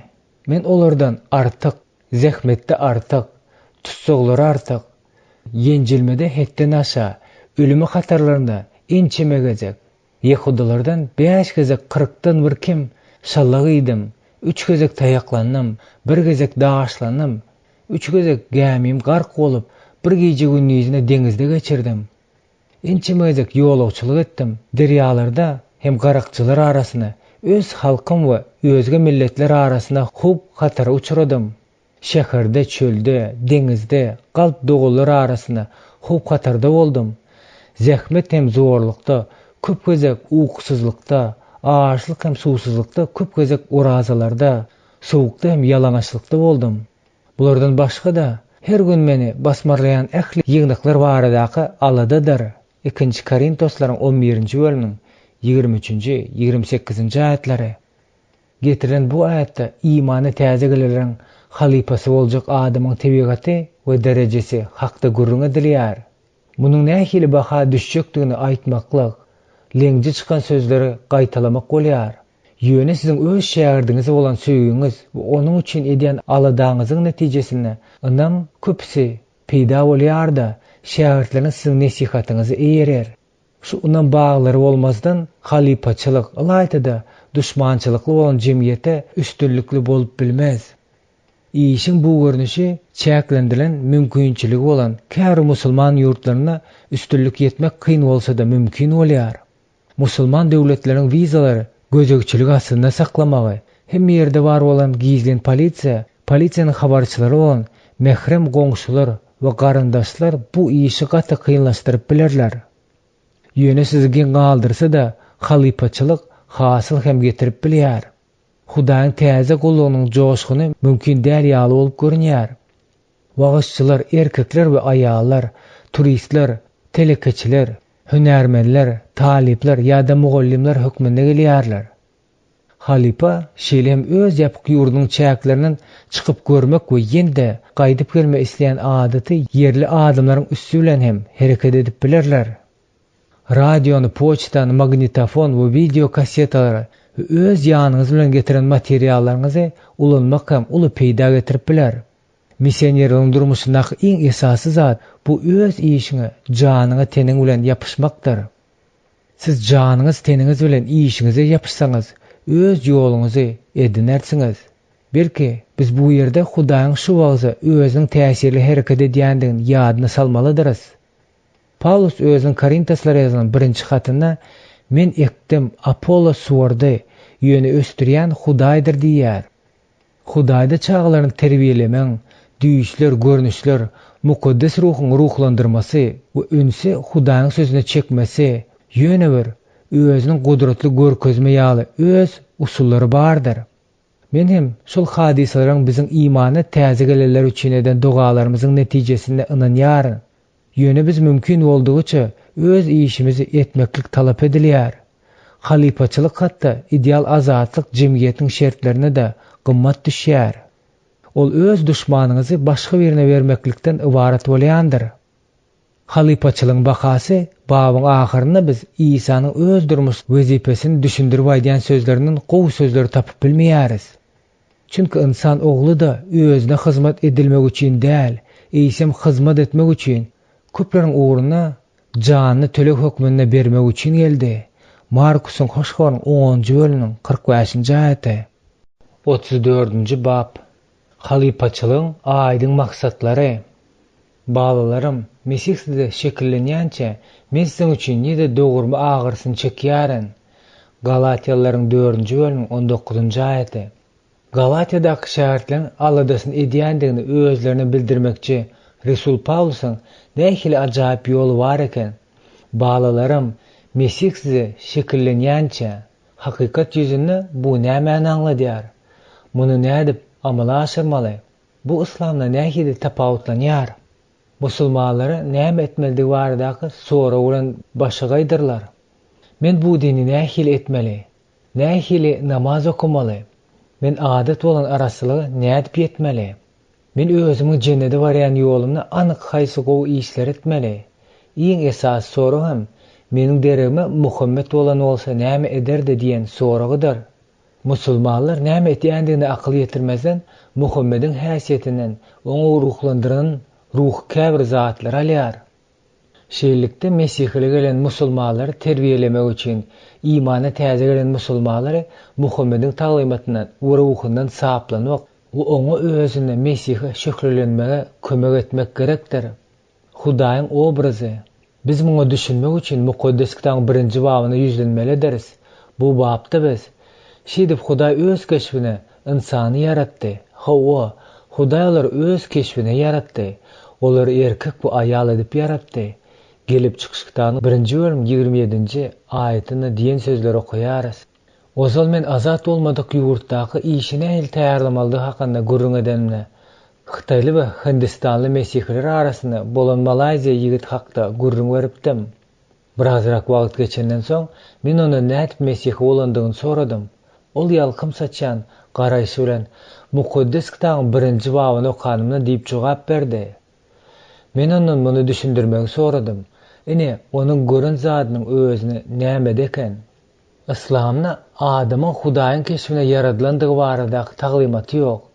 İslam Hudaýyň beýikdigini, çäklerden daşardygyny, akyl ýetirer ýaly däldigini aýdýar. İslamda hiç kimem Hudaýyň asliýetini nähili keşfetdigini bilmeýär. Şonuň üçin adam Hudaýyň keşfine yaradyldy diýen sözi meni gowandyrdy. Biz Mesihi dostum bilen elimize mukaddes kitap alyp bu soragy öwrendik. Biz şonda İsa'nyň Hudaýyň şöhratyndan ýalkymydygyny, onuň barlygyny keşfetdigini gördük. İsa'nyň özü meni gören atamy görendir diýär. Hudaý Mesihiň durmuşyny görmek, tanamak, oňa düşünmek bolar. İsa'ny Hudaýyň ogly we insan ogly diýip atlandyrýarlar. Ol Hudaýyň adam bedenine keşfidir. Ol meniň nähili oýlanyp taplandygynyň misaly boldy. Biz şeýleýän Paulusyň ol käbirler resul, käbirler peýgamber, käbirler hoş habarçy, käbirler çopan, Kabirler öwredici edip belledi ve çünkü Hudaýyň bütün doğulluğu beden şekline Mesih'te yaşayandır. Siz hem Mesih'te kämillige gowuşansyňyz diýen sözlerde duş geldi. Biz 2 Korintoslaryň 3-nji bölümiň 18-nji aýatynda şunyal ideýany gördük. Emma bizim hemmemiz perdesi aýrylan yüz bilen Rabbiň şöhratyny görüp, şöhrat üstüne şöhrat bilen şol keşbe döndürilýändiris. Bu hem ruh bolan Mesih tarapyndyr. Emma bizim hemmemiz perdesi aýrylan yüz bilen Rabbiň şöhratyny görüp, şöhrat üstüne şöhrat bilen keşbe döndürilýändiris. Bu hem ruh bolan Mesih tarapyndyr. Biz beýleki parçalardan Mesihiň bize bolan islendigini, özüniň aýdandygyny, bizim bedenimiziň Hudaýyň ibadatxanasydygyny we mukaddes ruhyň bize Hudaýyň ruhy we Mesihiň ruhy hökmüne iýerlendigini bildik. Bu zatlaryň hemmesi tolgundurucu we ruhyňy heýjana salyjy açylyş boldy. Hudaý başda adamy öz keşbine yaradypdyr. Şol keşb adamyň gozgalançylygy bilen ýoýulypdyr. Mesih bizde yerinden durdy.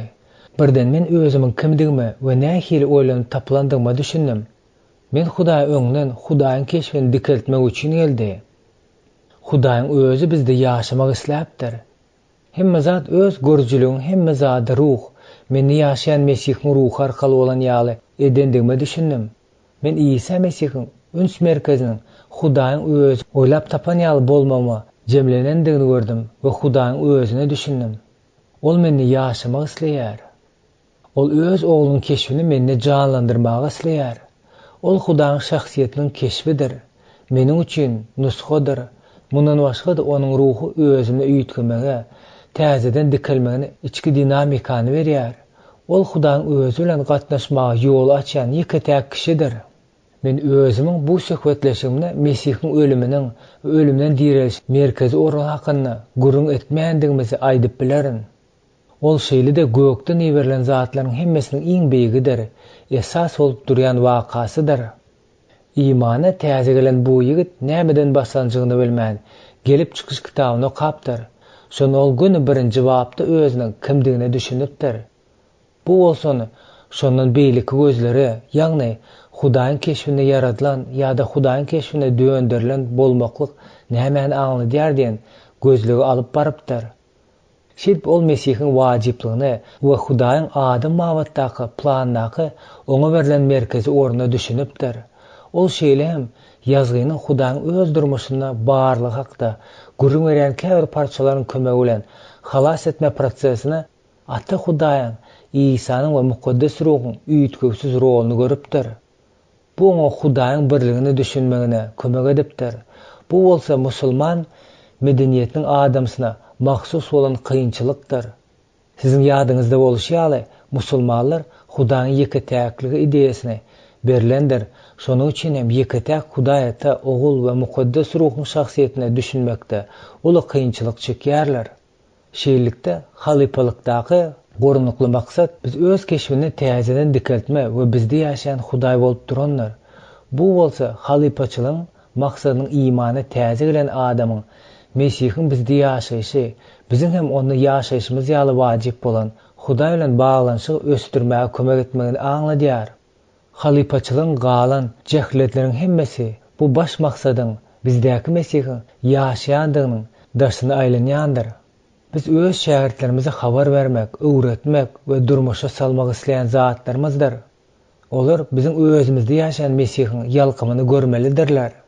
Biz bolsa mukaddes ruhyň güýji bilen muny öz berýän derslerimizde oýarmalydyryz. Mukaddes ruhyň roly. Ilk bilen biz imany täze gelen adamyň mukaddes ruhdan dolugyny wajipdygyny düşünmeň aladasyny etmelidiriz. Paulus Korintoslardaky imanlara ýa-da teniň sizde ýaşaýan we sizin Hudaýdan alan mukaddes ruhyňyzyň ibadatxanasydygy, sizin özüňizinki däldiňizi bilmeýärmisiňiz diýär. Petrus muňa Pentekost gününe şeýle düşündirýär. Toba edin, günälerinizi ötülmek üçin ähliňiz Isa Mesihiň adyna çokundurulun. Neşe siz mukaddes ruhyň syýylygyny alarsyňyz. Resullaryň işleriniň 2-nji bölümiň 38-nji aýaty. Isa özüň ilkinji şähertlerine özlerini ýokardan güýç gelýänçe Ýerusalimde bolmaklaryny maslahat berýär. Başga bir gezekde ol mukaddes ruh üstüňize iňende güç kuvat alıp Yerusalim'ne, bütün Yahuda'da, Samarya'da, yerin te soňuna çellemenin şahitlerin bolarsınız diýär. Bu yerde gep taglimat we näme ýa-da nähili etmeldi hakynda giden okda Hudaýyň barlygy hem ihtiýar hakda barýar. İsa, siz menden üzüne hiç zat edip bilmersiňiz diýdi.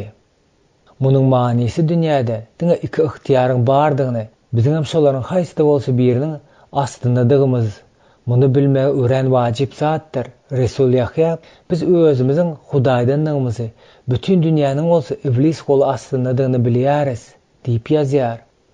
Şu ýerde siz kimiň ihtiýaryna, bütün dünýäniň erwetleriniň ihtiýardygy sebäpli biz imany täze geleleri nädip ýüreklerine Mesih mesken tutup bilerýaly we mukaddes ruhun bardygyny hem güýjüni dolup bilerýaly edip boljagyny öwretmäge borçludyrys. Siz halipa, imany täze gelen adamy özüňdäki mukaddes ruhun çeşmesini nädip açmaldygyny görkezmelisiňiz. Egerde imany täze gelen adam başda ruhdan dolan bolsa, onda size omyny öwretmek gerek bolmaz. Sebäbi ol hemme zada şahsy tejribesine görendir.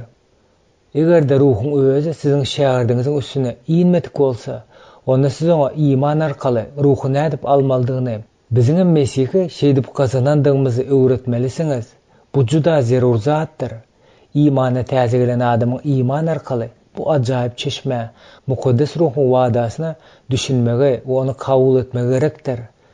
İmanly adam özüni mukaddes ruhdan köp gezek dolup bilýändigini bilmelidir.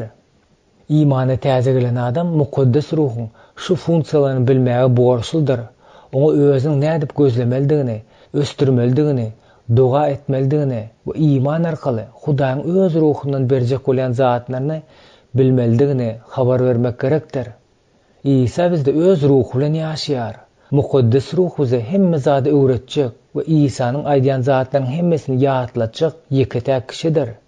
Mukaddes ruh İsa'nın bardygyna bize we biziň üstümiz bilen beýleki adamlara şahytlyk edýän ýeketäk kişidir. Mukaddes ruh günä, dogruluk we höküm bawaty dünýäniň ýalňyşandygyny bildirer. Mukaddes ruh bize hakykata tarap ýol görkezer, geljek zatlary bize bildirer we Mesihden eşiden zatlaryny aýdar. Mukaddes ruh bize ruhun miwesini, Mesih'in keşfine aýan bolmasyny getirýär. Ýygnakdaky dürli wezipeleri adamlara mukaddes ruh berýär. Bize ruh sylaglary mukaddes ruh berýär. Bize Mesih'e şahytlyk etmeklige güýji mukaddes ruh berýär.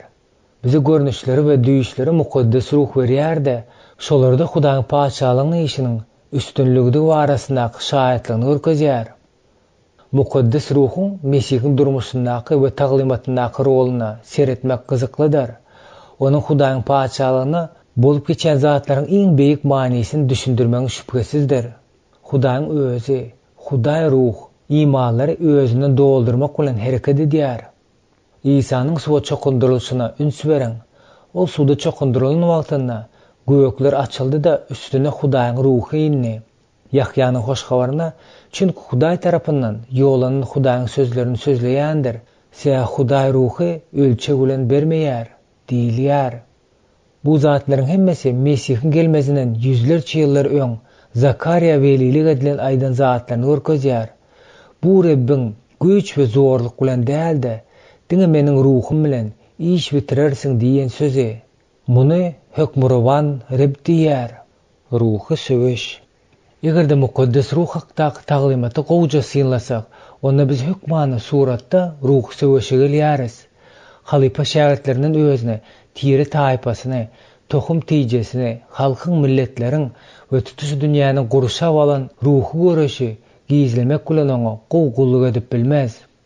Okuji 20-nji babdaky ruh söwüşe baglaşan materiallary seredip biler. Bu material ilkinji nowatda Mesih'in wagyzçysy sana gerek. Häzir gurrun ine näme barada barar.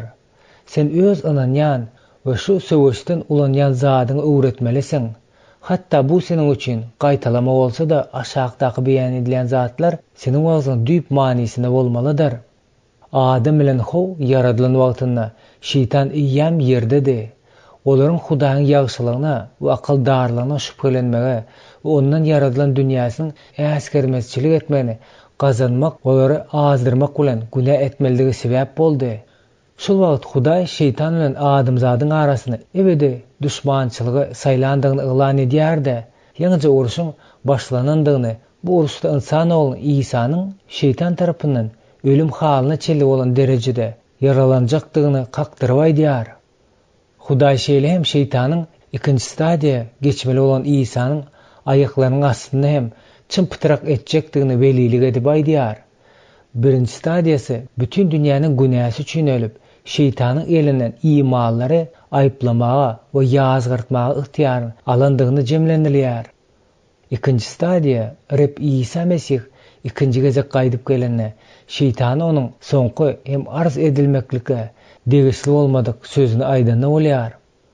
Reb İsa'nın haçta şeytanyň üstünden kazanan beýik ýeňişiniň we bizde öz ruhy arkaly bolýandygynyň kömegi bilen biz häzir garaňkylyk häkimetiniň üstünden höküm sürüp bilýän meşhur bolan dereje ýetýäris.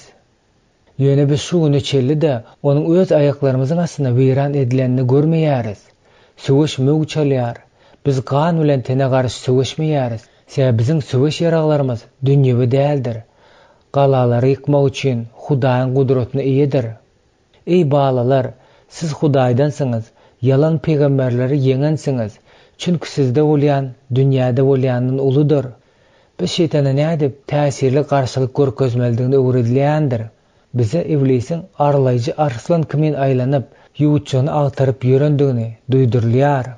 Öz şähertleriňizi hemme usullar bilen ýaşaşyň özüni, ruh söwüşleri, bütün adamzadyň ruhy durmuşynyň reallygyny, onuň üstünden ýeňiş gazanmanyň täýerlerini öwredin. Hudaýyň sözüniň zerurlygy. İsa'nın synaga salşany öwrenenmizde öz şahsy adyny ulanmagyň deregine, İsa'nın adam hökmüne ýazgyny ulanmagyň nusgasyny görkezýüne haýran galýarys. İsa şeytanlaryň synaglarynyň hemmesine ýazgyda ýazylypdyr diýip jogap berýär. Bu wajyp ýerde ilk bolup Adam bilen Hawa Eden bagyna ýyzy çekilýär. Dogrudanam İsa synaga bagly däl-de ymgyr çölde salanýar. İsa şol çöllükde şeytanyň synama üstünlikle garşy durup bildi. İsa'nın Adam diňe bir çörek bilen däl-de Eýsem Hudaýyň agzyndan çykýan her bir sözi bilen hem ýaşaýandyr diýip ýazylgydyr diýip beren jogabyny esasy jogap diýip ikrar etmek gerekdir. Takmynan Mesih dogulmazyndan 1400 ýyl ozal Ýeşua, goý bu kanun kitaby seniň diliňden düşmesen, şundaky ýazylaryň hemmesini dikkat bilen yerine ýetirer, onu giýiji günniz, aňyny sakla, şonuň sebäpli ähli işlerine üstünlük we awadalyk hemraň bolar, diýär.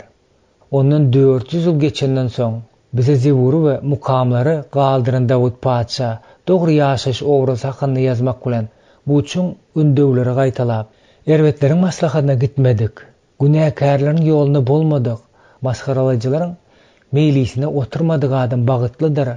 Onun keypi diňe Rebbin kanunynadyr. Giýje günniz onun kanuny hakda pikir edýändir. Ol akar suwlar ýakasynda ekilen, miwesi mewsüminde berýän, bu ýapragy solmaýan agaç ýaly bolar. Eden ähli işleri ruwaşlanar diýär. Dawuddan takmyn 300 ýyl geçenden soň Mesih dogulmagyndan 700 töwerekleri ozal İsa peýgamber. Men kiçik öwülle ruh synaga sözüme titräne nazar salaryn. İsa özüň ýakyn şähertlerine olaryň üstü bilen hem biziň hemmämize nesihat berip, siz mende galsaňyz, meniň sözlerim sizde galsa, isläň dileňiz biter diýär. Paulus İsa'ny göge alnanda takmyn 30 ýyl geçenden soň Kolosiýalary Mesihiň sözü bütün baýlygy bilen ýüregiňizde ýaşasyn, bütün akyldarlyk bilen bir-biriňize öwredin, öwüt beriň, mezmurlar, öwü aýdymlar, ruhy nagmalar aýdyp, şükür bilen ýüregiňizden Rebbi nagma okaň diýip ýazýar. Ýokarda getiren aýatleriň üstünde Mesihiň durmuşyna Hudaýyň sözüniň zerurdy hakynda gürrüň berýän başga da köp aýatlary goşup bolýar. Munyň praktiki tarapy Hudaýyň sözüni şähertlerimize nädip elýeter etmekde, olaryň Hudaýyň sözüni şeýle özleşdirmäge nädip kömek etmeginde, nädip şähertlerimiz onuň üstüne giýiji günniz pikirlener ýaly, onu ýüreklerini ýaşaýan söz kimin duýmagyna ýardym etmek jemlenilendir. Bu meseleni iki jihti nesel edeliň. Birinciden Hudaýyň sözüni yaratmadan köp usuly, ýagny radio, habar beriş serişdeleri, ýazgynyň tekstini ýaýratma, audio kasetalar ulanma, Hudaýyň sözüni aýdym edip radioga berme. Hudaýyň sözüni öz başlyk ýa tutma usullary bardyr. Bu usullaryň her biri Hudaýyň sözüni ýaýratmakda öz çözgüdini öňe sürýändir. Ikinciden Hudaýyň sözüni ulanmaklyk halypanyň stiline we ukybyna bagly bolýar. Wagyz sözündäki esasy zat bu imany täze giren adamyň talaplaryny hasaba almakdyr we şol bir wagtyň özünde de onda ýaşaş obrazyny ösüp geçämäge mümkin bolan endikleri Hudaýyň sözüniň üstüne giýji günniz oýlanmaklygy, onu islendik durmuşy ýagdaýda ulanmaklygy terbiýelemekdir. Musulman dünýäsiniň köp sebitlerindäki adamlarda gaty üýtgeşik ýatgeçlik bardyr.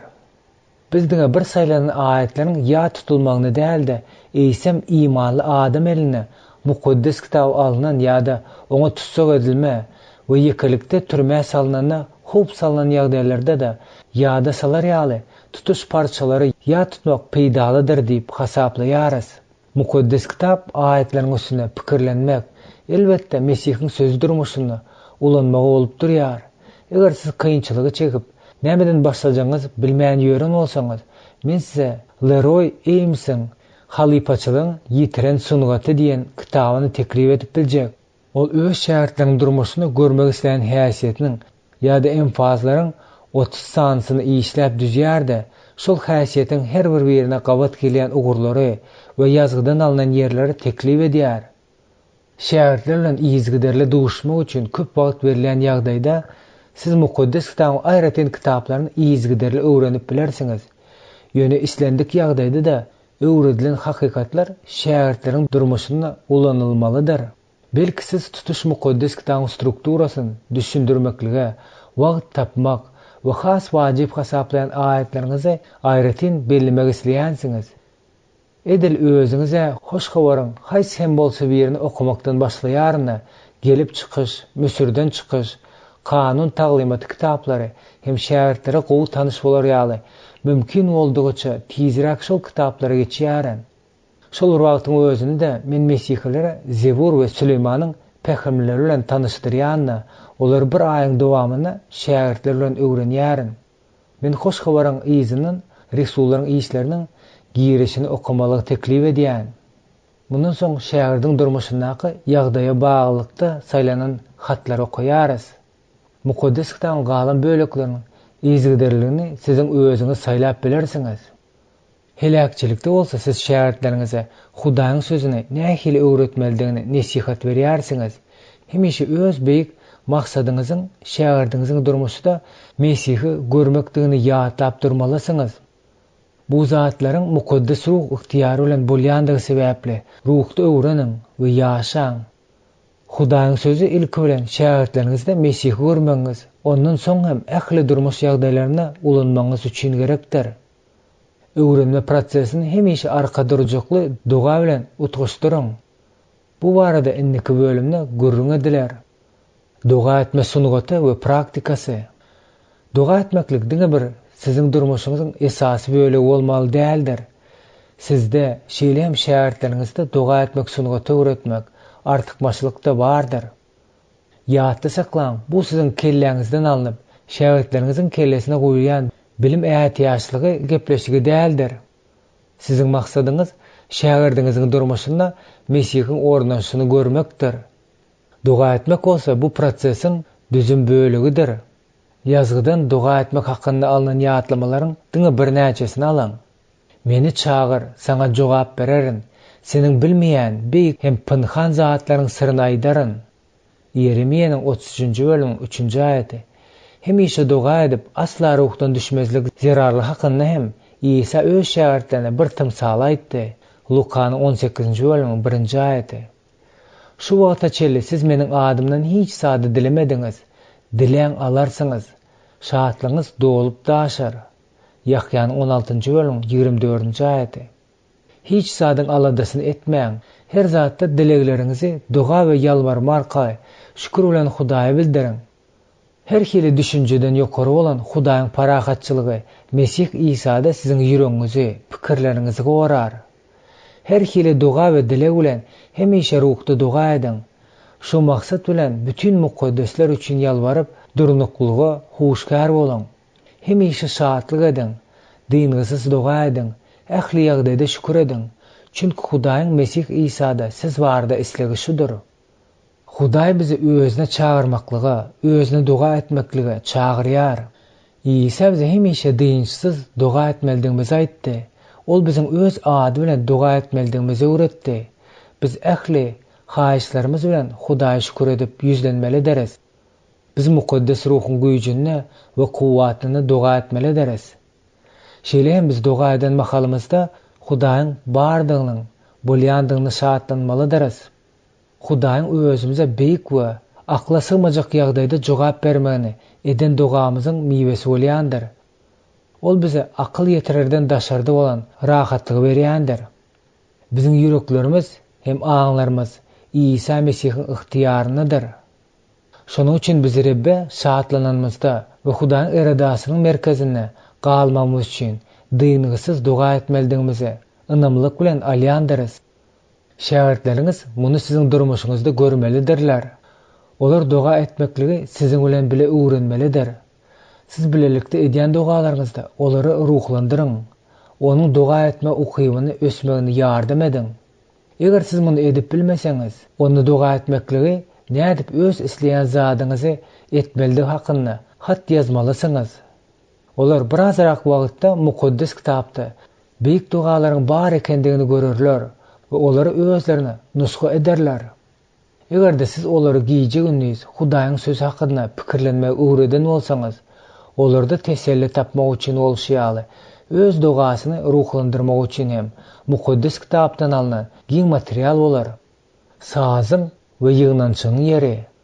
Teoretik taýdanna saz we gulluk hakda imany täze gelenleriň Mesihiň tenine birleşmesine degişli bolan innik wagtda gurrun edilmeli. Ýöne olaryň käbirler sizden ýekelikde aýdym aýtmaklygy we ýygnak geçirmekligi öwrenip bilerler. Siz öz şähertiňizi taýýarlayan adamlaryň diline aýdymlary terjime etseňiz, ulu novator bolup bilersiňiz. Ýatda saklan, halipaçylyk bu ýöne bir ders bermekden uly zatdyr. Bu imana täze gelen adama duga eden we Hudaýyň sözünden dadyn wagty Hudaýyň onu ýörmekligi, ona minnetdarlyk bildirmegi, onu öwmegi, ona guwanmagy, şatlanmagy öwretmekdir. Adamyň baş maksadyny Hudaý şöhratlandyrmagy we onu ebede şatlanmalydygyny we aýdymy öz içinde alýan ýygnagy hem elbetde munyň wajyp düzüm bölegidigini gadimden bäri bellidir. Köp musulmanlar rejimleriň repressiw özleriniň bardygy sebäpli täze iman eden adamyň bilelikde ýygnakda bolma we bile aýdym aýtmak üçin beýle imanlar bilen duşmak mümkinçiligi bolmazlygy mümkin. Şonuň üçin biz okuw prosesini bir bölegi höküminde mezmurlary, senalary we ruh aýdymlary öwretmege diňe goldaýarys. Ýygnak döretmegiň wajyplygy. Geçen wagtda biz Paulusyň görülde eýermegiň ören wajypdygy hakynda pikir edendigimizi gördük. Ol täze iman eden adamlara goldaw mätäç bolýandygyny bilýär. Olar kimdir biriniň özleri hakda alada edýändigini, o ýallarynydygyny bilmek gerekdir. Täze iman edenlerde özlerini meňzeşleri gözlemek isligi, ösmegi de edeli şunuň ýaly wajypdyr.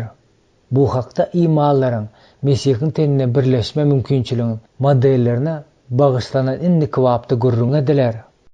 35-nji bab. Ýygnaň emele gelme modelleri. Şeýlikde siz inni ýat, musapir däde mukaddesleriň watandaşy bolup Hudaýyň maşgalasyna degişleseňiz, İsa Mesihiň özü burç daşy bolup siziň resullaryňyz, peýgamberleriň düp tekaryny bina edildiňiz. Bütün imaret Rabbiň bir mukaddes ibadetkana bolsun diýip onu örlýär, beýgelýär. Siz hem ruhda Hudaýyň meskeni bolmak üçin bilelikde Mesihde bina edilýärsiňiz. Efesleri ýazylan hatyň 2-nji bölüminiň 19-22-nji aýatlary. Ruhlandyrılan bu tekstde Hudaýyň öz adamlaryna bolan beýik söýgüsiniň beýik ilhamy saklanylýar. o Hudaýyň öz halklarynyň arasynda ýaşama planını beýan etmesidir. Hudaý munyň üstüne 1000 ýyllyklaryň dowamyny zähmet çekdi. Munyň diýi Ibrahim bilen ähd baglanyşylaryna tutulupdy. Kanun verinji Musa munyň esasy rol oýnapdy. Dawud paçalyk esaslandyrjy bolupdy. İşa, Yeremi we Daniel ýaly peýgamberler geljek paçalykyny aýdypdylar. İsa Resullar bilen bir hatarda onuň esasyna burç duguşy bolupdy. Adamlar asyrlar geçende de diri, 1000 ýyllyk köp milletli bedeni Hudaýyň diri, halas edilen çağlarynyň, ýagny aralaryny öz ruhu bilen ebedi bolmagy niýet eden çağlarynyň ibadatxanasynyň ajaýyp nusgasy dikeldişiniň şahidi boldular. Biz onuň ýygnagyny öz paçalygynyň göze görnýän keşbini, Mesihiň haçda döken gany arkaly hemme zadyň ýaraşjakdygyny görýäris. Hudaý öz ebedi jemgyýetiniň bir bölegi bolmagy üçin ähli dillerden, tirelerden, halklardan we milletlerden bolan täze adamlary özüniň ýanyna çagyrýar. Ismaýyň ogullary hem şu beýik halas etmäniň bir bölegidir. İsa Ibrahimyň dargan maşgalasyna parahatçylyk getirdi. İsa özüniň haçdaky beýik gurbanlyk arkaly özüniň söýgüsiniň hatirasyna pida edip hemme zady Hudaý bilen ýaraşdyrdy. Indi köne ibadatxana ýok, indi diýeri imanlaryň täze ibadatxanasy geldi. Haýsydyr bir ýere ziyaret edilmeýärdi, Hudaýyň özüne secde edilýär. Ýygnaklaryny dini esaslandyrjylaryň boş sözleri däldi, ruhun we hakykatyň adyny edilýän bir zatdyr. Bu täze diýeri beden öz-özünden birdir. İmanlar dürlü dillerde gürlüýärler. Olar dürlü taýpalardan, ýöne beden ýekidir. Ýaralşyk hemme gatnaşyklarda da el ýeter boldy. Ýaraşyk dürlü dillerde gürlüýär. İslendik taýpadan, halkdan we milletden gelip çykan musulmanlary hem öz içine alýar. Ishaq bilen Ismaýlyň nesilleriniň bölünşigi İsa'nyň beýik halas edijilikli işi bilen aradan aýrylýar. Ene siz öz şähertleriň öňünde nähili keşbi ýabaňlandyryp bilýän ekeniňiz. Şäherdiňiziň özüňiziň hem bir bölegi bolup duran Hudaýyň maksadynyň beýikligini görmelidir. İmana täze gelen adamyň ýerli ýygnakdan aňyrlara seretmegini zerurdur. Ol ähli nesillerin adamlaryny öz içine alýan bütün dünýä ebedi ýygnagyny görmelidir. Şu obrazyň nuruny, bu reallykda Mesihler özleriniň Hudaýyň paçalygyny kimdigine we nähili ähmiýete eýediklerini düşünerler. Ibrahimyň iman adam hökmüne başlan zady adamlaryň arasyna miwesini getirdi. Ibrahim'a wada berilen tohum bolan İsa'nyň üstülen hem imanlar birikdi. Ibrahimyň dargan maşgalasyna şifa berildi. Ismaýlyň çağlary hem Rebbin gujagynda galar. Özlerini beýik halklaryň üstünden hökm sürmäge niýetlenen aýratyn halk hasaplanýan musulmanlar, has takygy Arap musulmanlary häzir parahat alalaşyga meýillidirler. Olar has takygy iman edenleri we häzir Mesih ýeketäk bedeni bir ýerler hem haça çüýlenendirler. Biz geçen babda her bir şäherdiň durmuşyna ornayan Mesih hakda ýazypdyk. Bu babda bolsa şäherleriň özlerini Mesihiň bütün dünýä bedenindäki ähmiýetini görkezmek bizim wezipemiz bolup durýar. Ýatda saklan, täze iman edenleriň öz maşgalasyndan dolu mahrum bolmaklary mümkindir. Olaryň izarlanma sezi var edilmegi ahmaldyr. Elbette olaryň özleriniň kimdigini, öz ähmiýetiniň näme dediňini, näme we kime degişildigini soran pursatlary hem bolar. Şonuň üçin olaryň özlerini Hudaýyň sözüniň nuruny düşünmeklerini öwretmek juda wajypdyr. Munyň üçin bu ýerde bütün dünýä ýygnagyny, Hudaýyň paçalygynyň manifestasiýasyny, Ibrahimyň dargan maşgalasynyň şifa almaň bolup geçýändigini görmek gerekdir. İsmaýl we onuň nesilleriniň 400 000 ýyllyň arasynda gutarýarda maşgala ýende birigýär. Parahatçylyk geldi. Gutuluş amala açdy. Hudaýyň halas edijilikli beýik işi, Rebbin ruhun ýaşamak üçin saýlan şöhraty insan, diri, berk binasy öýenmegi dowam etdirýär. Bu teman öwrenmegi dowam etdirmezden öňürti. Şoňa wagt gelýän temadaky İslam taglimatyny analizlemegimizin, soňra mesihlik reallygynyň munyň höttesinden gelşini, ondan beýikdigini görkezmek gerekdir. İslamyň özünden öňkü dinleriň hemmesiniň ýerine tutýan din bolmagy hem neneň dalaş etse-de, onuň bu tasdiklama gawat gelmeýändigini görýäris. İslamdan ýan gelen täze iman eden adam muny bilmelidir. Bolmasa Mesihiň ruhy özüne we reallyga akyl ýetirip bilmedik täze iman gelen adamyň agyr ýagdaýyna täsir asynda ýende köne, endig edilen İslam ýaşaýyş obrazyna gaýdyp barmagy mümkindir. Muhammed başda Ýerusalima ýüzüni tutup namaz okapdyr. Emma ýewreýler özüniň kanuny peýgamber hökmüne ikrar etmek ýüz öwrenlerinden soň ol öz şäheri Mekkadäki butparas keramaty ýüzüni tutup namaz okap başlaýar. Bu gadymy keramat bolan Muhammed bilen sesli gürleşen Käbe täze at, ýagny meniň öýüm diýen at berilýär. Qur'anyň 2-nji bölüminiň 119-njy aýatynda. Häzir musulmanlar ony Hudaň öýü diýip atlandyrýarlar. Muhammediň ideýasy Arabistandaky bu ýeri ýeriň merkezi we ziyaratçylyň mekany hasaplamagy baratdy. Ol esasy zady nazaryndan sypdyrdy. Ýerusalimdaky gadymy ibadetkana geljekki bir zadyň diňe bagtlaýyn has ajaýyp we şöhratly, has takygy, ähli tirelerden we nesillerden ibaret bolan imallardan düzülen dir ibadetkanyň görkezilişi bolupdy. Huda öz halkynyň arasyna ýaşamak isleýär. Bu ideýa Muhammediň kellesine ýekejege hem gelmändir. Bu ideýa İslam taglimatynyň hiç ýerinde-de ýok. Şol sebäpli de Hudaýyň maksadyny düşünmezden Muhammed Ýerusalem deregine başga ýer tapmagy synanyşýan, gozgalançylyk roluny oýnaýar. Ýöne ol fizik Ýerusalem gökdäki Ýerusalemiň geljekdigine berilýän kakdyrmadyr. Galatiýalylara ýazylan hatyň 4-nji bölüm 26-njy aýaty. Muhammed Hudaýyň başga bir babatdaky maksadyny da düşünmeýär. Ol Hudaýyň beýik halas edijilikli planyny, şol plan boýunça imanly adamlaryň ýaşaýyşyna dillerine garamazdan Hudaýyň özüne diýre şöhratly ibadetkana gurmak üçin berilýändigine tolgunmak bilen düşünýärdi.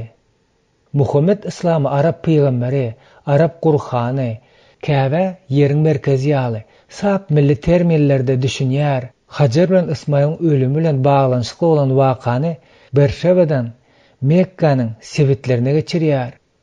Biz diýri ibadetkanyň deregine Arap tekepirligiň jemlenmesini we dünýäniň üstünden hökm sürme islegini alýarys. Biz imany täze gelenlere umytdan we mesihlik ideýasynyň özüni saklanan ajaýyplygyndan dolmagyna ýardam etmeli deriz. Özüňiz hem şu ideýeden dol bolmagyňyzy düşündirmek kökman däldir.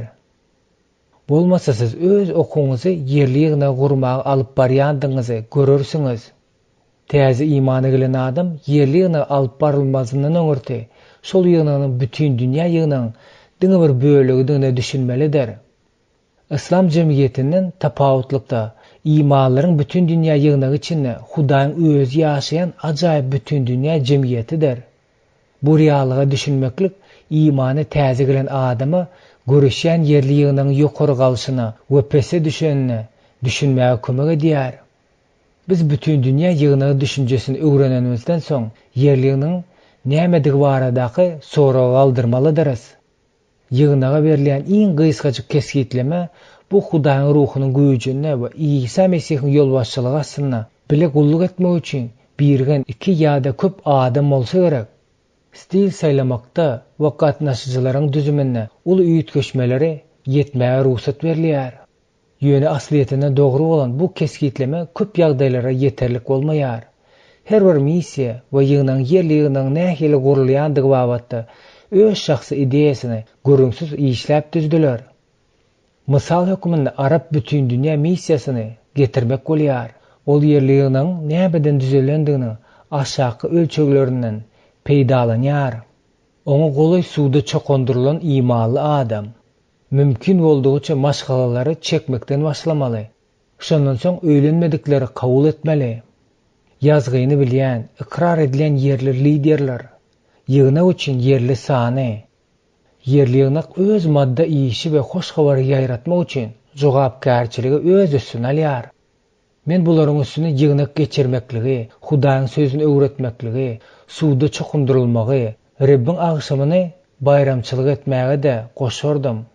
Soňky ýagdaýlaryň birinde yığınak bilen gulluk etmek, duga etmek, Hudaýyň nuruny gezme maksady bilen Hudaýyň sözüni öwretmek, biriň beýlekin suwda çokundurmagy we Rabbin agşamyny bayramçylyk wellemek üçin Isanyň ady hatyrasyna düşünýän missionerlerden we täze imany bilen adamdan ibarat bolup durýar. Başga bir soňky derejesinde gurrun monolit, uzun taryhly, gadim adatlary we täze imanly adamlar kabul edilen köp şahsy strukturaly yığınak hakdygy diýär.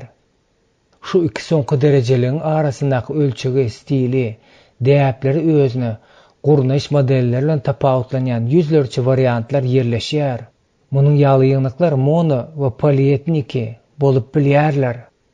Dünýä derejesinde olar yüzlerçe dillerden peýdalanyp, saz gurallarynyň we saz stilleriň haýsyda bolsa birini ileri tutmak bilen, seýrek ýagdaýlarda hatda saz ulanmazlyk bilen tapawutlandyryp bilerler. Olar tükeniksiz ýagdaýlarda duşuk ýerlerini, eşiklerini we aýalyň yığınakdaky roluny üýtgedip bilerler. Yığınagyň birikmäniň usullary hakda gurrun etmezden öňürti, guraýan we täze iman edenleri birikdirýän yığınagyňyzyň esas hakykatlary seretmek gerekdir. Yığınaga kimiň ýolbaşçylyk etmeligi barasynda mesele has möhüm bolup durýandyr. Köplenç adamyň guramalary Hudaýyň özüniň başda durmagy bilen diri wagtgana ýetmegi niýet edilen zatlaryň orduna eýelemek isleýär. Bu wagtda Kolosiýalara yüzlenen Resul Pawlusyň sözlerine diýseň düşnükli bolupdy. Bedeniň ýagny imanlara ýygnanyşyň başy oldur. Her zat özü birinji bolar ýaly başlangaç, öllerden ilkinji doglanda oldur. İsa öz ihtiýar ruhunyň kömegi bilen amala aşyrýar. Bizim Hudaý eden gullugymyz ruhda we hakykatda geçmelidir. Yahyanyň hoşgörüň 4-nji bölüm 24-nji aýaty.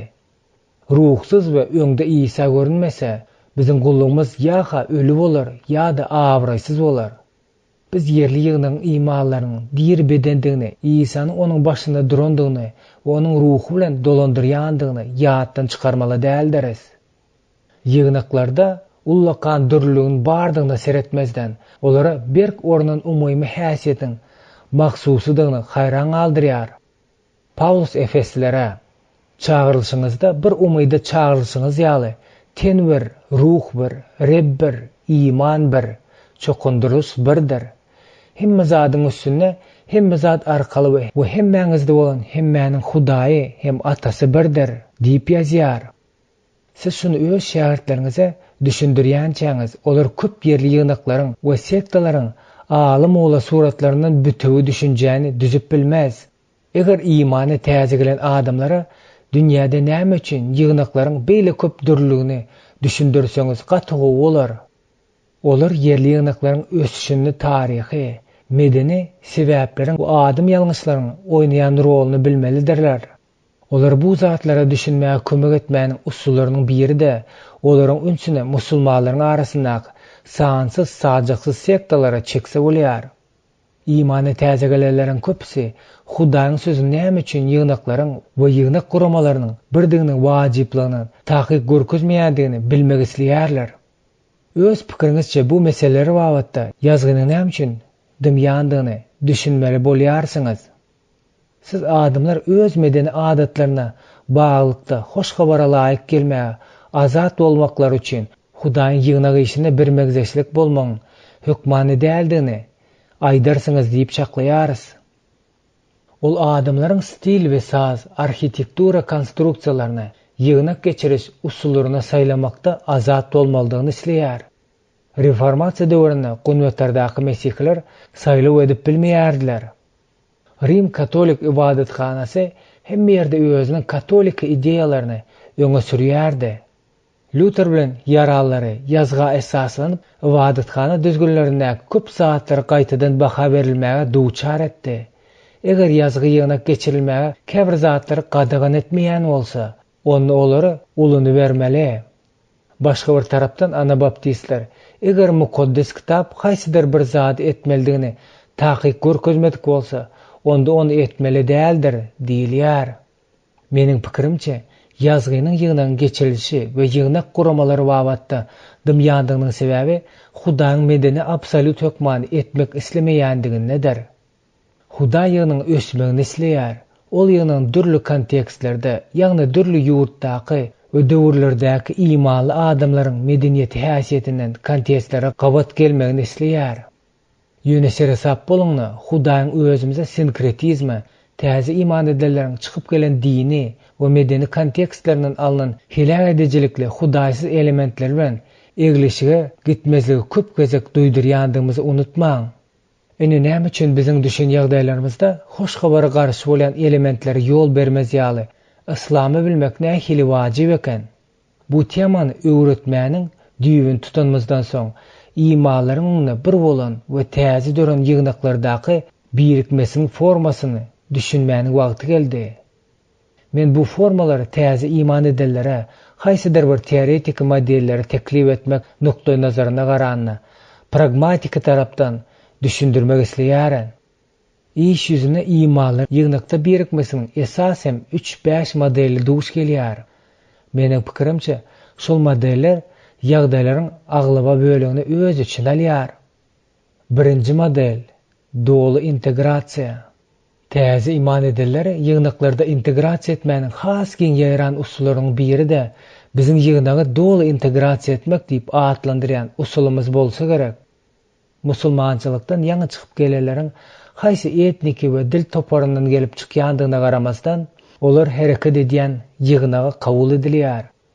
Täze iman edenler formallaryň hemmesini ýerine ýetirmelidirler.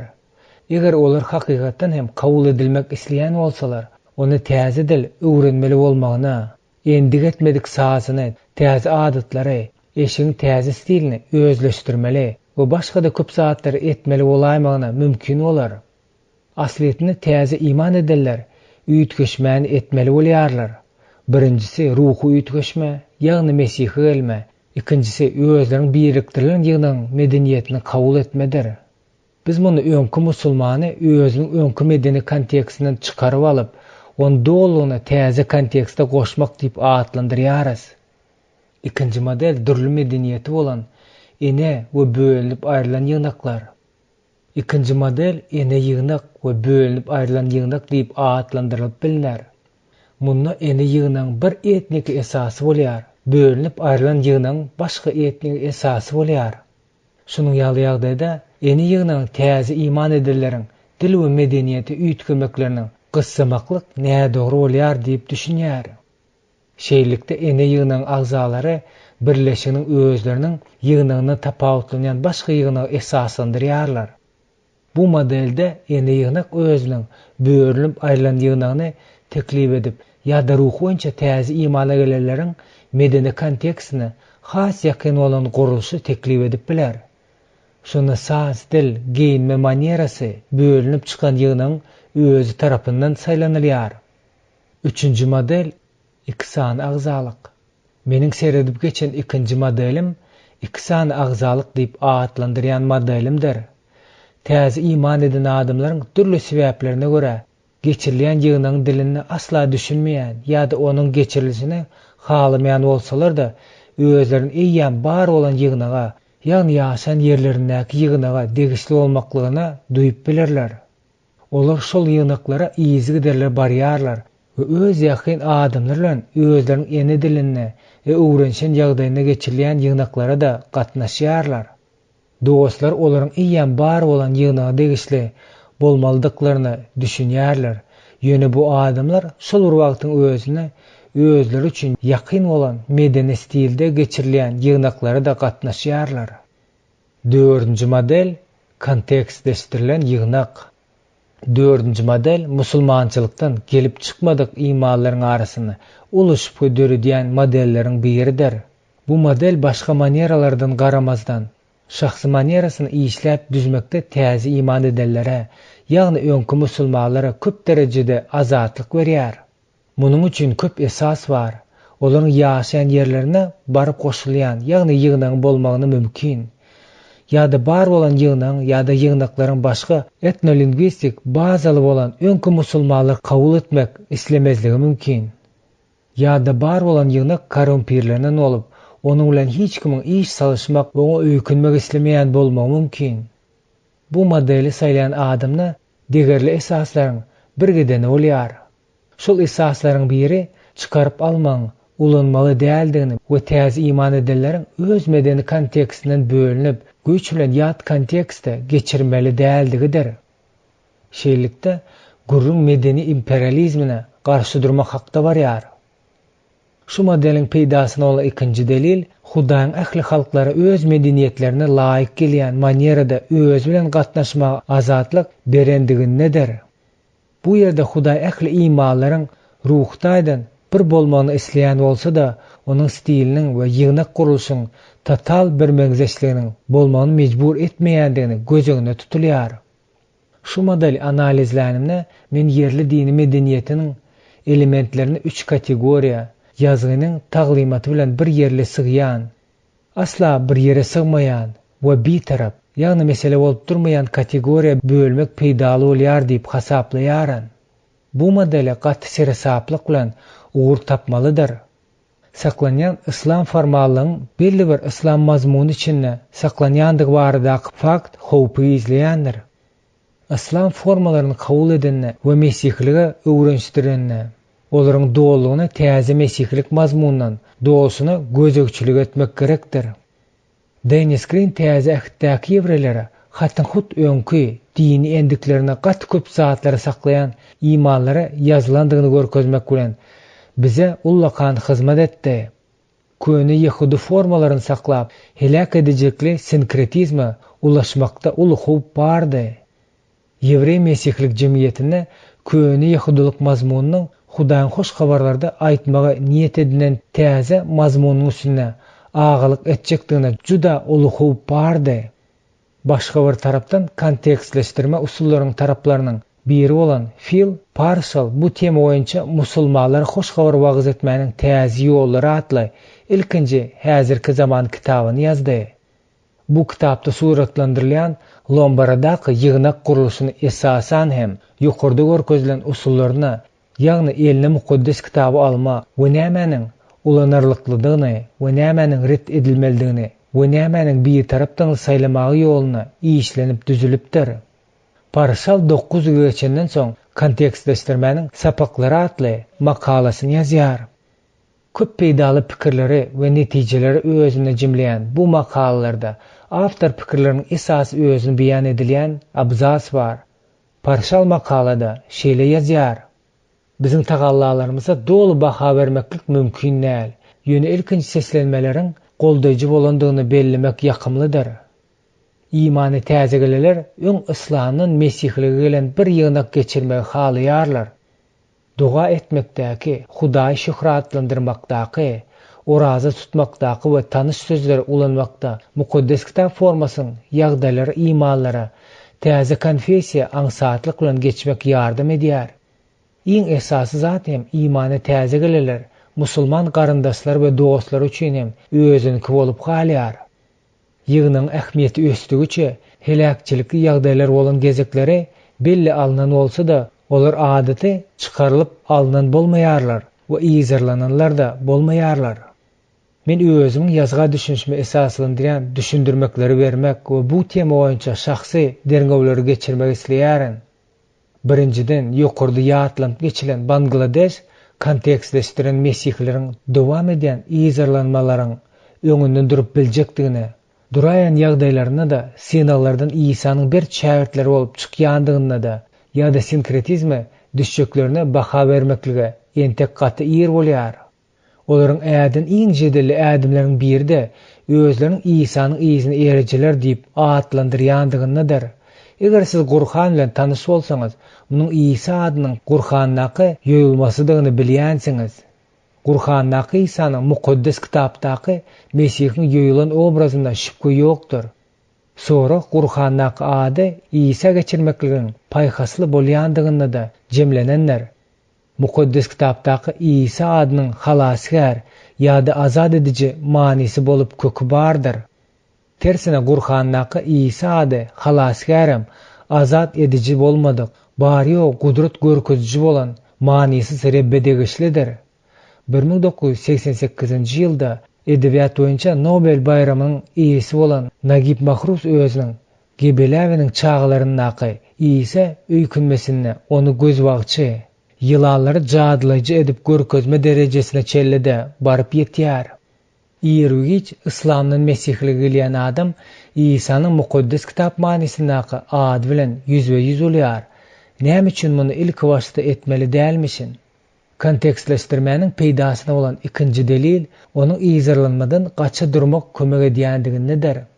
Bangladeşiň vilayatlarynyň birine täze ýygynyň ýolbaşçylary özleriniň mesihler däldi, İsa'nın ýyzyna erjilerdigini aýtsalar-da, Maslahat birleşmesiniň başlygynyň mukaddes kitaby silkip alyp, siz şu kitaby okaýarkaňyz mesih bolýansyňyz diýip köleziňandygyny gyzykly zatdyr. Biz goýsa Hudaýyň kanunyň kitabyny mukaddes kitaby ýüzülmeli dälmi deriz? Gadimda ilkinji resullaryň ýyzarlanmalaryny Lukanyň nähili suratlandyrýandygyna seredeleýin. Resullar mejlisiň öňünden şadýan etdiler. Çünki hep İsa'nın ady üçin maskaraçylyk çekmäge münasip bolupdyrlar. Olar her gün ibadethanada we öýden öýe sapak bermeň, İsa Mesihiň hoş habaryny wagz etmegiň ýyzyny üzmediler. Resullaryň işleriniň 5-nji bölümiň 41-nji, 42-nji aýatlary. Birazrak wagt geçenden soň Petrus bu babatda şeýle ýazýar. Kim Mesih bolup görgürýän bolsa, utanmasyn. Ol bu at bilen Hudaýy şöhratlandyrsyn. 1 Petrusyň 4-nji bölüm 16-njy aýaty. 3-njiden Parşalyň makalasyna gurrun edilen täze mesihleriň islam düşünjesinden dolu saplanandyklaryny we köne formalaryny hakyky mesihi mazmunundan doldugyny bize mälim däl. Parşalyň özü Meçidiň beýligi tarapyndan diýen kitaby müňlerçe musulmanlar mesihler geçenliginde nähili wakalar bolsa da Bangladeşde bolşýaly köne meçitlerde bolmaýarda. Meçidiň beýligi tarapyndan bolýan bir zadyň bolýandygyny aýdýar. Meniň bu model babatdaky soňky belligim täze ýygyna özüniň mesihiň bedeniň beýligi sinalary bilen deňeşdirmeýän sekte öwürme hopynyň awynýandygyny degişlidir. Mysal üçin Bangladeşdäki täze imana gelenleriň hemmesi öňkü musulmanlardan. Olar özlerini mesihler diýip atlandyrmakdan ýüz öwürip, biz özümizin ýanymyzda ýaşaýan mesihleri degişli etmeklerini islemeýäris. Sebäbi olaryň hemmesi el degirmesiz bolan induslardan gelip çykanlardyr. Özlerim Ýewropalılar bilen gatnaşyk saklaýarlar diýýärler. Bu İsa'nın Yahyanyň hoş habarynyň 17-nji bölümiň 20-nji, 21-nji aýatlarynyň beýik wagzyna garşy bolýar. Men diňe olar üçin näl eýsem, olaryň sözü bilen maňa iman etjekler üçin dilek edýärin. Olaryň hemmesi bir bolsun. Ata seniň menne, meniňne senne bolşumýaly. Olar da bizde bolsun. Şeýlelikde meni seniň iýberendigine dünýä iman eder. Eger tagallalar Mesihiň bedeniň birliginiň parakatçylyk baglary bilen saklamak üçin edilmese, onu Mesihiň we Atanyň hemde Mesihiň bedeniň birliginiň bardaky parzanyň bozulaýmagy mümkin. Mesih däl dünýä wagz edeniňizde bedeniň mundan beýik bölünmelidigine ýa-da parzyň ýoýulmagyna ýol bermezlik üçin gaty serasap bolmalydyr. 5-nji model islamyň içinde bolmak.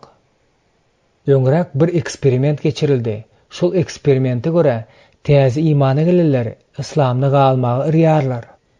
Bu modelde imanlar özlerini musulman diýip atlandyryp Mesih diýen atdan gaça durýarlar. Şonu adam islam formalaryny we däpleriniň hemmesini diýen ýaly saklap bilýärler. Şonuň ýaly ýygnaklaryň iki lagere bölünjekdigini göze görünip dur. Birinji lager mukaddes kitap munyň ýaly termini bilmeýändigine garamazdan Muhammediň Hudaýyň peýgamberi baradaky ideýany saklaýar. Ikinji lager bolsa Muhammedi Hudaýyň peýgamberi hukmyny ikrar etmek islemeýär. Olar nam nişanlaky Muhammedi İsa çalışýarlar. Bu lager hem ýeke däldir. Bu formalaryň hem iki görnüşiniň bardygyny aýdylýar. Olar takmyanan şeýlerek görkeşi bolýar. Hudaýdan başga Hudaý ýokdur. İsa bolsa Hudaýyň sözüdür. İsa Mesihiň Gurhandaky adydyr.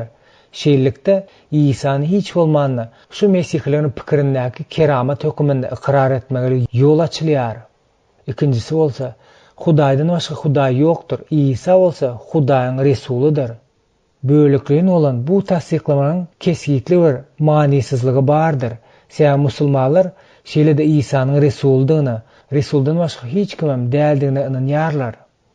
Mesih İsa'nyň Resuludygyny inansa da, onun şol bir wagtyň özünde de Resuldan boldugyny bilýärler. Ýöne olar muny aýtmaga borçly däldirler. Bu soňky modelde meniň iki sebäbe görä ylalaşmaýan käbir ýerlerim bar. Birinciden, İslamyň gelen zatlaryň hemmesini saklamaklygy hop şeýle bir ulydyr bilen, hatda sinkretizm hem gotulgusuz bolýandyr. İkinciden, bu modelde gat köp ýalany bar. İmany täze gelen musulmanlaryny, täze iman edenleri musulmanlar hasap bilerler. Täze iman edenler bolsa özlerini gizli mesihler hasap bilerler. Bizim dördüncü modeli veren düşündürüşümüzde belläp geçişimiz ýaly yazgı izarlanmalaryň hakyky mesihiniň alamatlarynyň birdigini görkezýär. Şonuň üçin bu modeliň izarlanmadan gaça durmaga kömek etjekdigi baradaky deliliniň güýji ýokdur. Mundan başga da bu model asliýetine köne İslam toprağyndan ayak üzmezlige ruhsat berýär. Hoş habar hakikatyň aýdynlygyny özüniň İslam formasyna batmaklyk bilen çalışylýar. Täze şarap täze derin talap edýändir.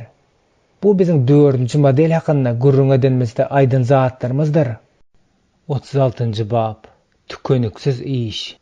Reb Ibrahim'a şeýle diýdi: öz ýurduňy, kowmdaşlaryňy we ataň hojalygyny taşla da meniň saňa görkezjek ülkäme git. Senden beýik bir millet ýaradyp, men seni ýalkaran, seni belende götürerin, adymda senin adyňdan pata bererler, bir-birlerine. Seni ýalkany ýalkaran, seni näletlerini näletlärin. Yer ýüzündäki ähli milletler senden pata alarlar. Gelip çykşykdan 12-nji bölümniň 1-nji, 3-nji aýatlary. Olar bir täze aýdym aýdýarlar. Sen kitap almaga, kitabyň möhürlerini açmaga münasipsiň. Çünki damagyň çalynyp, öz ganyň bilen bizi her taýpadan, her dilden, her halk we milletten Hudaý satyn aldyň. Bizi Hudaýymyzyň hyzmatyna paçalyk ýagdaýyna sokup ruhuň etdiň. Biz dünýä üstüne höküm süreriz. Ilhamyň 5-nji bölümiň 9-njy 10-njy aýatlary. Ýokarda getirilen iki parçamyzda bizim öňümizde Hudaýyň beýik halas edijilikli işiniň başlanyjy we goturuşy açylýar. Ol Ibrahim özüň ilkinji missioner edip saýlýar. Ibrahim beýlik halklaryň, ýerdäki nesilleriň, taýpalaryň, etnolingwistika taparlaryň, milletleriň hemmesine ak pata ýetirmeli bolupdyr. Bu ýere elbetde öz başlanyjy Ibrahimden alınıp gaýdan adamlaryň hemmesi de girýär. Olaryň arasyna Hajaryň ogly Ismailam, ondan gelip çykan halklaram, Hetturanyň ogullary bilen olaryň nesilleri de bardy.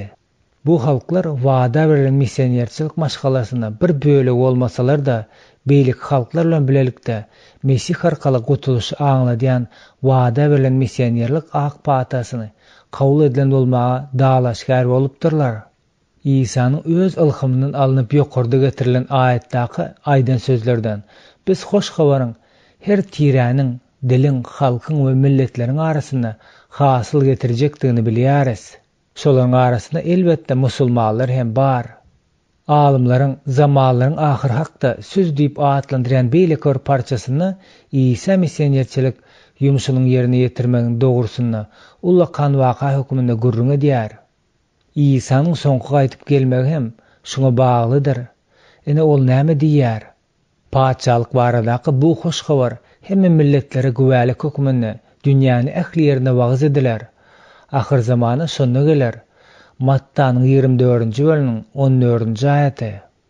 Şu manide hem bizim halamagymyz ize çekildi we dünýäniň musulman halklarynyň arasyna hoş habar wagz etmek Mesihiň gaýdyp gelmegini ýakynlaşdyrdy. Bu juda sagdan pikiridir. Men şu ýerde başga bir parçany hem getirmek isleýärin. Göwni bolmasa şol parça Hudaýyň hiç kim sypdyrmazdan hemmeleri gutulan ýagdaýy görmek isleýändigini görkezmäni özüne saklaýar. Her zatdan öň şunu öndüýärin.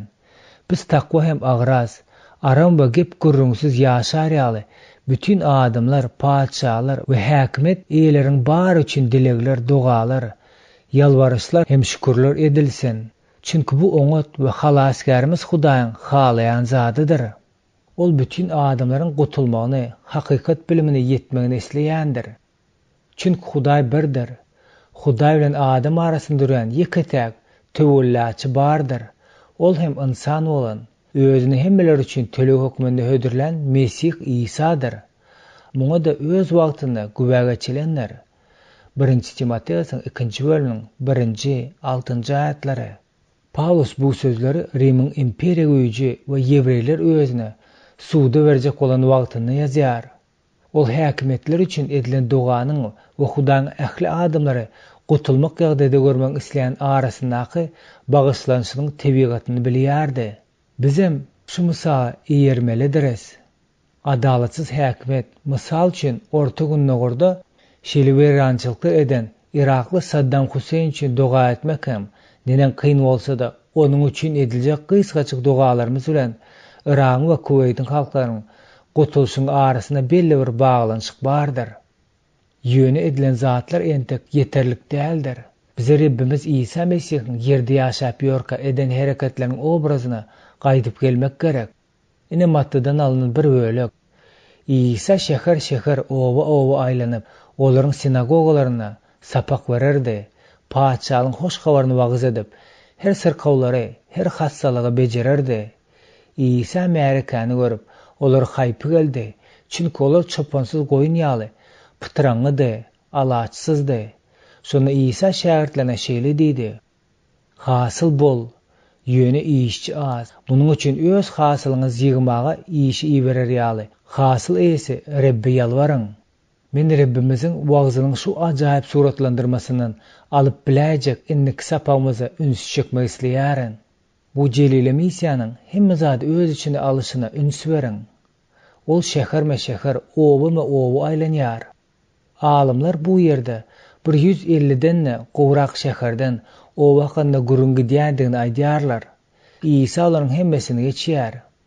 Bu ýerdäki biziň almaly sapamyz İsa'nın görüldesini eýerip tutuş musulman dünýäsine şeýle etmekden, ýagny ähli taýpalary, dürli dilli toparlary, halklary we milletleri geçilmelidigini jemlenendir. Biz muny edip bolýanjak etmeli işimiz goturmaýar. İsa'nın gaýdyp gelmegi hem şuna baglydyr. İsa sinagogalarda ders berýärdi. Sinagoga ýygnak geçirilen ýeri aňladýar. Arapça camiye mescid Hudaýa secde edýän adamlaryň üýüşýän ýerini aňladýar. Camiye mescid bizde mescid hökmünde meşhurdur. Eger häzir İsa biziň bilen bolanna, onda mescidlere baryp paçalyk baradaky hoş habar wagyz ederdi. Qur'an okulunda grek dilindäki hoş habar diýmekle aňladýan Ewangeliýa sözünden alynan Injil sözü geňirgendirýär. Muhammedem häzirki zaman musulmanlary da bu sözüň nämäni aňladýandygyny asla düşünmeýändirler. Şonuň üçin Hudaýyň paçalygy jümlesi Qur'anda bir näçe gezek manide düşündirilmezden agzalyp geçilýär. Şol wagtda siz bilen biz gelýäris. Biz bu jümläniň manisini bilýäris. Bizde paçalyň açary bar. Biz paçalykdan ıhtiýar aldyk. Biz paçalyň adynyň hereket etme ıhtiýarymyzam, aýratyn hukukumyzam bar. Biz paçanyň tebigatyny we dayanýan prinsiplaryny bilýäris. Biz paçalyň İsa Mesih'e iman edenleriň ýüreklerini ýaşaýandygyny, paçanyň soňky gezek gaýdyp gelen wagtynda paçalyň hem gaýdyp geljegini biz bilýäris. Biz özümiziň hemme paçalyk baradaky hoş habar we İsa'nyň, ýagny paçanyň gaýdyp geljegini hemmeleri ýetirmelidigimizi bilýäris.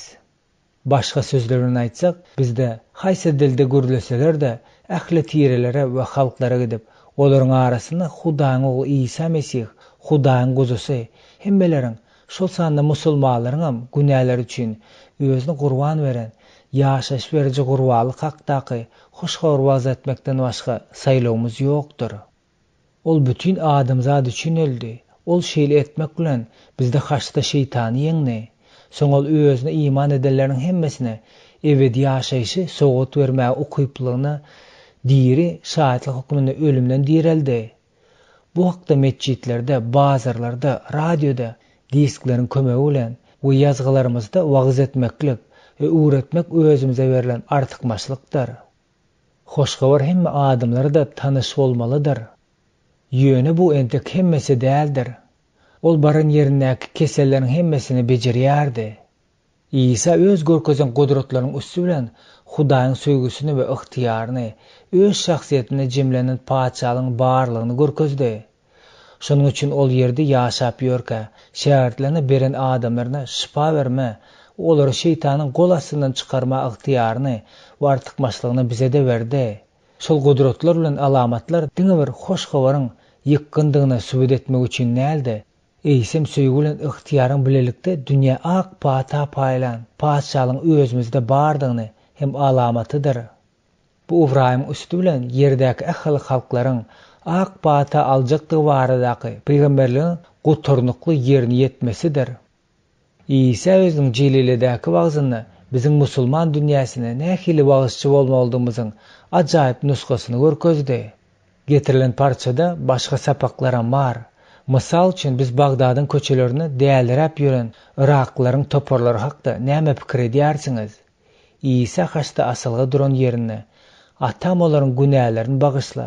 Sebäbi näme edýändigini özlerine bilen ok diýip özüne sögünýän märek üçin duga edýär. İsa ýerdäki wagys eden wagtyna märekäniň içinde gysylyp ýörenledi. Adamlaryň özü bilen däldikleri üçin lapy keç bolmady. İsa adamlaryň hakyky ýagdaýlaryny gördi. Ol muny olaryň akmak şygyrlarynyň we ýalan taglymatlarynyň aňyrsyna görýär. Ol adamlaryň çopansyz goýullar kemen sürnügendigini we ejizliklerini gördi. İsa gowy çopan bolandygy sebäpli goýullary nähili şertleriň gerekdigini bilýärdi. Ol öz görýän adamlaryna bolan duýgudaşlyk bilen hereket edýärdi. Bizde görür ýaly gözümiz barmy? Biz siyasi garaýşlardan, şahsy ykdysady gyzyklanmalardan we ýaragly güýçleriň öňündäki gorkudan ýokary bolmalydyryz. Biz mundan beýläm halasgarsyz ýok bolup barýan görgüli, sürnügen we ejiz adamlary görmelidiriz. İsa bolan bolsa, bizi olaryň ýanyna goýbererdi. İsa olar üçin öldi. Ol bize musulman halklaryň ähli etnolingwistika toparlaryna gidip, olary öwretmekligi buyruk berýär. Battanyň 28-nji bölüminiň 18-nji 20-nji aýatlary. Biz şeýle hem İsa'nın bu adamlaryň gizlin düşbüdüklerini de bellendigini aýdýarys. Ol hasyl bol, ýöne işçi az diýär.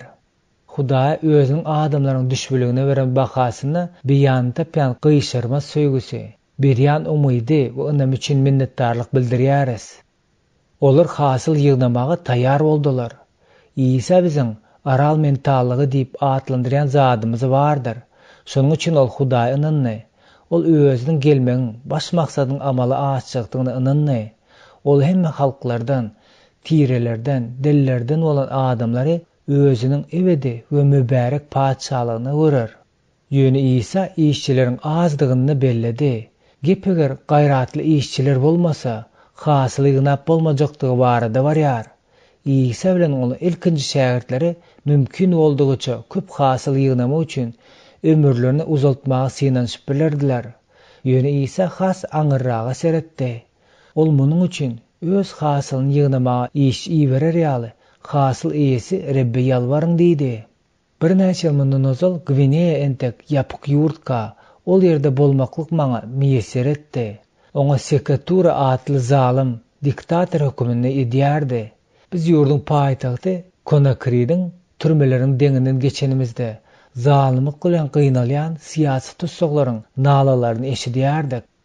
Biziň bu ýerde bolan güllerimiz tury özüň döwlet başyna gelen günniň milli bayramçylyk diýip yglan eden güllerine gabat geldi.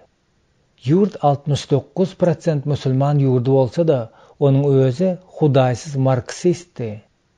Onun zalimliği hakda riwayetler aýlanýardy. Şonda Hudaýyň ruhy bizden 3 adamy onun üçin duga etmeklige aýaga galdyrdy. Biz onun toba gelmegi, hiç bolmanda Hudaýyň onun häkimligi alyp, onu ýurdu Rebbiň missionerleri üçin açyk hökümdar bilen çalışmak üçin duga etdik. Bir geçenden soň ol öz ajalyny öldü de, onun yerine Gvineya missionerçilik üçin açan başga bir adam geldi. Şol saparymyz wagtynda biz Tilakordaky Mukaddes Kitap institutuna bardyk. Ol ýerde biz ruhalaryň kiçijik bir toparyna duş geldik. Duşuk mahaly diwarlara dürli etnolingwistika toparlar bellenlen karta sasyldy. Soň biz şol toparlaryň hemmesine hasyl ýygnamagy, işçileriň iyi bermegi üçin duga etdik. Häzir şol eken meýdanymyzyň hemmesinde de her ýerli hem daşardan gelen işçiler hasyl ýygnaýarlar. Biz İsa'nın özümüze öwredişi ýaly eden dugan etdik. Gwineýada hasyl ýygnamaklyk dowam edýär. Eger Hudaý aýratyn bir ýurtda Gwineýada, ýagny ýokarda gurrun edilen ýurtda missionerliň ähli etnolingwistika toparlaryna işleýän ýurduna şeýle edip bilen bolsa, onu islendik musulman döwletine de şunuň ýaly edip bilmezmi? Elbetde ol edip biler. Bu kitap musulmanlaryň arasyndaky işi bagyşlanandygy, musulmanlaryň bolsa özlerini Ibrahima degisli edýändikleri sebäpli gelin halas etmesi mümkin olan musulmanlaryň hemmesini halas bolýan çağlar Ibrahimyň dargan başgalasy üçin hyzmat edeliň. Soň hakykatdanam Ibrahimyň nesilleriň iň beýigi bolan İsa arkaly onuň dargan başgalasynyň dikelçini göreriz. Ibrahimyň Ismail üçin eden dugasy onuň Rebbiň öňünde diri bolmagy üçin eden dugasydyr. Gelip çykyşykdan 17-nji bölümniň 18-nji aýaty.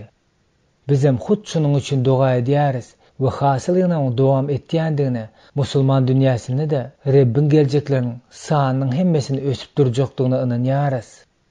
Hemme halklar hoş habar wagz edilenden soň Reb İsa Mesihiň gaýdyp gelmeginiň şertlerini ýerine ýetýär. Şu sözleri ýatda saklaň. Paçalyk baradaky bu hoş habar hemme milletlere güwälik hökmünde dünýäniň ähli ýerine wagz ediler. Ahir zamany şonu geler. Mattanyň hoş habarynyň 24-nji bölüminiň 14-nji aýaty.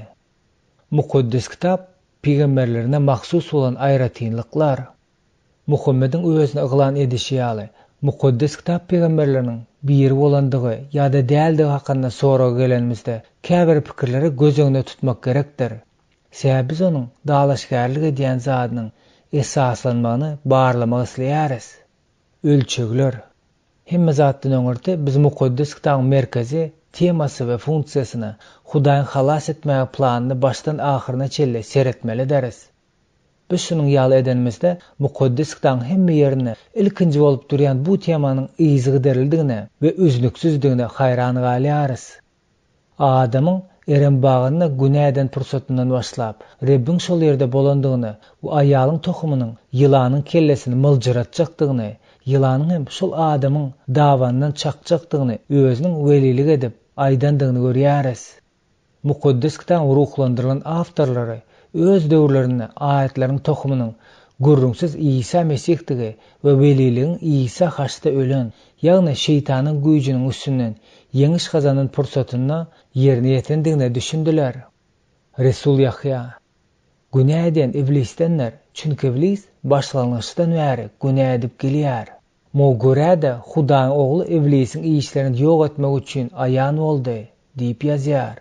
Mukaddes kitabyň iň soňky kitaby Hudaýyň şeytany özüniň ebedi ýanjak ýeri bolan dowjaka taşlap duranyny şekillendirme bilen gutarýar. Ilhamyň 20-nji bölüminiň 10-nji aýaty. Şeýle-de İsa ýazgydaky adamlaryň günälerini öz üstüne alýan, ganin düşmanymyzy ýeňýän, Adam bilen Hawa azdyran, adamlary Hudaýyň ýolundan azdyran şeytany ýeňýän merkezi keşip bolup durýandyr. Mesih bizi günäniň güýjünden, soň hem şeytandan halas edýändir. Yahyanyň hoş habarynyň 8-nji bölüminiň 36-njy aýaty. Bu zatlaryň hemmesiniň bolmagyna sebäp bolýan merkezi waka bu Mesihiň haçy çüýlenilmegidir. Hut şu ýerde hem İsa günäkärleriň hatyrasyna kanunyň ähli talaplaryny ýerine ýetirdi. Şeýle etmek bilen hem ol bizi saklamak üçin günälerimiz bolanýan şeytanyň güýjüni çympytyrak etdi. Mukaddes kitap peýgamberleri Mukaddes kitap peýgamberleriň ýerine ýetiren dürli funksiýalary aşağı ýaly sistemalaşdyrylan bolup biler. Hudaý bilen ýakyn baglanyşykda güýjü bilen olar Hudaýyň adyndan bize kanuny bermek ýa-da bize Hudaýa gaýdyp barmaklyga çağırmak üçin geplediler. Olaryň ikinji funksiýasy imanlary birinji gezek tutuş dünýäni günäsi üçin ölmegi we dünýäni hökm etmek üçin, ikinji gezek gelende boljak wakalar hakynda peýgamberlik etmeli bolan Mesihi göndükdirmekdi. Olaryň üçinji funksiyasy ýa-ha öwüt bermekden, ýanyndan sowulup geçilip bolmaýan hökümň bardygyny duýdurmakdan ýa-da Hudaýyň halkyny ýakylap gelýän betbagçylyklara taýýarlamakdan ibaret bolupdyr. Mukaddes kitap döwründäki peýgamberleriň hemmeleri alamatlar, gudratlar ýa-da adatdan daşary bolan keramatlar görkezmeklik bilen maksus bolupdyr. Soňky punt bir neme geňiräk görünýär. Biz ýokarda käbir peýgamberler hakda gurrun edipdik. Biz ýygynyň dören wagtyndan başlap Hudaýyň ruhunyň ähli imanlary birikdirýän we bedenini ýaşamagyny, käbir manida ýygynyň bir betewlik hökmünde peýgamberleriň ruhuny Hudaýyň sesi bolma wezipesini ýerine ýetirmelidigimizi görýäris. Muhammed kriteriýalary laýyk gelýärmi? Muhammediň mukaddes kitap peýgamberleriniň bu ýazan sanawyny girýändigine ýa däldigine garamaklygy geçirmezden öňürti. Biz ýende peýgamberleriň hemmesine maksus bolan üzünüksizlige we hemişelige üns bermelidiriz. Peýgamberleriň arasyna mysal üçin Malahydan Yahya çokundurja çelle ýyllaryň geçmegi mümkin bolýandygyna garamazdan olaryň hemmesi Hudaýyň beýik halas edicilikli planyny jemlenilýär. Bu ýerde diňe bir temanyň ýaýwanandygy bolman, eýsen betewlik aklyny hayran edici birligi bar. Munyň üstüne de başga hiç zat ýazmak gerek bolmaýar. Biziň halas bolmamyz üçin özüňiziň ýeterlikdigine mukaddes ýazylaryň özü aýdýar.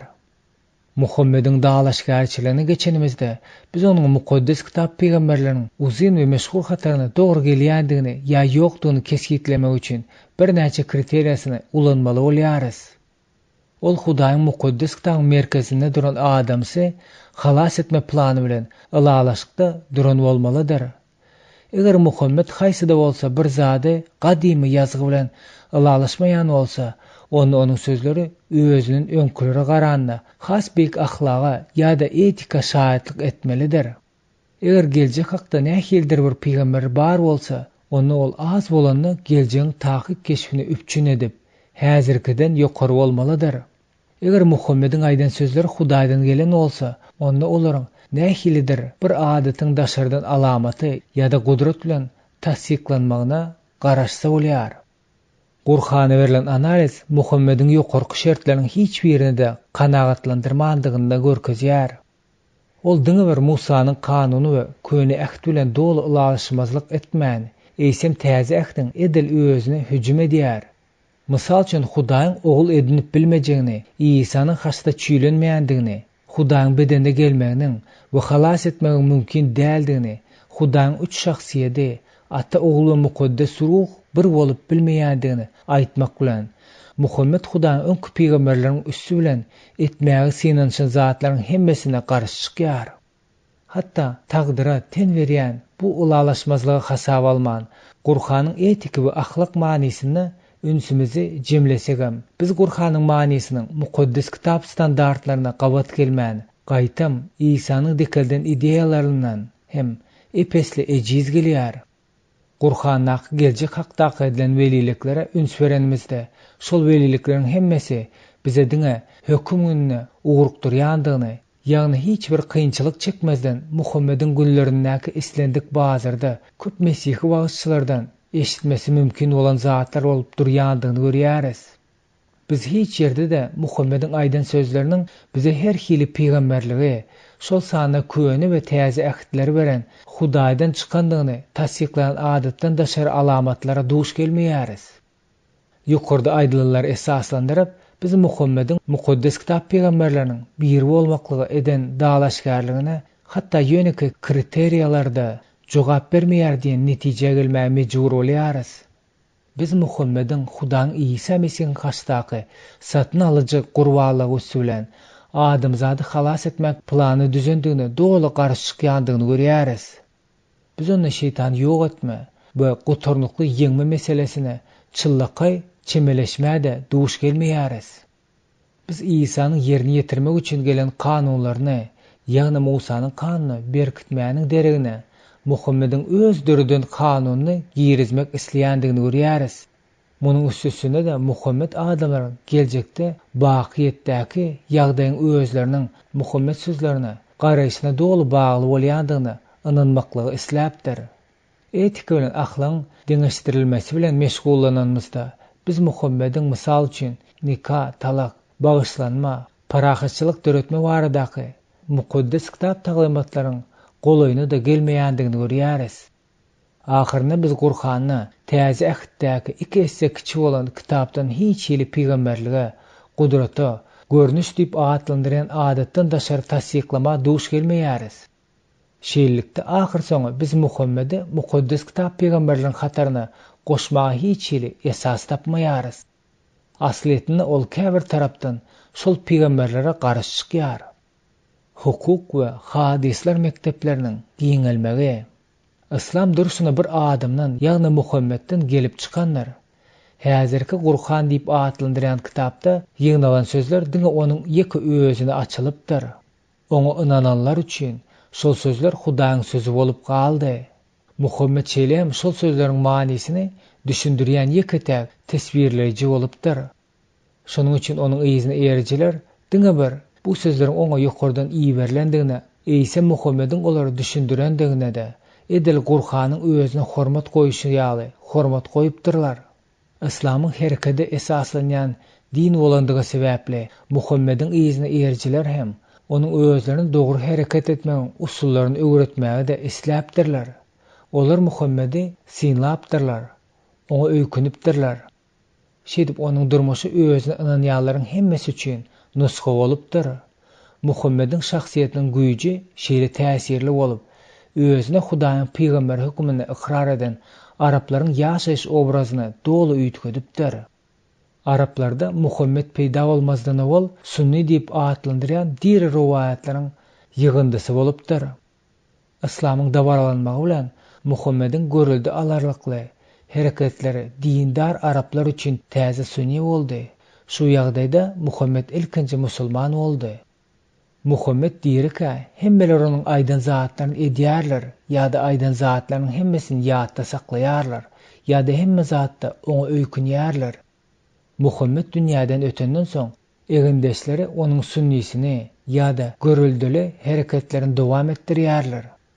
Hatda onuň ölümden soň hem indiki nesil bu däbi diýseň we palyk bilen dowam etdirmäge ukyby bolupdyr. Ýöne ilkinji neslin eýýam goturan döwri hem gelip ýetýärkä, adamlaryň ýatkeşligi kütülip urýar. İslam goşullarynyň üstünlük gazanmaklygy bilen basılıp alynan ummasyz territoriýada halklar derrew dar ul islama, İslamyň öýüne goşuldy. Diňe täze gelen bu adamlara Muhammediň durmuşynyň adatlaryna esaslanýan İslam ýollaryny öwretmek gerekdi. Şonuň üçin sunni Muhammediň durmuşynyň diri riwayaty onuň nusxawy musulman hökmündäki görüldüri hereketleriň saklamak üçin hökman suratda ýazylmagy boldy. Riwayatyň ýazylmagy aýratyn ilma ýazyp gitdi. Yazılan material bolsa hadisler, ýagny ýazylan riwayatlar adyny aldy. Hadisler elbetde diri riwayata ýa-da sunni esaslanypdy. Ol Qur'an bilen bilelikde ýerki islamy emele getirmek bolan zatlaryň hemmesi üçin çeşme boldy. Riwayatlar ýazylan wagtynda ýygnaýjylary iki mesele hasda köp gyzyklandyrýardy. Olaryň birincisi şaýatdan geçirji zynjyryň ygtybarlygynyň ibaratdy. Sebäbi riwayatlardaky sözler ýazylanyna şahytlaryň görkezmelerine esaslanýardy. Bu isnat diýip atlandyrylýar.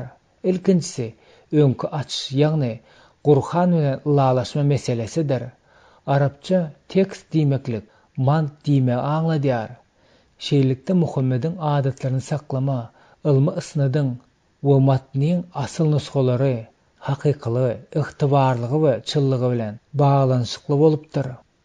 Hukuň aladasyny güýçletmek.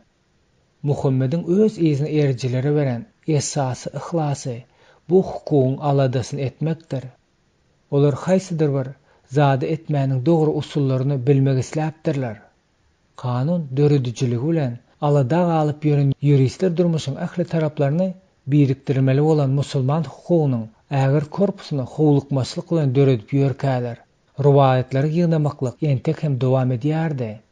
musulmanlaryň düşünjesini şol kanunlar durmuşyndaky ýodalar bolmaly-da. Bu olar ýerine ýetirmeklik jennede jaý bilen öpçün edýändigini aňladýan manysydyr. Hut şonuň üçin hem bu kanunlar şeriat diýip atlandyrylýar. Arap diline şeriat su içýän ýere tarap barýan ýodany aňladýar. Çölde bolsa su hemme zatdyr, ýaşaýyşdyr. Şeýdi musulmanlar gutuluşyň kanuny arkaly gelýändigine inanýarlar. Ýürisleriň şol kanunlary döredýän mahaly bolup geçen gyzykly zatlaryň biri de hadisleriň gitdigiçe köpelmegidir. Asliyetinde Muhammediň dünýäden ötendigine 200 ýyldan gowrak wagt geçenden soň hadisleriň sany 500 000-a ýetip, olaryň hemmesi de Muhammedi degişli edilýär. Kim-kimden olar barlap, gerekmejek zatlaryň hemmesinin arassalaýarlar. Ýöne kanunlaryň hadislerden öň kodifikasiýa edendigine gaty zatdyr.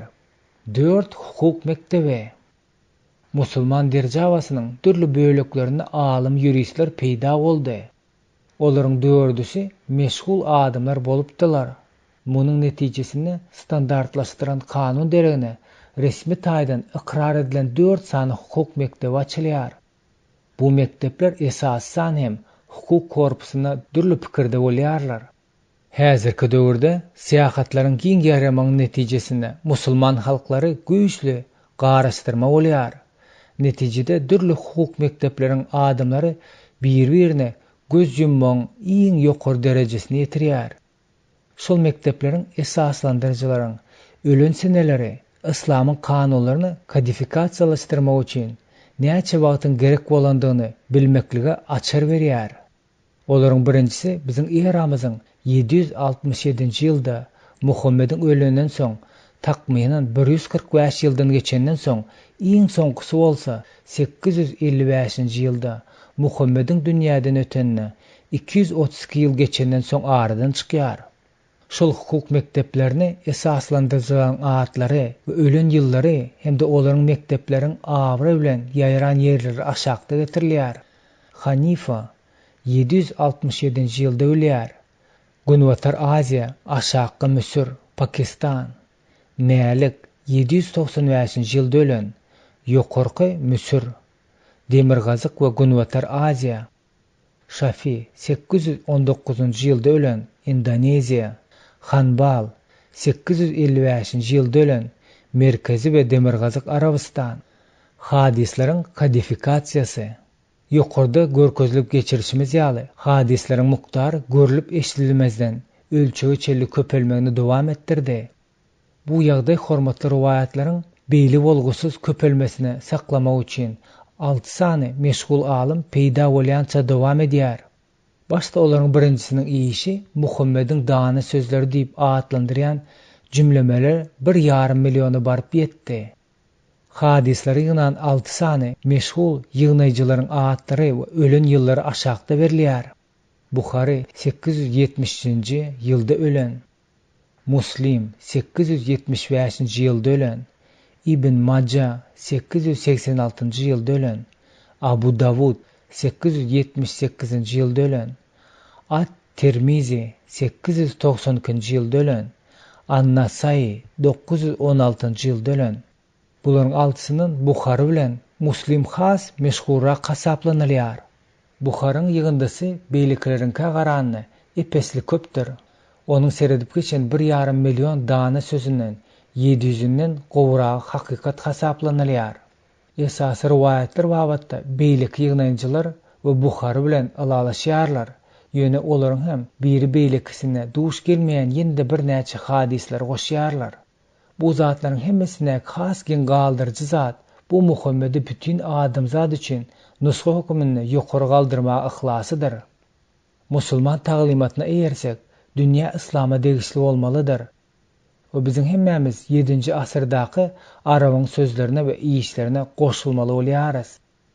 Häzirki zaman islamyny, häzirki dünýä hadisleriň ornunyň bolmalydygyny şüphe astyna salýan akym bar. Libyada Kaddafi şeýle daşa gidip hadislerden yüz öwürdi de olary özüniň meşgul ýaşyl kitabatly kitabyny şahsy ideýalar bilen çalışdy. Awtoryň ýaňy ýakynda Müsür'e baranny Indi köp hadislerin asıl nusku däl bolan hadis hasaplanyp äskerilmeýändigini bilýär.